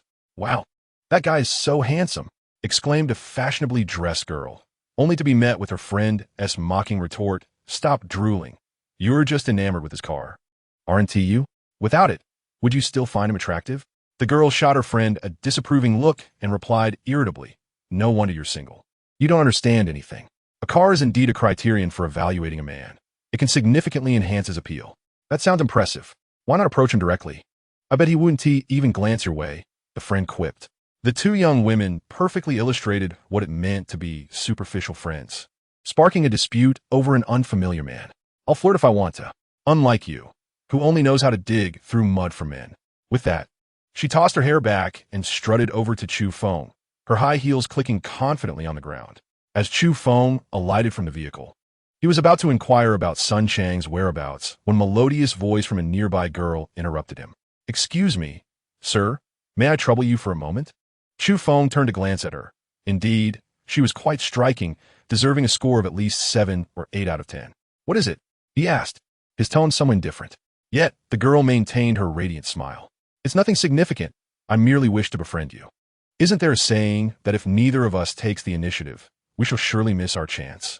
Now that I have taken the first step, I wonder if you would cherish this opportunity?" She concluded with a playful wink, exuding charm. Chu Feng's expression turned peculiar as he curiously inquired, "Am I to understand that you are attempting to flirt with me?" It was not that he lacked social intelligence. Rather, he was simply unaccustomed to such encounters. Despite his handsome appearance and tall stature, he had never experienced being approached by a beautiful woman. The girl appeared slightly embarrassed. Was it not obvious enough? "Oh, must you be so direct? Here, scan my QR code," she said, extending her phone.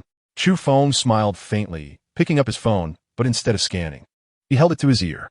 "Yes, I've arrived. Where are you?" "All right, I am heading in now." After hanging up, he turned to the girl. "It's getting late. Aren't you concerned about being late for work?" With that, he strode towards the restaurant. "Hey, what do you mean by that? Is being wealthy so impressive?" The girl, flustered and irritated, was accustomed to others chasing after her for contact information. This time, when she took the initiative, she did not expect to be rebuffed by Chu Feng. He paused, glancing back at her. "If you wish to add me as a friend, and I decline, what does my wealth have to do with it? However, you are correct. Wealth is indeed admirable. Otherwise, why would you muster the audacity to approach me?" Chapter 48. Did you come to teach me a lesson? Another woman who believed herself superior. No matter her beauty, Chu Feng had no desire to spare her a second glance. Upon entering the restaurant, he found Sun Chang engaged in conversation with the workers, seemingly dissatisfied with some of the interior decorations. "How is it coming along?" Chu Feng approached. Upon seeing him, Sun Chang immediately replied, "Mr. Chu, everything has been arranged as per your instructions. However, Master Zhao mentioned that the design of the private rooms on the upper floors is somewhat unreasonable, wasting too much space. If the business is booming, we might lose significant revenue due to the limited number of rooms." "Oh, I didn't pay close attention last time. Let's go take a look," Chu Feng suggested. Master Zhao was undoubtedly a leader in the industry. His craftsmanship was impeccable, and his vision surpassed that of many contemporary designers. Given a floor plan, he could immediately suggest the most effective use of space. The restaurant spanned 7 floors, with private rooms starting on the 3rd. Upon reaching the 3rd floor, Master Zhao began to outline his renovation plans. Remarkably, even Chu Feng, an outsider, felt that the previous owner's decisions were quite misguided. The renovations were utterly inadequate, with poor space utilization and overly complex decorations that created an oppressive atmosphere. "Mr. Chu, what are your thoughts?" Sun Chang tentatively asked. After all, according to Chu Feng's previous directive, he aimed for a swift opening. However, since the work had already commenced, Sun Chang wished to ensure the best possible outcome, presenting various options for Chu Feng's selection. After a moment of contemplation, Chu Feng responded, "If we are to proceed with renovations, how long will it take?" Master Zhao and several other craftsmen deliberated briefly before replying. "If we expedite the work, this floor could be completed in approximately 3 days. If we wish to ensure a swift opening, we can use environmentally friendly materials, though the cost will be significantly higher." "I see," Chu Feng pondered. He had no business experience, let alone in running a restaurant. He was entirely inexperienced in such matters. "One moment, let me make a call." Recognizing his lack of knowledge, he decided to consult with professionals. He dialed Lu Xian, who, it must be said, had seemingly improved considerably after deciding to pursue Fan Shaoxian. The most noticeable change was his newfound ability to rise early. Upon answering the phone, his voice was vibrant and full of energy. Coincidentally, Lu Xian's original plan for the day was to visit the restaurant with Fan Shaoxian. As she mentioned, there were numerous preparations to be made prior to the opening. They were en route and would likely arrive in a few minutes. Given this, there was no need to discuss matters over the phone. After a short wait, they arrived, accompanied by another man. "You didn't mention you were bringing someone else," Lu Xian said. Fan Xiaoxian quickly introduced, "Oh, this is my middle school classmate, Miao Pei. He studied hotel management in college, and I specifically asked him to assist us." Turning to Chu Feng, she added, "Miao Pei, this is our restaurant's investor, Chu Feng." Since he was there to help, Chu Feng welcomed him and extended his hand. Miao Pei, adjusting his glasses, leisurely shook Chu Feng's hand, his demeanor somewhat haughty. Chu Feng paid it no mind. It was a trivial matter. "You mentioned that the private rooms above the third floor need to be reconstructed. Wasn't the priority to open as soon as possible?" Lu Xian initiated the discussion, as he, too, held a stake in the restaurant. Master Zhao reiterated his previous thoughts, and both Lu Xian and Fan Xiaoxian agreed that the proposed renovations would be beneficial. Furthermore, the timeline was manageable, with many preparations still pending, allowing them to meet the deadline comfortably. Essentially, once the three of them consented, the matter would be settled. However, Fan Xiaoxuan's hotel management classmate had a differing viewpoint. "In my opinion, these changes are merely a waste of time." Upon his remark, all eyes turned toward him. "What do you mean by that, Miao Pei?" Fan Xiaoxian asked with curiosity. Miao Pei, adjusting his glasses once more, replied, "It's astonishing that you all failed to consider something so simple." His comment was purely rhetorical. If anyone could have thought of it, they would not have sought his opinion. Moreover, not everyone had studied hotel management. So who could fathom the intricacies from a professional perspective? Miao Pei sighed, appearing disappointed and exasperated. "I assume you wouldn't understand the technical jargon. So let me simplify it. Have you considered the costs? The time frame may seem relatively short, but have you really calculated it? And what about the return on investment after the renovations? I doubt that has been factored in either. To suggest changes without thoroughly assessing the situation seems rather irresponsible, doesn't it?" Though he spoke from a professional standpoint, his words carried an air of condescension, as if he believed himself to be the only one with insight while everyone else was ignorant. Yet, he had evidently not finished speaking, continuing, "Do you think this is akin to opening a small diner? Just securing a location, hiring a chef, obtaining a license, and setting up a few tables? This is a restaurant, without even a basic plan. Where are you even opening for? If you force it, you'll only end up losing money." After hearing his reprimand, Lu Xian furrowed his brows, his expression darkening. "We sought you out not to be lectured, but to hear something useful." Understanding Lu Xian well, Chu Feng recognized that he was merely suppressing his anger. He was already holding back for Fan Xiaoxian's sake. Otherwise, he might have resorted to violence long ago. Fan Xiaoxian sensed Lu Xian's annoyance and said to Miao Pei, "Yes, Miao Pei, it's precisely because we lack relevant experience that we came to you. Could you simplify your explanations? Just tell us what we should and shouldn't do." Despite Fan Xiaoxian attempting to mediate, Miao Pei remained arrogant. "Do you think planning is merely a matter of talking? It requires time for research and comprehensive understanding before it can be documented. If mere chatter sufficed, everyone would be in business by now." Even the most patient individual would find Miao Pei's remarks intolerable. He spoke as if he were scolding a child, his words cutting and harsh. Chapter 49. 1,000 times, no deceit among friends. Chu Feng had remained silent earlier, as Lu Xian had spoken, and there was no need to undermine Fan Xiaoxuan's authority. However, Miao Pei's current attitude was intolerable. He was overstepping his bounds by flaunting his knowledge. Lu Xian's fists were clenched, and seeing this, Chu Feng patted his shoulder and smiled at Miao Pei. "Mr. Miao, we appreciate your presence today and your willingness to assist, but after our discussion, I believe your expertise does not align with the needs of our restaurant." "Thank you." Though he didn't owe Fan Xiaoxian any favors, Chu Feng felt he should consider Lu Xian's feelings. The intent to dismiss was clear. Yet, Miao Pei seemed oblivious to social niceties. "What do you mean by that? Do you think you're important just because you're an investor? If it weren't for Fan Xiaoxian, do you think I would come to this dump? Miao Pei, have you said enough?" Fan Xiaoxian was genuinely angry. After all, it was she who had invited him. The discomfort was most palpable for her. "Fan Xiaoxian, are you yelling at me? I left a job worth millions to help you, and this is how you treat me?" He not only spoke, but even reached out to grab Fan Xiaoxian. Chu Feng's gaze turned icy. He felt no need to extend courtesy to someone so presumptuous. He swiftly seized Miao Pei by the head and slammed him onto a nearby table. In an instant, the table splintered, and Miao Pei lay on the ground, wailing in pain.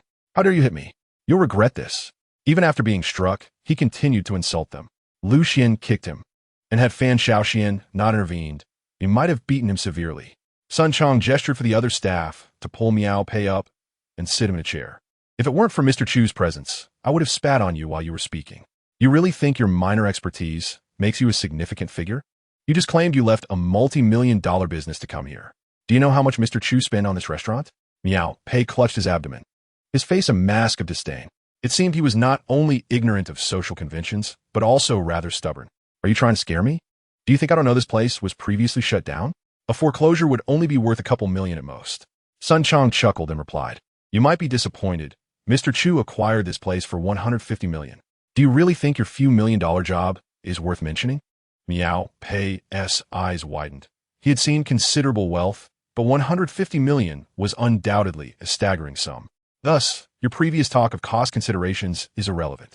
You believed you could belittle others with your specialized knowledge, yet you failed to realize that your earlier demeanor was no different from that of a clown. Sun Chong's words struck hard. Indeed, Miao Pei's earlier behavior was utterly absurd, akin to discussing a monthly salary of $3,000 in front of the world's wealthiest individual. After all that, you're nothing but a sycophant. How dare you criticize me here? Miao Pei seemed to realize he and Chu Feng were not on the same level, shifting his focus to Sun Chong. But Sun Chong merely smiled, producing a business card and placing it in Miao Pei's hand. General Manager of Shuguang Real Estate? Miao Pei's eyes nearly popped out. The seemingly subservient individual before him was actually the general manager? Enough, escort him out. Seeing Miao Pei at a loss for words, Chu Feng was eager to rid himself of this bothersome presence. Sun Chong nodded and signaled for the staff to take Miao Pei away. Fan Shaoxian appeared, quite remorseful, lowering her head in silence. Chu Feng exchanged a glance with Lu Xian. They shared an understanding that no further words were necessary at this moment. Let's leave it at that for today. Master Zhao, let us proceed with your earlier suggestions. Use the best materials and aim to complete the renovations promptly. Master Zhao nodded in agreement, and the group departed from the restaurant. Chu Feng, I'm so sorry. I intended to help, but I didn't expect hearing Fan Shaoxian's apology. Chu Feng waved his hand dismissively. It's all right, it's no big deal. However, I am utterly unfamiliar with the restaurant business and will leave its management to you. If there is nothing else here, you may go about your day. After seeing them off, Chu Feng drove to his parents' home. They had arranged for him to take Chu Xiaoyu out for a day of fun. Parking at the entrance of the community, as he entered, he spotted Chu Jianghe chatting with neighbors outside the supermarket. Father, he called out, and Chu Jianghe turned to him. Ah, son, I was just talking to your uncles about you. Come over here. Chu Feng quickly approached, noting that the uncles, who were of a similar age to his father, seemed unfamiliar to him, as he had not encountered them before. After politely greeting them, they began to assess Chu Feng, commenting, what a fine young man. He resembles your father in his youth. Pleased by the compliments, Chu Jianghe beamed. Of course, my son takes after me. One of the uncles chimed in, well, now that we've met him, we'll take care of things. Many of the people from our old neighborhood have daughters around his age. They're all good-looking and, more importantly, come from decent backgrounds without too much hassle. Upon hearing this, Chu Feng realized trouble was brewing. First his mother, and now his father, they had not given up on arranging a marriage for him. After being scrutinized like livestock by those uncles for what felt like an eternity, Chu Feng finally seized the opportunity to make his escape. Upon entering his home, he found Chu Xiaoyu sprawled on the sofa like a salted fish. Despite her vibrant and youthful appearance outside, upon returning home, she transformed into this disheveled state. One wonders if all girls are like this. Brother, you're back. I heard our former neighbors have come over. Did you see them? Yes, they're all at the supermarket entrance. Chu Feng replied. With a cheeky smile, Chu Xiaoyu continued. I suppose you can't escape the fate of a blind date, can you? How about it? Do you need my assistance to vet your potential matches? 1,000 for each introduction, fair and square. Look at you, becoming quite the entrepreneur. Now making money off your brother. Chu Feng retorted, giving her a gentle kick, which elicited a dismissive eye roll from Chu Xiaoyu. Humph.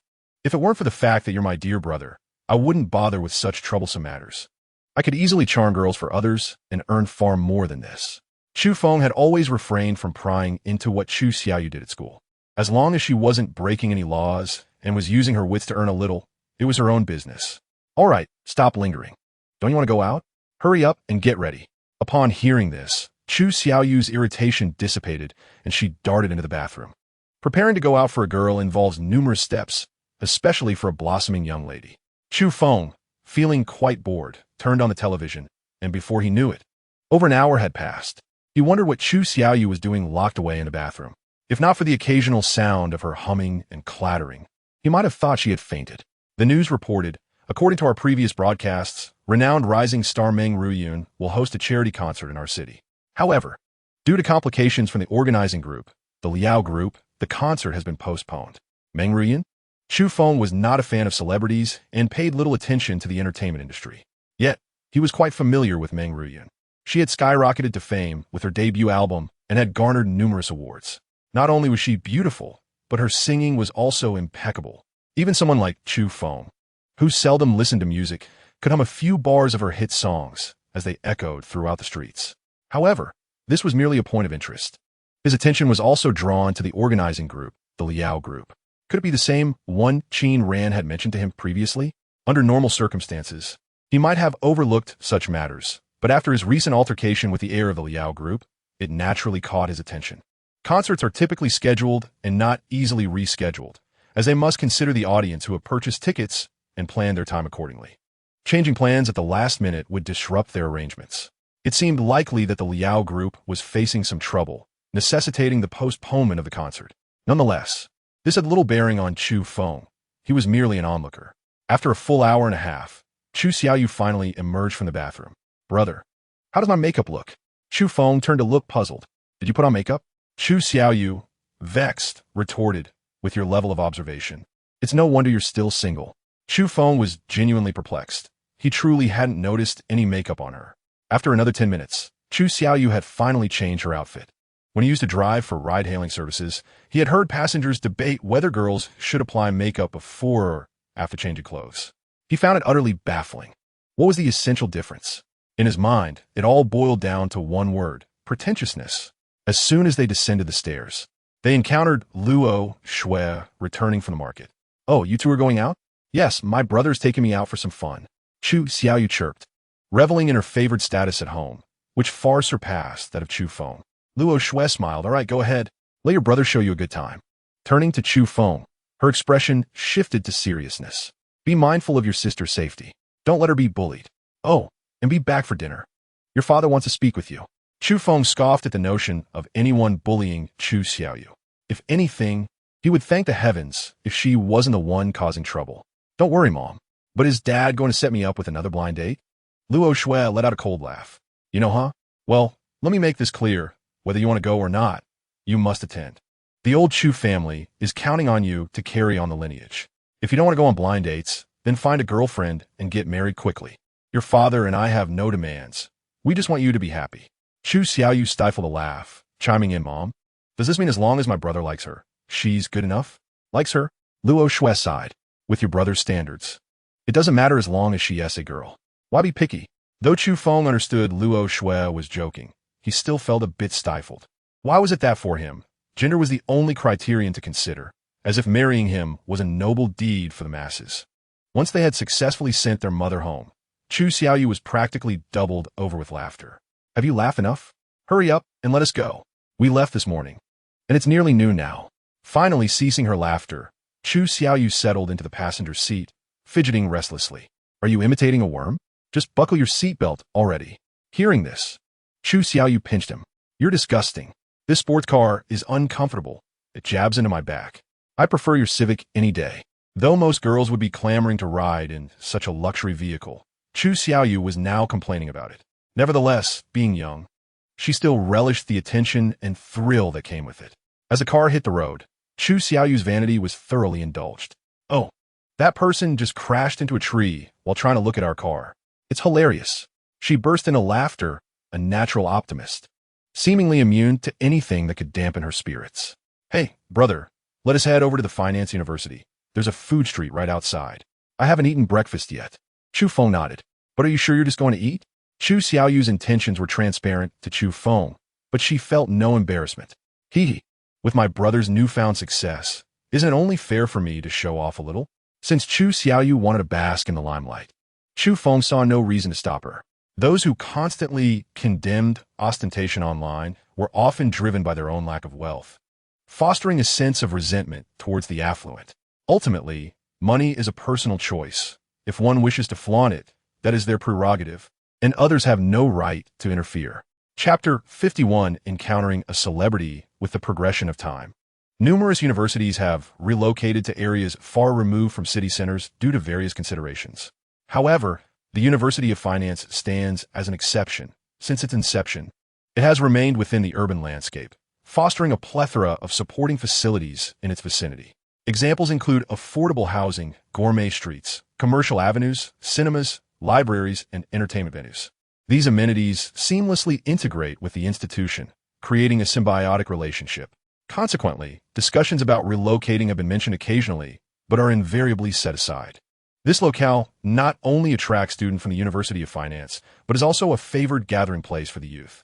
Even as the holiday season commences, the area buzzes with life. When Chu Feng's striking vehicle appeared, it was akin to igniting a fuse. On both sides of the road, men and women alike brandished their smartphones, capturing the moment. Is this the effect you desired? Chu Feng mused, observing the look of pride on Chu Xiaoyu's face. Unable to resist pinching her cheeks playfully. Stop it. You'll ruin my makeup. As they gradually halted at the entrance of the gourmet street, the duo instantly attracted attention. The young men and women nearby gazed at them with starry eyes. Had it not been for Chu Xiaoyu's affectionate linking of arms with Chu Feng, they might have rushed over to ask for contact details. After all, the siblings boasted commendable genes. Chu Feng was tall and handsome, while Chu Xiaoyu was both beautiful and endearing. A radiant sight to behold. Brother, I want to eat that. Brother? Upon hearing Chu Xiaoyu's address to Chu Feng, many began to scrutinize their features closely and realized the striking resemblance in their eyes. It dawned on them that these two were not a couple, but siblings. Several daring individuals began to stir, with some even hastening towards them. Senior, may I have your contact information? In this small corner of the world, a unique culture thrived among the youth, where strangers addressed one another with terms like senior and junior. Chu Feng had already experienced such approaches and remained composed. Yet, this was clearly an opportunity for Chu Xiaoyu to shine. She immediately leaned towards the girl, sniffing the air before stating, "Your perfume is subpar. As a girl, you should take better care of yourself. How can I trust you to look after my brother? By the way, have you had your chin sculpted? You could probably slice apples with it. Excuse me, senior, but perhaps you should check your mirror before heading out. You've got remnants of spicy hot pot grease on your clothes." All the girls who approached Chu Feng were met with Chu Xiaoyu's sharp tongue and left with their faces hidden in embarrassment. As for the boys who dared to flirt with Chu Xiaoyu, a mere glance from Chu Feng sent them scurrying away. Do I sense that you are here to select a suitable partner for me? This thought crossed Chu Feng's mind. Chu Xiaoyu, however, chuckled and replied, "What is wrong with that? If you find someone suitable, you won't need to go on blind dates anymore. Besides, I'm honing my matchmaking skills. I'm determined to become a renowned matchmaker and must constantly challenge myself." Chu Feng had grown accustomed to Chu Xiaoyu's peculiar musings. "Junior, may I pass your assessment to befriend your brother?" Initially, the crowd had hesitated to approach, given Chu Xiaoyu's razor-sharp tongue. Yet a few brave souls persisted. Chu Feng merely turned a blind eye, allowing Chu Xiaoyu to take the lead. However, after about 10 seconds of silence from her, he turned to see her with her mouth agape, seemingly in shock. Could it be that there existed a flawless girl even Chu Xiaoyu could not critique? Shifting his gaze, he noticed a girl in sunglasses and a mask standing behind him. Such a heavily disguised individual could not possibly elicit such astonishment from Chu Xiaoyu. But soon enough, he understood.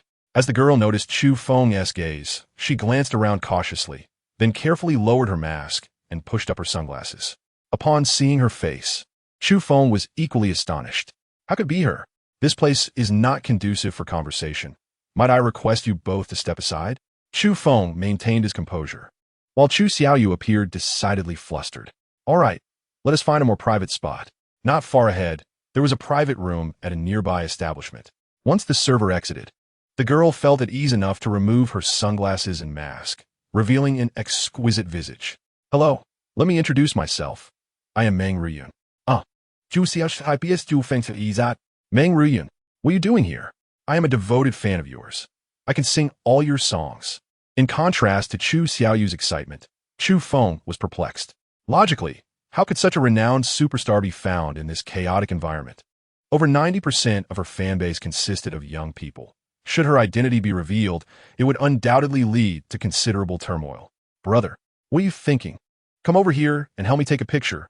Chu Feng had been relegated to the role of a tool for Chu Xiaoyu more than once as he retrieved his phone and snapped a picture of the two girls leaning together. Rian, how did you end up here? Oh, right. You're preparing for a concert, aren't you? But why are you alone? Isn't that dangerous? Meng Ruyin smiled, replying, beyond my identity as a singer, I am just an ordinary person. As long as I do not reveal my identity, I face no danger. Her words alone endeared her to Chu Feng, though not in a romantic sense. Despite her relatively short career, she had not allowed the glitter of fame to obscure her vision, a rare quality indeed.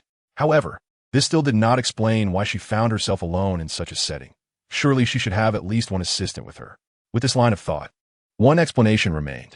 Thus, Chu Feng spoke directly, Miss Meng, if you require any assistance, please do not hesitate to ask. I am not fond of feeling exploited. Brother, what do you mean? Chu Xiaoyu was baffled, yet she did not feel displeased with Chu Feng's demeanor, even in the presence of a superstar. Comparatively, she trusted her brother more. Chu Feng shrugged, directing his attention back to Meng Ruyun.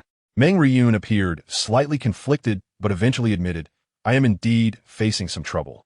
Someone has been following me. I had no choice but to approach you too. I apologize for not disclosing this earlier. Chapter 52, I refuse having heard Meng Ruyun's words. Chu Feng and Chu Xiaoyu finally grasped the situation. No wonder the news reported that Meng Ruyun's concert had been postponed. It was initially believed to be due to issues with the Liao group, but who could have anticipated that this was not the case? At the height of her career, Meng Ruyun desperately needed to build her reputation and public image.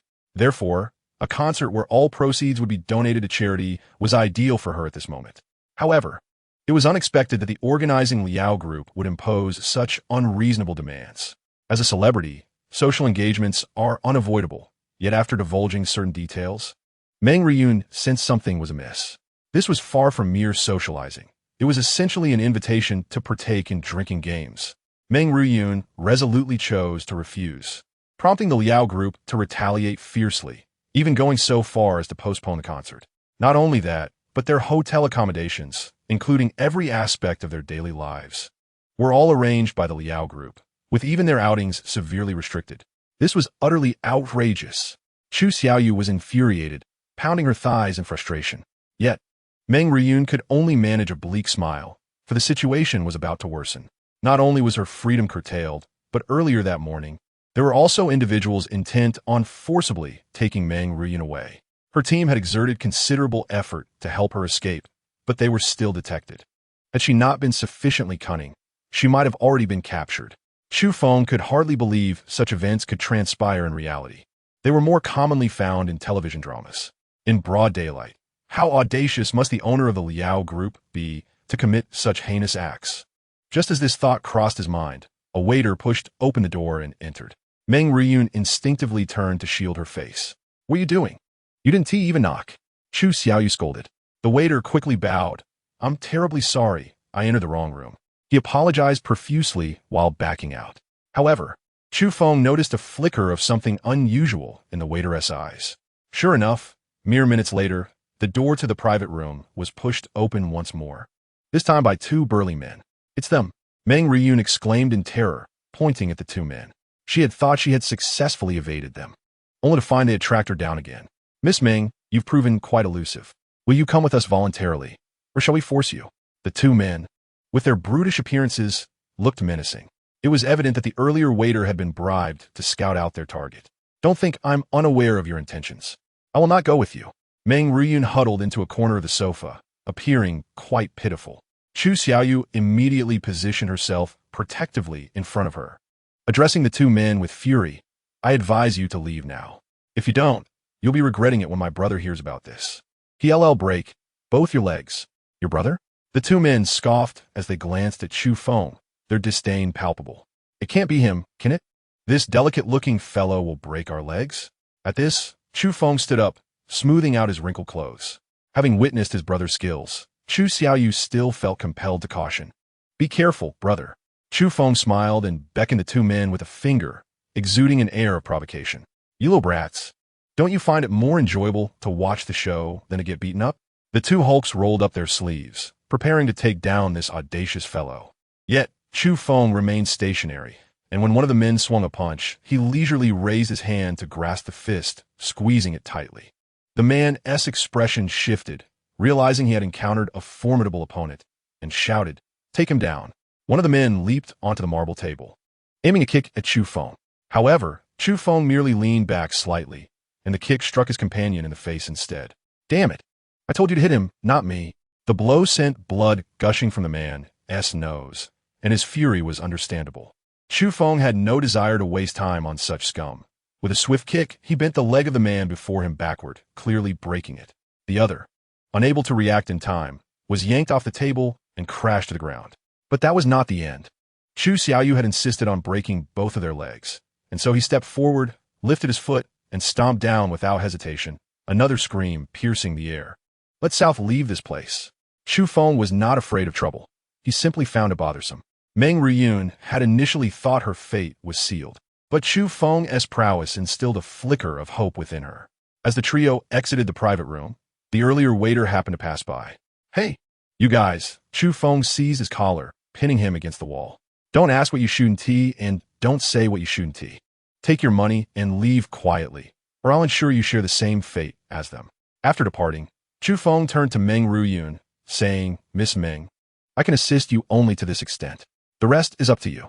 Xiaoyu, let us go." Having spoken, he tugged Chu Xiaoyu along. Despite Meng Ruyun's pitiable circumstances, this matter was ultimately of no concern to Chu Feng. Moreover, had she not sought his help, she likely would not have volunteered any information herself. For this reason, Chu Feng's assistance was already a favor owed to Chu Xiaoyu. Though Chu Xiaoyu wished to aid Meng Ruyun, she refrained from asking further after witnessing her brother's resolve. She was a girl of discernment. Despite any playful bullying of Chu Feng, she would invariably heed his words when it mattered, for one must not bend their own elbow outward. Meng Ruyun was evidently taken aback that Chu Feng would abandon her. Yet, the thought of the two men inside sent a chill through her, realizing that had it not been for Chu Feng, she might have already been captured. Gritting her teeth, she hurriedly pursued Chu Feng and his sister. "Wait, Mr. Chu, I was wrong before, and I apologize. But could you assist me? I am unfamiliar with this place, and my assistants are surely being monitored. I am truly at my wit's end." Chu Feng regarded her in silence for a moment before responding. "I'm sorry, but I must decline. I can find no compelling reason to assist you." Chapter 53. A Deal with a Star Indeed. Meng Ruyun was a prominent star, and many would be willing to help her should she require it. However, Chu Feng was certainly not among them. Furthermore, her recent actions had diminished any goodwill he might have felt toward her. "Mr. Chu, please listen. If you can help me escape the Liao group, I will agree to any condition you set, as long as it is within my means." Chu Feng chuckled softly and replied, "Having such a celebrated star indebted to me seems rather advantageous, but what gives you the confidence that I can contend with the Liao group?" His words left Meng Ruyun momentarily speechless. He was right. The Liao group was a vast entity that could not be easily confronted by an average individual. Given her current predicament, how could she possibly involve others in her plight? Her face fell, and she shook her head, her lips trembling, as she contemplated leaving. She had merely wished to sing, never seeking fame. Who could have predicted that fortune would thrust her into the limelight overnight? Yet, with fame came myriad troubles. She had only wanted to hold a charity concert, and now she found herself embroiled in such chaos. "Brother, Ruyun is so pitiful. Can't you really help her?" Chu Xiaoyu felt a twinge of compassion, especially since Meng Ruyun was her idol. Seeing that Chu Feng did not respond, Chu Xiaoyu murmured, "Sigh. Why does Sister Ruyun always encounter such people? It seems that the brand she endorsed previously bullied her as well." Upon hearing this, Chu Feng fell into contemplation. Undoubtedly, Meng Ruyun's current popularity is exceptionally high. Having her as a spokesperson would undoubtedly yield a powerful star effect. With the restaurant's opening approaching, perhaps having her to boost the business would yield fruitful results? With this thought in mind, Chu Feng spoke up, "Miss Meng, I have a proposal to discuss." Meng Ruyun turned around in surprise, and Chu Xiaoyu was beaming with excitement. "Big brother, are you going to help Sister Ruyun? I knew you weren't the kind of person to stand by and do nothing. I love you." Chu Xiaoyu clung to Chu Feng like an ornament, expressing her emotions. "Mr. Chu, what do you mean? Chu Feng pushed Chu Xiaoyu aside and replied, "This is not the place for discussion. I'll give you an address. Take a taxi there, and I'll wait for you." After watching Meng Ruyun get into the taxi, Chu Feng then took Chu Xiaoyu to the small restaurant owned by Fan Xiaoxian. Given the connection to the restaurant, Chu Feng would not act unilaterally. "Xiaoyu, when did you return? Why didn't you let me know?" Lu Xian was exceptionally pleased to see Chu Xiaoyu. He had mentioned more than once that he wished for a younger sister, but he was the only child in his family. As a result, he treated Chu Xiaoyu like his own sister, even more pampering than Chu Feng did. Throughout their childhood, no matter what trouble Chu Xiaoyu caused, Lu Xian was always the first to defend her, unable to bear seeing her suffer even the slightest grievance. "Brother Xian, school is out, and I just returned yesterday. I heard from my big brother that you found a lifelong partner. Is it this beautiful sister beside you?" Lu Xian had not wasted his affection on Chu Xiaoyu.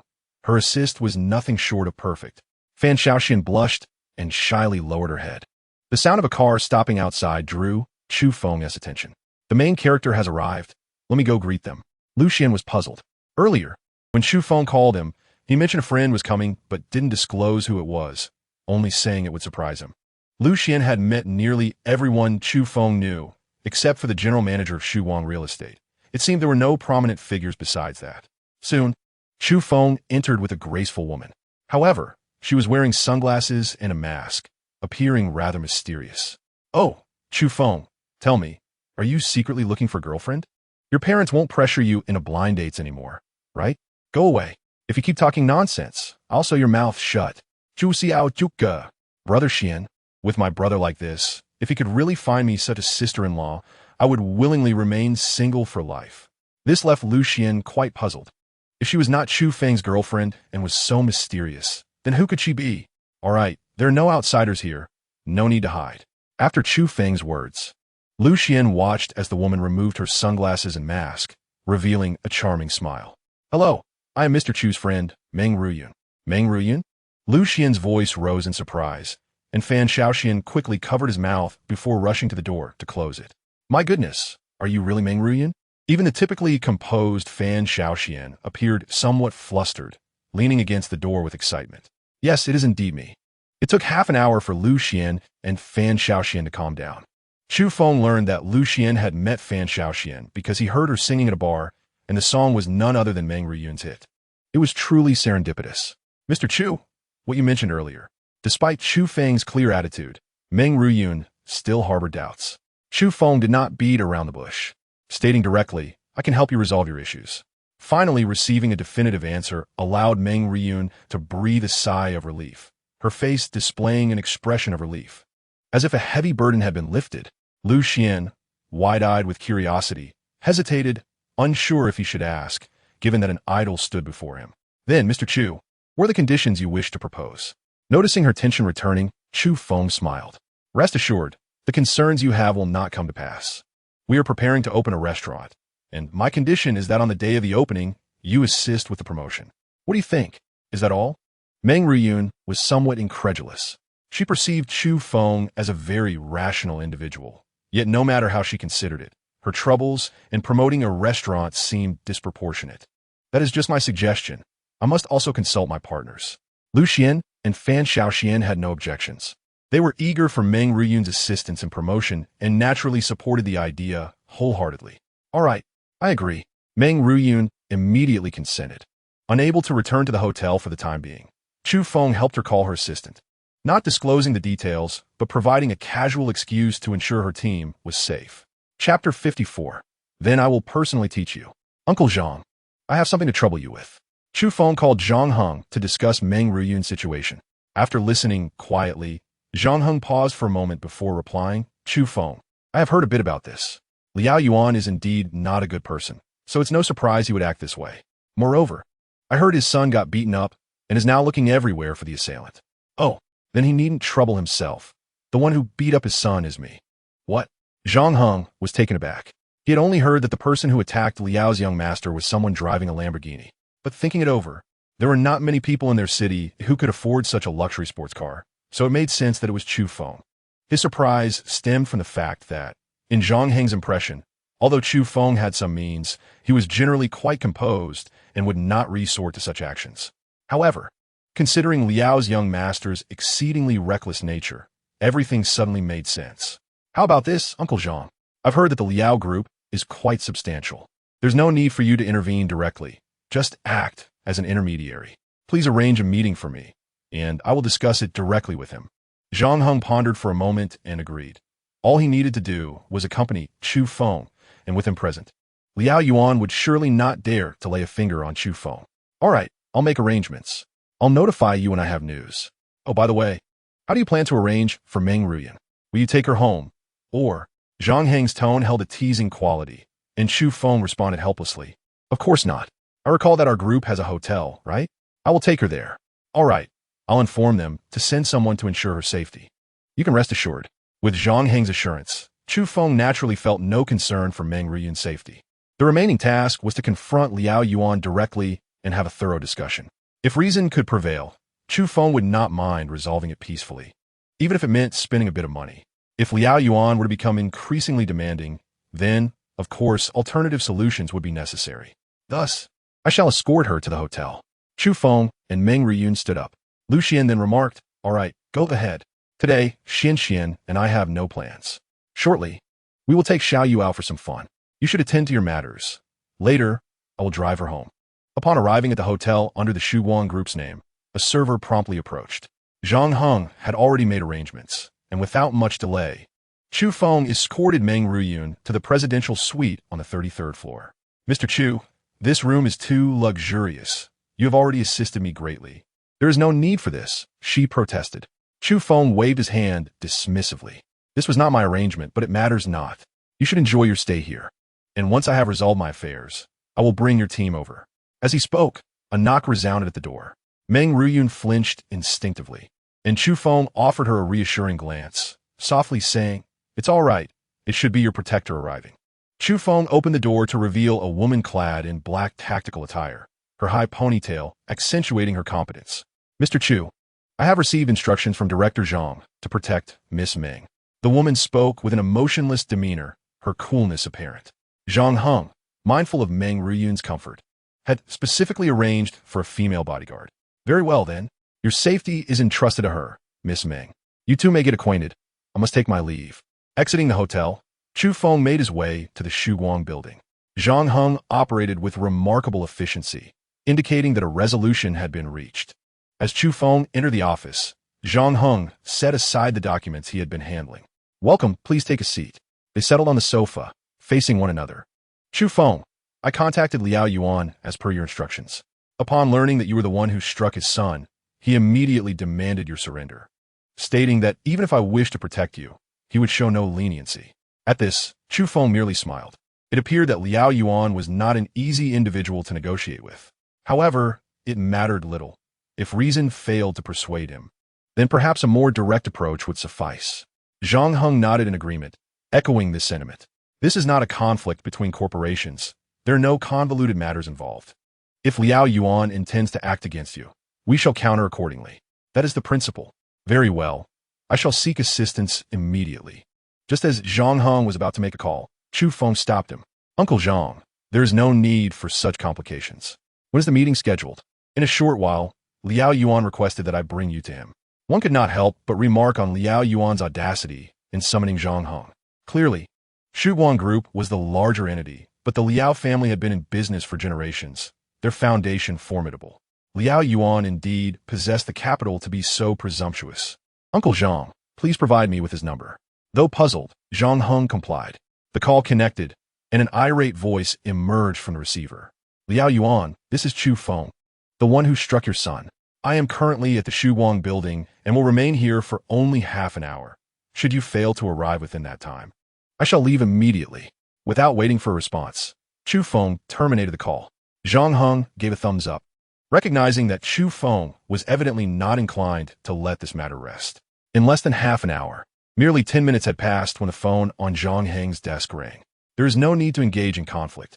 Let them come up. After a brief wait, a group of individuals forcefully entered the room, led by a bearded man with small eyes, whose appearance was somewhat comical. He was Liao Yuan. Upon entering, he pointed at Zhang Heng, exclaiming, "This matter does not concern you.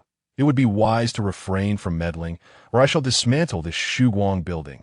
Was Zhang Heng the type to be intimidated? He slammed his hand on the desk in response. Liao Yuan, you should ascertain your surroundings before behaving so recklessly. If you possess the audacity, then demonstrate it. I am curious to see who grants you such courage. At that moment, Chu Feng interjected from the sofa. Liao Yuan, it was your son I struck. Wrongs have their rightful recipients. If you seek retribution, it is I you should confront. You little bastard, you are Chu Feng? Liao Yuan cursed, prompting a slight frown from Chu Feng, who then rose to his feet. Do you realize you have just squandered the final opportunity one afforded you? Since you neglect your son, I shall take it upon myself to educate you. Chapter 55. Qin ran inebriated. Zhang Heng stood behind the desk, utterly astonished, while his bodyguard, stationed at the door, shared his disbelief. From the moment they received the news to their rapid arrival, scarcely had 20 seconds elapsed. Yet, once they pushed the door open, they found that Liao Yuan's entourage lay sprawled on the ground, while Chu Feng stood before Liao Yuan, his gaze unwavering. Do you know how I struck your son?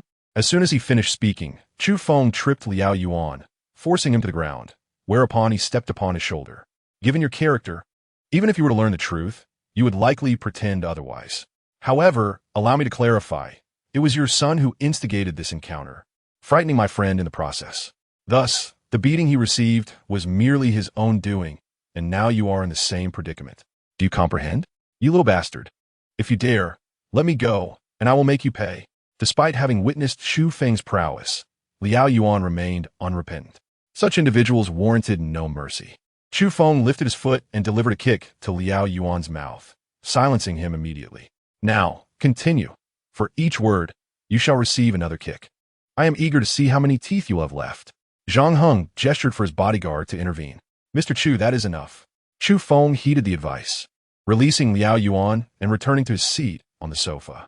Zhang Heng approached, crouching beside Liao Yuan. What was the necessity of this? One must assess whether the cause is justified. Liao Yuan, were you not inquiring about who the major shareholder of our group is? Well, now I shall reveal that it is him. As Liao Yuan opened his mouth, he spat out several teeth. Fortunately, Chu Feng had shown restraint. Otherwise, that kick might have cost him his life. Your son received his just deserts. I advise you to refrain from pursuing this matter further. Additionally, given that Mr. Chu and Miss Meng Ruyun are friends, your previous misdeeds can no longer be concealed. If you wish to prevent this from escalating, I suggest you transfer the rights to the charity concerned to me. At least you might recover some losses. What do you think? Liao Yuan's gaze was filled with resentment. Yet upon seeing Chu Feng, he could not help but tremble. Individuals of his stature had encountered numerous grand spectacles and dealt with various ruthless characters. However, none compared to Chu Feng's ferocity. Within mere moments, he had resorted to violence. Having sustained such a loss today, he chose to disregard Zhang Heng's words and march toward the exit. Do I grant you permission to leave? Chu Feng's voice halted Liao Yuan in his tracks. I've already reached this point. What more do you want? Do you intend to end my life? If you have the guts, come at me. This Liao Yuan is truly a reckless fool. Chu Feng smiled faintly and replied, And your life? How charmingly naive. Do you really think you are worthy of my company in the grave? You? What do you mean by you? Did you not hear Uncle Zhang's words just now?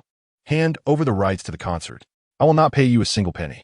Furthermore, if you continue to harass Meng Ruyun and those around her, I assure you, you will regret it. Do you believe me? Upon hearing this, Liao Yuan could hardly contain his fury, wishing he could leap forward and bite Chu Feng. What if I refuse? Chu Feng leisurely stood up, holding a glass in his hand as he stepped forward. Refuse? Of course, you can refuse.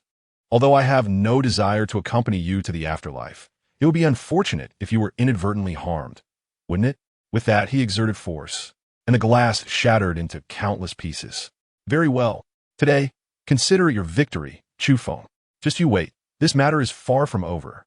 Liao Yuan stormed off, and Chu Feng felt no concern about his potential deceit. If he dared to attempt such a thing, he would not hesitate to personally visit the Liao group. Chu Feng. Liao Yuan is undoubtedly a petty man. Despite his apparent concession this time, he will not let this matter rest. However, upon hearing Zhang Heng's warning, Chu Feng remained unfazed. If that is the case, let the entire Liao group vanish into thin air. Even Zhang Heng could not help but admire his audacity. Fortunately, The situation had been satisfactorily resolved, and now they only needed to wait for the rights to the concert before addressing subsequent matters. As the hour grew late, he entrusted the remaining tasks to Zhang Heng and departed from the Dawn building, driving home. "Ah, son, why have you returned alone? Where is Xiaoyu?" Luo Shui was in the living room, sorting vegetables, and inquired upon seeing Chu Feng's solo return. "Oh, I had some matters to attend to this afternoon, so I asked Lu Xian to take her out. She should be back soon." Luo Shui acknowledged this without further comment, as Lu Xian had grown up under her watchful eye, akin to her own son. After dinner, just as Chu Feng was about to leave, he was called back by Chu Jianghe. Hey, don't go yet. I need to tell you something. Dad, just have Mom send me the time and place. I'll go directly tomorrow." Chu Feng had become somewhat numb to the notion of blind dates. "This child, fine, let's go. I'll have your mother send it to you shortly." Chu Feng felt a sense of escape, and just as he reached the ground floor, he received a WeChat message from Chu Xiaoyu. "Big brother, do you need me to scout out the date for you tomorrow? Given that you helped my idol today, I can offer you a discount." Chu Feng rolled his eyes, too lazy to respond, and shoved his phone into his pocket before driving off. Upon arriving at Jinlong Bay, just as he reached the entrance, Zhang Long rushed over. "Mr. Chu, you're back. Are you quite familiar with Miss Qin from Villa Number 1? Chu Feng, note that?" Uncertain of why he was asking. "Oh, it's like this. Miss Qin just came in, but she appears to be intoxicated, swaying as she walks. I wanted to escort her home, but she refused. Perhaps you should hurry over and check on her. We wouldn't want her to be in any danger." Upon hearing this, Chu Feng immediately unbuckled his seatbelt and exited the vehicle. "Thank you. Hey, Mr. Chu, hand me the keys. I'll park the car for you once my shift ends." "All right, I appreciate it." Chu Feng dashed inside and soon spotted Qin ran not far ahead, struggling to draw a dragon. She was teetering in her high heels. God forbid she twisted her ankle. He hurried over and caught her. Qin ran instinctively tried to evade, but upon turning her head, she met Chu Feng's concerned gaze. "Chu Feng, you just got back too? What S with that expression?" "I'm fine. I merely had a few too many drinks and feel a bit weak." Chu Feng pursed his lips. It appeared Qin Ran's mind was still somewhat clear. "What joyous occasion has you drinking so much?" "Joyeuse occasion? Ah, Chu Feng. Why is starting a company so difficult? When my parents were still here, I felt quite at ease." Chu Feng initially thought Qin Ran's behavior stemmed from previous events, but through her fragmented words, he realized her state was the result of long-standing pressure. She had taken over the company while still unfamiliar with its operations, thrust into the role amidst the turmoil of losing her parents. With relatives eager to claim their share of the company, she had persevered through the challenges. For years had passed, and the accumulated pressure was on the verge of exploding due to recent cash flow issues. Thankfully, she had navigated yet another crisis, but it had pushed her to her limits. Outwardly, she appeared to be a decisive businesswoman. However, at her core, she was merely a girl who had once lived carefree under her parents' protection. With no breakthroughs in technology, the company's earnings had continued to decline compared to the previous quarter. This uncertainty about the company's future under her leadership compelled her to drink more than usual at the quarterly meeting's dinner. As they walked slowly, Chu Feng finally escorted her to her doorstep. After ringing the doorbell, Aunt Li opened the door. Seeing Chu Feng supporting the inebriated Qin Ran, she swiftly stepped aside. What happened to her? Aunt Li was genuinely concerned, as if for her own daughter. As Chu Feng helped Qin Ran inside, whether due to the effects of alcohol or the comfort of being home, her legs weakened, and she nearly collapsed. Fortunately, Chu Feng reacted quickly, scooping her up effortlessly. "Aunt Li, could you please prepare a bowl of hangover soup? I'll take her to her room." "Of course, I'll do that right away." The two little girls were quiet, likely already asleep, which was a relief, sparing them from unnecessary worry. This was Chu Feng's first time in Qin Ran's bedroom, and its pink decor felt strikingly at odds with her identity as the head of Qin Pharmaceutical. Gently, he laid Qin Ran on the bed, and with Aunt Li taking care of the rest, he was ready to leave. However, as he turned, Qin Ran grasped his wrist. He glanced back to find her squinting at him, her throat moving as if she wanted to speak. "Hey, you and TB." Chu Feng quickly realized what was happening, swiftly grabbing a nearby trash bin and helping her sit up, offering it to her. Sure enough, lying down after the breeze outside had dulled her senses. The effects of the alcohol hit her, and she succumbed to nausea. It became evident that regardless of one's beauty, the aftermath of drunkenness was rarely appealing. Thankfully, Chu Feng was not preoccupied with such thoughts. Once Qin Ran settled back down, he neatly stowed away the trash bin. Hearing Qin Ran mumble his name, Chu Feng gently said, "Just rest for a while. When Aunt Lee comes up with the hangover soup, you can have it and sleep well afterwards." Qin Ran offered no response, as if she had succumbed to slumber after listening to Chu Feng's words. Stealthily exiting the room, he had just closed the door when he encountered Aunt Lee approaching. "Mr. Chu, how is Miss Qin?" she inquired. Chu Feng smiled, saying, "She felt much better after vomiting and has just fallen asleep. Once you prepare the hangover soup, let cool a bit before giving it to her, and help her remove her clothes to ensure she sleeps comfortably." Aunt Lee nodded, her gaze toward Chu Feng infused with newfound appreciation.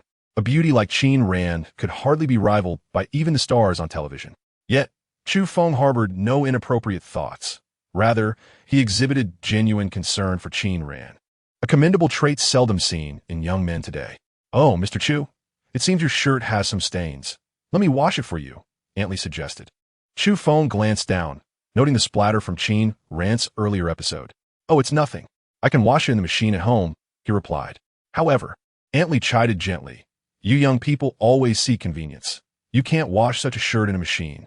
Over time, it will not only fade, but also lose its shape." Having heard such complaints from his mother frequently, Chu Feng pondered whether it was a common trait among elders to express their concerns this way. Still, Aunt Lee's intentions were good, shaped by a lifetime of frugality.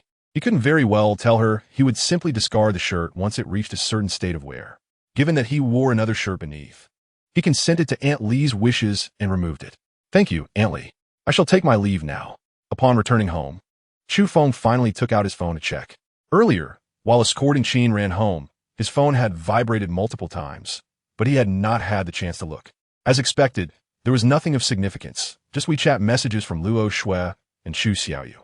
"Big brother, why are you ignoring me? My offer is quite fair. Don't be stingy." Upon hearing Chu Xiaoyu's voice message, Chu Feng could only shake his head in resignation and chuckle. Having a sister who seeks to extract every bit of benefit from her older brother brings a mix of fortune and misfortune. Nevertheless, he decided to ignore her. It was likely that she was simply bored during the holidays and should stay home. Luo Shui's message was much simpler, merely informing Chu Feng of the time and place for the blind date, along with some basic information about his prospective match. The time and place were agreeable, but upon reading the details, he found himself momentarily stunned. Twins? Glancing at the time, he surmised that his mother had not yet retired for the night. So he promptly sent a voice message. "Mom, regarding these twins, I had to go on a date with the older sister or the younger one." After a brief wait, Luo Shui replied, "Both will come. You can see which one suits you better. If you're truly capable, marrying both wouldn't be a problem." Such jesting remarks were certainly not meant to be taken lightly. The notion of monogamy was not merely a jest. Yet, with his parents having already arranged everything, he found himself powerless to resist.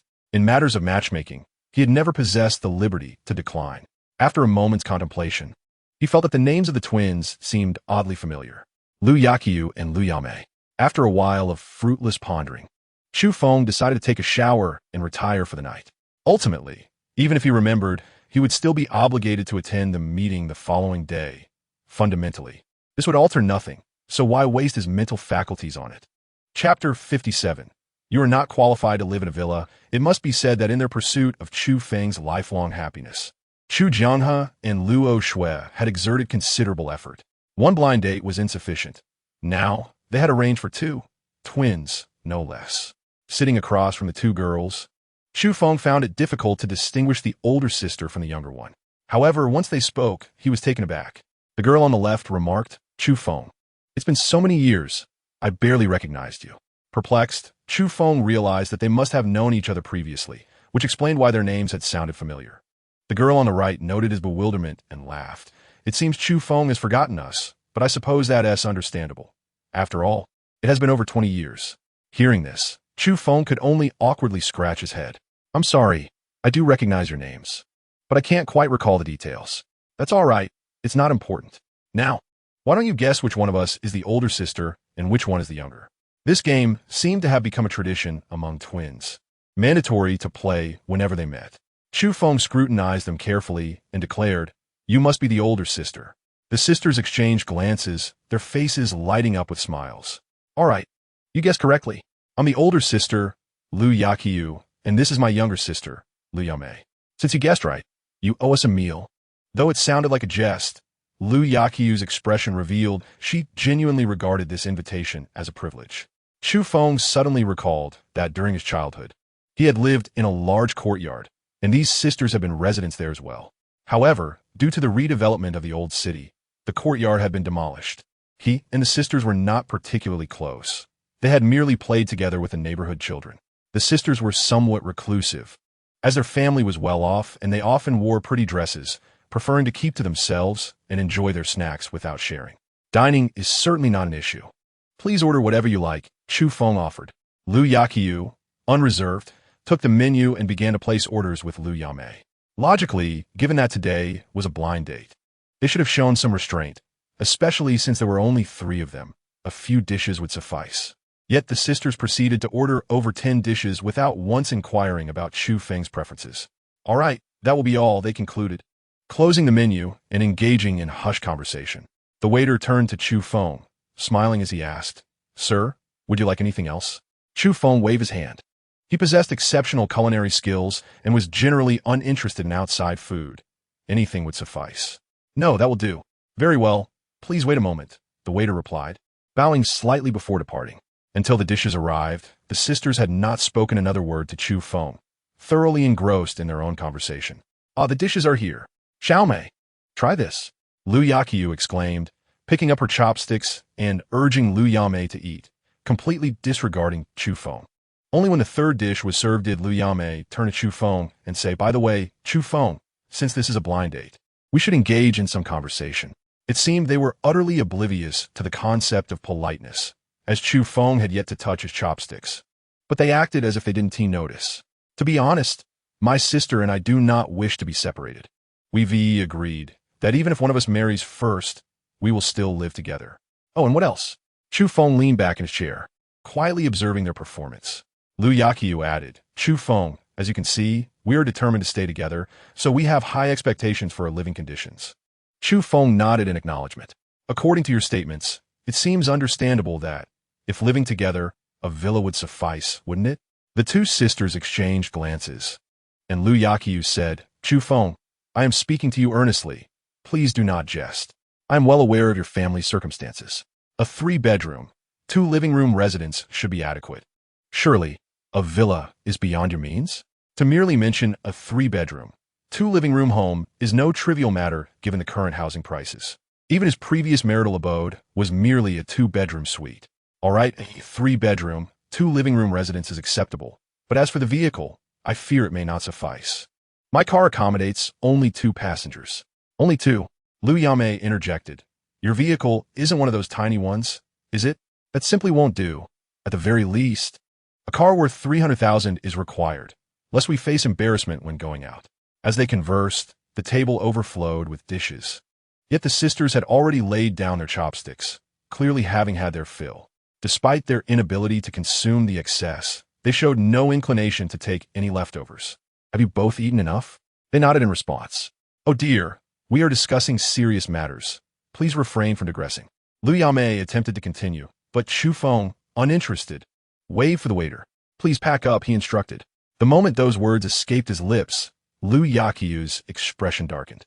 "Chu Feng, while frugality is commendable, must we resort to taking home leftovers after dining out? Is that not somewhat shameful?" Chu Feng glanced at the time on his phone and replied, "Since you have both spoken at length, it is now my turn to address the matter." After a brief pause, he continued, "Firstly, I do possess a villa in Jinlong Bay. I assure you, it is more than sufficient to accommodate not just the 2 of you, but your entire family as well." The 2 women simultaneously displayed disdain, undoubtedly believing Chu Feng was boasting. They could not fathom how someone without a formal job, whose parents operated a small grocery store, could afford a villa, especially one in Jinlong Bay, certainly not without at least 20 million. However, Chu Feng seemed oblivious to their expressions, persisting, "Yet, based on your earlier behavior, I do not believe you are worthy of residing there. Out of consideration for our long-standing neighborly relationship, I will cover the cost of this meal, but I suggest we do not cross paths again."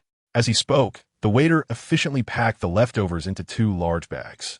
Chu Feng refrained from uttering any unkind remarks, mindful of the public setting and wishing to avoid unnecessary trouble. He stood to leave, bags in hand, when Lu Yaqiu commanded, Chu Feng, halt. What do you mean by that? What do you mean we are unworthy of living there? Explain yourself. Chapter 58. The fallen socialite Chu Feng paused, turning to regard them. Must I elucidate my words so plainly? Rather than fixating on these trivial matters, perhaps you should consider consulting a psychologist. I suspect you may be grappling with significant psychological issues. Chu Feng, are you insulting us? If you do not clarify your words, you shall not leave. The two women advanced, blocking his path. Their commotion drew the attention of many onlookers, curious to witness the unfolding drama. Insulting? Am I the one insulting you, or are you merely belittling yourselves? It is entirely normal for sisters to share a close bond. But I have never heard of a married couple living together as well. What is this? A buy-one-get-one free deal? Does the dowry need to be doubled?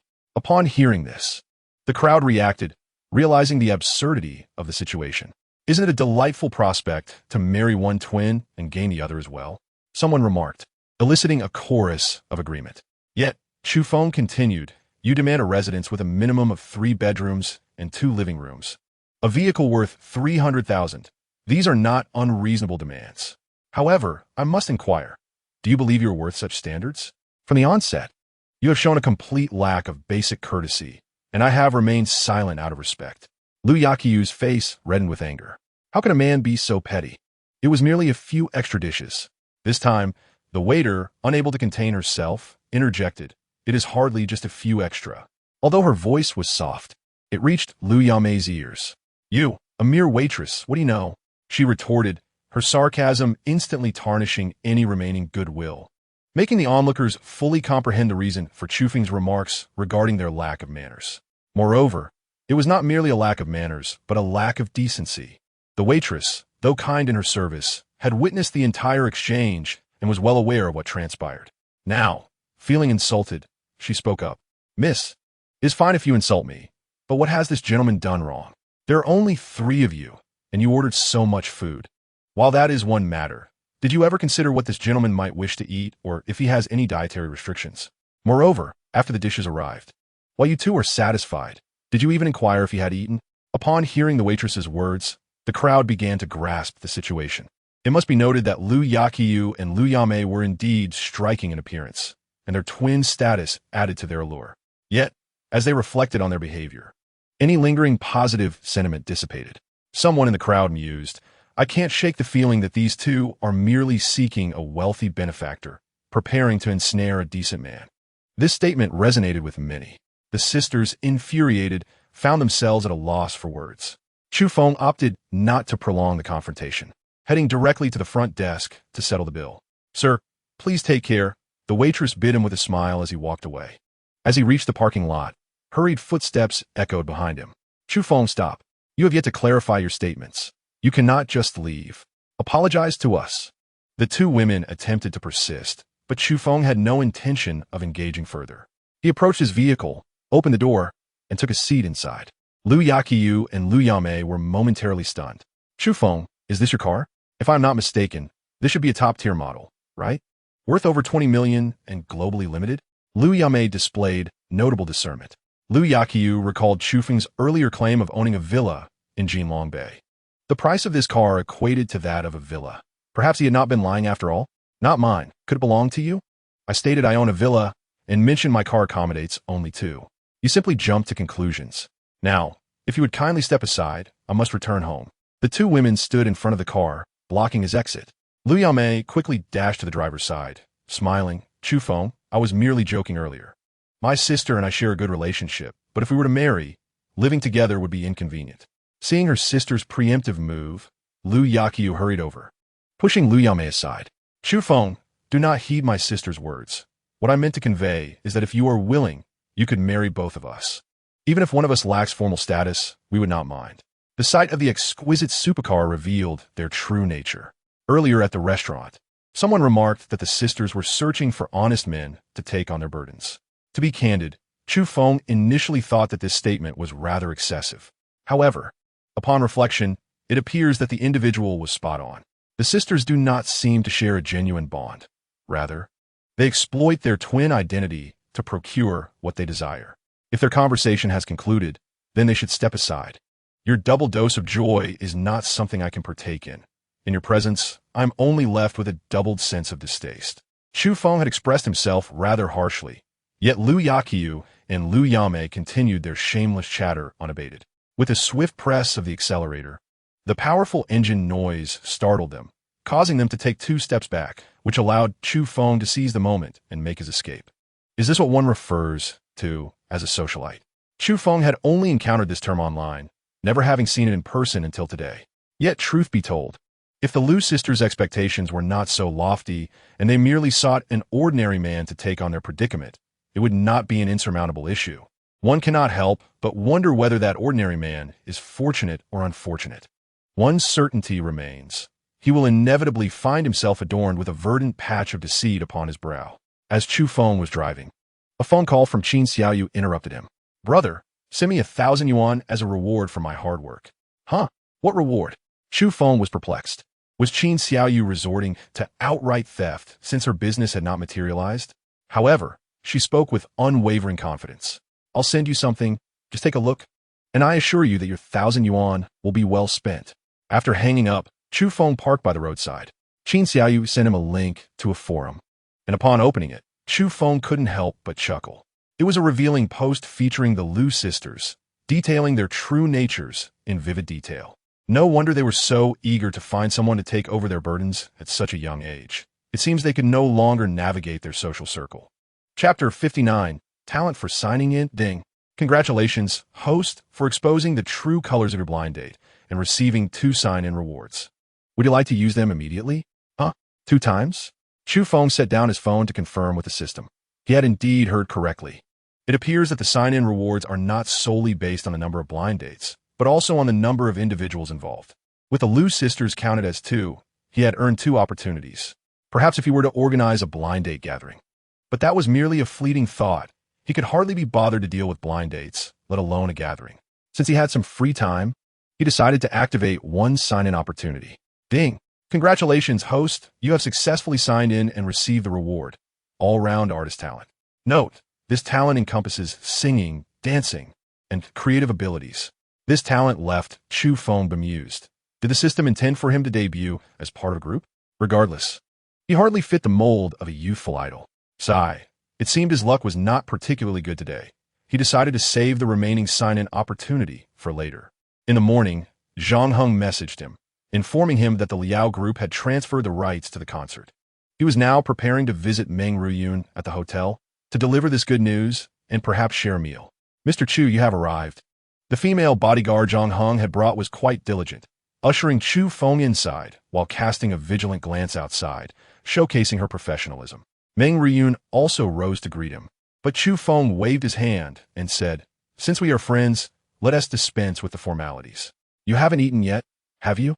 I brought some takeout. Come and eat." Dining is often a matter of mood, and simply being in the presence of the stunning Meng Ruyun significantly elevated Chu Feng's spirits. "Sister Chunling, why don't you join us?"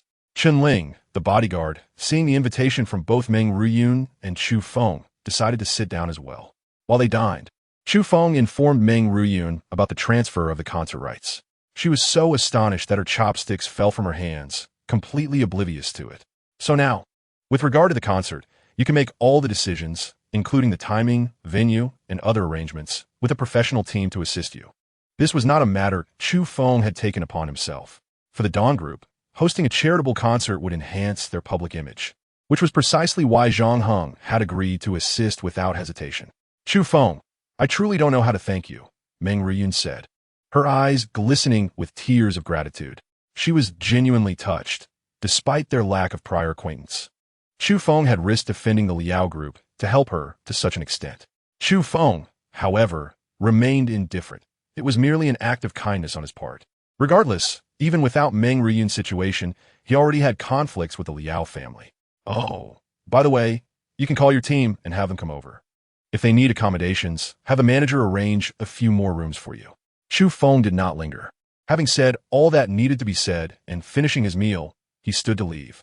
Meng Ruyun sat by the window, gazing at the sky, pondering Chu Feng's true identity and background. Given the car he drove, he must certainly belong to either affluence or nobility.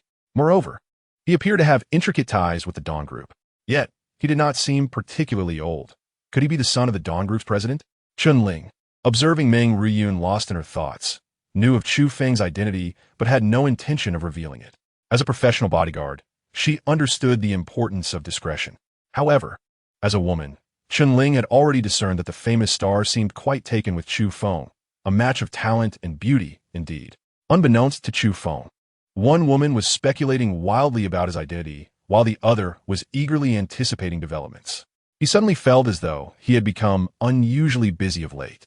Despite not having to worry about daily necessities, he found himself restless. Life thrives on challenges, sigh. Chu Feng reassured himself, preparing to return home. Upon reaching his doorstep, he spotted Qin ran walking towards him with two young girls. Wow, Uncle Chu, is that car yours? It's so cool. Qin Xiaoyu exclaimed, running over with her eyes sparkling. Chu Feng found it amusing that such a small child understood the meaning of cool. Qin Shihan, more composed, greeted Chu Feng and, upon receiving permission, dashed to admire the vehicle. You're not working today? Chu Feng greeted Qin Ran. She appeared somewhat sheepish, lowering her head as she replied. I had a bit too much to drink yesterday. There was too much happening at the company, and with Lu Hao around, I figured I could take a day off. It's been a while since I spent time with Xiaohan and Xiaoyu. Chu Feng nodded. Are you planning to take them to the park? Since I have nothing on my agenda, I can join you. Sure. After Chu Feng promised to take the two girls for a ride in his car next time, they reluctantly made their way outside. Qin Ran held Qin Shihan's hand, while Chu Feng carried Qin Xiaoyu. As they reached the entrance of the community, the security guard on duty couldn't help but admire them. Sir, your family truly exudes happiness. Alas, I lament that my wife and child remain in our hometown. It has nearly been a year since I last laid eyes upon them. The security guard is evidently new, mistaking them for a family unit. Qin Ran's complexion flushed slightly as she prepared to clarify, only to hear Chu Feng address the guard. You are mistaken. We are merely neighbors. Would you kindly open the door? The guard's face reflected embarrassment, and he hurriedly offered his apologies. It was hardly a significant matter, and Chu Feng was not one to hold grudges. However, Qin Ran's gaze dimmed, for some inexplicable reason, when Chu Feng declared their neighborly connection. It stirred a weight in her chest. Mom? Chu Feng had already taken Qin Xiaoyu outside, leaving Qin Shihan to glance up at the stationary Qin Ran. Oh, I'm sorry, I was lost in thought. Let us proceed. Upon reaching the park, Qin Shihan and Qin Xiaoyu sought out other children to play with, while Chu Feng and Qin Ran settled onto a nearby bench. Chu Feng, I heard from Aunt Li that it was you who took me home yesterday. I apologize for any embarrassment caused. I hope I did not behave oddly. Oddly? What do you mean? At his inquiry, Qin Ran shook her head. It's nothing, but I still appreciate your kindness. After a brief silence, Chu Feng continued, if you truly feel overwhelmed, take a moment to unwind. Drinking will only exacerbate your discomfort without providing any relief. Chapter 60. Notorious Chu Feng's caring words seemed to resonate deeply with Qin Ran. Since the passing of her parents, it had been a long time since anyone had shown her such heartfelt concern. All right, I understand. I shall refrain from drinking in the future, Qin Ran replied obediently, resembling a contrite young girl. Meanwhile, at the entrance of Jianglin supermarket, the Liu sisters had inquired about the location of Chu Jiang's establishment and promptly returned. With Chu Feng's lavish supercars and opulent mansion, it was inconceivable for them to easily abandon their pursuit. Their insatiable greed had rendered them notorious within their circle for their various antics. Upon seeing the two young ladies, Chu Jianghe was filled with delight. He had not anticipated that his son possessed the charm to attract such attention. At that moment, he set aside business concerns, enlisting a neighbor to keep an eye on things, and took the girls home, eager for Luo Shui to meet them. Auntie, you look remarkably youthful. What is your secret? Could you impart some wisdom to us? The Liu sisters showered the elders with sweet words, bringing smiles to their faces. However, they merely acknowledged Chu Xiaoyu before diverting their attention. Chu Xiaoyu, already aware of their true nature, retreated to her room and called Chu Feng. They have come to our house. All right, I understand. Chu Feng frowned slightly. He had never imagined the Liu sisters would be so brazen. Chu Feng, do you have something to attend to?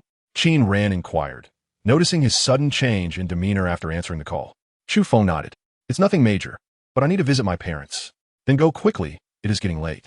I will take Xiao Han and Xiaoyu home shortly. As a perceptive woman, Qin Ran refrained from questioning Chu Feng regarding his destination. Furthermore, she believed their relationship had not yet reached such a level of intimacy. Upon returning home, Chu Feng departed swiftly, arriving shortly at Jianglin community. Brother Chu Feng, you're back. As he stepped through the door, the Lu sisters rushed towards him, each linking an arm with his in a friendly manner. This scene brought joy to Chu Jianghe and Luo Shui, who surmised that their son's future prospects appeared promising. However, Chu Feng had a different perspective, shaking off their hold and demanding, "Who permitted your visit?" "Xiao Feng, how can you speak like that?" Chu Jianghe was somewhat displeased. The girls were being so forward, yet his son was lacking in courtesy. "Brother Chu Feng, we realize we should not have ordered so many dishes. Wastefulness is shameful. We will remember this, so please do not be angry."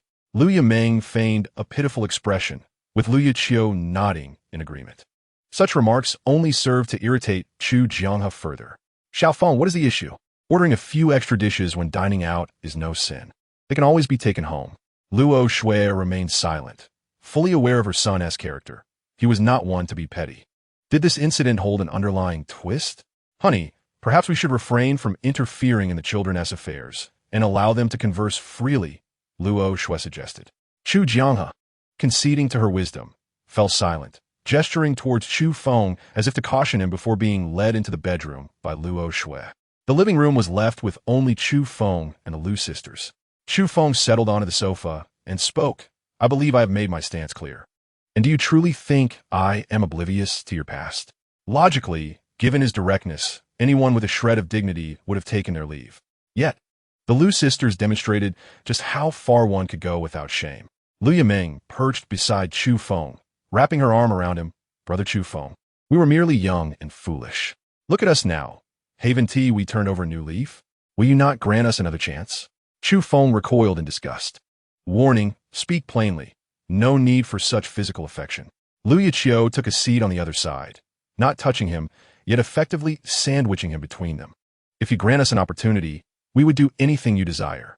Her words were laden with implications, and paired with their gaze and gestures, it was difficult not to conjure images of passionate encounters. "Hey, there's a child present. Could you refrain from discussing inappropriate topics?" Chu Xiaoyu emerged from her room, leaning against the door with a smirk directed at the Lu sisters. "I say, dear brother, your escapades may be forgiven outside, but must you bring them home? Can't you see the atmosphere has turned quite unpleasant?" Chu Feng chuckled in resignation. With Chu Xiaoyu's sharp tongue, it was no challenge to provoke ire. The Lu sisters glared at her, their expressions filled with hostility, as if they wished to devour her whole. Yet, they had evidently chosen the wrong target. Chu Xiaoyu was not one to be easily intimidated. "What are you staring at? Have you mistaken something? Do you think winning over my parents grants you entry into my home? Let me assure you, if I do not consent, you stand no chance." Chu Feng nodded in agreement, fully aware that his 1,000 yuan was now beyond saving. Nevertheless, it mattered little, with Chu Xiaoyu stepping in. He need not utter further words. "Oh, by the way, regarding your past, I was the one who informed my brother, and I have prepared a little surprise for you as well." After glancing at the time on her phone, Chu Xiaoyu grinned. It should be arriving shortly. The Lu sisters exchanged anxious glances, but Chu Xiaoyu approached her parents' bedroom and knocked on the door, announcing, "Mom and Dad, come out and enjoy the show." As soon as the two elders stepped out, the doorbell rang. Chu Xiaoyu skipped over to answer it, revealing a sharply dressed man with a pallid complexion. "Hello, are you Miss Xiaoyu?" he inquired. With a cheerful smile, Chu Xiaoyu replied, "That's me. Please come in." Merely hearing the commotion at the door had already left the Lu sisters quaking in fear, almost wishing to hide beneath the table. However, Chu Feng was determined not to grant them such an escape. Since Chu Xiaoyu had orchestrated this scene, he felt compelled to play his part. He swiftly placed one hand on each of the sisters, pressing them down onto the sofa. Upon entering, the man's gaze turned icy as he spotted them. "You certainly made it easy for me to find you. Now, tell me, where are the items you stole?" Chapter 61. Concert invitation within the elite social circles.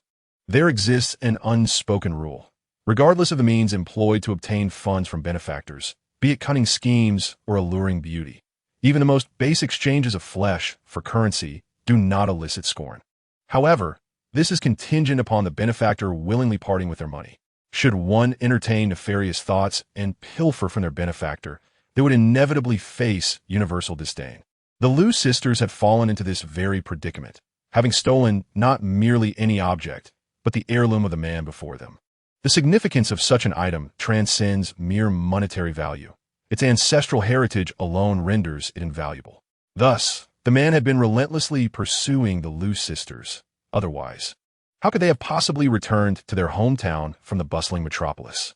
What is happening here? Chu Jianghe pondered, somewhat perplexed. Chu Xiaoyu interjected, Dad, you'll understand shortly. Just watch. The man furiously approached, seizing Lu Yame and bellowing, Quickly tell me where it is. Chu Feng furrowed his brow. While Chu Xiaoyu's plan was sound, the man's behavior was likely to frighten their parents. Rising to his feet, he placed a hand on the man's shoulder. Friend, they are right here. They want to escape. Let us discuss this calmly. Yet, the man, blinded by rage, spun around and gripped Chu Feng by the collar. Have you lost your mind? Let go of my brother. Chu Xiaoyu exclaimed in alarm, rushing forward. However, Chu Feng blocked her path, grasping the man's wrist and applying just enough pressure to force him to turn away in pain. This is my home, not a place for your reckless behavior. You've already frightened my parents. I'll say this once more. Let us speak civilly, understood? The man hastily nodded, and Chu Feng released him. Realizing his previous impatience, the man quickly composed himself and bowed to Chu Jianghe and Luo Shui. Uncle, Aunt, I apologize. I lost my composure.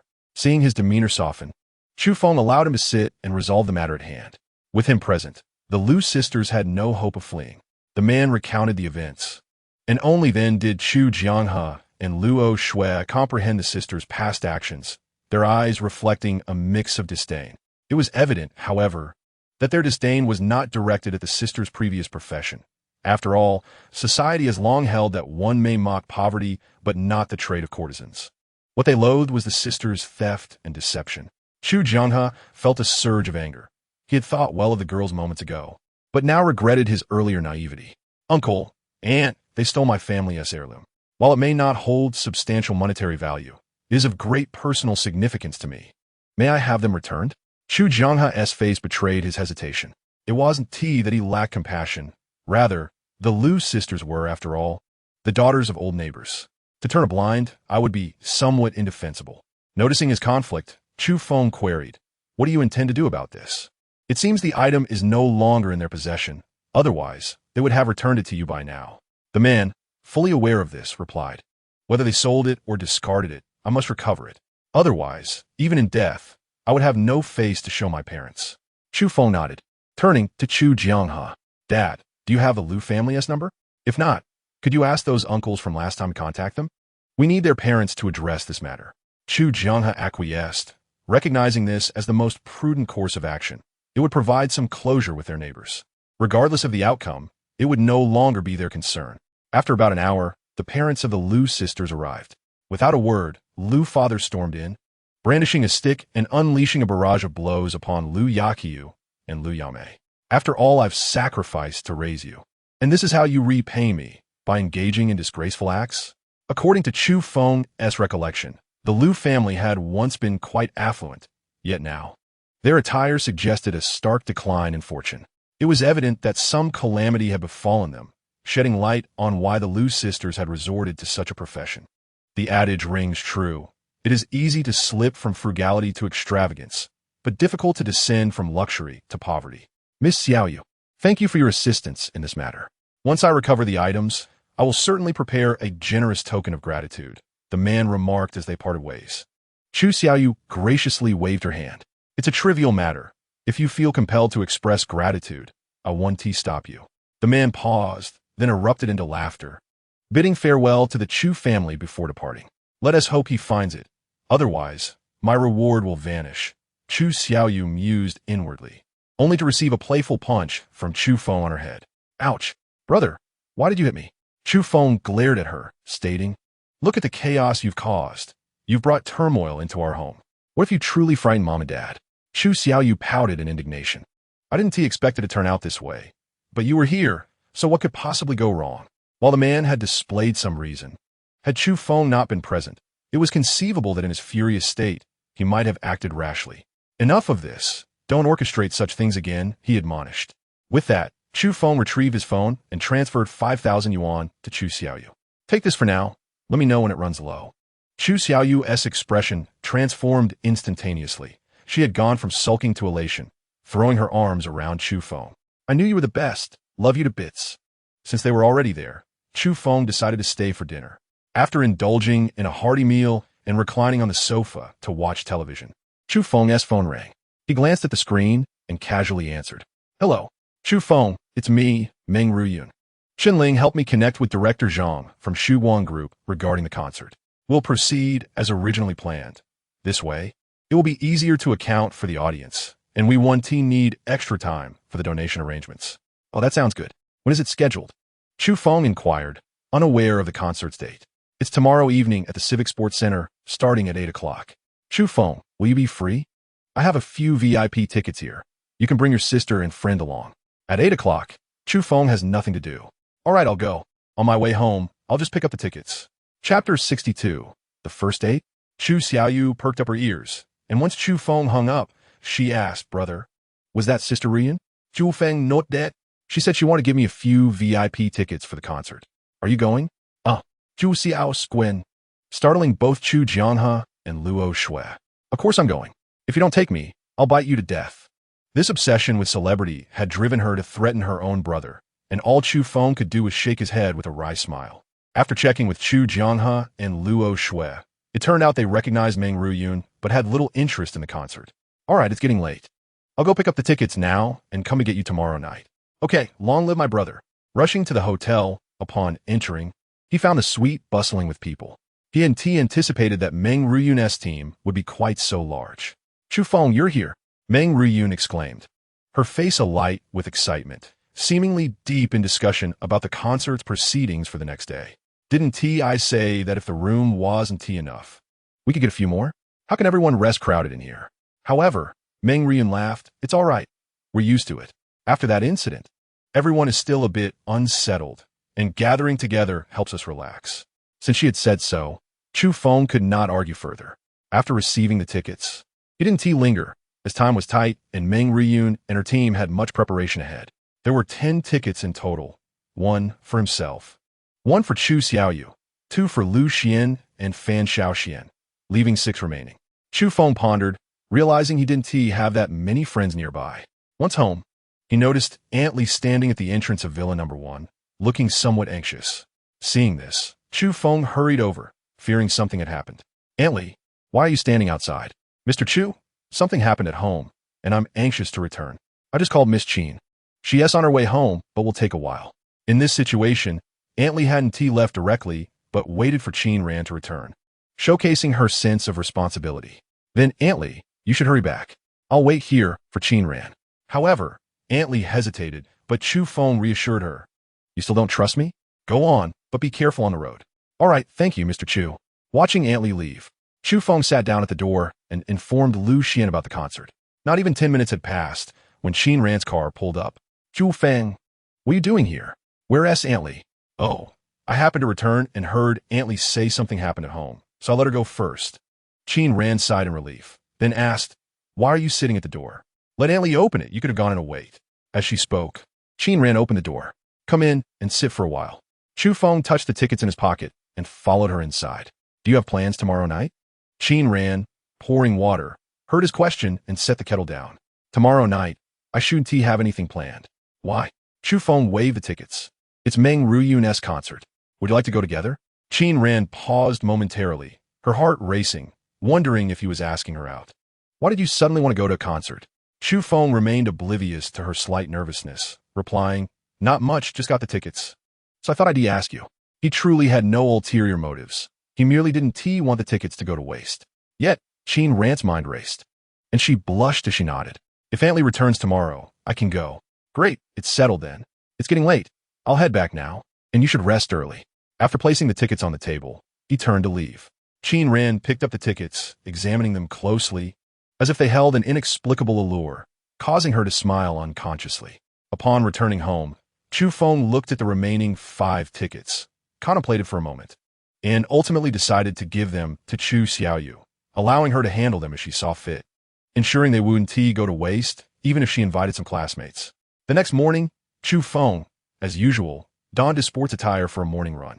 Chu Feng, Qin Ran called from behind. She hadn't gone for a run since the incident at the company. In a good mood today? Found money on the way? Chu Feng joked, but Qin Ran rolled her eyes, her youthful demeanor shining through. By the way, how is Aunt Li doing? As they jogged for a while, they began to walk to catch their breath. Aunt Li called me. She said her son had a minor conflict with someone, but it's all resolved now. And she'll be back soon. That's good. So we can go to the concert tonight, right? Upon hearing Chu Feng mention this, Qin Ran quietly replied with a soft demo. After I finish work, will you come pick me up? After saying this, Qin Ran mentally scolded herself. Her tone was reminiscent of a girlfriend's playful plea. Stealing a glance at Chu Feng and seeing he hadn't noticed, she sighed in relief. All right, it's settled then. When you finish work, let me know, and I'll come get you. They each returned home, with Qin Ran heading off to her company, while Chu Feng had no pressing matters, intending instead to print out the recipes he had in mind, binding them into a booklet. This recipe book would undoubtedly serve as the foundation for the restaurant in the future, so he would only hand it over to the chef, who happened to be Fan Xiaoshuan's father. To be honest, Chu Feng did not place much importance on these things. After all, he wasn't too short on money. He could spend freely, likely never exhausting his savings in this lifetime.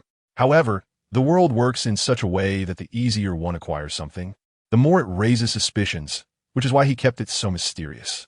Before he realized it, the morning had slipped by. Chu Feng had already printed out hundreds of recipe copies, encompassing cold dishes, hot dishes, soups, desserts, and some exquisite specialties. Even someone with just a bit of culinary knowledge could successfully prepare dishes by strictly following the recipes. After meticulously reviewing everything to ensure there were no oversights, he saved it to a disk, preparing to find a printing shop. But just as he stepped outside, he heard raised voices, among which he recognized Aunt Li's. Just then, Security Officer Zhang Long walked by, and Chu Feng immediately called out to him. Zhang Long, what is going on? Chapter 63, Possessed by a Demon, Mr. Chu. The patrol officers just informed me that there's been an incident at the entrance of Villa Number 1, and I was heading over to check. After hearing Zhang Long, Chu Feng replied, let us go together. Knowing Chu Feng had a close relationship with Miss Qin from Villa Number 1, Zhang Long readily agreed. The two arrived at the entrance of Villa Number 1, where they saw another security guard restraining a man who appeared to be around 30 years old. The man bore a grotesque visage, his skin possessing an unnaturally pallid hue. Meanwhile, Aunt Li stood at the entrance of the villa, tears streaming down her face. Qin Shihan and Qin Xiaoyu curiously peered out, only to be gently coaxed back by her. Zhang Long rushed forward, assisting his colleague in restraining the man. What's going on? What are you doing? He demanded. Damn it, this is our family matter. What business is it of you gatekeepers? Get the hell out of my way. The man displayed an arrogant demeanor, relying solely on his brutishness. Anyone who serves as a security guard in a prestigious residential area like Golden Dragon Bay possesses some skill, had it not been for the fear of complaints. Zhang Long alone could have easily subdued this man. Chu Feng chose to disregard the man and approach the entrance, gently patting Aunt Li's back. What has happened? Aunt Li, who is he? Upon hearing Chu Feng's inquiry, Aunt Li covered her mouth and sobbed, shaking her head in silence. Uncle Chu, he is a bad man. He just insulted us, and it was truly vile. Qin Xiaoyu reported, peeking out again. Noticing Aunt Li's heightened emotions, Chu Feng opened the door and squatted down, embracing the two little girls. Tell me, what did you witness just now? After a moment of thought, Qin Shihan recounted. We were having dinner when that bad uncle knocked on the door. Grandma Li was frightened and tried to comfort us. Then the bad uncle began to pound on the door, and Grandma Li, fearing for our safety, went out herself. Her account was objective, providing Chu Feng with a clear understanding of the events. Glancing at Aunt Li, Qin Xiaoyu then whispered, Uncle Chu, I must tell you, that bad uncle seems to be Grandma Li's son. Her son? Chu Feng turned to glance at the man, and indeed, there was a striking resemblance between him and Aunt Li. All right, Xiaoyu, I have a question for you. Do you like Grandma Li? The two girls nodded without hesitation. Aside from my mother and Uncle Chu, Grandma Li is the one who cares for me the most. Hearing Qin Xiaoyu's words, Chu Feng nodded in satisfaction. Now, Grandma Li is very scared and sad. Can you comfort her? Leave the rest to me. Okay. The two little girls eagerly agreed and rushed to Aunt Li's side, pulling her into the house one after the other. You too, Aunt Li, please go inside with them. I will handle this matter. Aunt Li's expression was not pleasant, and after a moment, she said, Mr. Chu, he is actually a good boy. Truly, it's just, do not worry. I know he is your son. But regardless of his past, he has succumbed to those substances which have stripped away his rationality. We must employ some firm measures. With a wink at Qin Shihan and Qin Xiaoyu, they exerted all their strength to push Aunt Li inside. The smile faded from Chu Feng's face, replaced by a cold indifference. As the saying goes, filial piety is paramount. If a person cannot even respect their own parents, they have lost the very essence of humanity. Seeing Aunt Li enter the house, the man began to struggle more fiercely. Zhang Long and his colleague could not intervene physically, but did their utmost to obstruct him. Zhang Long, let go. Hearing Chu Feng's command, Zhang Long turned back in confusion. Upon seeing Chu Feng nod, he gritted his teeth and signaled to his colleague, and the two quickly stepped aside. The obstruction suddenly lifted, causing the man to stumble and fall to the ground. As he attempted to rise, a sharp pain shot through his abdomen, and an overwhelming force sent him tumbling away. Before he could utter a curse, he was yanked up by his collar. Slaps landed on his face mercilessly, leaving him no time to beg for mercy. Mr. Chu, that should suffice. Zhang Long watched in horror as the man's face transformed into a swollen mess, several teeth having been knocked out. When Chu Feng released him, the man lay crumpled on the ground like a discarded rag doll. Zhang Long, call the drug rehabilitation center. Have them come and take him away. Right away. It was evident to any discerning observer that the man's derangement stemmed from an addiction to substances that could ruin families. Chu Feng crouched down, fixing his gaze upon the man. Aunt Li claims you are a good boy, but truth be told, I cannot see it. Regardless of your reasons for encountering those substances, you have committed an unforgivable act. Tears streamed down the man's swollen face, whether from pain or remorse. It was unclear. I am offering you a chance now. Go inside, rid yourself of these substances, and cease to exist in this ghastly state. Should there be a next time, I will ensure you become a true wandering soul. Handing the man over to Zhang Long, Chu Feng turned and knocked on the villa door. Qin Shihan hurriedly opened it. Upon entering, Chu Feng saw Qin Xiaoyu presenting her favorite snacks to Aunt Li, showering her with kindness. Qin Shihan had returned with tissues, carefully dabbing Aunt Li's tears. Mr. Chu. Chu Feng interjected. He has already been taken care of. Aunt Li, now is not the time for compassion. He still has a chance. You wouldn't want to see him in such a wretched state forever, would you? Understanding that Chu Feng's actions were indeed the most prudent, Aunt Li acknowledged that she had attempted to advise her son. Yet, those substances acted like demons, causing a calm fa-ade when sober, but turning them into fiends when provoked. Do not worry.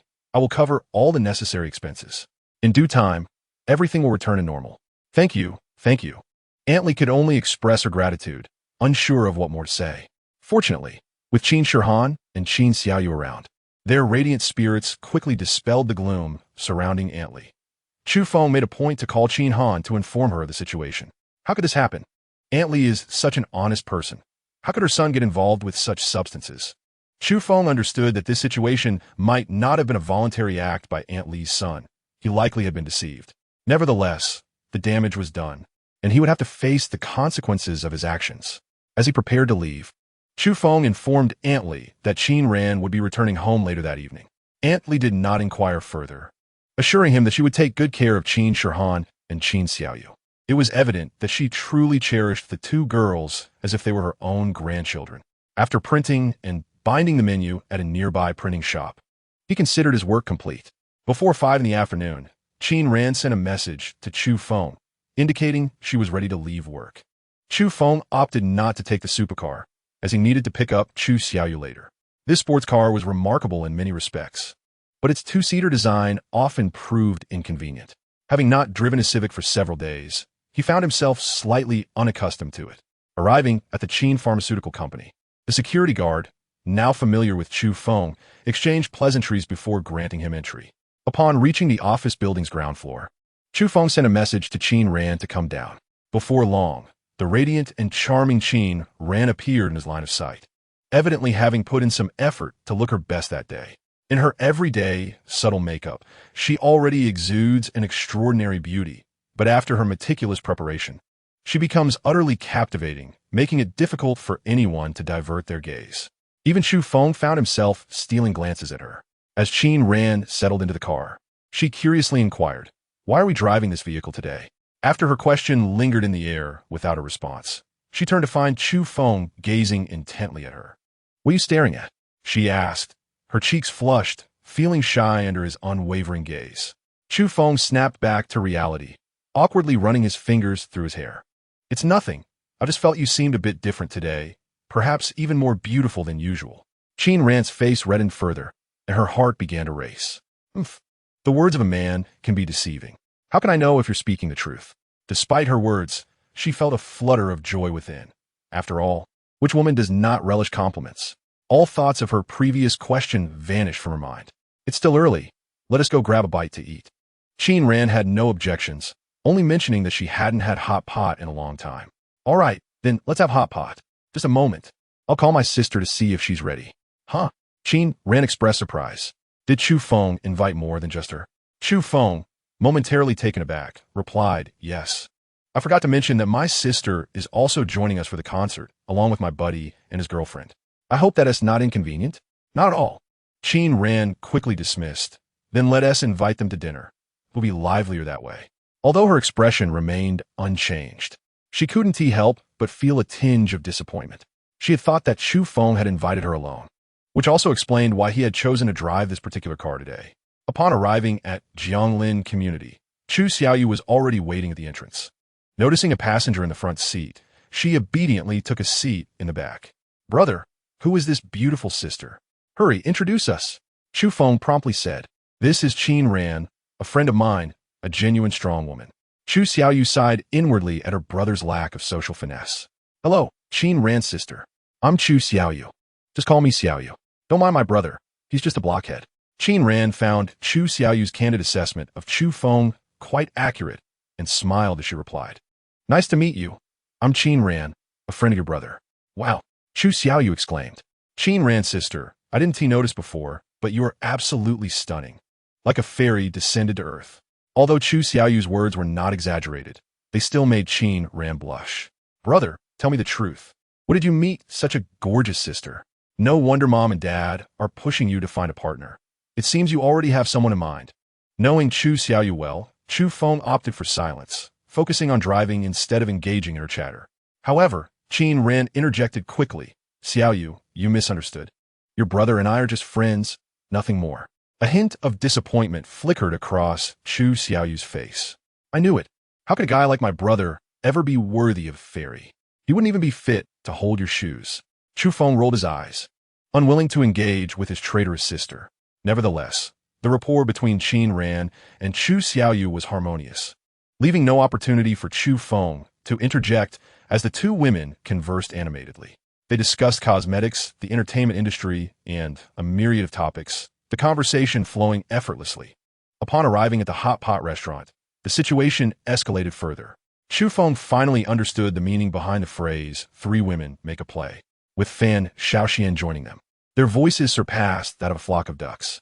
Chu Feng exchanged glances with Lu Xian, both silently acknowledging their predicament as they busied themselves with drinks and condiments. Chu Feng, you've got quite the catch. When did you meet such an exquisite beauty? Lu Xian, never one to hold back, especially in the absence of Fan Xiaoxian, teased. Don't be ridiculous. She's just a friend. She lives in Jilong Bay and has 2 daughters. Wow, a wealthy woman. But you're not lacking in funds yourself. So there's no need to cling to a rich lady. Lu Xian's comments grew increasingly absurd until Chu Feng shot him a glare, prompting him to tone it down. As the meal progressed, Qin Ran became more familiar with the group. It's about time. We should get going. Departing from the hot pot restaurant, the 2 cars headed straight for the concert venue. Upon reaching the entrance, Chu Xiaoyu piped up, Brother, what about the remaining 5 tickets? Hurry and give them to me. Here they are. As Chu Xiaoyu grabbed the tickets, she hopped out of the car and dashed toward the entrance. Where's Xiaoyu off to? Qin Ran inquired curiously. Chu Feng shrugged, saying, I suspect she's going to resell tickets. What? Resell tickets? Qin Ran was incredulous. Given Chu Feng's circumstances, how could his sister resort to such antics? There's nothing surprising about it. She has been obsessed with money since she was little, and I've never seen her spend a dime of her own. Qin Ran covered her mouth, laughing, her crescent-shaped eyes sparkling. All right, let us move. It's almost time for ticket checks. The 4 of them walked towards the entrance, and from a distance, they spotted Chu Xiaoyu shouting as she truly began her ticket reselling hustle. Surprisingly, many were willing to pay a premium for the tickets, especially the VIP ones. Before long, a crowd had gathered around her. As the throng grew, The security personnel grew increasingly displeased and approached to disperse the crowd, even attempting to escort Chu Xiaoyu away. As Chu Feng and the others approached, they heard Chu Xiaoyu exclaim, "You can chase people away, but why lay hands on me?" Chapter 65. A burdened brother and incompetent allies lay hands on you? Upon hearing that Chu Xiaoyu might be in distress, Chu Feng and the others immediately pushed through the crowd. They found a security guard gripping Chu Xiaoyu's wrist, his face adorned with an unmistakable lewd grin. "Let go of me." Chu Xiaoyu struggled fiercely, attempting to free herself from the guard's grip. Yet, her efforts were futile against the burly security officer. "This is a no-scalping zone. Since you've been caught, you'll have to come with me for questioning." The guard's demeanor was anything but serious, his tone laced with arrogance. "Who do you think you are to act as my brother? Release me this instant, or I assure you, you will regret it." "Regret? I've never regretted anything in my life." As he finished his taunt, the guard yanked Chu Xiaoyu to leave, but as he turned, his vision blurred, and he was sent flying like a cannonball, narrowly avoiding a collision with the fleeing crowd. "Xiaoyu, are you all right?" Qin Ran rushed to Chu Xiaoyu's side, carefully inspecting her for injuries. When she confirmed that she was unharmed, she sighed in relief. "You bastard! Who hit me?" The guard struggled to rise, clearly injured from Chu Feng's kick, blood trickling from the corner of his mouth. Hearing him curse, Lu Xian could no longer contain himself and charged forward, delivering a flurry of kicks. The commotion attracted other security personnel, who, rather than inquiring about the situation, rushed in to assist their colleague without hesitation. As the situation escalated, Chu Feng directly addressed Lu Xian, urging him to protect Xiao Yu and the others. With a sinister smile gracing his lips, yet his eyes ablaze with fury, he strode towards the group of security personnel. He showed no mercy for those who wielded their authority as a means to perpetrate wrongdoing. Although the security's role was to maintain order, they had instead become the very source of chaos. Seizing one guard by the arm, Chu Feng twisted forcefully, breaking it with a sickening crack. A swift kick to the abdomen followed, and he retaliated in kind, deforming the guard's leg with another powerful strike. The sharp sound of bones fracturing, coupled with the guard's anguished cries, sent shivers through the onlookers. While many had witnessed street brawls, few had encountered such ruthlessness. Yet, no one dared condemn Chu Feng for his excessive actions. The truth was evident to all. Even if regulations prohibited the sale of scalped tickets, the security could have simply escorted Xiao Yu away without resorting to violence. Moreover, the initial guard had clearly harbored ill intentions. Claiming he needed to take Xiao Yu for questioning, his ulterior motives were transparent. "Let's deal with these scoundrels," a voice cried out, igniting a chorus of agreement among the crowd. The remaining guards, despite their earlier bravado, recognized that Chu Feng was not someone to be trifled with, and they began to retreat in fear. Meanwhile, staff members had alerted the organizers, representatives from the Dawn Group, who rushed to the scene only to find utter disarray. Upon seeing Chu Feng, the lead organizer broke into a cold sweat. While others may not have known him, he certainly did.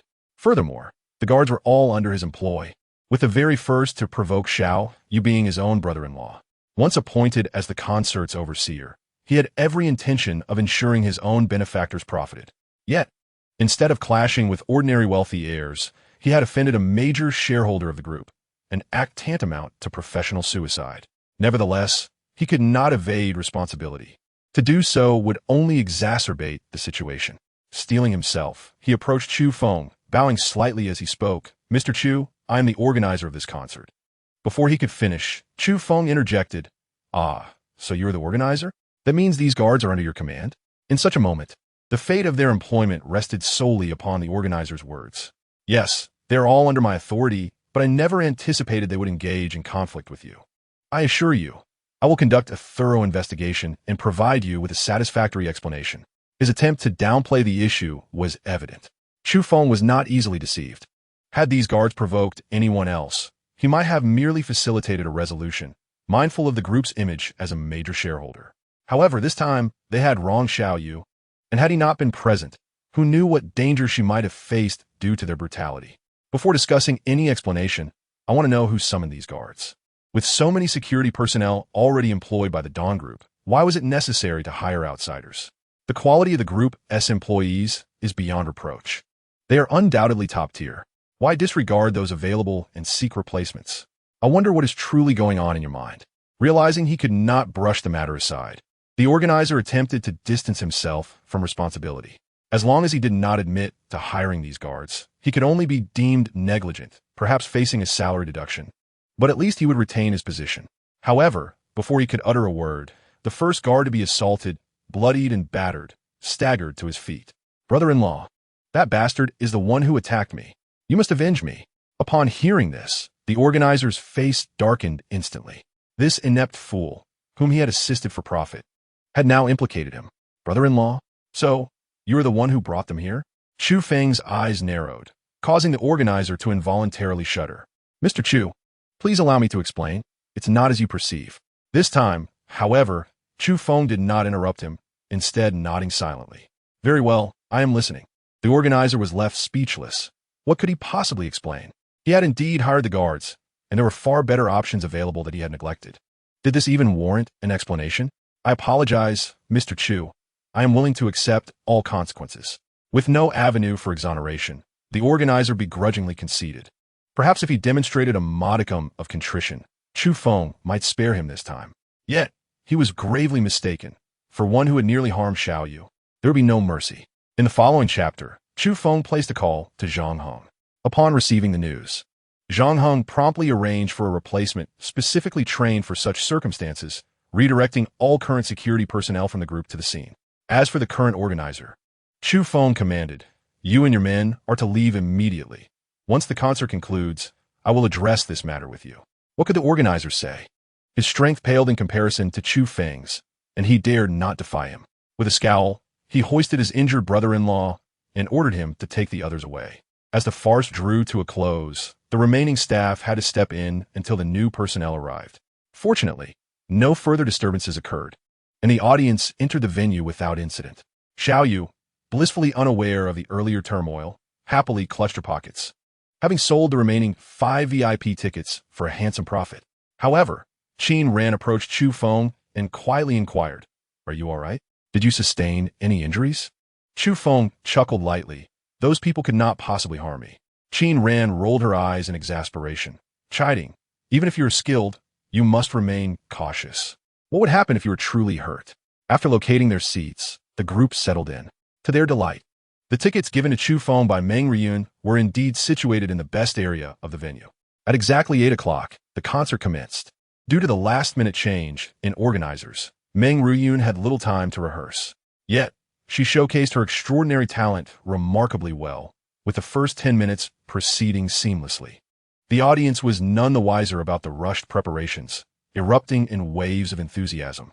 Even Chu Feng and Qin Ran were swept up in the electric atmosphere. It was undeniable that Meng Riyun's overnight rise to fame was well-deserved. Her eclectic musical style, from vibrant dance tracks that electrified the crowd to poignant ballads that tugged at the heartstrings, held the audience in rapt attention. Experiencing the concert live was a wholly different realm compared to watching it on television. Unbeknownst to all, over 2 hours had swiftly elapsed, and the concert was approaching its conclusion. When the stage lights illuminated once more, Meng Riyun emerged in a new gown, standing at the center. Her exquisite visage and the gown accentuating her flawless figure captivated every gaze in the audience. Her smile was broadcasted onto the large screen, causing many men and women to experience a slight quickening of breath. This was the star-studded Meng Riyun, entirely different from the person Chu Feng had previously known. The next song was a classic titled Gratitude, which she dedicated to someone special. With a gentle tone, Meng Riyun expressed, "This person helped me during my most trying times. A stranger who extended a hand. Without him, I doubt I would be here singing for everyone." As devoted fans, many noticed the organizers had made a change. Could it be that Meng Riyun was referring to the owner of the Dawn Group? Chu Feng felt an unsettling twinge, for at that moment, Meng Riyun was looking directly at his direction. This person had also come to the event, but whether he would be willing to accept her heartfelt gratitude remained uncertain. Chuxiu, flushed with excitement, called out to Chu Feng, "Brother, Riyun's sister must be talking about you. Hurry up and get on stage." Qin Ran, sitting beside Chu Feng, looked perplexed. Did this mean that Chu Feng and Meng Riyun were acquainted and that he had helped her? As Meng Riyun's gaze remained fixed on him, Chu Feng felt overwhelmed. The lighting technician, infuriatingly, shifted the spotlight to follow Meng Riyun's line of sight. Although this was not orchestrated by Meng Riyun, The situation had unfolded as such, and Chu Feng felt compelled to respond, rising to walk towards the stage. A murmur rippled through the audience as they speculated on Chu Feng's identity. After all, he was a handsome man with a keen sense of fashion, his chiseled features far more appealing than those of the current popular idols. Upon reaching the stage, Meng Riyun extended a hand towards him. With so many eyes upon them, Chu Feng could not deny her, thus taking her hand. I say, as a major star, aren't you concerned about the rumors this might stir? Meng Riyun chuckled softly. If it's you, I wouldn't mind a few whispers. Noticing Chu Feng's momentary astonishment, she quickly added, just kidding, don't take it seriously. Their conversation was not broadcasted through the microphone, leaving the audience unaware. Meng Riyun handed Chu Feng a microphone. He accepted it, utterly bewildered. Why are you giving me the mic? I thought you were singing. Meng Riyun smiled. Haven't you heard this song? It's a duet. If you can't sing, I'll just take over. The song Gratitude was a well-known classic, and Chu Feng certainly knew it. He thought to himself, who does she think I am? I can sing. With a mischievous glint, Meng Riyun signaled the sound engineer, and the prelude began to play. She started singing, her voice still enchanting even after 2 hours, perfectly conveying the song's essence. As her final note lingered, the interlude followed, and it was now Chu Feng's turn. Don't worry, just sing. If you falter, I'll back you up, Meng Riyun encouraged, sensing his apprehension. However, Chu Feng shot her a glance and replied, stop messing around. As the interlude concluded, with all eyes upon him, Chu Feng slowly raised the microphone. Chuxiu, so nervous she covered her eyes, felt an inexplicable embarrassment wash over her. She had heard Chu Feng sing before. While he was not terrible, he was not particularly impressive either. Yet, when he finally began to sing, both she and the audience were left astounded. With Meng Riyun as the benchmark, they had not anticipated any surprises from Chu Feng, yet he completely redefined expectations, embodying the essence of heartfelt performance. As his deep voice resonated, everyone felt as if they were immersed in a story, experiencing the emotions embedded within the song. Meng Riyun, too, was taken aback. Her singing was already exceptional, but Chu Feng's voice shattered any preconceived ceiling. As their harmonious duet concluded, an enveloping silence fell over the audience. Many were deeply moved, tears streaming down their faces, unable to contain their emotions. The final gazes exchanged between Chu Feng and Meng Riyun, filled with profound sentiment, were especially poignant. After finishing, Chu Feng asked, "May I step down now?" As he turned off the microphone, Meng Riyun, her eyes misty, stepped forward and embraced him. Whispering in his ear, she said, "Thank you truly." This brief embrace did not spark any wild speculation among the audience. Rather, it painted a beautiful picture.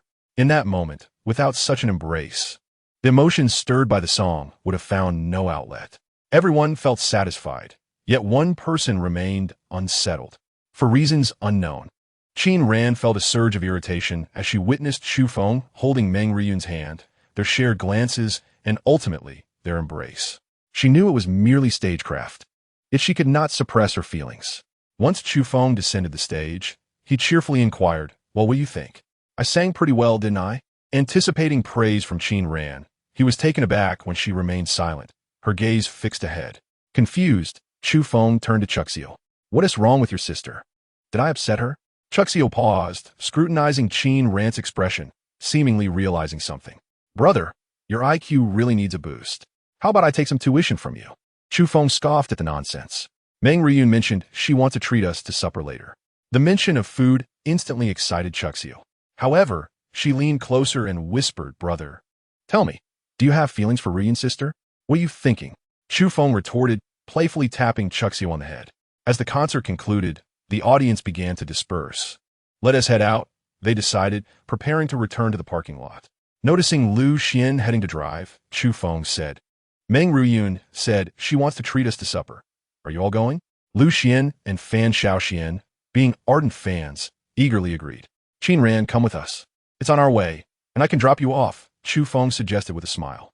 However, Qin Ran, uncharacteristically serious, replied, "No, I think I'll pass. I have a meeting in the morning." "Wait, you said you could stay out late today. Why the sudden change of heart?"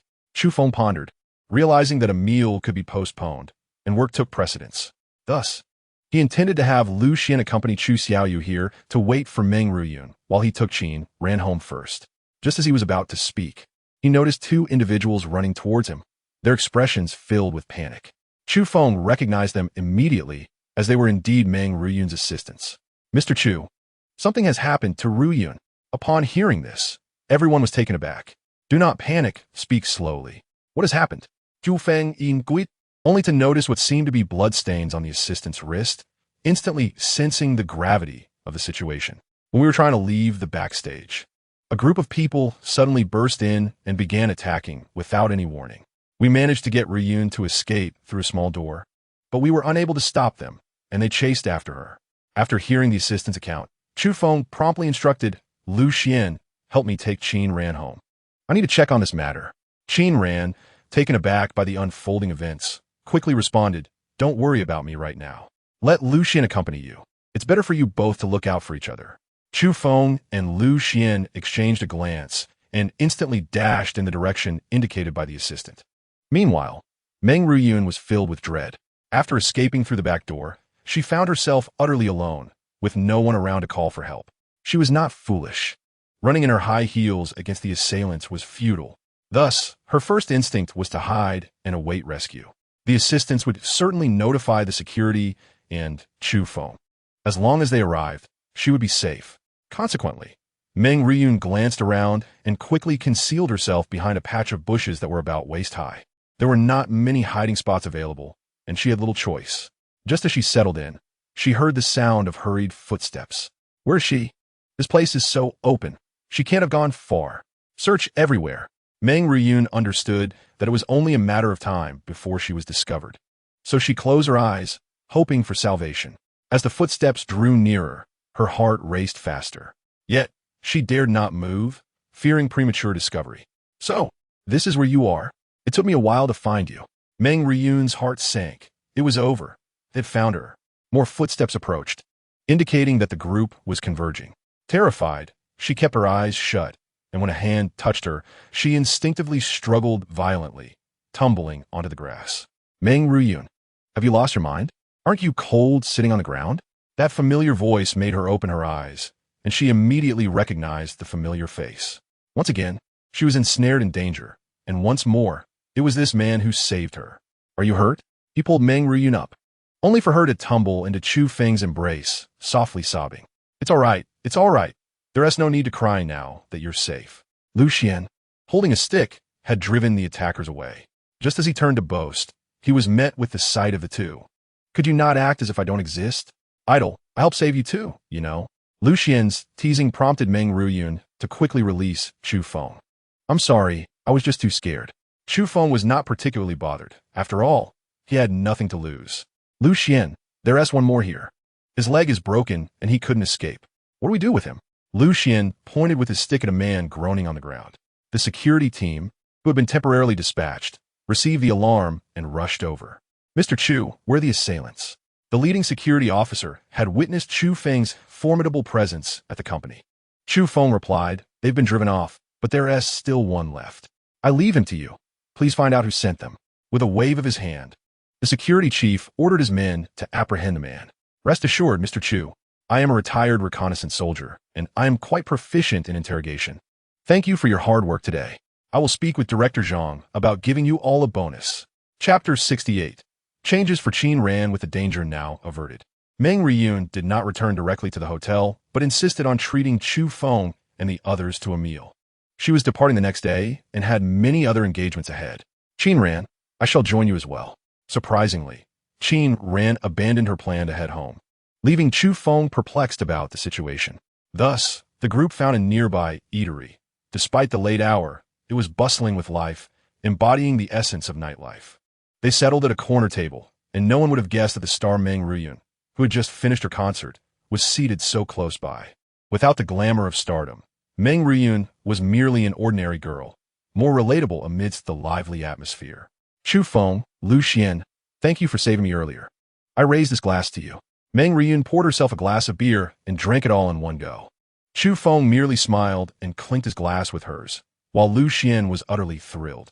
"I never imagined I would have a day dining and drinking with my idol, especially when she toasted to me." His exclamation elicited laughter from the group, and the atmosphere became quite pleasant.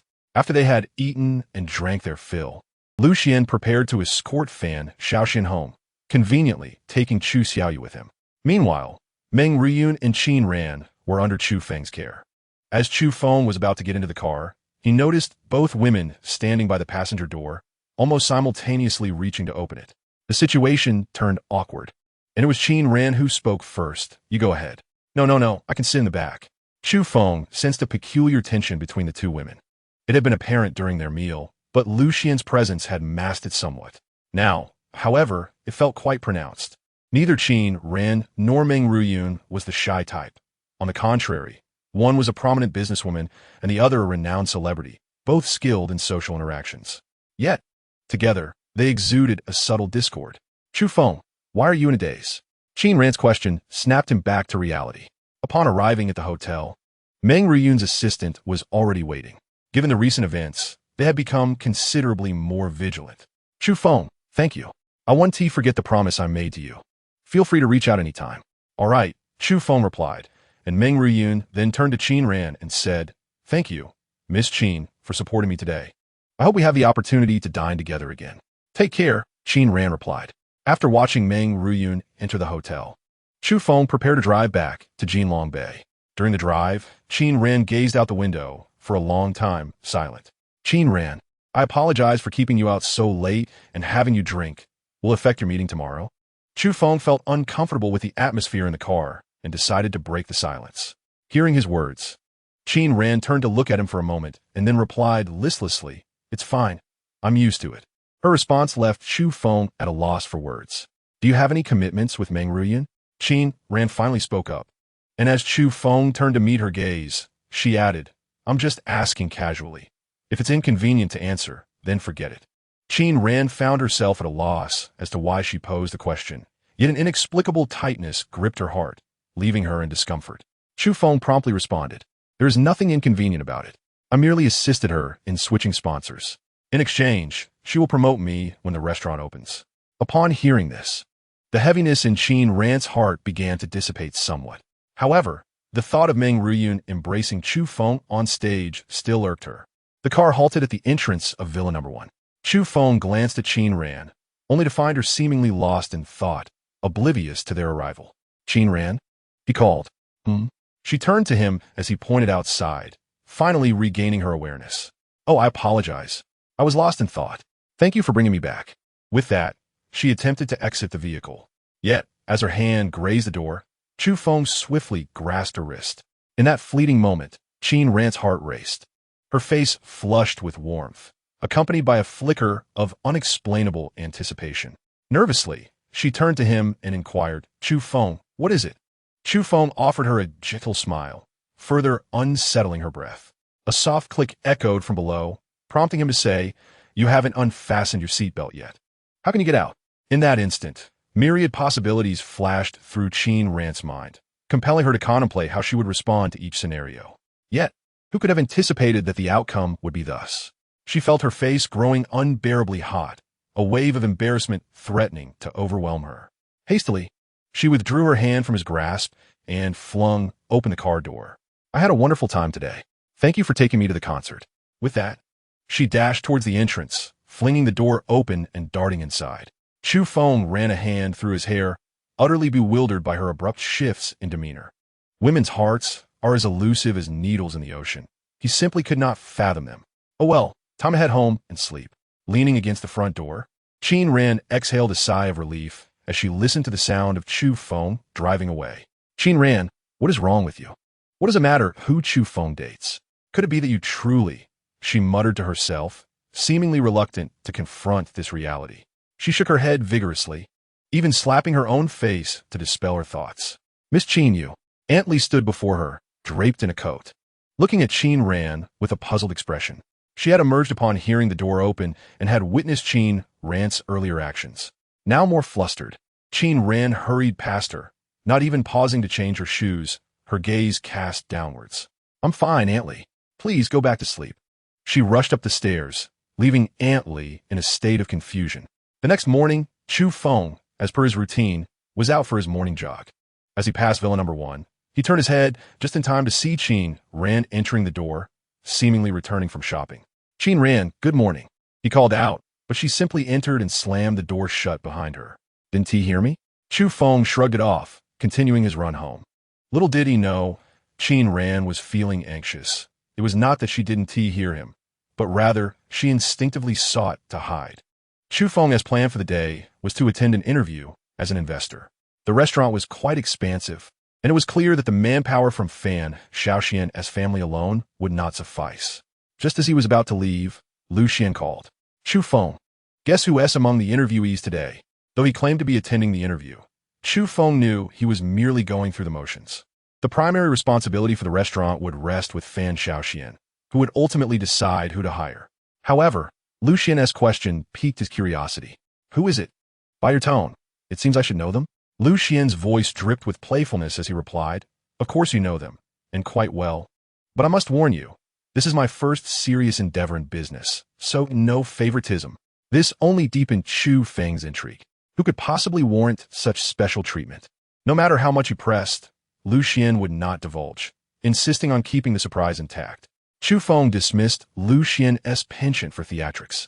After all, he would soon find out what was so mysterious about that. The interview was scheduled for 9 o'clock, taking place in a designated office area on the second floor of the restaurant. Chu Feng arrived by 8:30, and upon entering, he found several candidates already waiting. Scanning the room, he saw no familiar faces, leaving him puzzled about Lu Xian's earlier remarks. Ascending to the second floor, he found Lu Xian whispering conspiratorially with Fan Xiaoxian. This is a workplace. Any romantic entanglement should remain outside. Fan Xiaoxian retorted, rolling her eyes at Lu Xian. Did you hear that? The big boss has spoken. Love affairs should be dealt with outside. Hurry up, don't distract me from my work. Lu Xian chuckled mischievously. Just wait.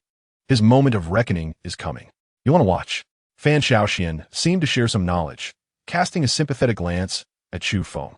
As the hour approached, the interview formally commenced. The trio took their seats behind the table, exuding an air of authority typical of interviewers. Initially, Chu Feng felt somewhat intrigued, having previously occupied the other side of the table.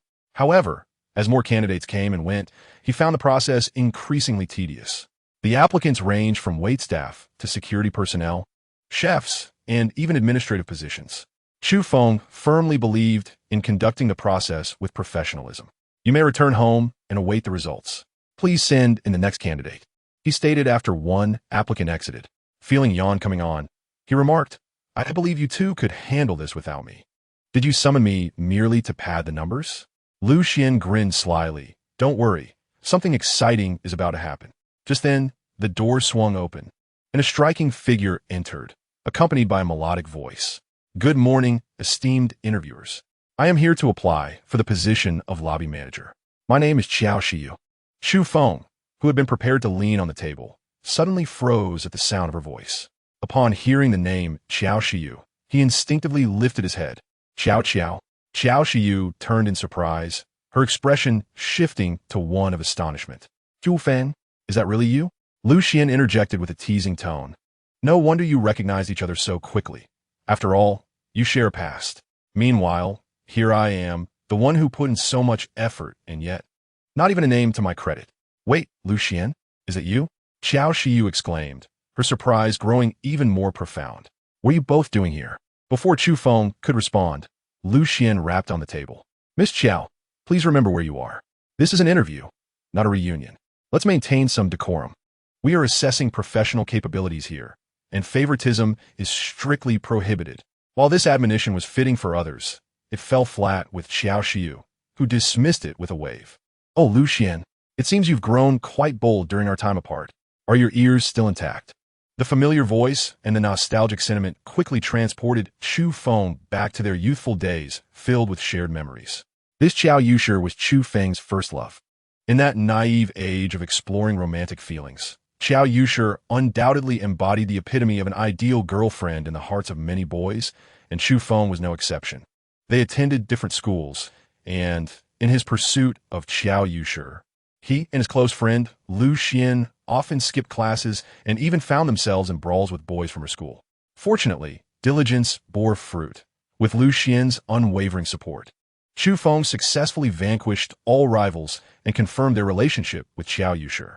To be frank, at that time, Chu Feng genuinely believed he could spend his life with Xiao Yushi.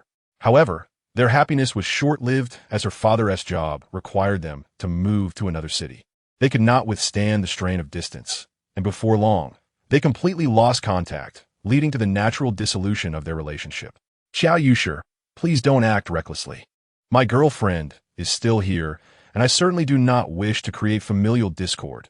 Lu Xian sought refuge, only to be brusquely pushed aside by Fan Xiaoxian. Fight as fiercely as you wish. I'll pretend I don't see it. This was no longer an interview scene. It had transformed into a reunion of old friends.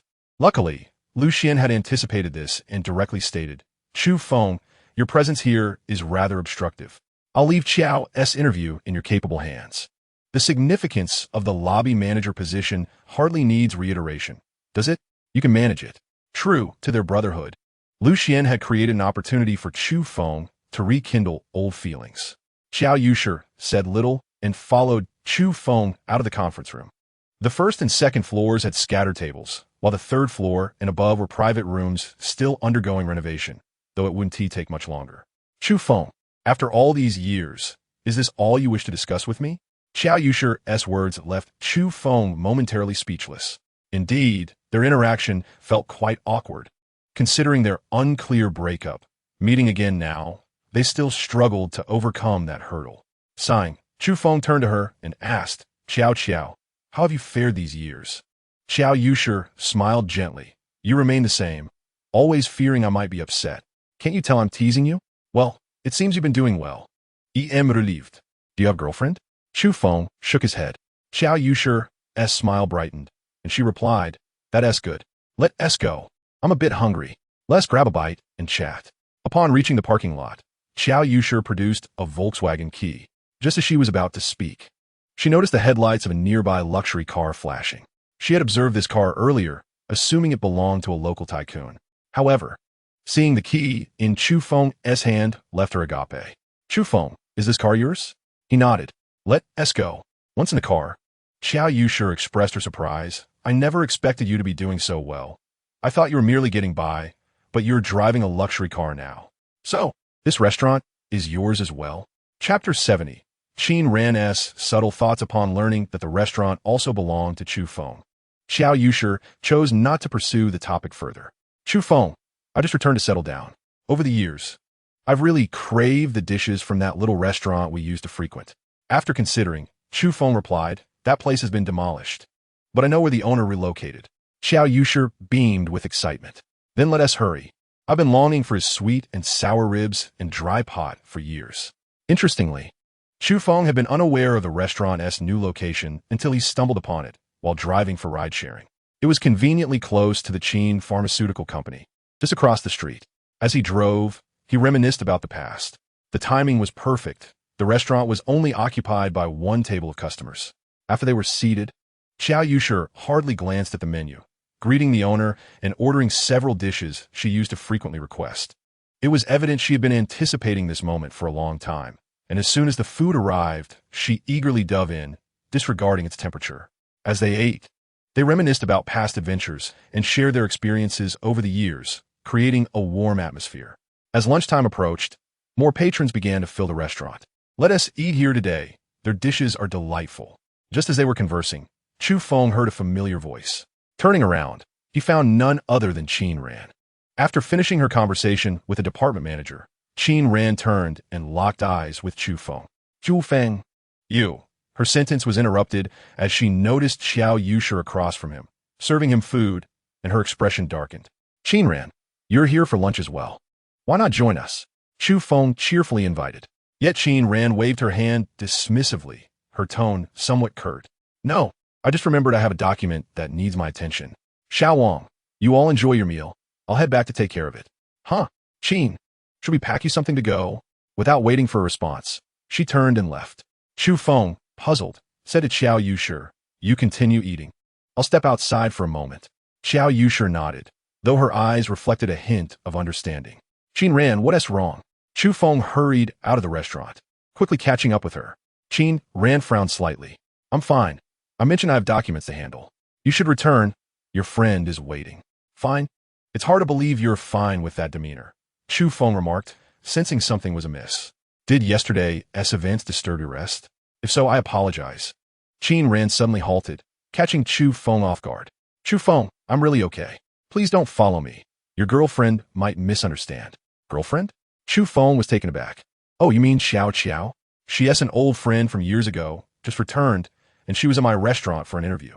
Qin Ran's expression showed skepticism. It was hard to believe that friends could be so intimate in their gestures. However, his willingness to chase after her for an explanation somewhat eased her mood. Even as friends, it wasn't right to make her wait so long. You should head back. I'll have Xiao Wang bring me some food later. All right, be careful on your way back, and don't overexert yourself. Seeing that Qin Ran genuinely had matters to attend to, Chu Feng ceased to press her. However, upon returning to the office, Qin Ran regained her composure and suddenly felt that her recent behavior had been peculiar. When vomata concern Chu Feng though, her judgment seemed to falter, particularly when she saw him interacting with another girl. A wave of unexplainable anger surged within her. The sour sensation in her heart was unpleasant, plunging her into a state of low spirits. Could it be that I've truly developed feelings for Chu Feng? Qin Ran questioned herself, scribbling notes on paper, inadvertently detailing every experience since meeting Chu Feng. Undoubtedly, this man, who had suddenly entered her life, had instigated significant changes within her. As for whether she truly harbored feelings, she could not yet ascertain. She merely wished to avoid witnessing any intimate exchanges between Chu Feng and other girls.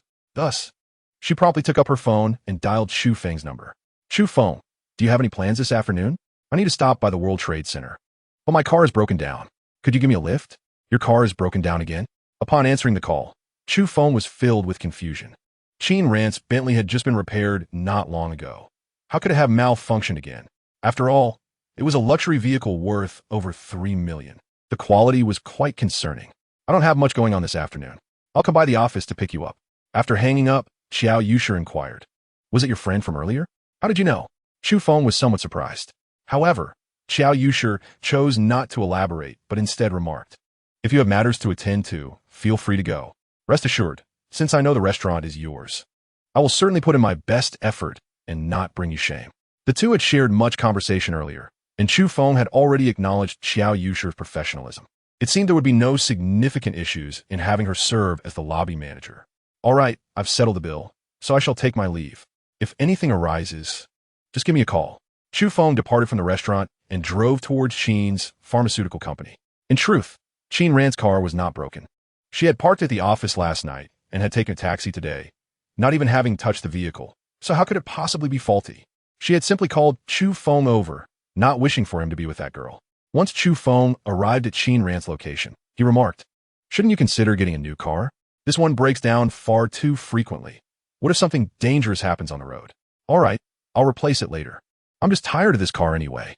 Qin Ran's cheerful tone made Chu Feng glance at her. Just over half an hour ago, she had appeared quite irate. How had her mood shifted so suddenly? Women are indeed perplexing. As he dropped Qin Ran off at the World Trade Center, a rumbling sound emanated from her stomach, causing her face to flush slightly. Haven't you eaten yet? Check the time. You can't go to work on an empty stomach. Qin Ran glanced at her watch and replied, there's still some time. Chu Feng, I'd like a hamburger. Would you accompany me? However, Chu Feng responded, burgers from outside aren't healthy. If you want one, I'll make it for you later. There's fast food nearby. You can wait in the car while I go buy it. Chapter 71. I am speaking to you watching Chu Feng rush off to purchase fast food. Qin Ran could not help but feel a surge of delight. Regardless of the circumstances, it was evident that Chu Feng cared for her. After hastily finishing her meal in the car, Chu Feng asked, how long do you think you'll take? If it won't be long, I can wait here. Qin Ran smiled slightly, checking the time. I can't say for sure, but it should be about an hour. Chu Feng nodded, deciding he might as well skip the afternoon interview, as Lu Xian and Fan Xiaoxian would suffice. All right, then I'll wander around nearby. Call me when you're done. After watching Qin Ran enter the World Trade Center, Chu Feng finally stepped out of the car. This area was a commercial district with numerous shopping options. With his father's birthday approaching, he intended to find a suitable gift. Chu Jianghe had few vices. He occasionally drank and did not smoke often. Even so, he had not escaped Luo Shui's nagging. Chu Feng considered that if he were to gift alcohol or cigarettes, he would undoubtedly face a reprimand from his mother. After all, Chu Jianghe was getting older. It was better to avoid unhealthy items whenever possible. After wandering around, he failed to find anything suitable. While gold and silver could be given to his mother, his father had no fondness for antique vases. As he walked, Chu Feng noticed a luxury watch store. The watch Chu Jianghe wore was a gift from his in-laws when he married Luo Shui. In comparison to today's standards, that watch was equivalent to a small car. Although there were rumors suggesting that giving a watch as a birthday gift was inauspicious, such notions were merely superstitions. Neither Chu Jianghe nor Luo Shui were the type to indulge in such beliefs. They had always instilled in Chu Feng the importance of believing in science. Upon entering the store, a warm smile greeted him from the enthusiastic sales associate. "Good day, sir. How may I assist you today?" In a high-end store, the quality of service was naturally elevated. Just this courteous demeanor made one feel welcome. Chu Feng nodded and smiled. "Hello, in a few days. It will be my father's birthday, and I wish to select a fine watch for him." The sales associate quickly understood and said, "In that case, allow me to extend my best wishes for your father's longevity and happiness." With such words, one felt compelled to make a purchase, lest they feel guilty for not buying something. "Sir, if you would kindly follow me, I have some styles that would be particularly suitable for older individuals." The associate led Chu Feng to a more secluded counter and entered the display area.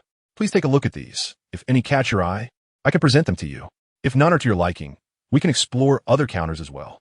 Chu Feng examined the selections with great care. This boutique showcased numerous high-end watch brands, each piece meticulously crafted and illuminated by the lighting, making them appear exceedingly valuable.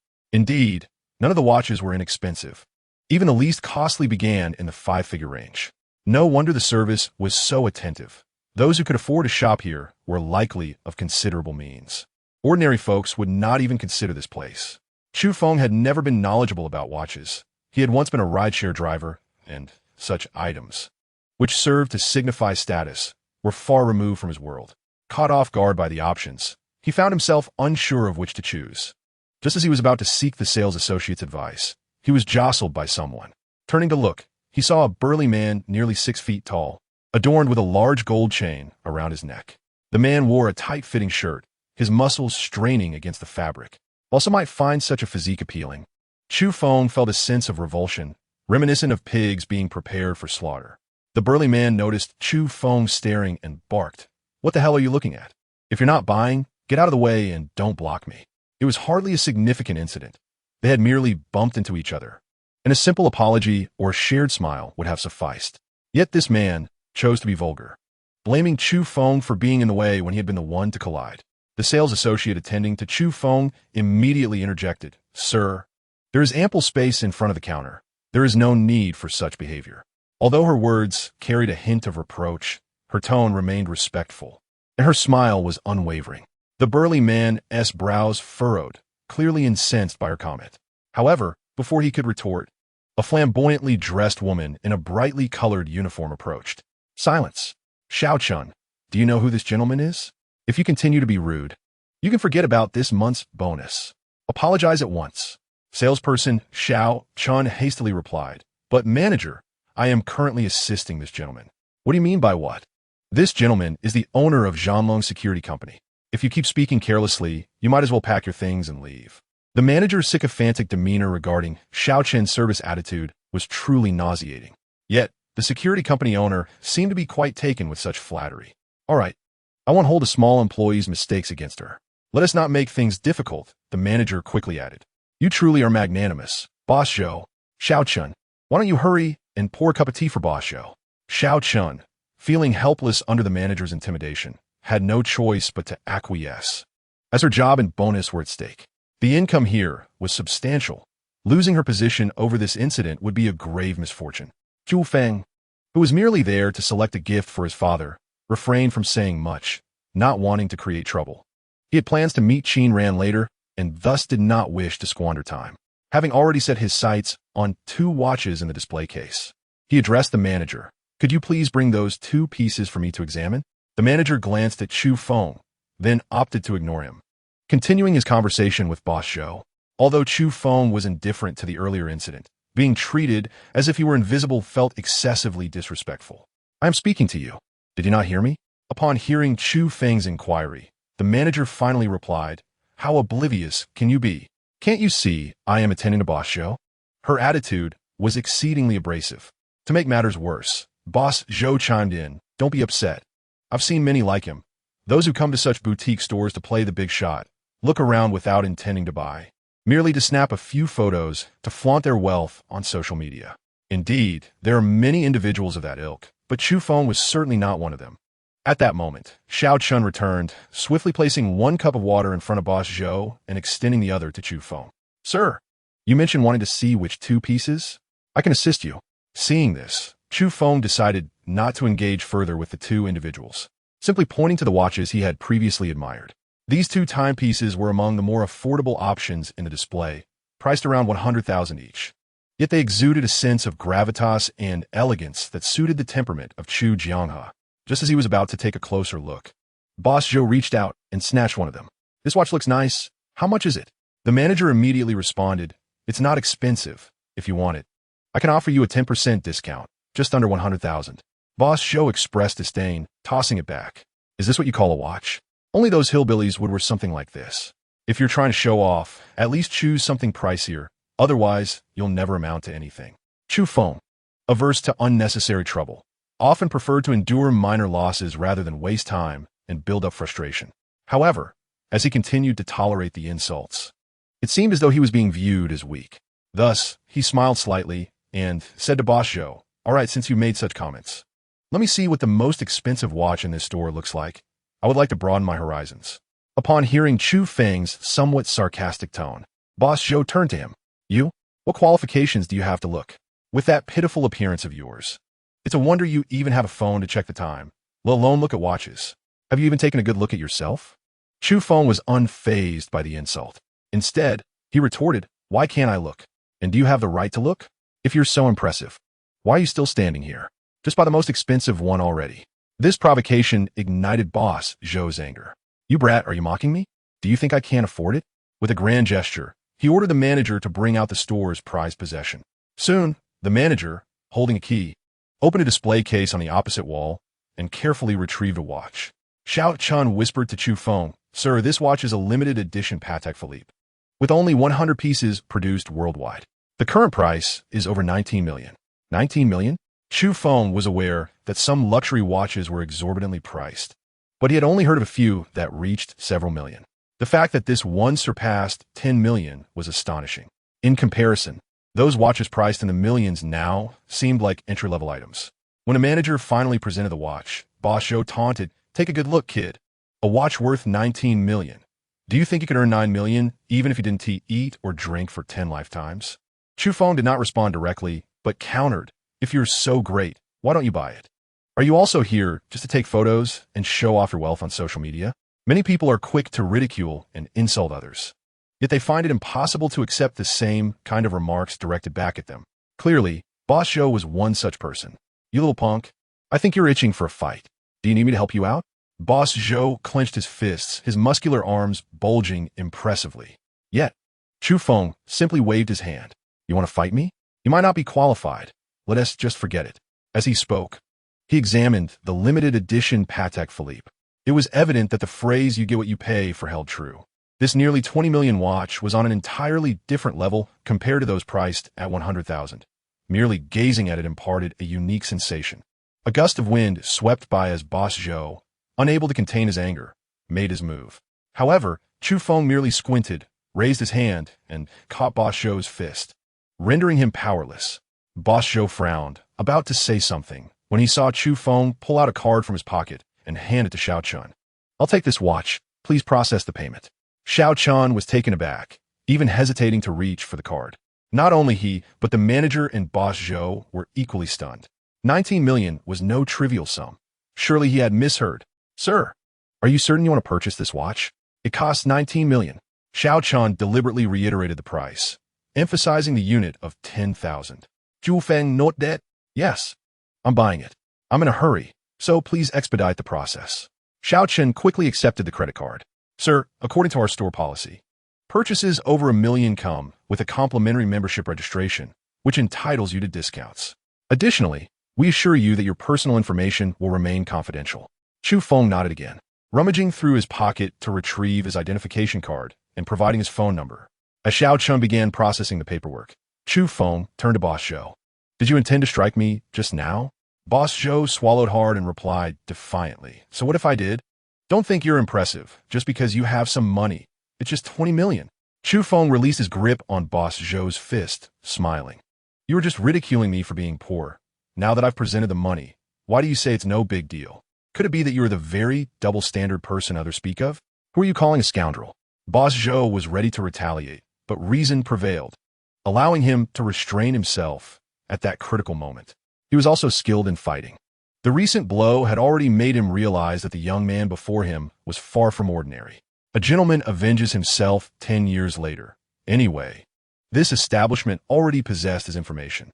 Given his relationship with the manager, he had no doubt he could extract what he needed. Once he returned and gathered some associates, he would teach the young man a proper lesson. Today, however, he had matters to attend to and was too weary to engage in further disputes. The mountains may not move, but the waters will, he thought, making his way to the exit. Yet, Chu Feng turned and firmly grasped his shoulder, exerting pressure that felt as if it could crush Zhou Boss's scapula. You wish to leave? Allow me to escort you, he said, delivering a powerful kick to Zhou Boss's waist, propelling him out of the store like a bullet from a chamber. It was far too simplistic to simply curse and walk away. While Chu Feng preferred to avoid trouble, it did not imply he was afraid, nor did it mean anyone could trample on his dignity. He glanced back at the manager, who trembled and immediately donned a sycophantic smile. Mr. Chu, I apologize for my lack of discernment earlier. Please do not hold it against me. Chapter 73. Rectification. Chu Feng had no intention of getting entangled with someone of the manager's stature. However, when Xiao Chun was processing the order, this shameless woman had the audacity to push him aside and inscribe her name in the salesperson's signature section. Xiao Chun could only stand there, seething in silence. Mr. Chu, here is your order. Please keep it safe. My name and phone number are on it. Feel free to contact me if there are any issues, she said, casting a flirtatious glance his way. Yet her heavy makeup was rather off-putting. Upon receiving the receipt, Chu Feng's gaze fell upon the logo in the top left corner, causing him to pause before breaking into a wry smile. Just as the manager was about to speak again, he tore the receipt to shreds and tossed the remnants onto the floor. I was not served by you. Why is your name on this receipt? Reissue it. The manager's expression darkened instantly.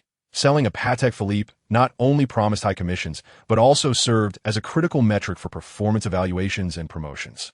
Typically, she faced no repercussions for her actions, as customers seldom cared, and having a manager assist was undoubtedly more convenient than dealing with regular staff. She was no fool. She never pocketed commissions, but returned them intact to the salesperson. Now, hearing Chu Feng's demand, she quickly responded, Mr. Chu, you may be misunderstanding. We have regulations stating that any watch over $1 million must be signed off by me, the manager. Is that so? Chu Feng replied, looking to Xiao Chun, clearly seeking her confirmation. The manager shot a menacing glance at Xiao Chun, as if to suggest that should she shake her head, the consequences would be dire. Xiao Chun, resigned, nodded. Mr. Chu, you heard correctly. We do have this regulation. Chu Feng nodded and inquired. Well then, since you claim this is a regulation, may I ask who established it? Was it you? The manager hastily shook her head. I possess no such authority. It was determined by the upper management of our group. Chu Feng retrieved his phone and addressed the manager. Good. Do not forget what you just said. With that, he began scrolling through his contacts. The manager sensed impending trouble, but was at a loss as to how to avert it. It's me. Oh, this ISNT regarding the restaurant. I simply wish to inquire who oversees our commercial sector. I am currently at this luxury watch store near the World Trade Center and require assistance for such trivial matters. Chu Feng did not contact Zhang Heng, but reached out to Sun Chong instead. Sun Chong promptly informed him. The commercial sector is overseen by Lu Dongxiu, who seems to be conducting an internal audit. He just sent a location in the group chat, right near the World Trade Center. Should I contact him for you? Yes. Please provide him with my number and ask him to reach out. After hanging up, the manager cautiously asked Mr. Chu, I will have Xiao Chun issue you a new receipt immediately. Will that suffice? Hearing this, Chu Feng tilted his head. Did you not just claim that the group has regulations? Why the sudden change of heart? Sun Chong was known for his efficiency. Before the manager could explain further, an unfamiliar call came through. Chu Feng answered immediately, switching to speaker mode as a raspy voice emerged. Mr. Chu, I am Lu Dongxiu. Manager's son informed me you needed to speak with me. I am nearby and can arrive in about 2 minutes. Very well. Let us discuss this upon your arrival. The manager was now thoroughly alarmed. Lu Dongshu was her superior, someone she only encountered during annual meetings, a true heavyweight. His deference towards Chu Feng implied an extraordinary status. She rushed from behind the counter, clutching Chu Feng's arm. Mr. Chu, it was my fault.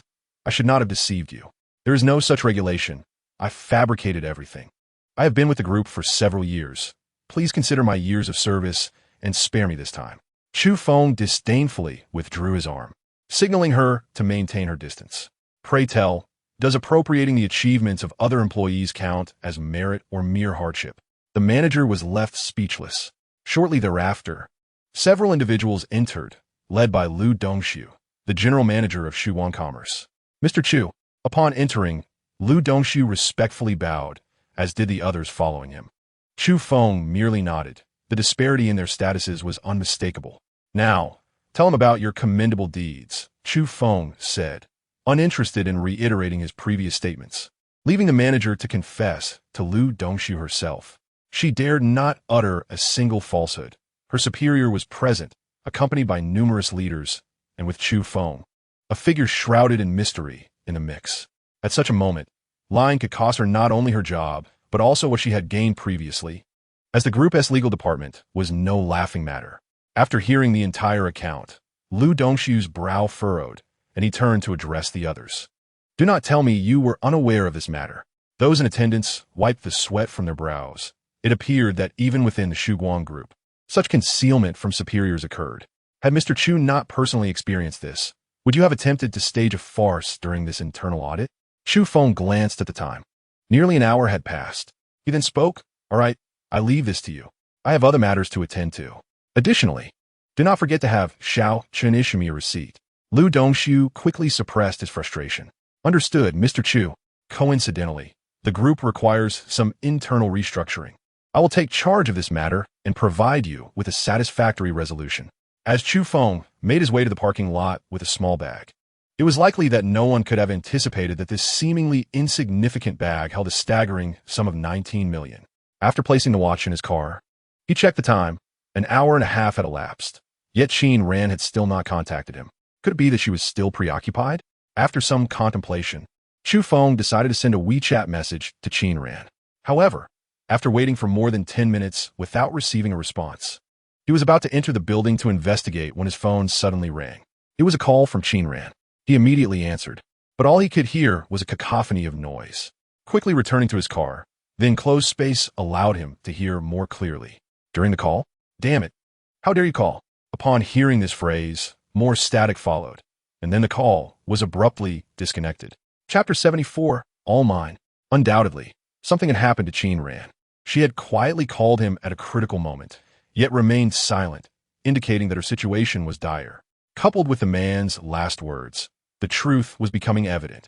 The World Trade Center comprised over 20 floors, and Qin Ran hadn't disclosed which floor she intended to visit, making her search akin to finding a needle in a haystack. Chu Feng promptly approached the security guard to explain the situation, hoping to locate Qin Ran through the building's internal surveillance. However, he received disheartening news. The surveillance system had malfunctioned and was undergoing repairs since the previous day, with no resolution in sight. Such an unfortunate coincidence. The security guard's demeanor, however, did not suggest deceit, and he even inquired if Chu Feng needed assistance in searching floor by floor. With only a few security personnel available for over 20 floors, it was an impossible task. Therefore, Chu Feng retrieved a photo of Qin Ran from his phone to show the guard, saying, Buddy, please keep an eye on the front and back doors. I'll handle the search myself. Rest assured, I'll take care of this. The security guard promised confidently, appearing genuinely eager to help. Naturally, Chu Feng could not embark on this quest alone. He dialed the number of Lu Dongshu. Mr. Chu, you called for me? Yes. I would like to know how many businesses are in the vicinity and approximately how many employees they have. Uncertain about the reason for Chu Feng's inquiry, Lu Dongshu, the general manager of Dawn Commerce and currently engaged in an internal audit, quickly provided the information. The World Trade Center housed a total of 137 businesses under various groups, employing over 2,000 individuals, with more than 1,000 currently on duty. Upon hearing this, Chu Feng felt a sense of relief. All right, Please arrange for the nearest 200 employees to come to the World Trade Center. Do not worry about business matters.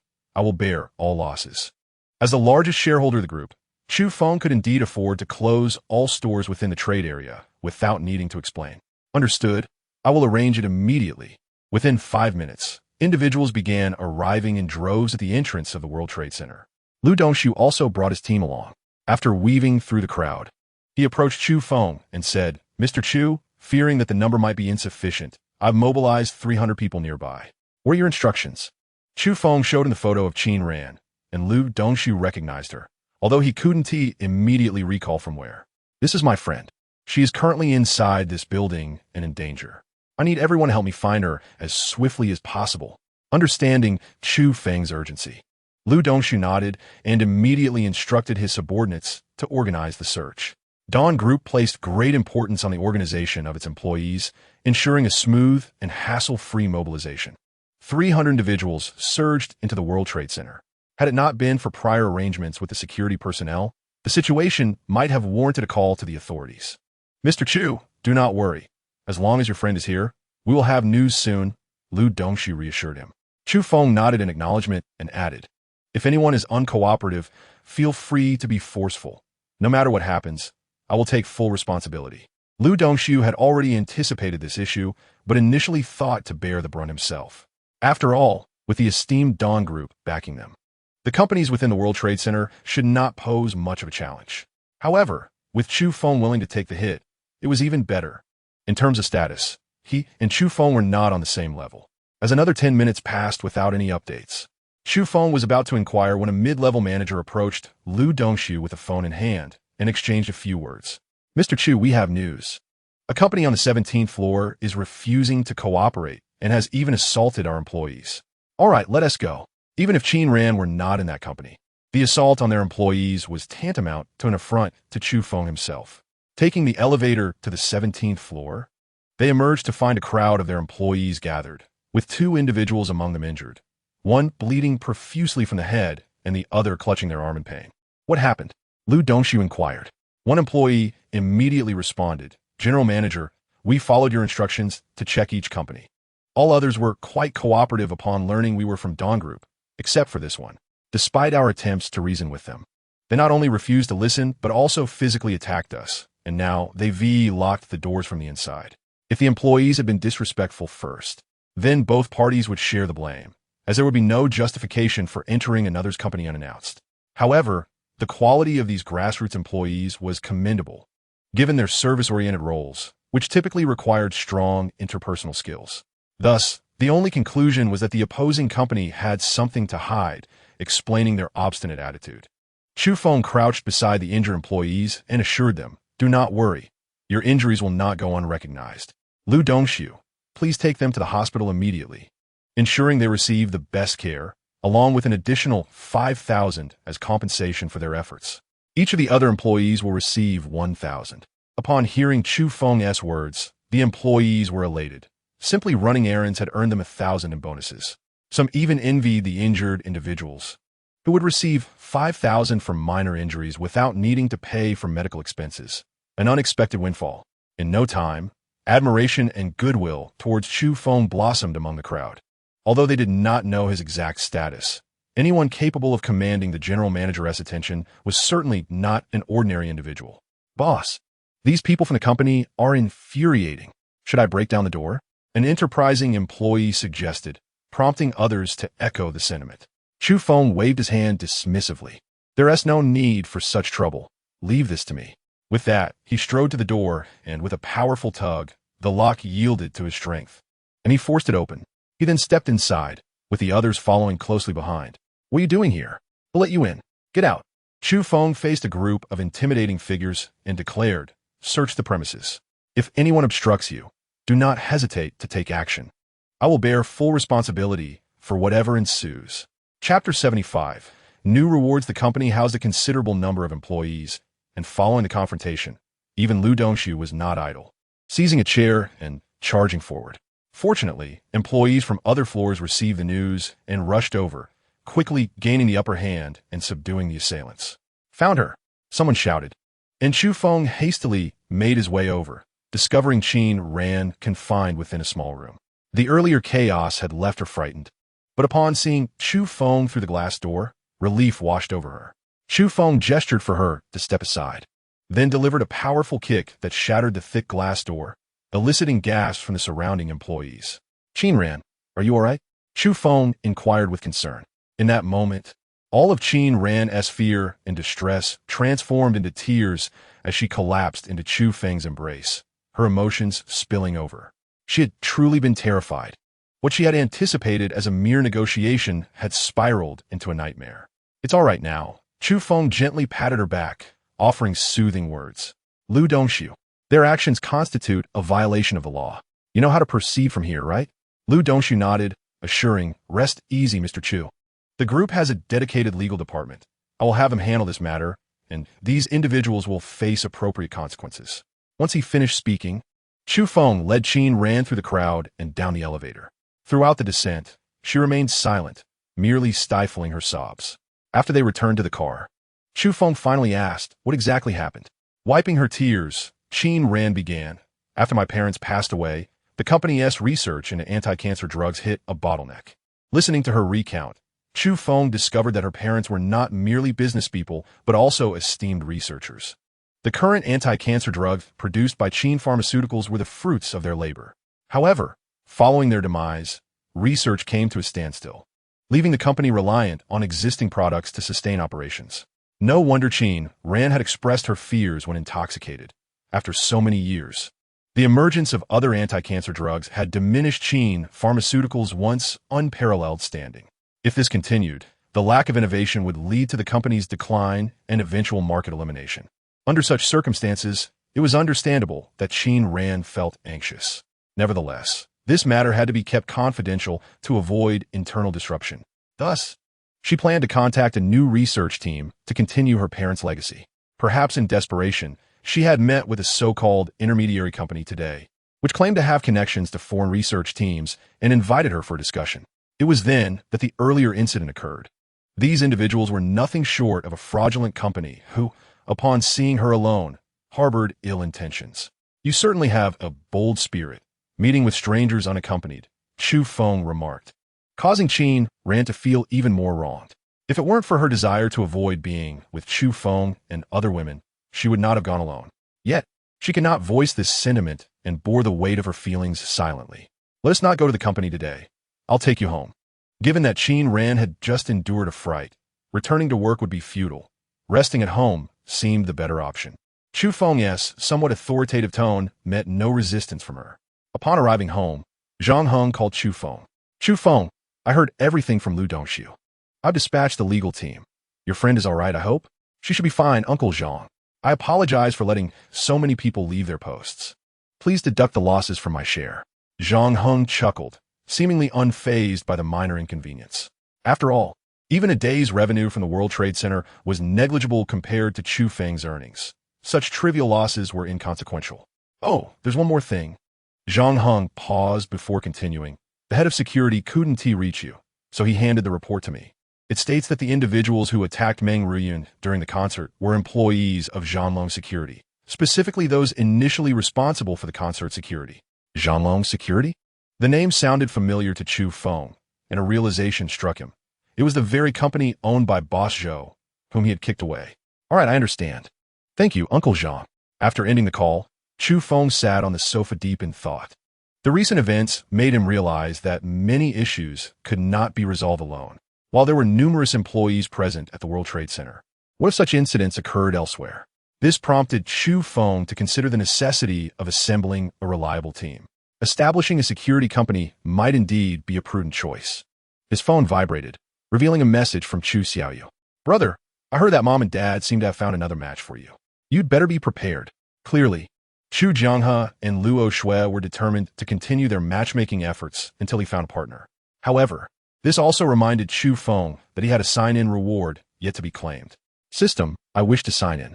Ding. Sign-in successful. Congratulations on receiving the reward. Perfect Gene Modification Project. Note, this project requires relevant knowledge reserves for development. Gene modification?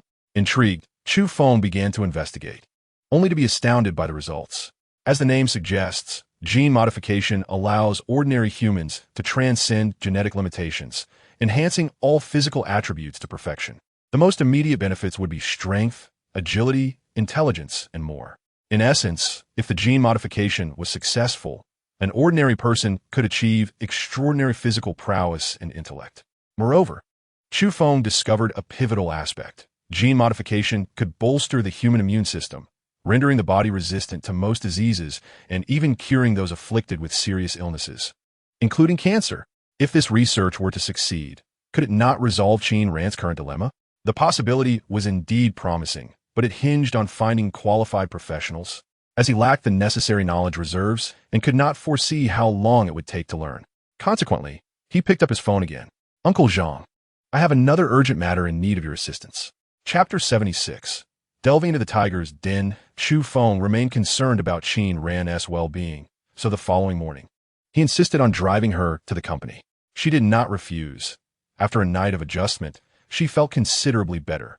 As they drove and conversed, Chu Feng's phone rang. Xiao Xiao, what is up? Upon hearing the name, Qin Ran's mood shifted subtly. Oh, all right, I'll come pick you up shortly. After hanging up, Chu Feng noticed Qin Ran watching him and smiled, explaining, Xiao Xiao just returned, rented an apartment, and needs some household supplies. She asked for my help. Upon hearing Chu Feng's explanation, Qin Ran's spirits lifted somewhat. Although she was reluctant to let Chu Feng go, she found herself unable to muster any reasonable justification.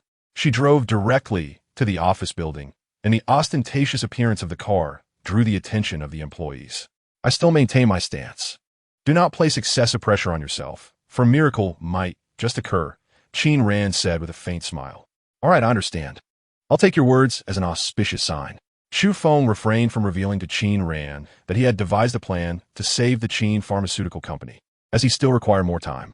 Upon arriving at the location sent by Qiao Yushi, Chu Feng realized that her residence was merely a street away from Jianglin community. After sending a WeChat message to Qiao Yushi, she soon appeared at the entrance of the community. You arrived rather quickly, Chu Feng remarked as she entered the car. If I recall correctly, your home is nearby, right? Yes, my parents and Xiao Yu currently reside here. I've already moved out. Upon saying this, Chu Feng noticed a shift in Qiao Yushi's demeanor. What's wrong? He inquired curiously, but Qiao Yushi simply waved her hand dismissively. It's nothing.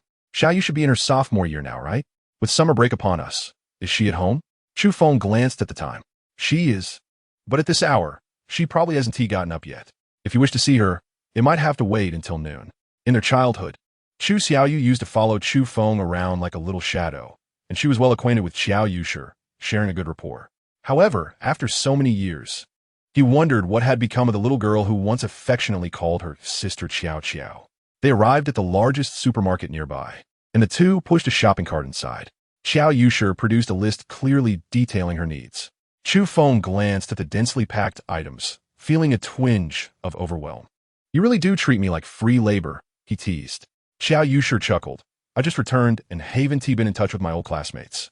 Lu Xian has a girlfriend now, which makes things complicated. You're my last resort. I'll treat you to lunch later. How about that? Chu Feng merely mentioned it casually. To him, it was a trivial task. After spending 2 hours in the supermarket, they finally gathered all the necessary items. The house Qiao Yushi rented was quite pleasant, facing south with a floor-to-ceiling window that made the living room feel airy and bright. Just put the items aside. I'll tidy up later. You should call Xiao Yu and see if she is awake. I'll treat you both to a meal. Chu Xiao Yu's voice was hazy, indicating she had just woken up. However, upon hearing that Chu Feng was with Qiao Yushi, she instantly became excited. With 3 of them, driving was no longer an option. Chu Feng pondered whether he should also consider changing his car if Qin Ran planned to do so. The ostentatious vehicle had indeed spared him from numerous troubles, but it had also complicated his travels significantly.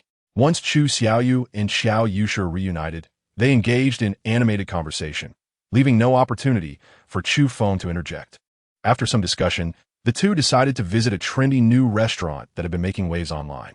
They hailed a taxi and set off for their destination. Upon alighting from the taxi, Chu Feng's gaze was drawn to a company across the street.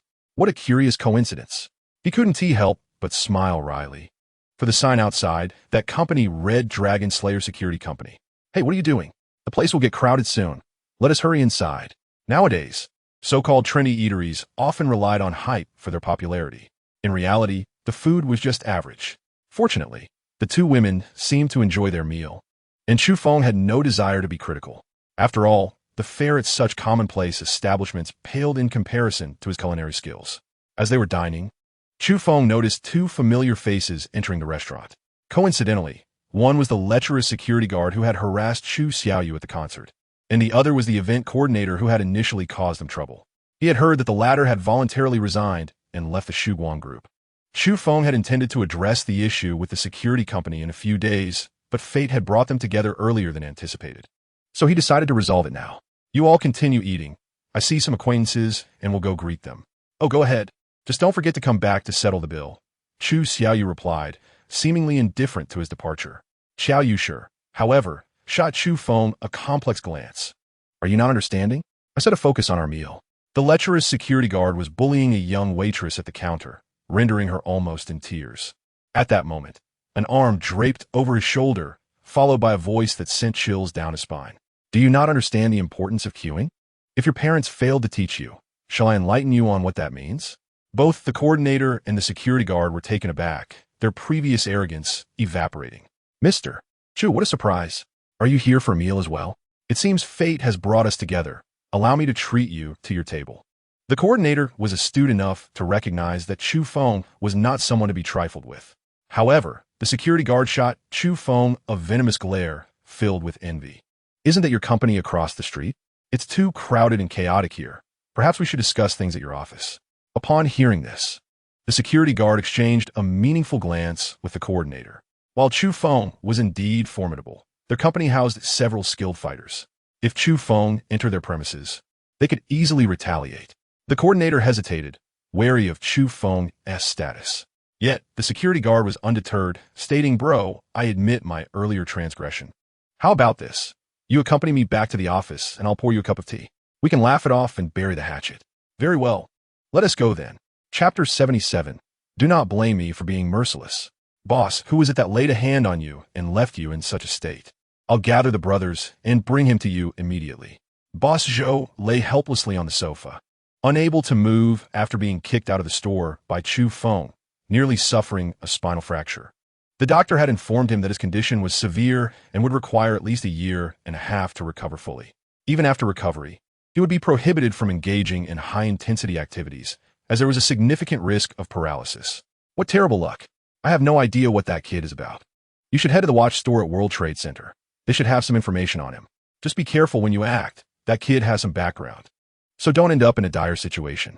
The subordinate immediately nodded in agreement. Rest assured, boss. A few days ago, Wang Teng and his crew were also ambushed. Things have been quite unstable lately. I will proceed with caution. Just as they finished speaking, voices echoed from outside. It sounded like Wang Teng and his brother-in-law. Wang Teng was the lecherous security guard, and he was currently leading Chu Feng toward the office. Was he this kid supposed to be out getting food? Why is he back so soon? Boss Zhou wondered aloud, and his subordinate shared the same confusion. The office door swung open, with Wang Teng entering first and signaling frantically. Upon witnessing the scene, the younger brother noticed a stranger and immediately understood the situation. Wang Teng, who is this brother of yours? You have a guest, and you didn't even give me a heads up. This is hardly the etiquette for receiving guests. Is there a visitor? Boss Zhou, puzzled, turned around and was taken aback. It's you. The others were stunned, surprised that Boss Zhou recognized this individual. Boss, he is. Boss Zhou's face darkened as he growled. He's the one who assaulted me yesterday. The younger brother's expression turned icy as he cast a cold glance at Wang Teng and the person in charge. Wang Teng, how dare you associate with the one who harmed our boss? Wang Teng, terrified, quickly waved his hands in protest. No, enough. Chu Feng interjected, drawing their attention.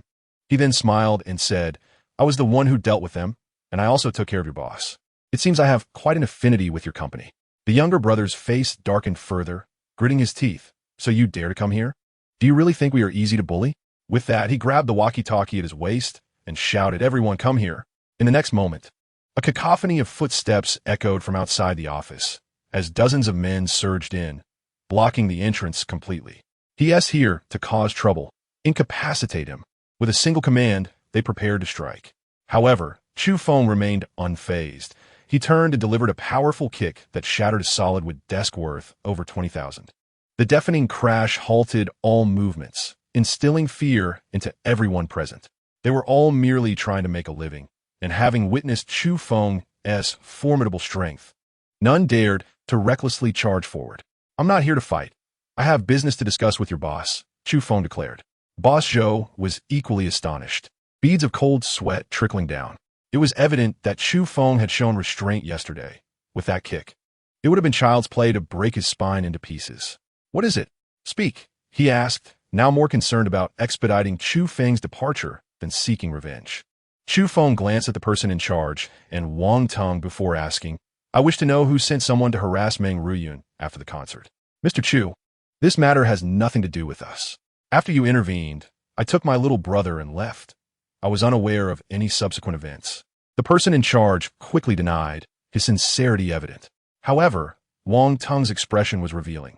He averted his gaze, unable to meet Chu Feng's eyes.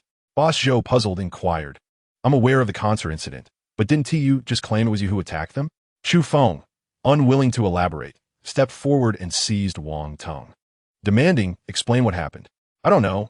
Wang Tong's words were cut short as Chu Feng slammed him onto the shattered desk with overwhelming force. "I don't wish to ask a second time. It was me. I did it." Wang Tong confessed, blood streaming from his head, terrified of further concealment. His injuries, still healing, were now exacerbated. "Good." Chu Feng tossed Wang Tong aside and addressed Boss Zhou. "Did you hear that? How do you intend to resolve this matter?" The tension between Boss Zhou and Chu Feng was minimal, especially after witnessing Chu Feng's immense power, which left him in a state of trepidation. However, it was clear that the repercussions of Wang Tong's actions were now being attributed to him. "My brother, you speak, and I shall follow your lead. How do you propose we resolve this?" Boss Zhou, realizing the gravity of the situation, had no choice but to acquiesce. He had come to realize that Chu Feng was indeed the major stakeholder of the Dawn Group, as mentioned by Wang Tong's sister-in-law. Such a formidable figure was not someone a mere security company owner could offend.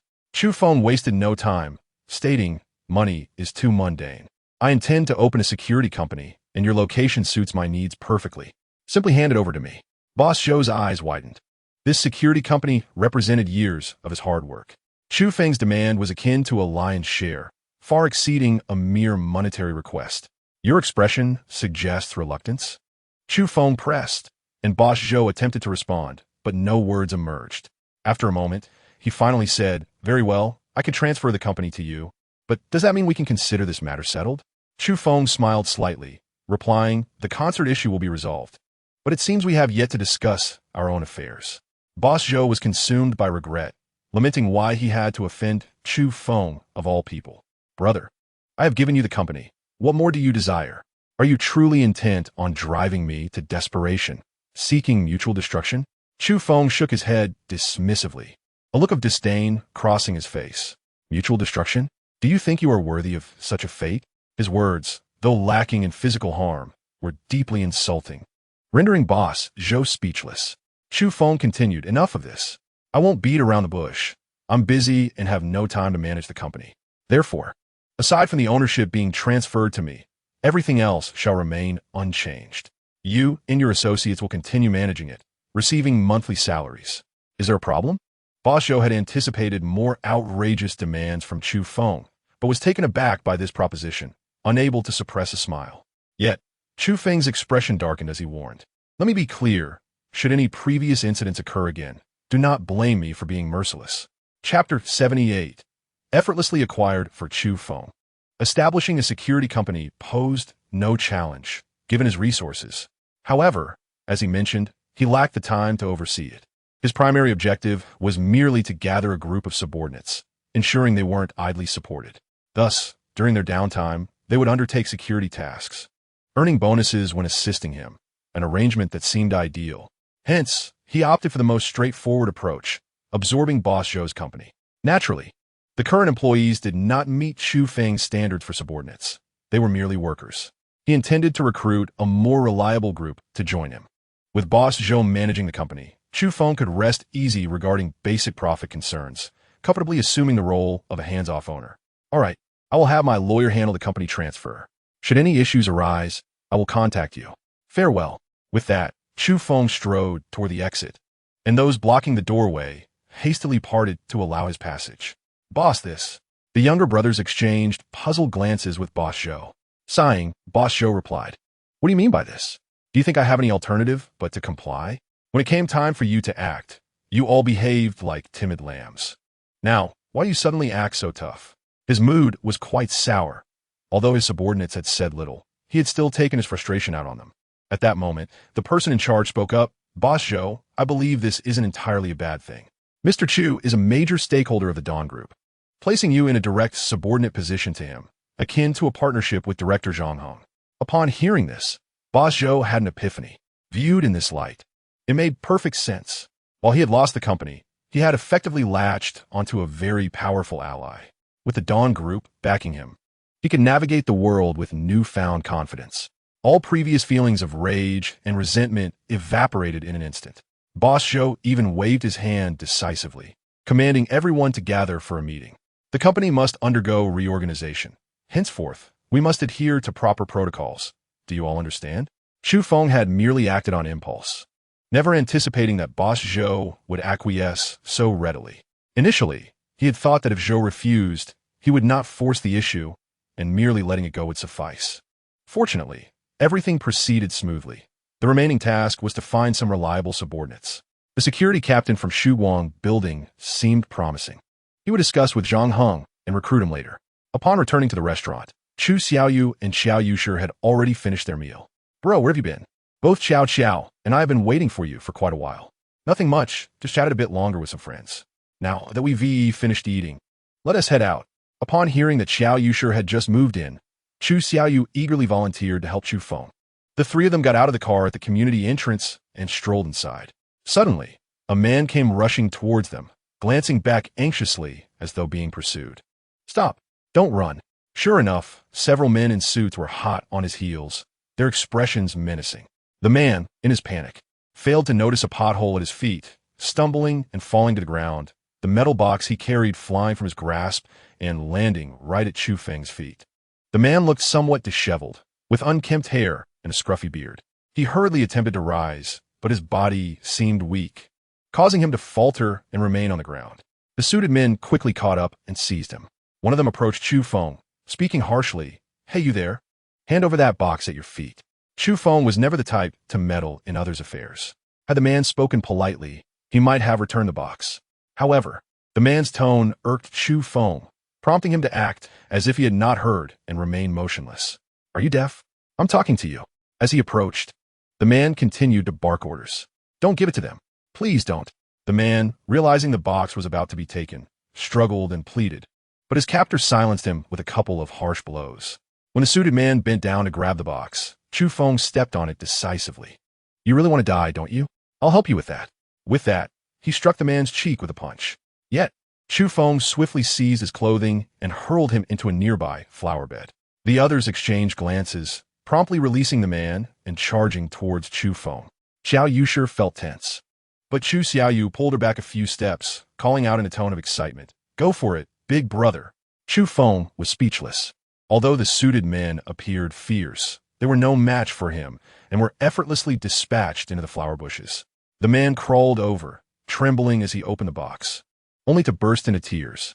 Chu Feng frowned slightly and leaned in to see that the box contained shards of glass, remnants of what had once been a container. "It's all over. Everything is lost. My 10 years of hard work gone." His cries were heart-wrenching, causing Chu Feng's eardrums to ache. "Enough, you're a grown man. Is it really necessary to cry like this?" Despite Chu Feng having just rescued him, the man shouted, "You don't understand. It took me a decade to develop this reagent. Just one more step, and it could benefit all of humanity." Chu Feng's curiosity was piqued, and he inquired, "Are you a scientist? What do you research?" The man, still mourning the glass shards, replied, "You wouldn't understand." Before he could finish, Chu Feng seized him again. "I'll ask you one more time. What do you research?" "Viral genetics, gene viruses." The man was terrified. Chu Feng's gaze now instilled more fear than the pursuers had. "I don't follow. Clarify for me." The man swallowed hard and explained, in simple terms, it involves cultivating viruses that interact with human genes to repair genetic vulnerabilities. To put it bluntly, it's using poison to combat poison. Chu Feng pondered for a moment, beginning to grasp his meaning. So, the virus you developed could potentially treat some difficult conditions? What about cancer? Although the man was frightened, he revealed a hint of disdain at this question. My virus directly targets genes. It's not on the same level as those disease treatments. However, theoretically, with slight adjustments, this gene virus could also be used in cancer prevention and treatment. Chapter 79. A great surprise after escorting Chu Xiaoyu and Xiao Yusher downstairs. Chu Feng took hold of the man and led him outside the community.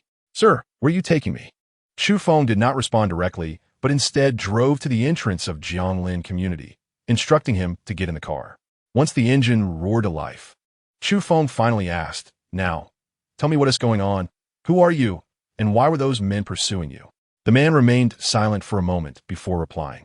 Sir, it's not that I don't want to tell you. Knowing this won't benefit you. You should just hand me over to those men. Otherwise, they won't spare you or your friends, and they will be in danger. His words hinted at a good nature. Yet Chu Feng was at a loss for where to find expertise in genetics, and he could not simply let this opportunity slip away. If you don't want me to be in danger, answer my questions honestly. As for how to handle this, I have my own plans. After much hesitation, the man finally made up his mind. Through his account, Chu Feng learned that the man's identity was indeed remarkable. 10 years prior, while still in university, he had gained fame due to a significant discovery in genetics. This should have led to a bright future, but the reality was starkly different. One night, a group of individuals broke into his home and took him to a laboratory where he remained imprisoned for a decade. He was only allowed to leave occasionally, but even then, he was shadowed by numerous individuals, leaving him no opportunity to cry for help. Recently, his research had nearly reached perfection, leading to his relocation to this city. To avoid drawing attention, he was not placed in a hotel, but rather housed in Xiao Yusher's community. He was uncertain of the motives behind those orchestrating this, but he was certain they were not benevolent. Otherwise, they would not have treated him in such a manner. Seizing an opportunity, he had escaped, only to be discovered almost immediately. Though it sounded like a simple story, Chu Feng found it hard to imagine the man's life over the past decade. Sir, I'm not lying. Those people are powerful. It would be best if you just return me to them. Enough, you can stop talking. I've told you, I will handle this my way. After about 10 minutes, Chu Feng drove to the Qin Pharmaceutical Group. To the laboratory?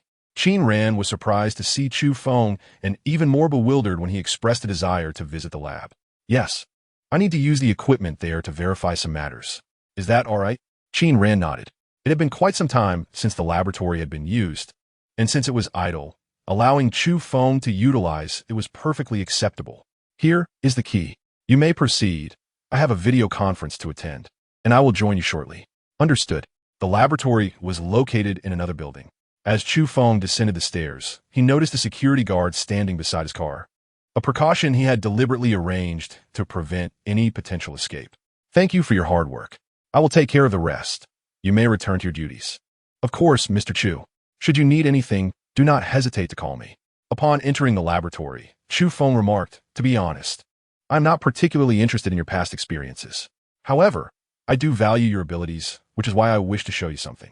The man was taken aback. He did not believe Chu Feng would resort to coercion as others had.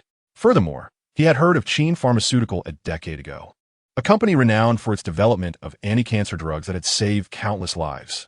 Chu Feng had taken the liberty of compiling all relevant information regarding the perfect gene modification project into documents, one of which was stored on his phone. However, he did not present everything, only a portion for the man to examine. Initially, the man displayed no expression, but after a minute, his demeanor shifted, oscillating between horror and elation. Sir, where did you acquire this information? The research on genetic engineering here is far more precise than what I have studied over the past decade, and even some of my hypotheses are realized within these findings.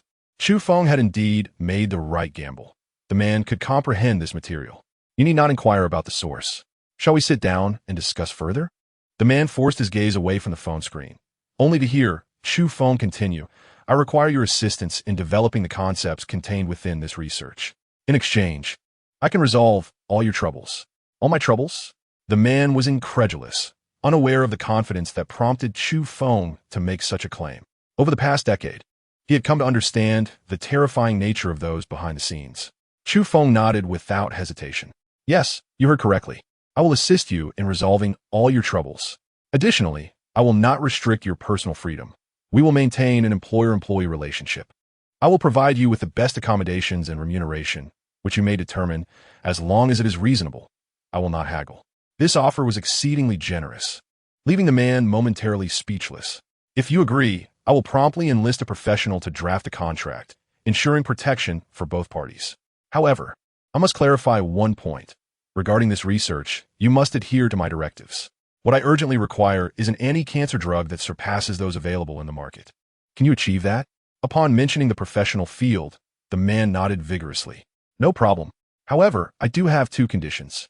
First, I need you to alleviate all my concerns. I do not wish to return to that dark place. Second, while I have no material demands, I require a team, as my individual capacity is limited. Chu Feng readily agreed to both conditions. Very well, then it is settled. Once the contract is drafted, our collaboration will officially commence. He copied a portion of the genetic engineering data onto the laboratory computer, and the man opted to remain. Chu Feng exited the building only to encounter Qin Ran approaching him. Chu Feng, what are you doing in the laboratory? Qin Ran inquired curiously, having just learned that he had brought someone along. Oh, it's nothing significant. A friend of mine specializes in genetic engineering and is looking for a laboratory. You mentioned this place was idle, so I brought him to take a look. You can set the rental fee, and perhaps he can assist in researching anti-cancer drugs, which might be beneficial to you. What rental fee? Since he is your friend, let him use it. It is of no consequence. Qin Ran did not believe that research in genetic engineering had any direct correlation with anti-cancer drugs, but Chu Feng's offer still touched her. Little did she know, he was about to present her with a tremendous surprise. Chapter 80. The matchmaker is a streamer the following day. Hello, I am Chu Feng. In a trendy CAF, Chu Feng greeted the newcomer politely. Under the pressure of Chu Jianghe and Luo Shui, despite his reluctance, he found himself compelled to participate in a blind date. Hi, I am Qi Xiaoming, but you can call me Tuesday. The girl before him smiled brightly, her voice sweet, with a hint of a childlike tone that was not at all grating. She wore a pink and white hoodie paired with denim shorts and high-top sneakers, accentuating her long, slender legs. Her flowing light brown curls added a touch of allure to her youthful appearance. Shall we sit and chat? Would you like something to drink? Chu Feng had grown quite experienced with blind dates and was no longer as reserved around unfamiliar girls. Qi Xiaoming ordered a popular handcrafted coffee, which was one of the CAF specialties. Perhaps accustomed to sharing food and drink photos, she took several pictures before putting her phone away. Chu Feng did not interrupt her, though he felt as if someone were watching him. When he subtly turned his head, he confirmed his suspicion. Two men at a table behind them were pointing their phones in his direction, perhaps sensing that he had noticed them. They hastily attempted to conceal their actions. Chu Feng, what is the matter? Qi Xiaoming asked curiously, drawing his attention back. Nothing, what were we discussing? Oh, we were talking about your profession. Chu Feng, note that I am currently unemployed, but plan to open a restaurant with a friend soon. He spoke candidly, but Qi Xiaoming displayed an exaggerated expression of surprise. Wow, a restaurant? That must require a significant investment. Initially, Chu Feng thought nothing of it, but after realizing someone might be secretly filming them, he began to perceive Qi Xiaoming's behavior as somewhat theatrical. Her astonishment seemed almost performative. When Luo Shui had mentioned the blind date, she had mentioned that she and Chu Jianghe had gone to the park's blind date corner, but this time, it was Qi Xiaoming herself searching for a match. Typically, individuals seeking partners at such venues were often busy with work or of an older age, with parents urging them. It was rare for the individuals themselves, especially someone as young and attractive as Qi Xiaoming, to be present there. As these thoughts crossed his mind, Chu Feng's phone vibrated. He picked it up to find a message from Chu Xiaoyu containing a link.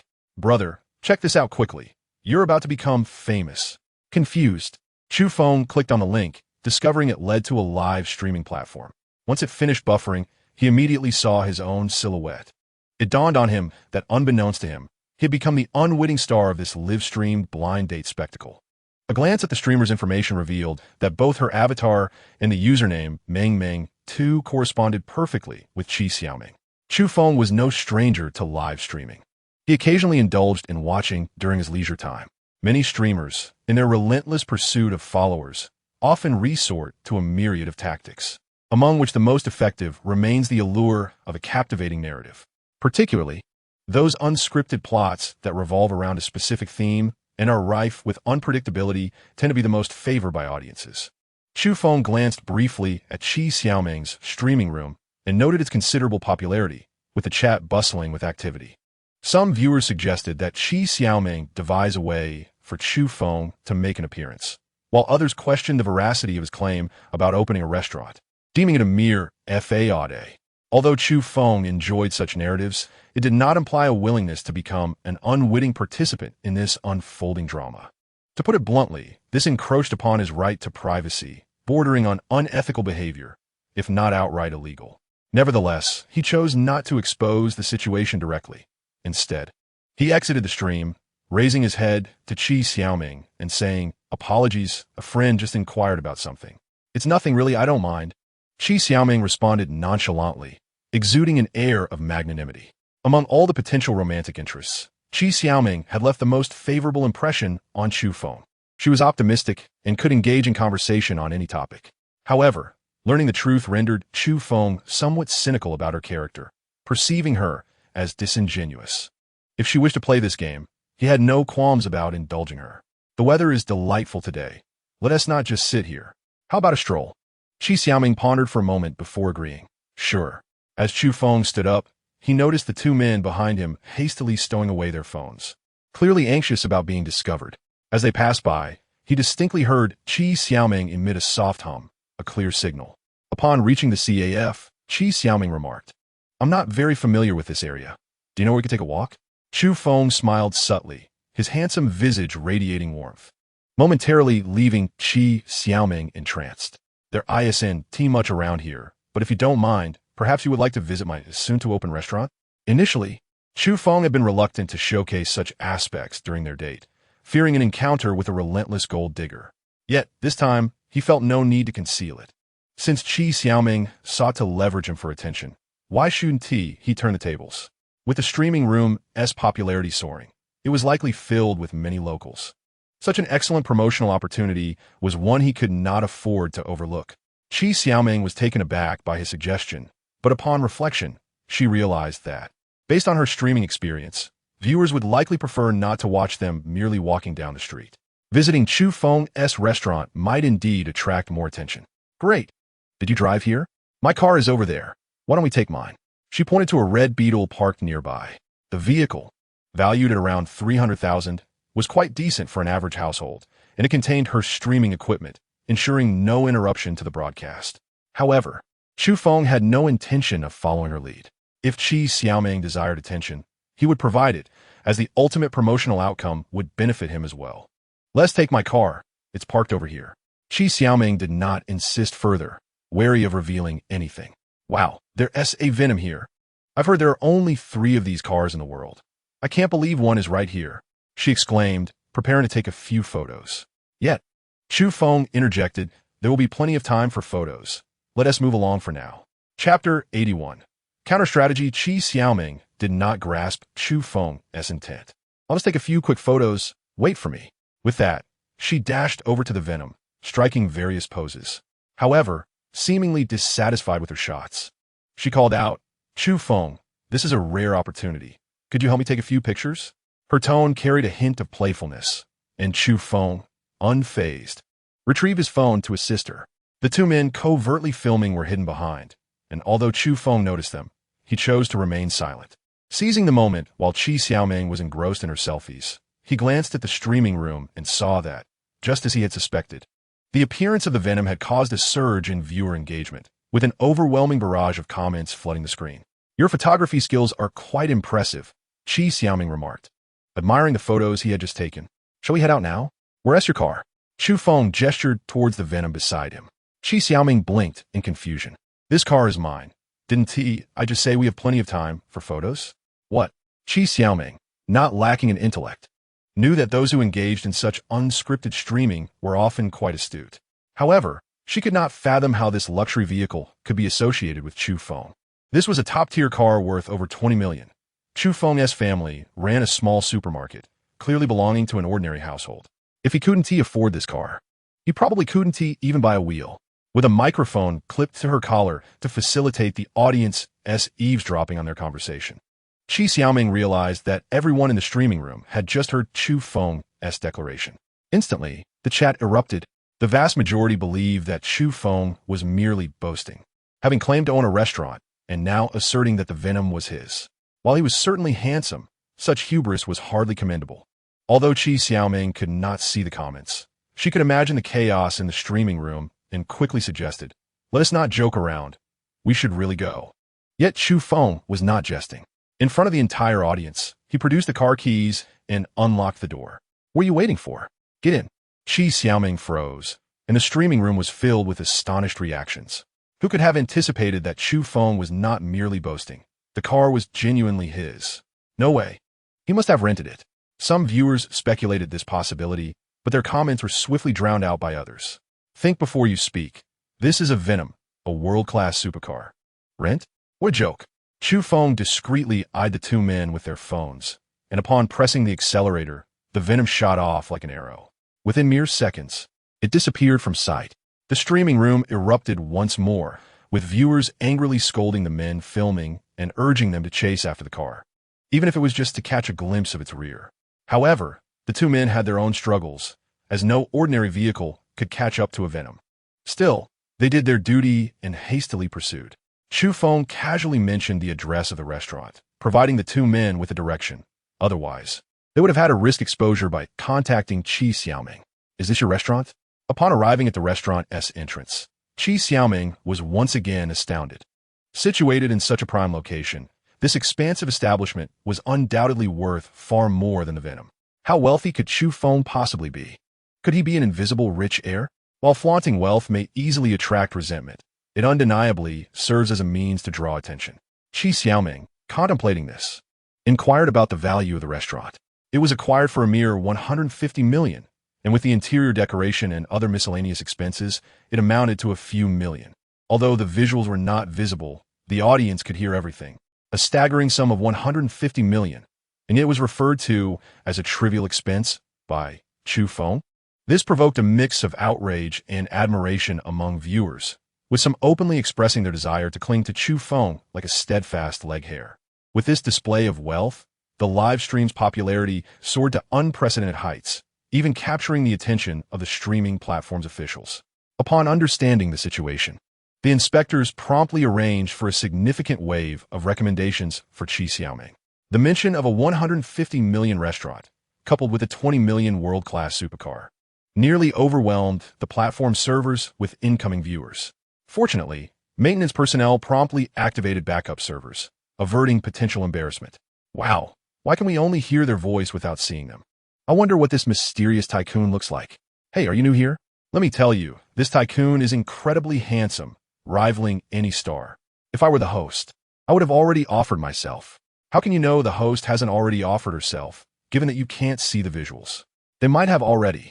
You know, the barrage of comments erupted into lively banter. However, while others reveled in the spectacle, Qi Xiaoming was filled with trepidation. She had merely aimed to garner some popularity, never anticipating that she would encounter a figure as significant as Chu Feng. She recognized her own insignificance in comparison. If Chu Feng were to discover the truth, the consequences would be dire. "Chu Feng, I need to speak with you." Qi Xiaoming hesitated for a moment before deciding to be forthright. But before she could voice her concerns, Chu Feng interjected, "That's enough. Let's go inside and take a look." With that, he exited the vehicle, leaving Qi Xiaoming with no choice but to follow. It wasn't that Chu Feng was dismissing her.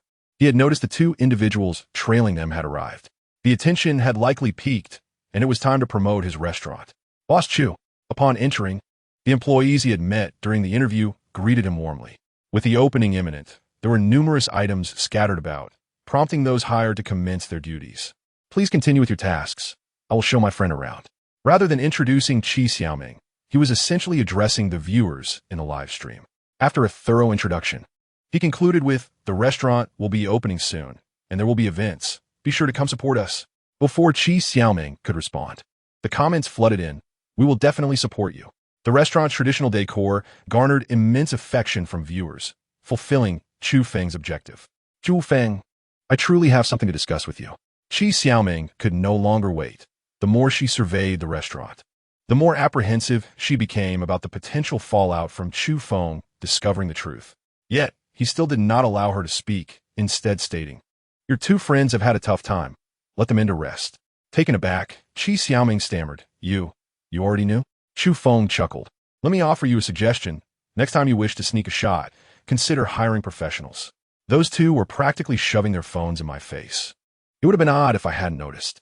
His words elicited a chorus of laughter in the comments, leaving the two would-be spies feeling mortified. Qi Xiaoming felt an overwhelming sense of embarrassment. Her head bowed in silence. All right, let them into film, and we can have a proper discussion. Sensing Chu Feng's tone was not one of hostility, Qi Xiaoming sighed in relief. She beckoned her companions inside to capture footage of the restaurant, while discreetly turning off the microphone hidden in her clothing. Chu Feng, I apologize. Qi Xiaoming offered an earnest apology. Initially, Chu Feng had felt a twinge of anger, but upon glancing at his phone, his frustration dissipated. With hundreds of thousands of viewers tuning in simultaneously, the promotional impact was undeniably remarkable. Locals aside, visitors from afar, whether for tourism or business, would likely make a stop at the restaurant. There was no reason for Chu Feng to remain upset. There's no need for apologies. Your objective has been met, and so has mine. This is a win-win for both of us. Qi Xiaoming had anticipated that even if Chu Feng were magnanimous, he would still have a few harsh words to say, but to her surprise, he was exceedingly gentle. She had intended to express her gratitude. But when Chu Feng placed his phone before her, she was taken aback. Her modest follower count had surged dramatically. 1, 10, 100,000, 10,000. Qi Xiaoming counted multiple times, confirming she wasn't mistaken. Overjoyed, she leaped forward and embraced Chu Feng. Coincidentally, the two filming men descended the stairs, capturing this moment for millions to witness. Now that's some serious financial clout. They just met, and she's already hugging him? You up there must be feeling envious. If you were a woman and encountered such a handsome, wealthy, and kind-spoken man, would you remain indifferent? My goddess, how could you embrace another man? My heart aches. But I understand I cannot compare to this affluent figure. I wish you happiness. Qi Xiaoming's embrace stemmed solely from excitement, devoid of ulterior motives. Realizing her actions, she quickly released Chu Feng. My apologies. I seem to have gotten a bit carried away. Chu Feng, unperturbed, simply remarked, if you truly feel guilty, help me with some promotion when the restaurant opens, and come to support. I'll make sure you receive a discount. Thus far, she was the only potential match for Chu Feng who hadn't clashed with him. Yet, ultimately, Qi Xiaoming hadn't come for matchmaking. It was unsurprising that no conflict had arisen, particularly upon learning Chu Feng's true identity. Qi Xiaoming expressed her desire to capture more footage and returned to create a promotional video for Chu Feng. When not live streaming, it would play on repeat in her channel, providing some promotional benefit. Chu Feng was pleased and promised that on opening day, Qi Xiaoming's table would be on the house. This spectacle drew to a close. Yet Chu Feng remained unaware that due to this live stream, he had gained a modest degree of fame online.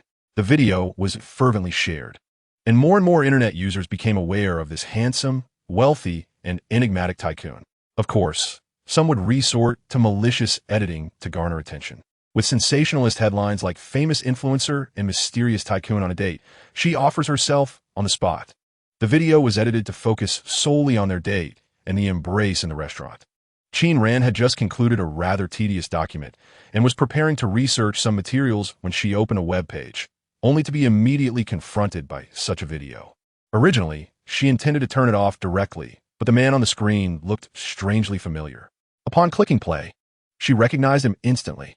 Who else could it be but Chu Feng? In that moment, her mood plummeted and an inexplicable sense of grievance surged within her. Especially when she saw Qi Xiaoming embracing Chu Feng, her vision blurred with tears. Unbeknownst to Chu Feng, he had already gained notoriety. Just as he exited the restaurant, the system's voice suddenly blared. Ding! Congratulations, host, for successfully outsmarting your blind date. Reward: 1 sign-in. Would you like to use it immediately? Chu Feng glanced around, ensuring no one was nearby, and replied, Use it. Ding! Sign-in successful. Congratulations, host. You have received a reward. Charm points. This reward made Chu Feng furrow his brow, as he found it somewhat perplexing. Was he to become the kind of person who was adored by all, with flowers blooming at his feet and cars bursting tires upon sight? Clearly, Chu Feng was overthinking, for there was another line of notification from the system.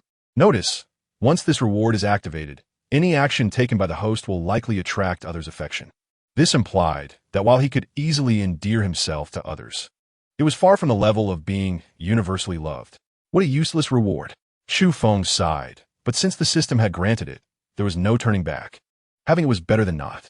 Upon learning of this, Chu Jianghe and Luo Shui felt somewhat helpless. Why was it so difficult for their son to find a date? After so many attempts, he had yet to make any significant progress with anyone. Chu Feng felt equally helpless. Was he fated to be a solitary figure, destined to remain single for life? Meanwhile, Chu Xiaoyu was struggling to contain her laughter, nearly fainting from suppressing it. Let out. Why hold back? What have you seen? She teased. Bro, you must be unaware of your newfound fame. Look at this. People are speculating about your identity, and some even say you're an alien. It's hilarious. Chu Feng felt speechless. However, in the realm of the internet, any sensation was fleeting. Before long, his notoriety would fade into obscurity. All right, enjoy your laughter. I'm off. Luo Shui glanced at him and remarked, It's nearly mealtime. Aren't you going home to eat? Not anymore. I'm a big internet celebrity now, and I must watch my figure. On his way home, Chu Feng passed by the Qin Pharmaceutical Group and intended to check whether Qin Ran had finished work and if she needed a ride. However, the call connected, yet no one answered. Assuming Qin Ran was still busy, he prepared to head home. Just as he started his car, he noticed Qin Ran's vehicle exiting the company premises. Was her car supposed to be broken? He found it odd and pressed the accelerator to follow her. As their cars drove parallel, he confirmed it was indeed Qin Ran behind the wheel, prompting him to honk. Logically, his car should have been easily spotted, especially since he had deliberately signaled. Yet, Qin Ran appeared oblivious, not even turning her head, instead accelerating. What on earth was happening? Did something occur at home? The Continental, worth over 3 million, picked up speed swiftly. Seeing the usually composed Qin Ran driving so recklessly, Chu Feng's suspicions grew stronger. What else could provoke her to act so impulsively? He closely tailed her, with both luxury cars leading the way, causing other vehicles to steer clear. As they approached the turn toward Golden Dragon Bay, Chu Feng signaled to turn, but Qin Ran showed no signs of slowing down, driving straight through the intersection against the traffic lights. Chu Feng quickly corrected his steering and continued to pursue her. Meanwhile, he dialed Qin Ran's number again, and this time, she answered. However, before Chu Feng could inquire about the situation, Qin Ran snapped, What do you want following me? I don't want to see you right now. Just as Chu Feng opened his mouth to respond, she hung up. Bewildered, he thought he hadn't offended Qin Ran. Hadn't they resolved their last disagreement? Surely, she must be encountering trouble at work. With this thought, he decided to keep following her, as her current state seemed precarious. Unbeknownst to him, Qin Ran had driven to the lakeside where she had previously clashed with the young master of the Liao family. Upon seeing her finally stop the car, Chu Feng prepared to ask what was wrong. He bore no ill will toward her earlier demeanor. After all, they were friends, and it was normal for friends to vent occasionally. As he stepped out, he saw Qin Ran sprinting toward the expansive lake. Oh no! Surely she isn't contemplating something drastic. Alarmed, he propelled himself forward with a force that cracked the pavement beneath him. Using this burst of energy, he dashed after her like an arrow released from its bow, catching up to her in no time. What are you doing? What troubles you so? Let go. Release me.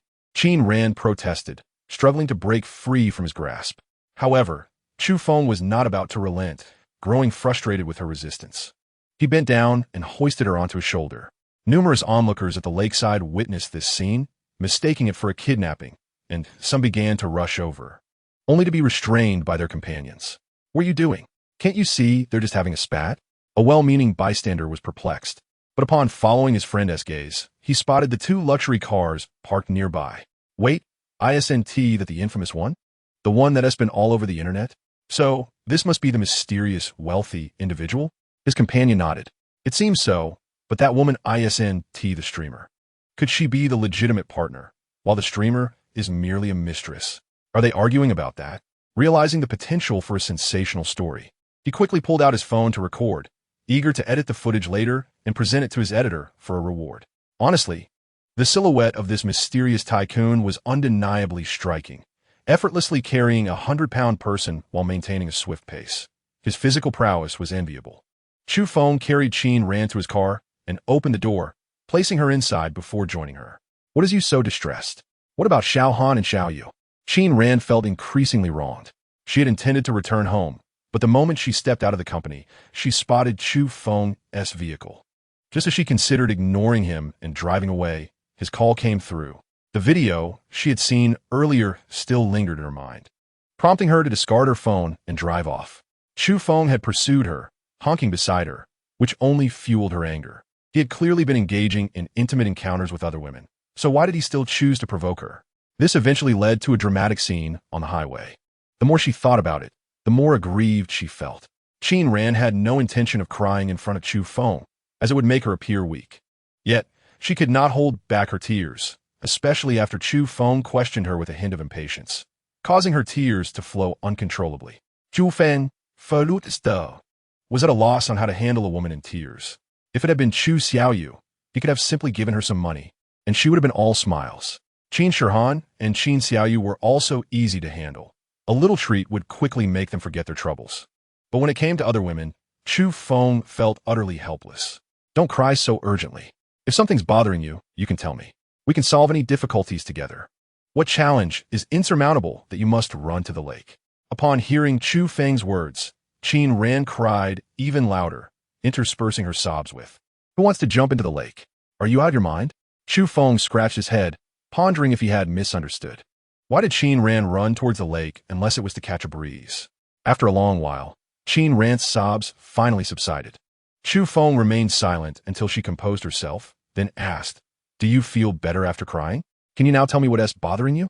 At that moment, Qin Ran could neither bear to hear Chu Feng's voice nor look at him. Otherwise, the sense of grievance would resurface. Yet, she was tightly wound up, feeling it was unfair that she was in such distress while Chu Feng seemed unaffected. She turned her head, glaring at him with red, tear-streaked eyes, and demanded, "What were you doing during the day?" Chu Feng thought for a moment and replied, "I went on a blind date, but didn't work out.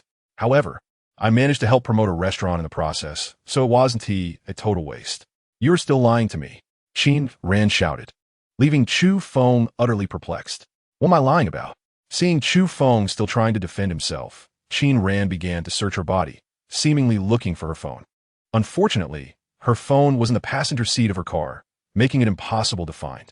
Thus, she unreasonably snatched Chu Feng's phone and started searching the web. "Look for yourself."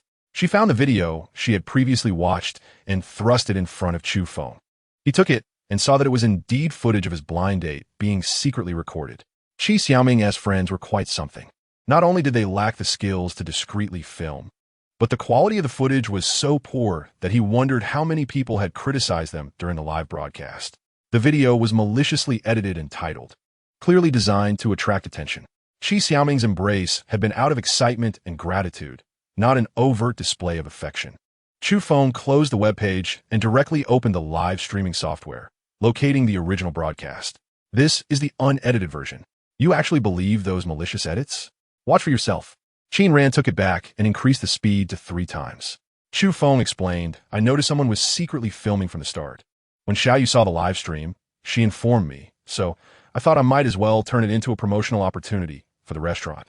As you can see, the viewership skyrocketed from mere tens of thousands to millions. "Don't talk." Chu Feng had intended to fish for compliment from Qin Ran, but she abruptly silenced him. As she watched the segment of Qi Xiaoming hugging Chu Feng, it appeared innocent, just a friendly embrace. However, the edited video had deliberately lingered on that moment, creating the illusion that they had been intimately close for an extended period, leaving no room to avoid misunderstanding. Still, despite this, Qin Ran remained displeased. "Is she your blind date today? Just met and already hugging? How shameless." Chu Feng rolled his eyes and replied, "She was merely excited to see her follower count skyrocket to millions. But what's bothering you today? You seem quite strange." Qin Ran paused, throwing her phone at Chu Feng. "What could possibly be wrong with me? I'm just in a bad mood and happened to see your video. Wanted to ask what was going on." Chu Feng was baffled. Her explanation was as good as saying nothing at all. Yet, how could Qin Ran confess the truth? There was no way she could admit that his closeness with other women had thrown her into such a state. "It's getting late. I need to go home. Goodbye." With that, Qin Ran pushed the car door open and stepped out, heading towards her vehicle. Chu Feng remained still, since Qin Ran seemed fine now. There was no need for him to worry further. As for the truth of the matter, if Qin Ran didn't wish to share, he certainly couldn't chase after her for answers. However, He suspected her distress might be related to company matters. So he resolved to expedite the research on the anti-cancer gene that he had previously saved. That night, Qin Ran lay in bed, reflecting on the earlier events. She felt she had been somewhat excessive. Her grievance had morphed into guilt. The reality was not as she had imagined. Yet she had failed to clarify the situation before jumping to conclusions about Chu Feng. Would he come to despise her because of this incident? The thought crossed her mind, prompting her to hastily pick up her phone to apologize to Chu Feng. However, once she had it in hand, she was uncertain whether to call or text. While she hesitated, a sudden notification startled her, nearly causing her to drop the phone. Upon checking, she discovered it was a message from Chu Feng. "ISNT, there a problem with your car? I was planning to change mine too. Do you have time tomorrow? Should we go look together?" Reading his message brought a smile to Qin Ran's face as she replied, "Sure. See you tomorrow." The night passed without further communication. The next morning, as Chu Feng was out for a morning jog, he noticed security guard Zhang Long trudging towards the duty room with a dejected expression. "Zhang Long." Chu Feng slowed his pace and called out. Zhang Long turned to see Chu Feng, forcing a smile. "Good morning, Mr. Chu." Normally, Zhang Long exuded vitality, but today he appeared somewhat off. "What is wrong? You look like a wilted eggplant." Zhang Long sighed before responding. "Mr. Chu, I might be leaving Jinlongbei soon. Yesterday, I had a confrontation with a drunken resident while patrolling, and he has threatened to have me fired. Residents of Jinlongbei were either wealthy or influential. Certainly not someone a mere security guard could afford to offend." In truth, Zhang Long was not to blame. He was merely fulfilling his duty. The drunken resident had been the problem, wandering aimlessly around the community instead of returning home. Zhang Long had kindly approached to offer assistance, only to be met with vulgar insults and screams from the resident. Although the villas had excellent soundproofing, such behavior was still highly inappropriate. Zhang Long, unfazed by the insults, had tried to reason with him, asking him to quiet down. But to his dismay, the resident not only refused to listen, but also attempted to assault Zhang Long. "Mr. Chu, I truly did not retaliate. The surveillance footage will attest to that. However, the captain has already spoken to me, indicating that he can only do his best to mediate. If the resident does not consent, I will have to gather my belongings and leave." Chu Feng furrowed his brow. This resident was indeed being excessively unreasonable. Zhang Long had done nothing wrong. Why should he lose his job? Yet, he understood that this was merely the reality of society, a recurring theme that he had personally endured. Otherwise, how could he have ended up as a ride-hailing driver? It was all due to that previous scoundrel of a boss. He had secured the business himself, only to have it snatched away by another during the final contract signing. Out of indignation, he approached the boss, only to be told to pack up and leave, for the person who took the order was a relative of the boss. "Do not fret. I happen to own a security company. If this place does not work out for you, you can come to me. While I cannot guarantee better treatment, I assure you that you will not be left to wander the streets." Zhang Long was profoundly grateful. He had not expected Chu Feng to extend such a helping hand. As for the grievances he had suffered, he could only swallow his pride. Chu Feng was preparing to run a bit longer when he turned around and caught sight of a familiar figure. "Are you Chu Feng?" A greasy, overweight man stood before him, exuding an air of nouveau riche. It was as if fate had conspired against him. Just as he had recalled his previous boss due to Zhang Long's plight, he now found himself face to face with the very man. "Niushua, Chu Feng, what are you doing here? Is this place suitable for someone like you? What on earth are the security guards doing?" Zhang Long had barely taken 2 steps when he heard the voice and turned back, immediately recognized by the rotund man. You were the one who hit me last night, weren't you? How bold of you to still be here. Let me tell you, if you do not leave today, you will regret it." Upon hearing this, Chu Feng finally understood. It was not merely the unreasonable people that were too many. The world was simply too small. He could never have imagined that the individual who clashed with Zhang Long would be his former boss, Niushua. Niushua, originally named Niu Dazhuang, hailed from a lineage of farmers. Yet, during his deliveries to the city, he encountered urban prosperity and decided to venture into business, unexpectedly amassing wealth. When Chu Feng worked for him, he managed a small trade company. Now, having moved into Jinlongbei, it seemed his business had flourished considerably. The security captain hurried over, and upon seeing him, Niu Shua immediately exclaimed, "Did I not tell you to make him leave quickly? Do you not value your job as the security captain?" Niu Shua carried himself with an air of superiority, though his demeanor was far from noble. The security captain's expression darkened, but not towards Niu Shua. Rather, it was directed at Zhang Long. Did I not instruct you to pack up and leave? Why do you still linger here shamelessly? Zhang Long was taken aback. The captain had clearly spoken of mediation, not an outright dismissal. Captain, you said. What I said was for you to leave. What? Do you expect me to escort you? A smirk crept across Chu Feng's face, for he had not anticipated witnessing such societal coldness right at the entrance of Jinlong Bay. Niu Shua, I once thought your business would not endure, yet here you are, surprisingly residing in Jinlong Bay. Perhaps fate has a strange sense of humor, allowing even a scoundrel like you to dwell here. Niu Shua's brows furrowed in anger. Chu Feng, what nonsense are you spouting? Who do you think you're to dictate anything here? And you, security captain, how can you allow such a person to enter freely? The security captain could not possibly be unfamiliar with Chu Feng. His vehicle had become a point of pride among the security staff. While out drinking with friends, they would boast about the poisonous vehicle they had, as if it were theirs. Mr. Niu, our security measures are impeccable. Mr. Chu is indeed a resident here. What? Niu Shua pointed at Chu Feng, incredulous. Him? He has the right to live here? Chu Feng raised an eyebrow, disliking being pointed at. He swatted Niu Shua's hand away and said, Niu Shua, my residence is none of your concern. You little brat. Who do you think you're to lay a hand on me? Niu Shua's fury escalated, and he prepared to strike Chu Feng. However, unexpectedly, a hefty kick came from his side, sending Niu Shua staggering. Zhang Long, are you insane? The security captain exclaimed in shock, reprimanding Zhang Long. However, threw off his cap and retorted, no need to fire me, I quit. He charged at Niu Shua and unleashed a torrent of punches, causing the latter to scream in agony. Had the security captain not intervened, Zhang Long might have nearly beaten Niu Shua to death. With Niu Shua's corpulent figure, he was no match for Zhang Long. How dare you? You think you're something special just because you have a bit of money? Let me tell you, I am done serving you. Niu Shua struggled to rise and shouted at Zhang Long, fine, if you dare to hit me, I'll make sure you regret it. Chu Feng chuckled and patted Zhang Long's shoulder, urging him to step back. Niu Shua, Zhang Long is under my wing now. If you wish to lay a hand on him, you must first consider my position. Yes? You think you're something, Chu Feng? Let me make it clear. This matter does not concern you. If you wish to meddle, I will take you down along with him. Such threats were laughable to Chu Feng. He regarded Niu Shua with a steady gaze and replied, what you intend to do is your affair. However, since you enjoy bullying others, shall I let you experience what it feels like to be oppressed? That seems fair enough, does it not? Niu Shua was puzzled by Chu Feng's words, yet he clearly grasped the threatening tone. Are you trying to intimidate me?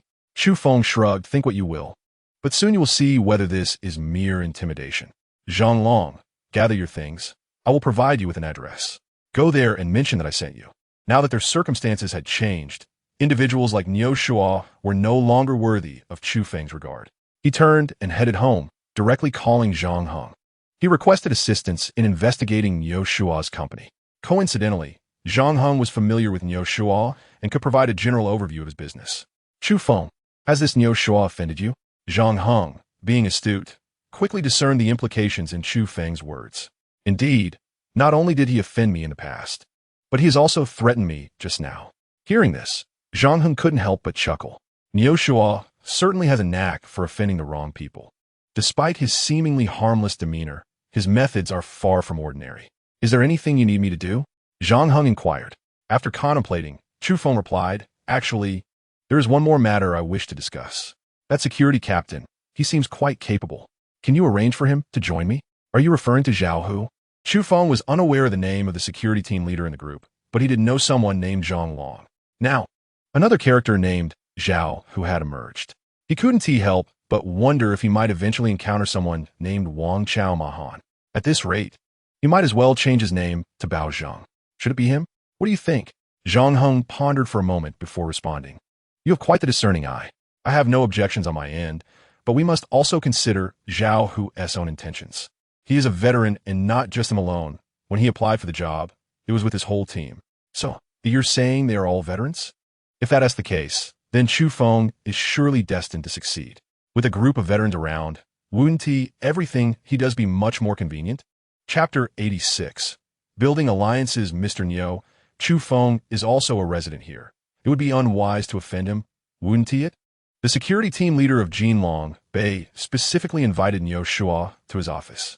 Zhang Long had left without a care, but if anything were to happen afterward, the security team leader would be unable to escape responsibility. Having calmed down after his initial excitement, Niu Shua wondered what Chu Feng was up to. Just a few years ago, he had worked for him, and now he had moved into Jinlong Bay. Are you sure this house belongs to him? The security team leader nodded, confirming that Chu Feng's name was indeed listed as an owner. Furthermore, Niu Shua had only just moved in, while Chu Feng had been there for quite some time.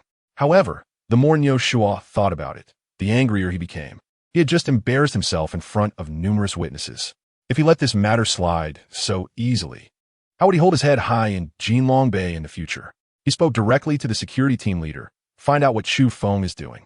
Don't worry, I will compensate you handsomely. The security team leader felt a wave of reluctance at Niu Shua's request. Mr. Niu, it's not that I don't want to assist you, but Mr. Chu is also an owner. If I do this, I want to be able to justify my actions later. As Niu Shua was about to make a phone call, he cut him off, saying, cut the nonsense. 200,000, are you in or out? Even though the salary level at Jinlong Bay was high, 200,000 was still equivalent to the annual salary of the security team leader. After a moment of contemplation, he immediately donned a fawning smile. All right, I'll look into it right away. Once the security team leader left, Niu Shua revealed a contemptuous expression and dialed a number. Brother Liao, it's me, Xiao Niu. Here's the thing. I had a conflict with a certain scoundrel, but this fellow seems to have quite the background. I thought I'd de-trouble you a bit. Liao Yuan had been feeling a surge of pent-up frustration these past few days, unable to swallow it down or spit it out, thanks to Chu Feng. Fortunately, a new female secretary had joined the office yesterday, and they were discussing aspirations when Niu Shua's call came in. Liao Yuan initially hesitated to answer, as he held no fondness for Niu Shua. However, he had no choice. If he didn't pick up, Niu Shua would surely go to the old man, creating even more trouble. After all, Niu Shua had saved the old man's life, despite having already provided Liao Yuan with considerable assistance. Offering him collaborations that essentially amounted to free money, Liao Yuan had mentioned this to the old man. Yet, he was unsure what kind of charm Niu Shua had cast over him, as the old man simply brushed him off with the remark that a life-saving grace couldn't be measured in money. At that moment, upon hearing Niu Shua mention a conflict, Liao Yuan pushed the female secretary aside, struggling to contain his anger. Niu Shua, did I give you face? You're calling me about such trivial matters? You really think that just because the old man is protecting you, I wouldn't dare touch you? Niu Shua trembled at the response, quickly saying, Brother Liao, that's not what I meant. Please just listen after embellishing the story for effect. Liao Yuan finally replied, fine. I'll help you this time. But let me make myself clear. This is the last time. If you trouble me again, believe me, I can make you wish you had never been born. Yes, I won't dare again, Niu Shua readily agreed. However, once the call ended, he completely transformed his demeanor. Not come to you? Then I'll go straight to the old man, and see if you dare speak to me like this then. Yet, with Liao Yuan's promise to assist, Niu Shua felt more secure. The remaining task was to uncover Chu Feng's background and give him a lesson he would never forget. Qin Ran had specifically entrusted the company's affairs to others today, rising early but opting not to go for a run. Instead, she meticulously prepared herself. After having lost her temper at Chu Feng yesterday without understanding the facts, she felt a twinge of guilt despite his apparent indifference. She planned to apologize today and perhaps invite him for a meal. However, as the clock approached 9, she hadn't heard from Chu Feng, which made her feel anxious. Yet she was too embarrassed to reach out first. By 10, her phone remained silent. Unable to withstand the uncertainty, she tentatively sent Chu Feng a WeChat message, inquiring if he had woken up. At the moment Qin Ran sent the message, Chu Feng was dining in the restaurant of Shuguang Building, where all the security personnel, except those on duty, had gathered. Eat and drink to your heart's content. We're short on time today, so let us make do with this meal. When the opportunity arises, I'll treat you all to a proper feast. Thank you, Mr. Chu. The security personnel showed no signs of dissatisfaction, having returned from military service. They were not accustomed to pampering and were content as long as they were fed. Zhao, who sat at a separate table with Chu Feng, maintaining an upright posture with his hands resting on his thighs, unlike the others who were already digging in. Mr. Chu, Chairman Zhang has contacted me. I believe I understand your intent. If it were merely routine work adjustments, I could accept it without issue, but it seems it's not quite that simple. Chu Feng nodded. If it were merely internal personnel adjustments, there would be no need to consult Zhao Hu. Given Zhao Hu's straightforward nature, Chu Feng preferred to be forthright as well. I just acquired a company that requires some personnel to bolster its presence. Oh, and by the way, you know the company. The Zhanglong Security Company. Upon hearing this, Zhao Hu's eyes sparkled with admiration. Mr. Chu, you truly possess remarkable capabilities. That company now belongs to you? Chu Feng waved his hand dismissively. Let us not dwell on that. I've heard from Uncle Zhang that all of you are a cohesive unit. Therefore, I wish to bring all of you along, sparing the need to recruit others. You could decide on the terms and benefits yourselves. I have no objections. How does that sound? The conditions he offered were indeed quite generous, reflecting his sincerity. Zhao, who felt somewhat flattered. Having returned from service, they possessed limited skills, merely serving as security personnel. They never expected to receive such significant attention. Mr. Chu, you're giving us face. We can't refuse. I've decided on behalf of my brothers. We'll follow you from now on. A smile of understanding graced Chu Feng's face as he finally secured this matter. All right, then it's settled. Once Uncle Zhang finds replacements for you, just give me a call. After exiting the restaurant, Chu Feng noticed the WeChat message from Qin Ran and promptly returned her call, having waited for half an hour without a response. Qin Ran wondered if he was busy or simply hadn't seen her message. Just as she began to fret, her phone rang, and she quickly answered. Sorry, I had a last-minute matter to attend to. I'll be back to pick you up shortly. Chapter 87. The car purchase turmoil today. Chu Feng drove a Civic. Taking Qin Ran on a trip to the automotive city. Once a vast industrial park, this area has been transformed into the current automotive city through careful planning. Aside from a few unique brands, nearly all manufacturers in the market have established their presence here. From economical vehicles priced in the tens of thousands to luxury models worth millions, everything one could desire is available. The Civic driven by Chu Feng also originated from this place. What car shall we look at first? Chu Feng in Gui. After a moment of contemplation, Qin Ran responded. Xiao Han and Xiao, you have grown up now. I wish to replace my vehicle with something more suitable for family use, so I can take them on trips during my days off. I see. Chu Feng mused. I too am considering a vehicle with a more spacious interior. Both Chu Feng's Poison and Qin Ran's Continental are two-seaters.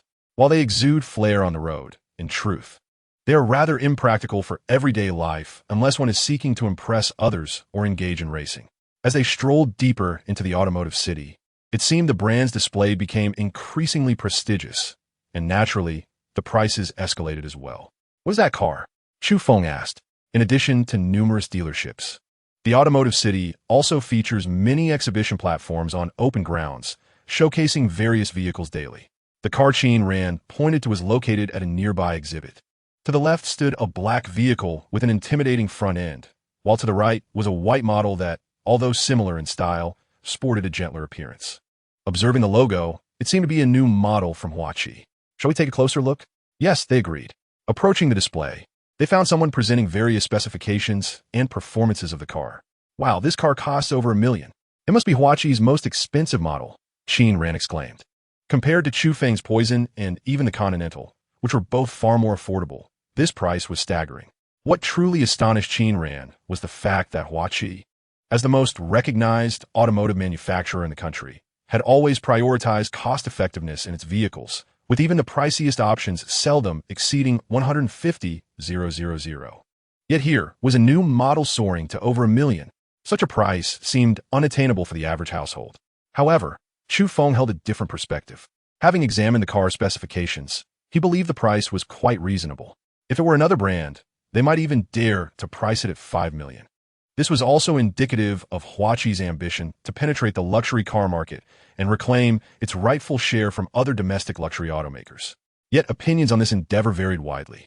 Hongqi seems to be desperate to make money. What a fool would buy a high-end model from a brand known for low-end vehicles? A passerby remarked disdainfully.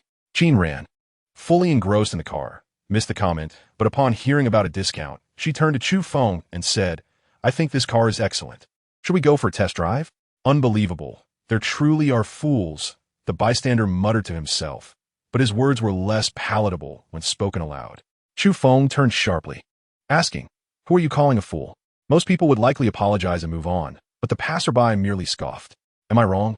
What luxury could emerge from such a trashy brand? Anyone who buys it must be a fool. His voice grew louder, drawing attention from those nearby. Trash? Qin Ran bristled. As a businessman, she regarded Hongqi Group as a benchmark, having always prioritized the public's well-being and accomplishing feats that garnered respect both nationally and internationally. Her parents had aspired to Hongqi, and over time, she had developed a degree of admiration for the company. To hear someone denigrate it as trash was infuriating. If Hongqi was trash, what did that make her and her fellow businessmen? Less than trash. Typically averse to conflict, Qin Ran was genuinely upset this time. She stepped forward and challenged, "You claim Hongqi's cars are trash. Then what do you consider a good car?" The passerby, momentarily taken aback, pointed to the nearby foreign brand dealerships. "Now those are cars.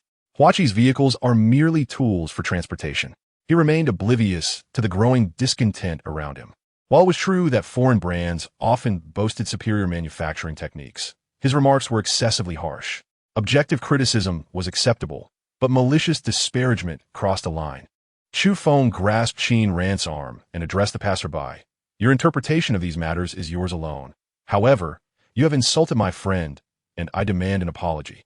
Indeed, everyone is entitled to their opinions, but calling Qin Ran a fool was unjustifiable. "Apologize? Why should I?" The passerby retorted. "I said those who buy this car are fools. Did you buy it? You think you can challenge me? Just because you think you can afford it, you're merely pretending." The passerby, having previously called Qin Ran a fool, now feigned ignorance. "So, according to your logic, if I buy the car, you'll apologize?" He sneered. "Go ahead, buy one. Scare who?" He countered, "I saw you driving a beat-up Civic here. Don't act like you're something special."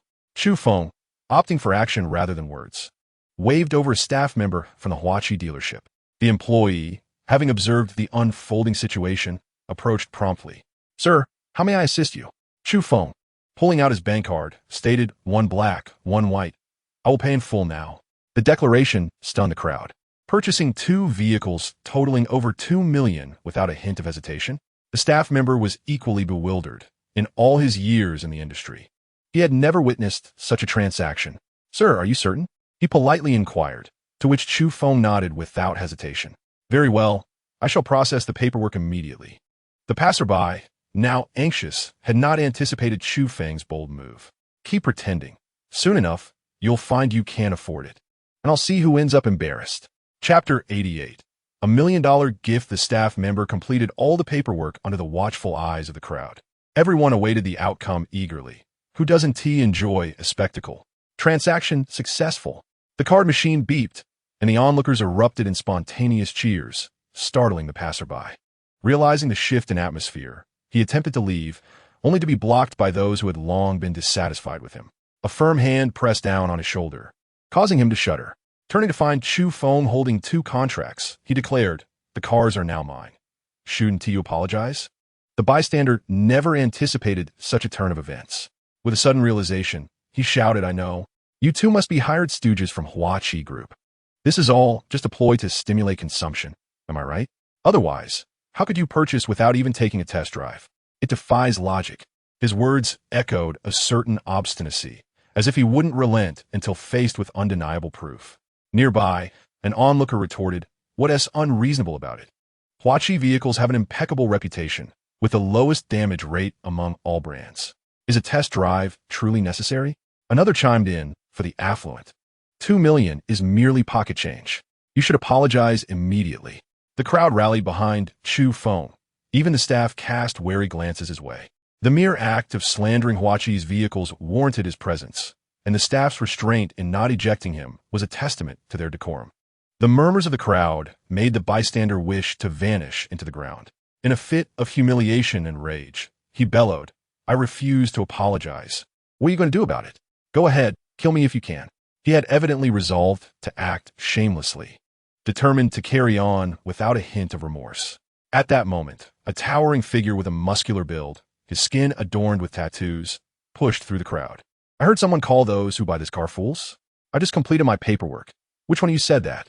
The crowd pointed accusingly at the bystander, who was promptly seized by the muscular man, who demanded, "Was it you?" The bystander, rendered speechless, recognized the formidable presence before him.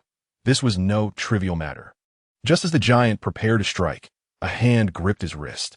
Turning, he found it was Chu Feng. "Who are you? Don't stop me, or I'll take you down too," the giant barked. Chu Feng smiled gently and replied, "I have no intention of hindering you, but there must be a sequence. Let him apologize to my friend first, and then you may proceed." The muscular man, though brash, seemed to relent upon hearing Chu Feng's words. "Fine, you first." Suddenly, to everyone's astonishment, the bystander turned and fled. Chu Feng, however, lunged forward, seizing the man's clothing with one hand and effortlessly lifting him, throwing him at Qin Ran's feet. The onlookers gasped in disbelief. Even the giant stared in astonishment. Chu Feng, though not particularly robust, displayed surprising strength, effortlessly lifting a fully grown man. "I'm sorry. It was my fault. I was being foolish. Please spare me." The bystander, now thoroughly terrified, whimpered, offering apologies to Qin Ran without restraint. Uncertain, Qin Ran watched as Chu Feng approached, delivering a swift kick that sent the bystander tumbling towards the giant. "Now it's your turn." The muscular man, impressed, gave Chu Feng a thumbs up before seizing the bystander and delivering 2 resounding slaps. The crowd found great satisfaction in witnessing the humiliation of someone so disdainful of their own country. It felt just. Had it not been for the fear of repercussions, many would have joined in. "Excuse me, gentlemen and lady, please follow me. I'll take you to collect your vehicle," a staff member politely addressed Chu Feng, Qin Ran, and the giant.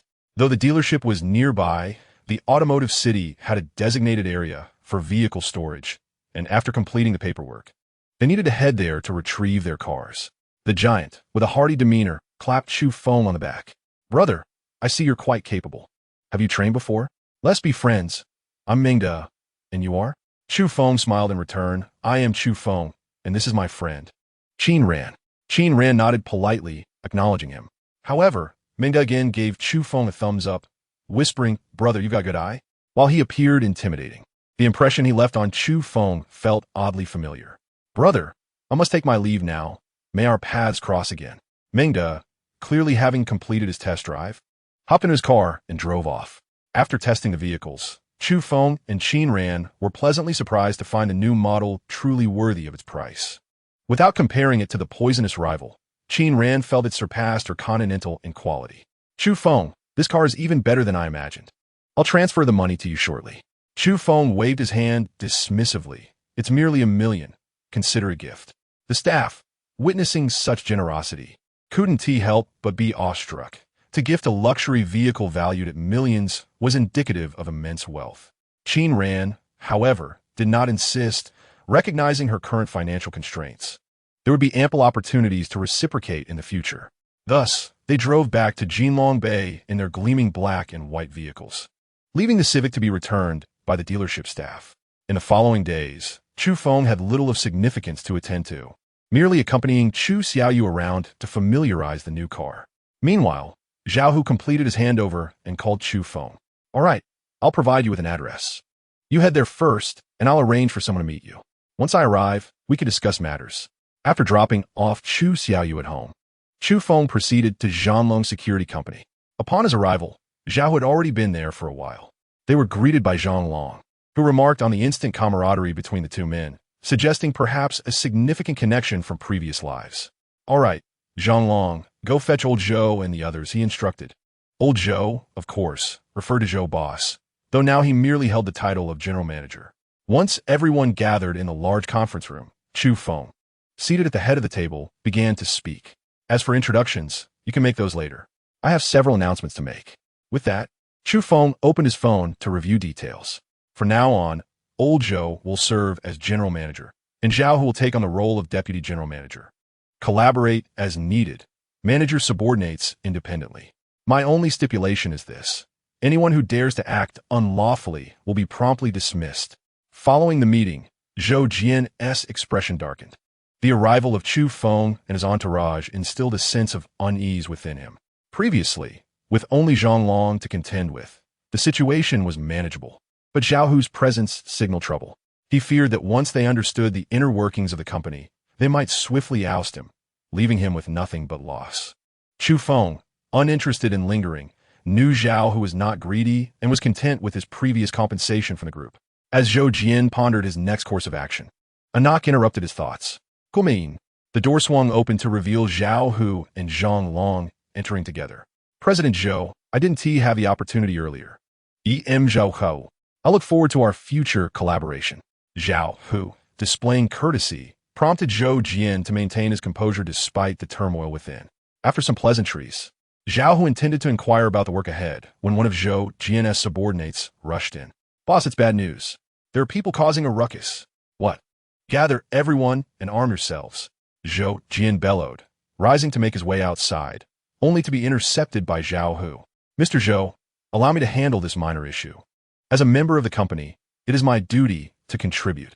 Without waiting for Zhou Jian's response, Zhao Hu, accompanied by Zhang Long, strode out.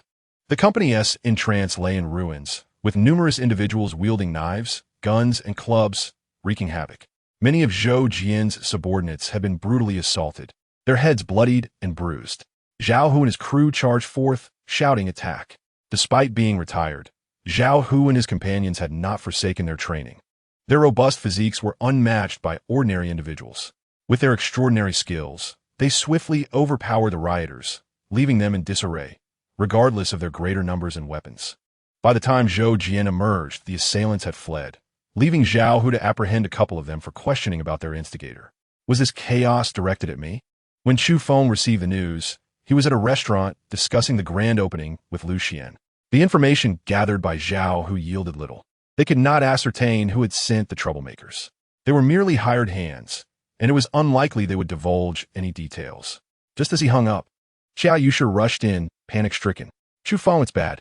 A group of people has come in, destroying everything without a word. Chu Feng, Dao Wen. The security company had just been attacked, and now the restaurant was facing the same plight. But who was orchestrating this chaos? He and Lu Xian dashed downstairs, with Lu Xian immediately seizing a chair to confront the intruders. Chu Feng, not one to stand idle, spotted a figure standing motionless at the entrance, seemingly the leader of the group. He approached directly, brushing aside anyone attempting to impede him, sending one flying with a single kick. The leader's expression shifted as he shouted, summoning more people to charge at Chu Feng. However, they were no match for him. With a few swift strikes, they were all left sprawled on the ground. As the leader attempted to flee, Chu Feng lunged forward, seizing him by the collar. Stop! The leader, trying to maintain bravado, was met with Chu Feng's unyielding grip. He twisted the leader's wrist with such force that it resulted in a bone-crushing agony, eliciting a pained scream. This outcry silenced everyone immediately. Let my boss go or I'll kill you, shouted a young thug, attempting to threaten Chu Feng. Lu Xian, wielding the chair, brought it down with a crash, shattering it and sending the thug to the floor. How audacious to cause trouble here. Chu Feng, with a stern countenance, demanded, Who sent you? The leader, displaying a semblance of defiance, sneered, I'm just a hired hand. I won't divulge anything unless. His bravado was merely a ploy to extort more from Chu Feng, hoping to recoup his losses from the meager payment he had received. Though Chu Feng had wealth, he was not one to squander it frivolously. He would rather toss it into the river than waste it on such individuals. I shall not ask again. Gripping the leader's other wrist, panic set in as he stammered, Don't do anything rash. We work for Director Liao. If he finds out, you'll regret it. Director Liao? Are you referring to Liao Yuan? The leader nodded vigorously. Yes, Liao Yuan. Now you're scared, aren't you? Let go. Believing that invoking Liao Yuan's name would intimidate Chu Feng, he was unprepared for the sharp pain that followed as Chu Feng snapped his other wrist. Throw them out. Chu Feng commanded, and Lu Xian, along with the staff, forcefully ejected the thugs. Witnessing their leader's fate, the remaining ruffians dared not resist. Lu Xian, take care of the aftermath. I need to step out for a moment. As his closest ally, Lu Xian understood without further explanation. Be careful. If anything happens, contact me immediately. Understood. Chu Feng left the restaurant, driving straight to the Liao group. This time, he didn't even reach out to Zhang Hong, opting to confront the situation alone. With the restaurant's opening imminent, Liao Yuan's interference was merely an aggravation. Previously, out of respect for Zhang Hong, Chu Feng had refrained from taking drastic measures, but Liao Yuan's audacity had crossed a line. While generally easygoing and not one to dwell on trivial matters, Chu Feng was not one to tolerate outright disrespect. Arriving at the Liao Group headquarters, Chu Feng parked and strode inside. When security attempted to block his path, he asserted, I'm here to see Liao Yuan. It's none of your concern. Step aside if you wish to avoid trouble. The security's response was hostile. Who do you think you are? Looking for our director, Liao. You think you can waltz in here? Get lost, or we won't hesitate to take action. The arrogance of the Liao Group as security was a testament to their boss-esque character. Not wishing to waste time, Chu Feng pushed through, sending the guards staggering back several paces before crashing to the ground. Chapter 90. Addressing the threat, Chu Feng had been merciful. He was merely seeking Liao Yuan. Yet, security patrolling inside witnessed the scene and immediately called for reinforcements. Chu Feng feigned ignorance and continued deeper into the building. A squad of security guards confronted him, blocking his path. Whoever you are, this is the Liao Group. Leave now, or we want to be polite. Chu Feng acted as if he hadn't heard, pressing forward. The guards exchanged glances, brandishing their batons as they prepared to strike. Having already stated his intentions, Chu Feng had no desire to repeat himself. He was there to discover Liao Yuan's true intentions. The foremost guard was swiftly subdued by Chu Feng's decisive actions, causing the others to hesitate in fear. It's just one person. What are you afraid of? Someone called, but even he faltered, paralyzed with fear. Chu Feng moved forward with ease, the security guards encircling him, but unable to halt his advance. This continued until he reached the elevator, at which point he halted and turned to one of the guards. Which floor is Liao Yuan on? 22. The guard answered instinctively upon meeting Chu Feng's gaze. Regret washed over him immediately. He knew his job was as good as lost. Thank you, Chu Feng replied gratefully before stepping into the elevator. The guards watched helplessly as the doors closed, finally realizing the urgency of the situation. What are you waiting for? Hurry, pursue him. They then remembered to take another elevator, but they could not catch up with Chu Feng. Liao Yuan was working in his office when he heard a commotion outside. Frowning, he was about to inquire about the disturbance when the door was kicked open. Chu Feng strode in confidently, with his male assistant scrambling behind him. Director Liao, I truly cannot stop him. Liao Yuan's expression darkened as he replied. This is no longer your concern. You may leave. The assistant promptly exited, and Liao Yuan turned his attention to Chu Feng. What brings you here? I have yet to settle our previous matters, and now you come knocking at my door. Chu Feng approached, taking a seat and locking eyes with Liao Yuan. You are permitted to wreak havoc on my company and restaurant, yet I am not allowed to retaliate in your domain. Liao Yuan, I initially had no intention of further dealings with someone like you, but that does not imply I will refrain from taking serious action. Liao Yuan was baffled by his words. What nonsense are you spouting? What destruction of companies? Although I have long held disdain for the Shuguang Group, I would never stoop to such actions. Are you feigning innocence? Chu Feng slammed his palm on the table, seething. I once thought you to be of some stature, yet now you lack the courage to admit it? Your subordinates have already confessed. Just as Liao Yuan was about to retort, a thought struck him. Are you referring to my subordinates? Indeed, he had dispatched them, handing over the matter entirely to Niu Sha. He had never harbored any fondness for Niu Sha and was too disinterested to inquire about his targets. In Liao Yuan's view, a petty character like Niu Sha would only deal with insignificant fish, unworthy of his intervention. Could it be that Niu Sha's target was Chu Feng? The mere thought sent a shiver down Liao Yuan's spine. Despite his intense hatred for Chu Feng, he recognized that this young man was no easy adversary, especially with the formidable Shuguang Group backing him, which rendered Liao Yuan hesitant to act recklessly. Who could have known that Niu Sha would completely disrupt his plans, even prompting Chu Feng to confront him? True, the individuals are mine, yet if I claim that I am not the one seeking to deal with you, would you believe it? Liao Yuan's tone softened somewhat, clearly unwilling to escalate the situation. Chu Feng understood his implication and immediately responded. If you were able to lend him your people, then their relationship with you must be rather significant, wouldn't it? Liao Yuan picked up his phone, irritated, and said, It's not as complicated as you think. I am not well acquainted with him. I merely owe him a favor, which I am nearly done repaying. I will call him over, and you can settle this matter yourselves. With that, he dialed. Come to see me. I have something to discuss. His tone was brusque, confirming that, as he claimed, he was not on amicable terms with the true instigator. Before long, Niu Sha entered the office with an awkward grin. Brother Liao, you called for me? Liao Yuan shot him a glance and gestured to the side. As Niu Sha turned, he immediately spotted Chu Feng waving at him. Brother Liao, this. Niu Sha was visibly flustered, unable to comprehend why Chu Feng was present. Liao Yuan set down his pen and remarked, Niu Sha, I have nearly repaid the favor I owe you, but I cannot assist with this situation. He is a major shareholder of the Shu Guang Group, and I cannot afford to provoke him. You must resolve this on your own. What? A major shareholder of the Shu Guang Group? Niu Shua's eyes widened in shock, this revelation striking him like a thunderbolt. Upon learning that Chu Feng resided in Jinlong Bay, he had considered the possibility of Chu Feng possessing some influence. But who could have anticipated such a powerful background?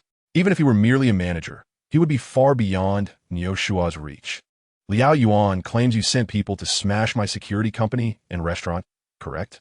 Chu Feng inquired, his narrowed eyes radiating an icy glare. Niu Shua broke into a sweat and stammered after a prolonged silence. A misunderstanding, a complete misunderstanding. Chu Feng, I had no idea you were affiliated with the Shu Guang Group. This is rather unfair. After all, I was your boss once. You have risen to great heights without even informing me. Niu Shua attempted to ingratiate himself. Yet Chu Feng merely smiled. Are you suggesting that if I did not hold the title of a shareholder of the Shu Guang Group, you would feel free to act against me? No, that's not what I meant. Niu Shua stammered, realizing that his words were misaligned, and could only cast a pleading glance at Liao Yuan. Brother Liao, please help me. Liao Yuan stood up, igniting a flicker of hope in Niu Shua. However, the next moment, Liao Yuan directly strode toward the office door. Chu Feng, this is a one-time concession. Do not create chaos in my office again. With that, he opened the door and exited, leaving the office entirely to Chu Feng and Niu Shua. Listening to the ensuing cries from within, Liao Yuan felt a chill run down his spine. Had he acted impulsively and sent someone after Chu Feng, it could very well be him hearing those screams now. It would be best to avoid provoking this young man in the future.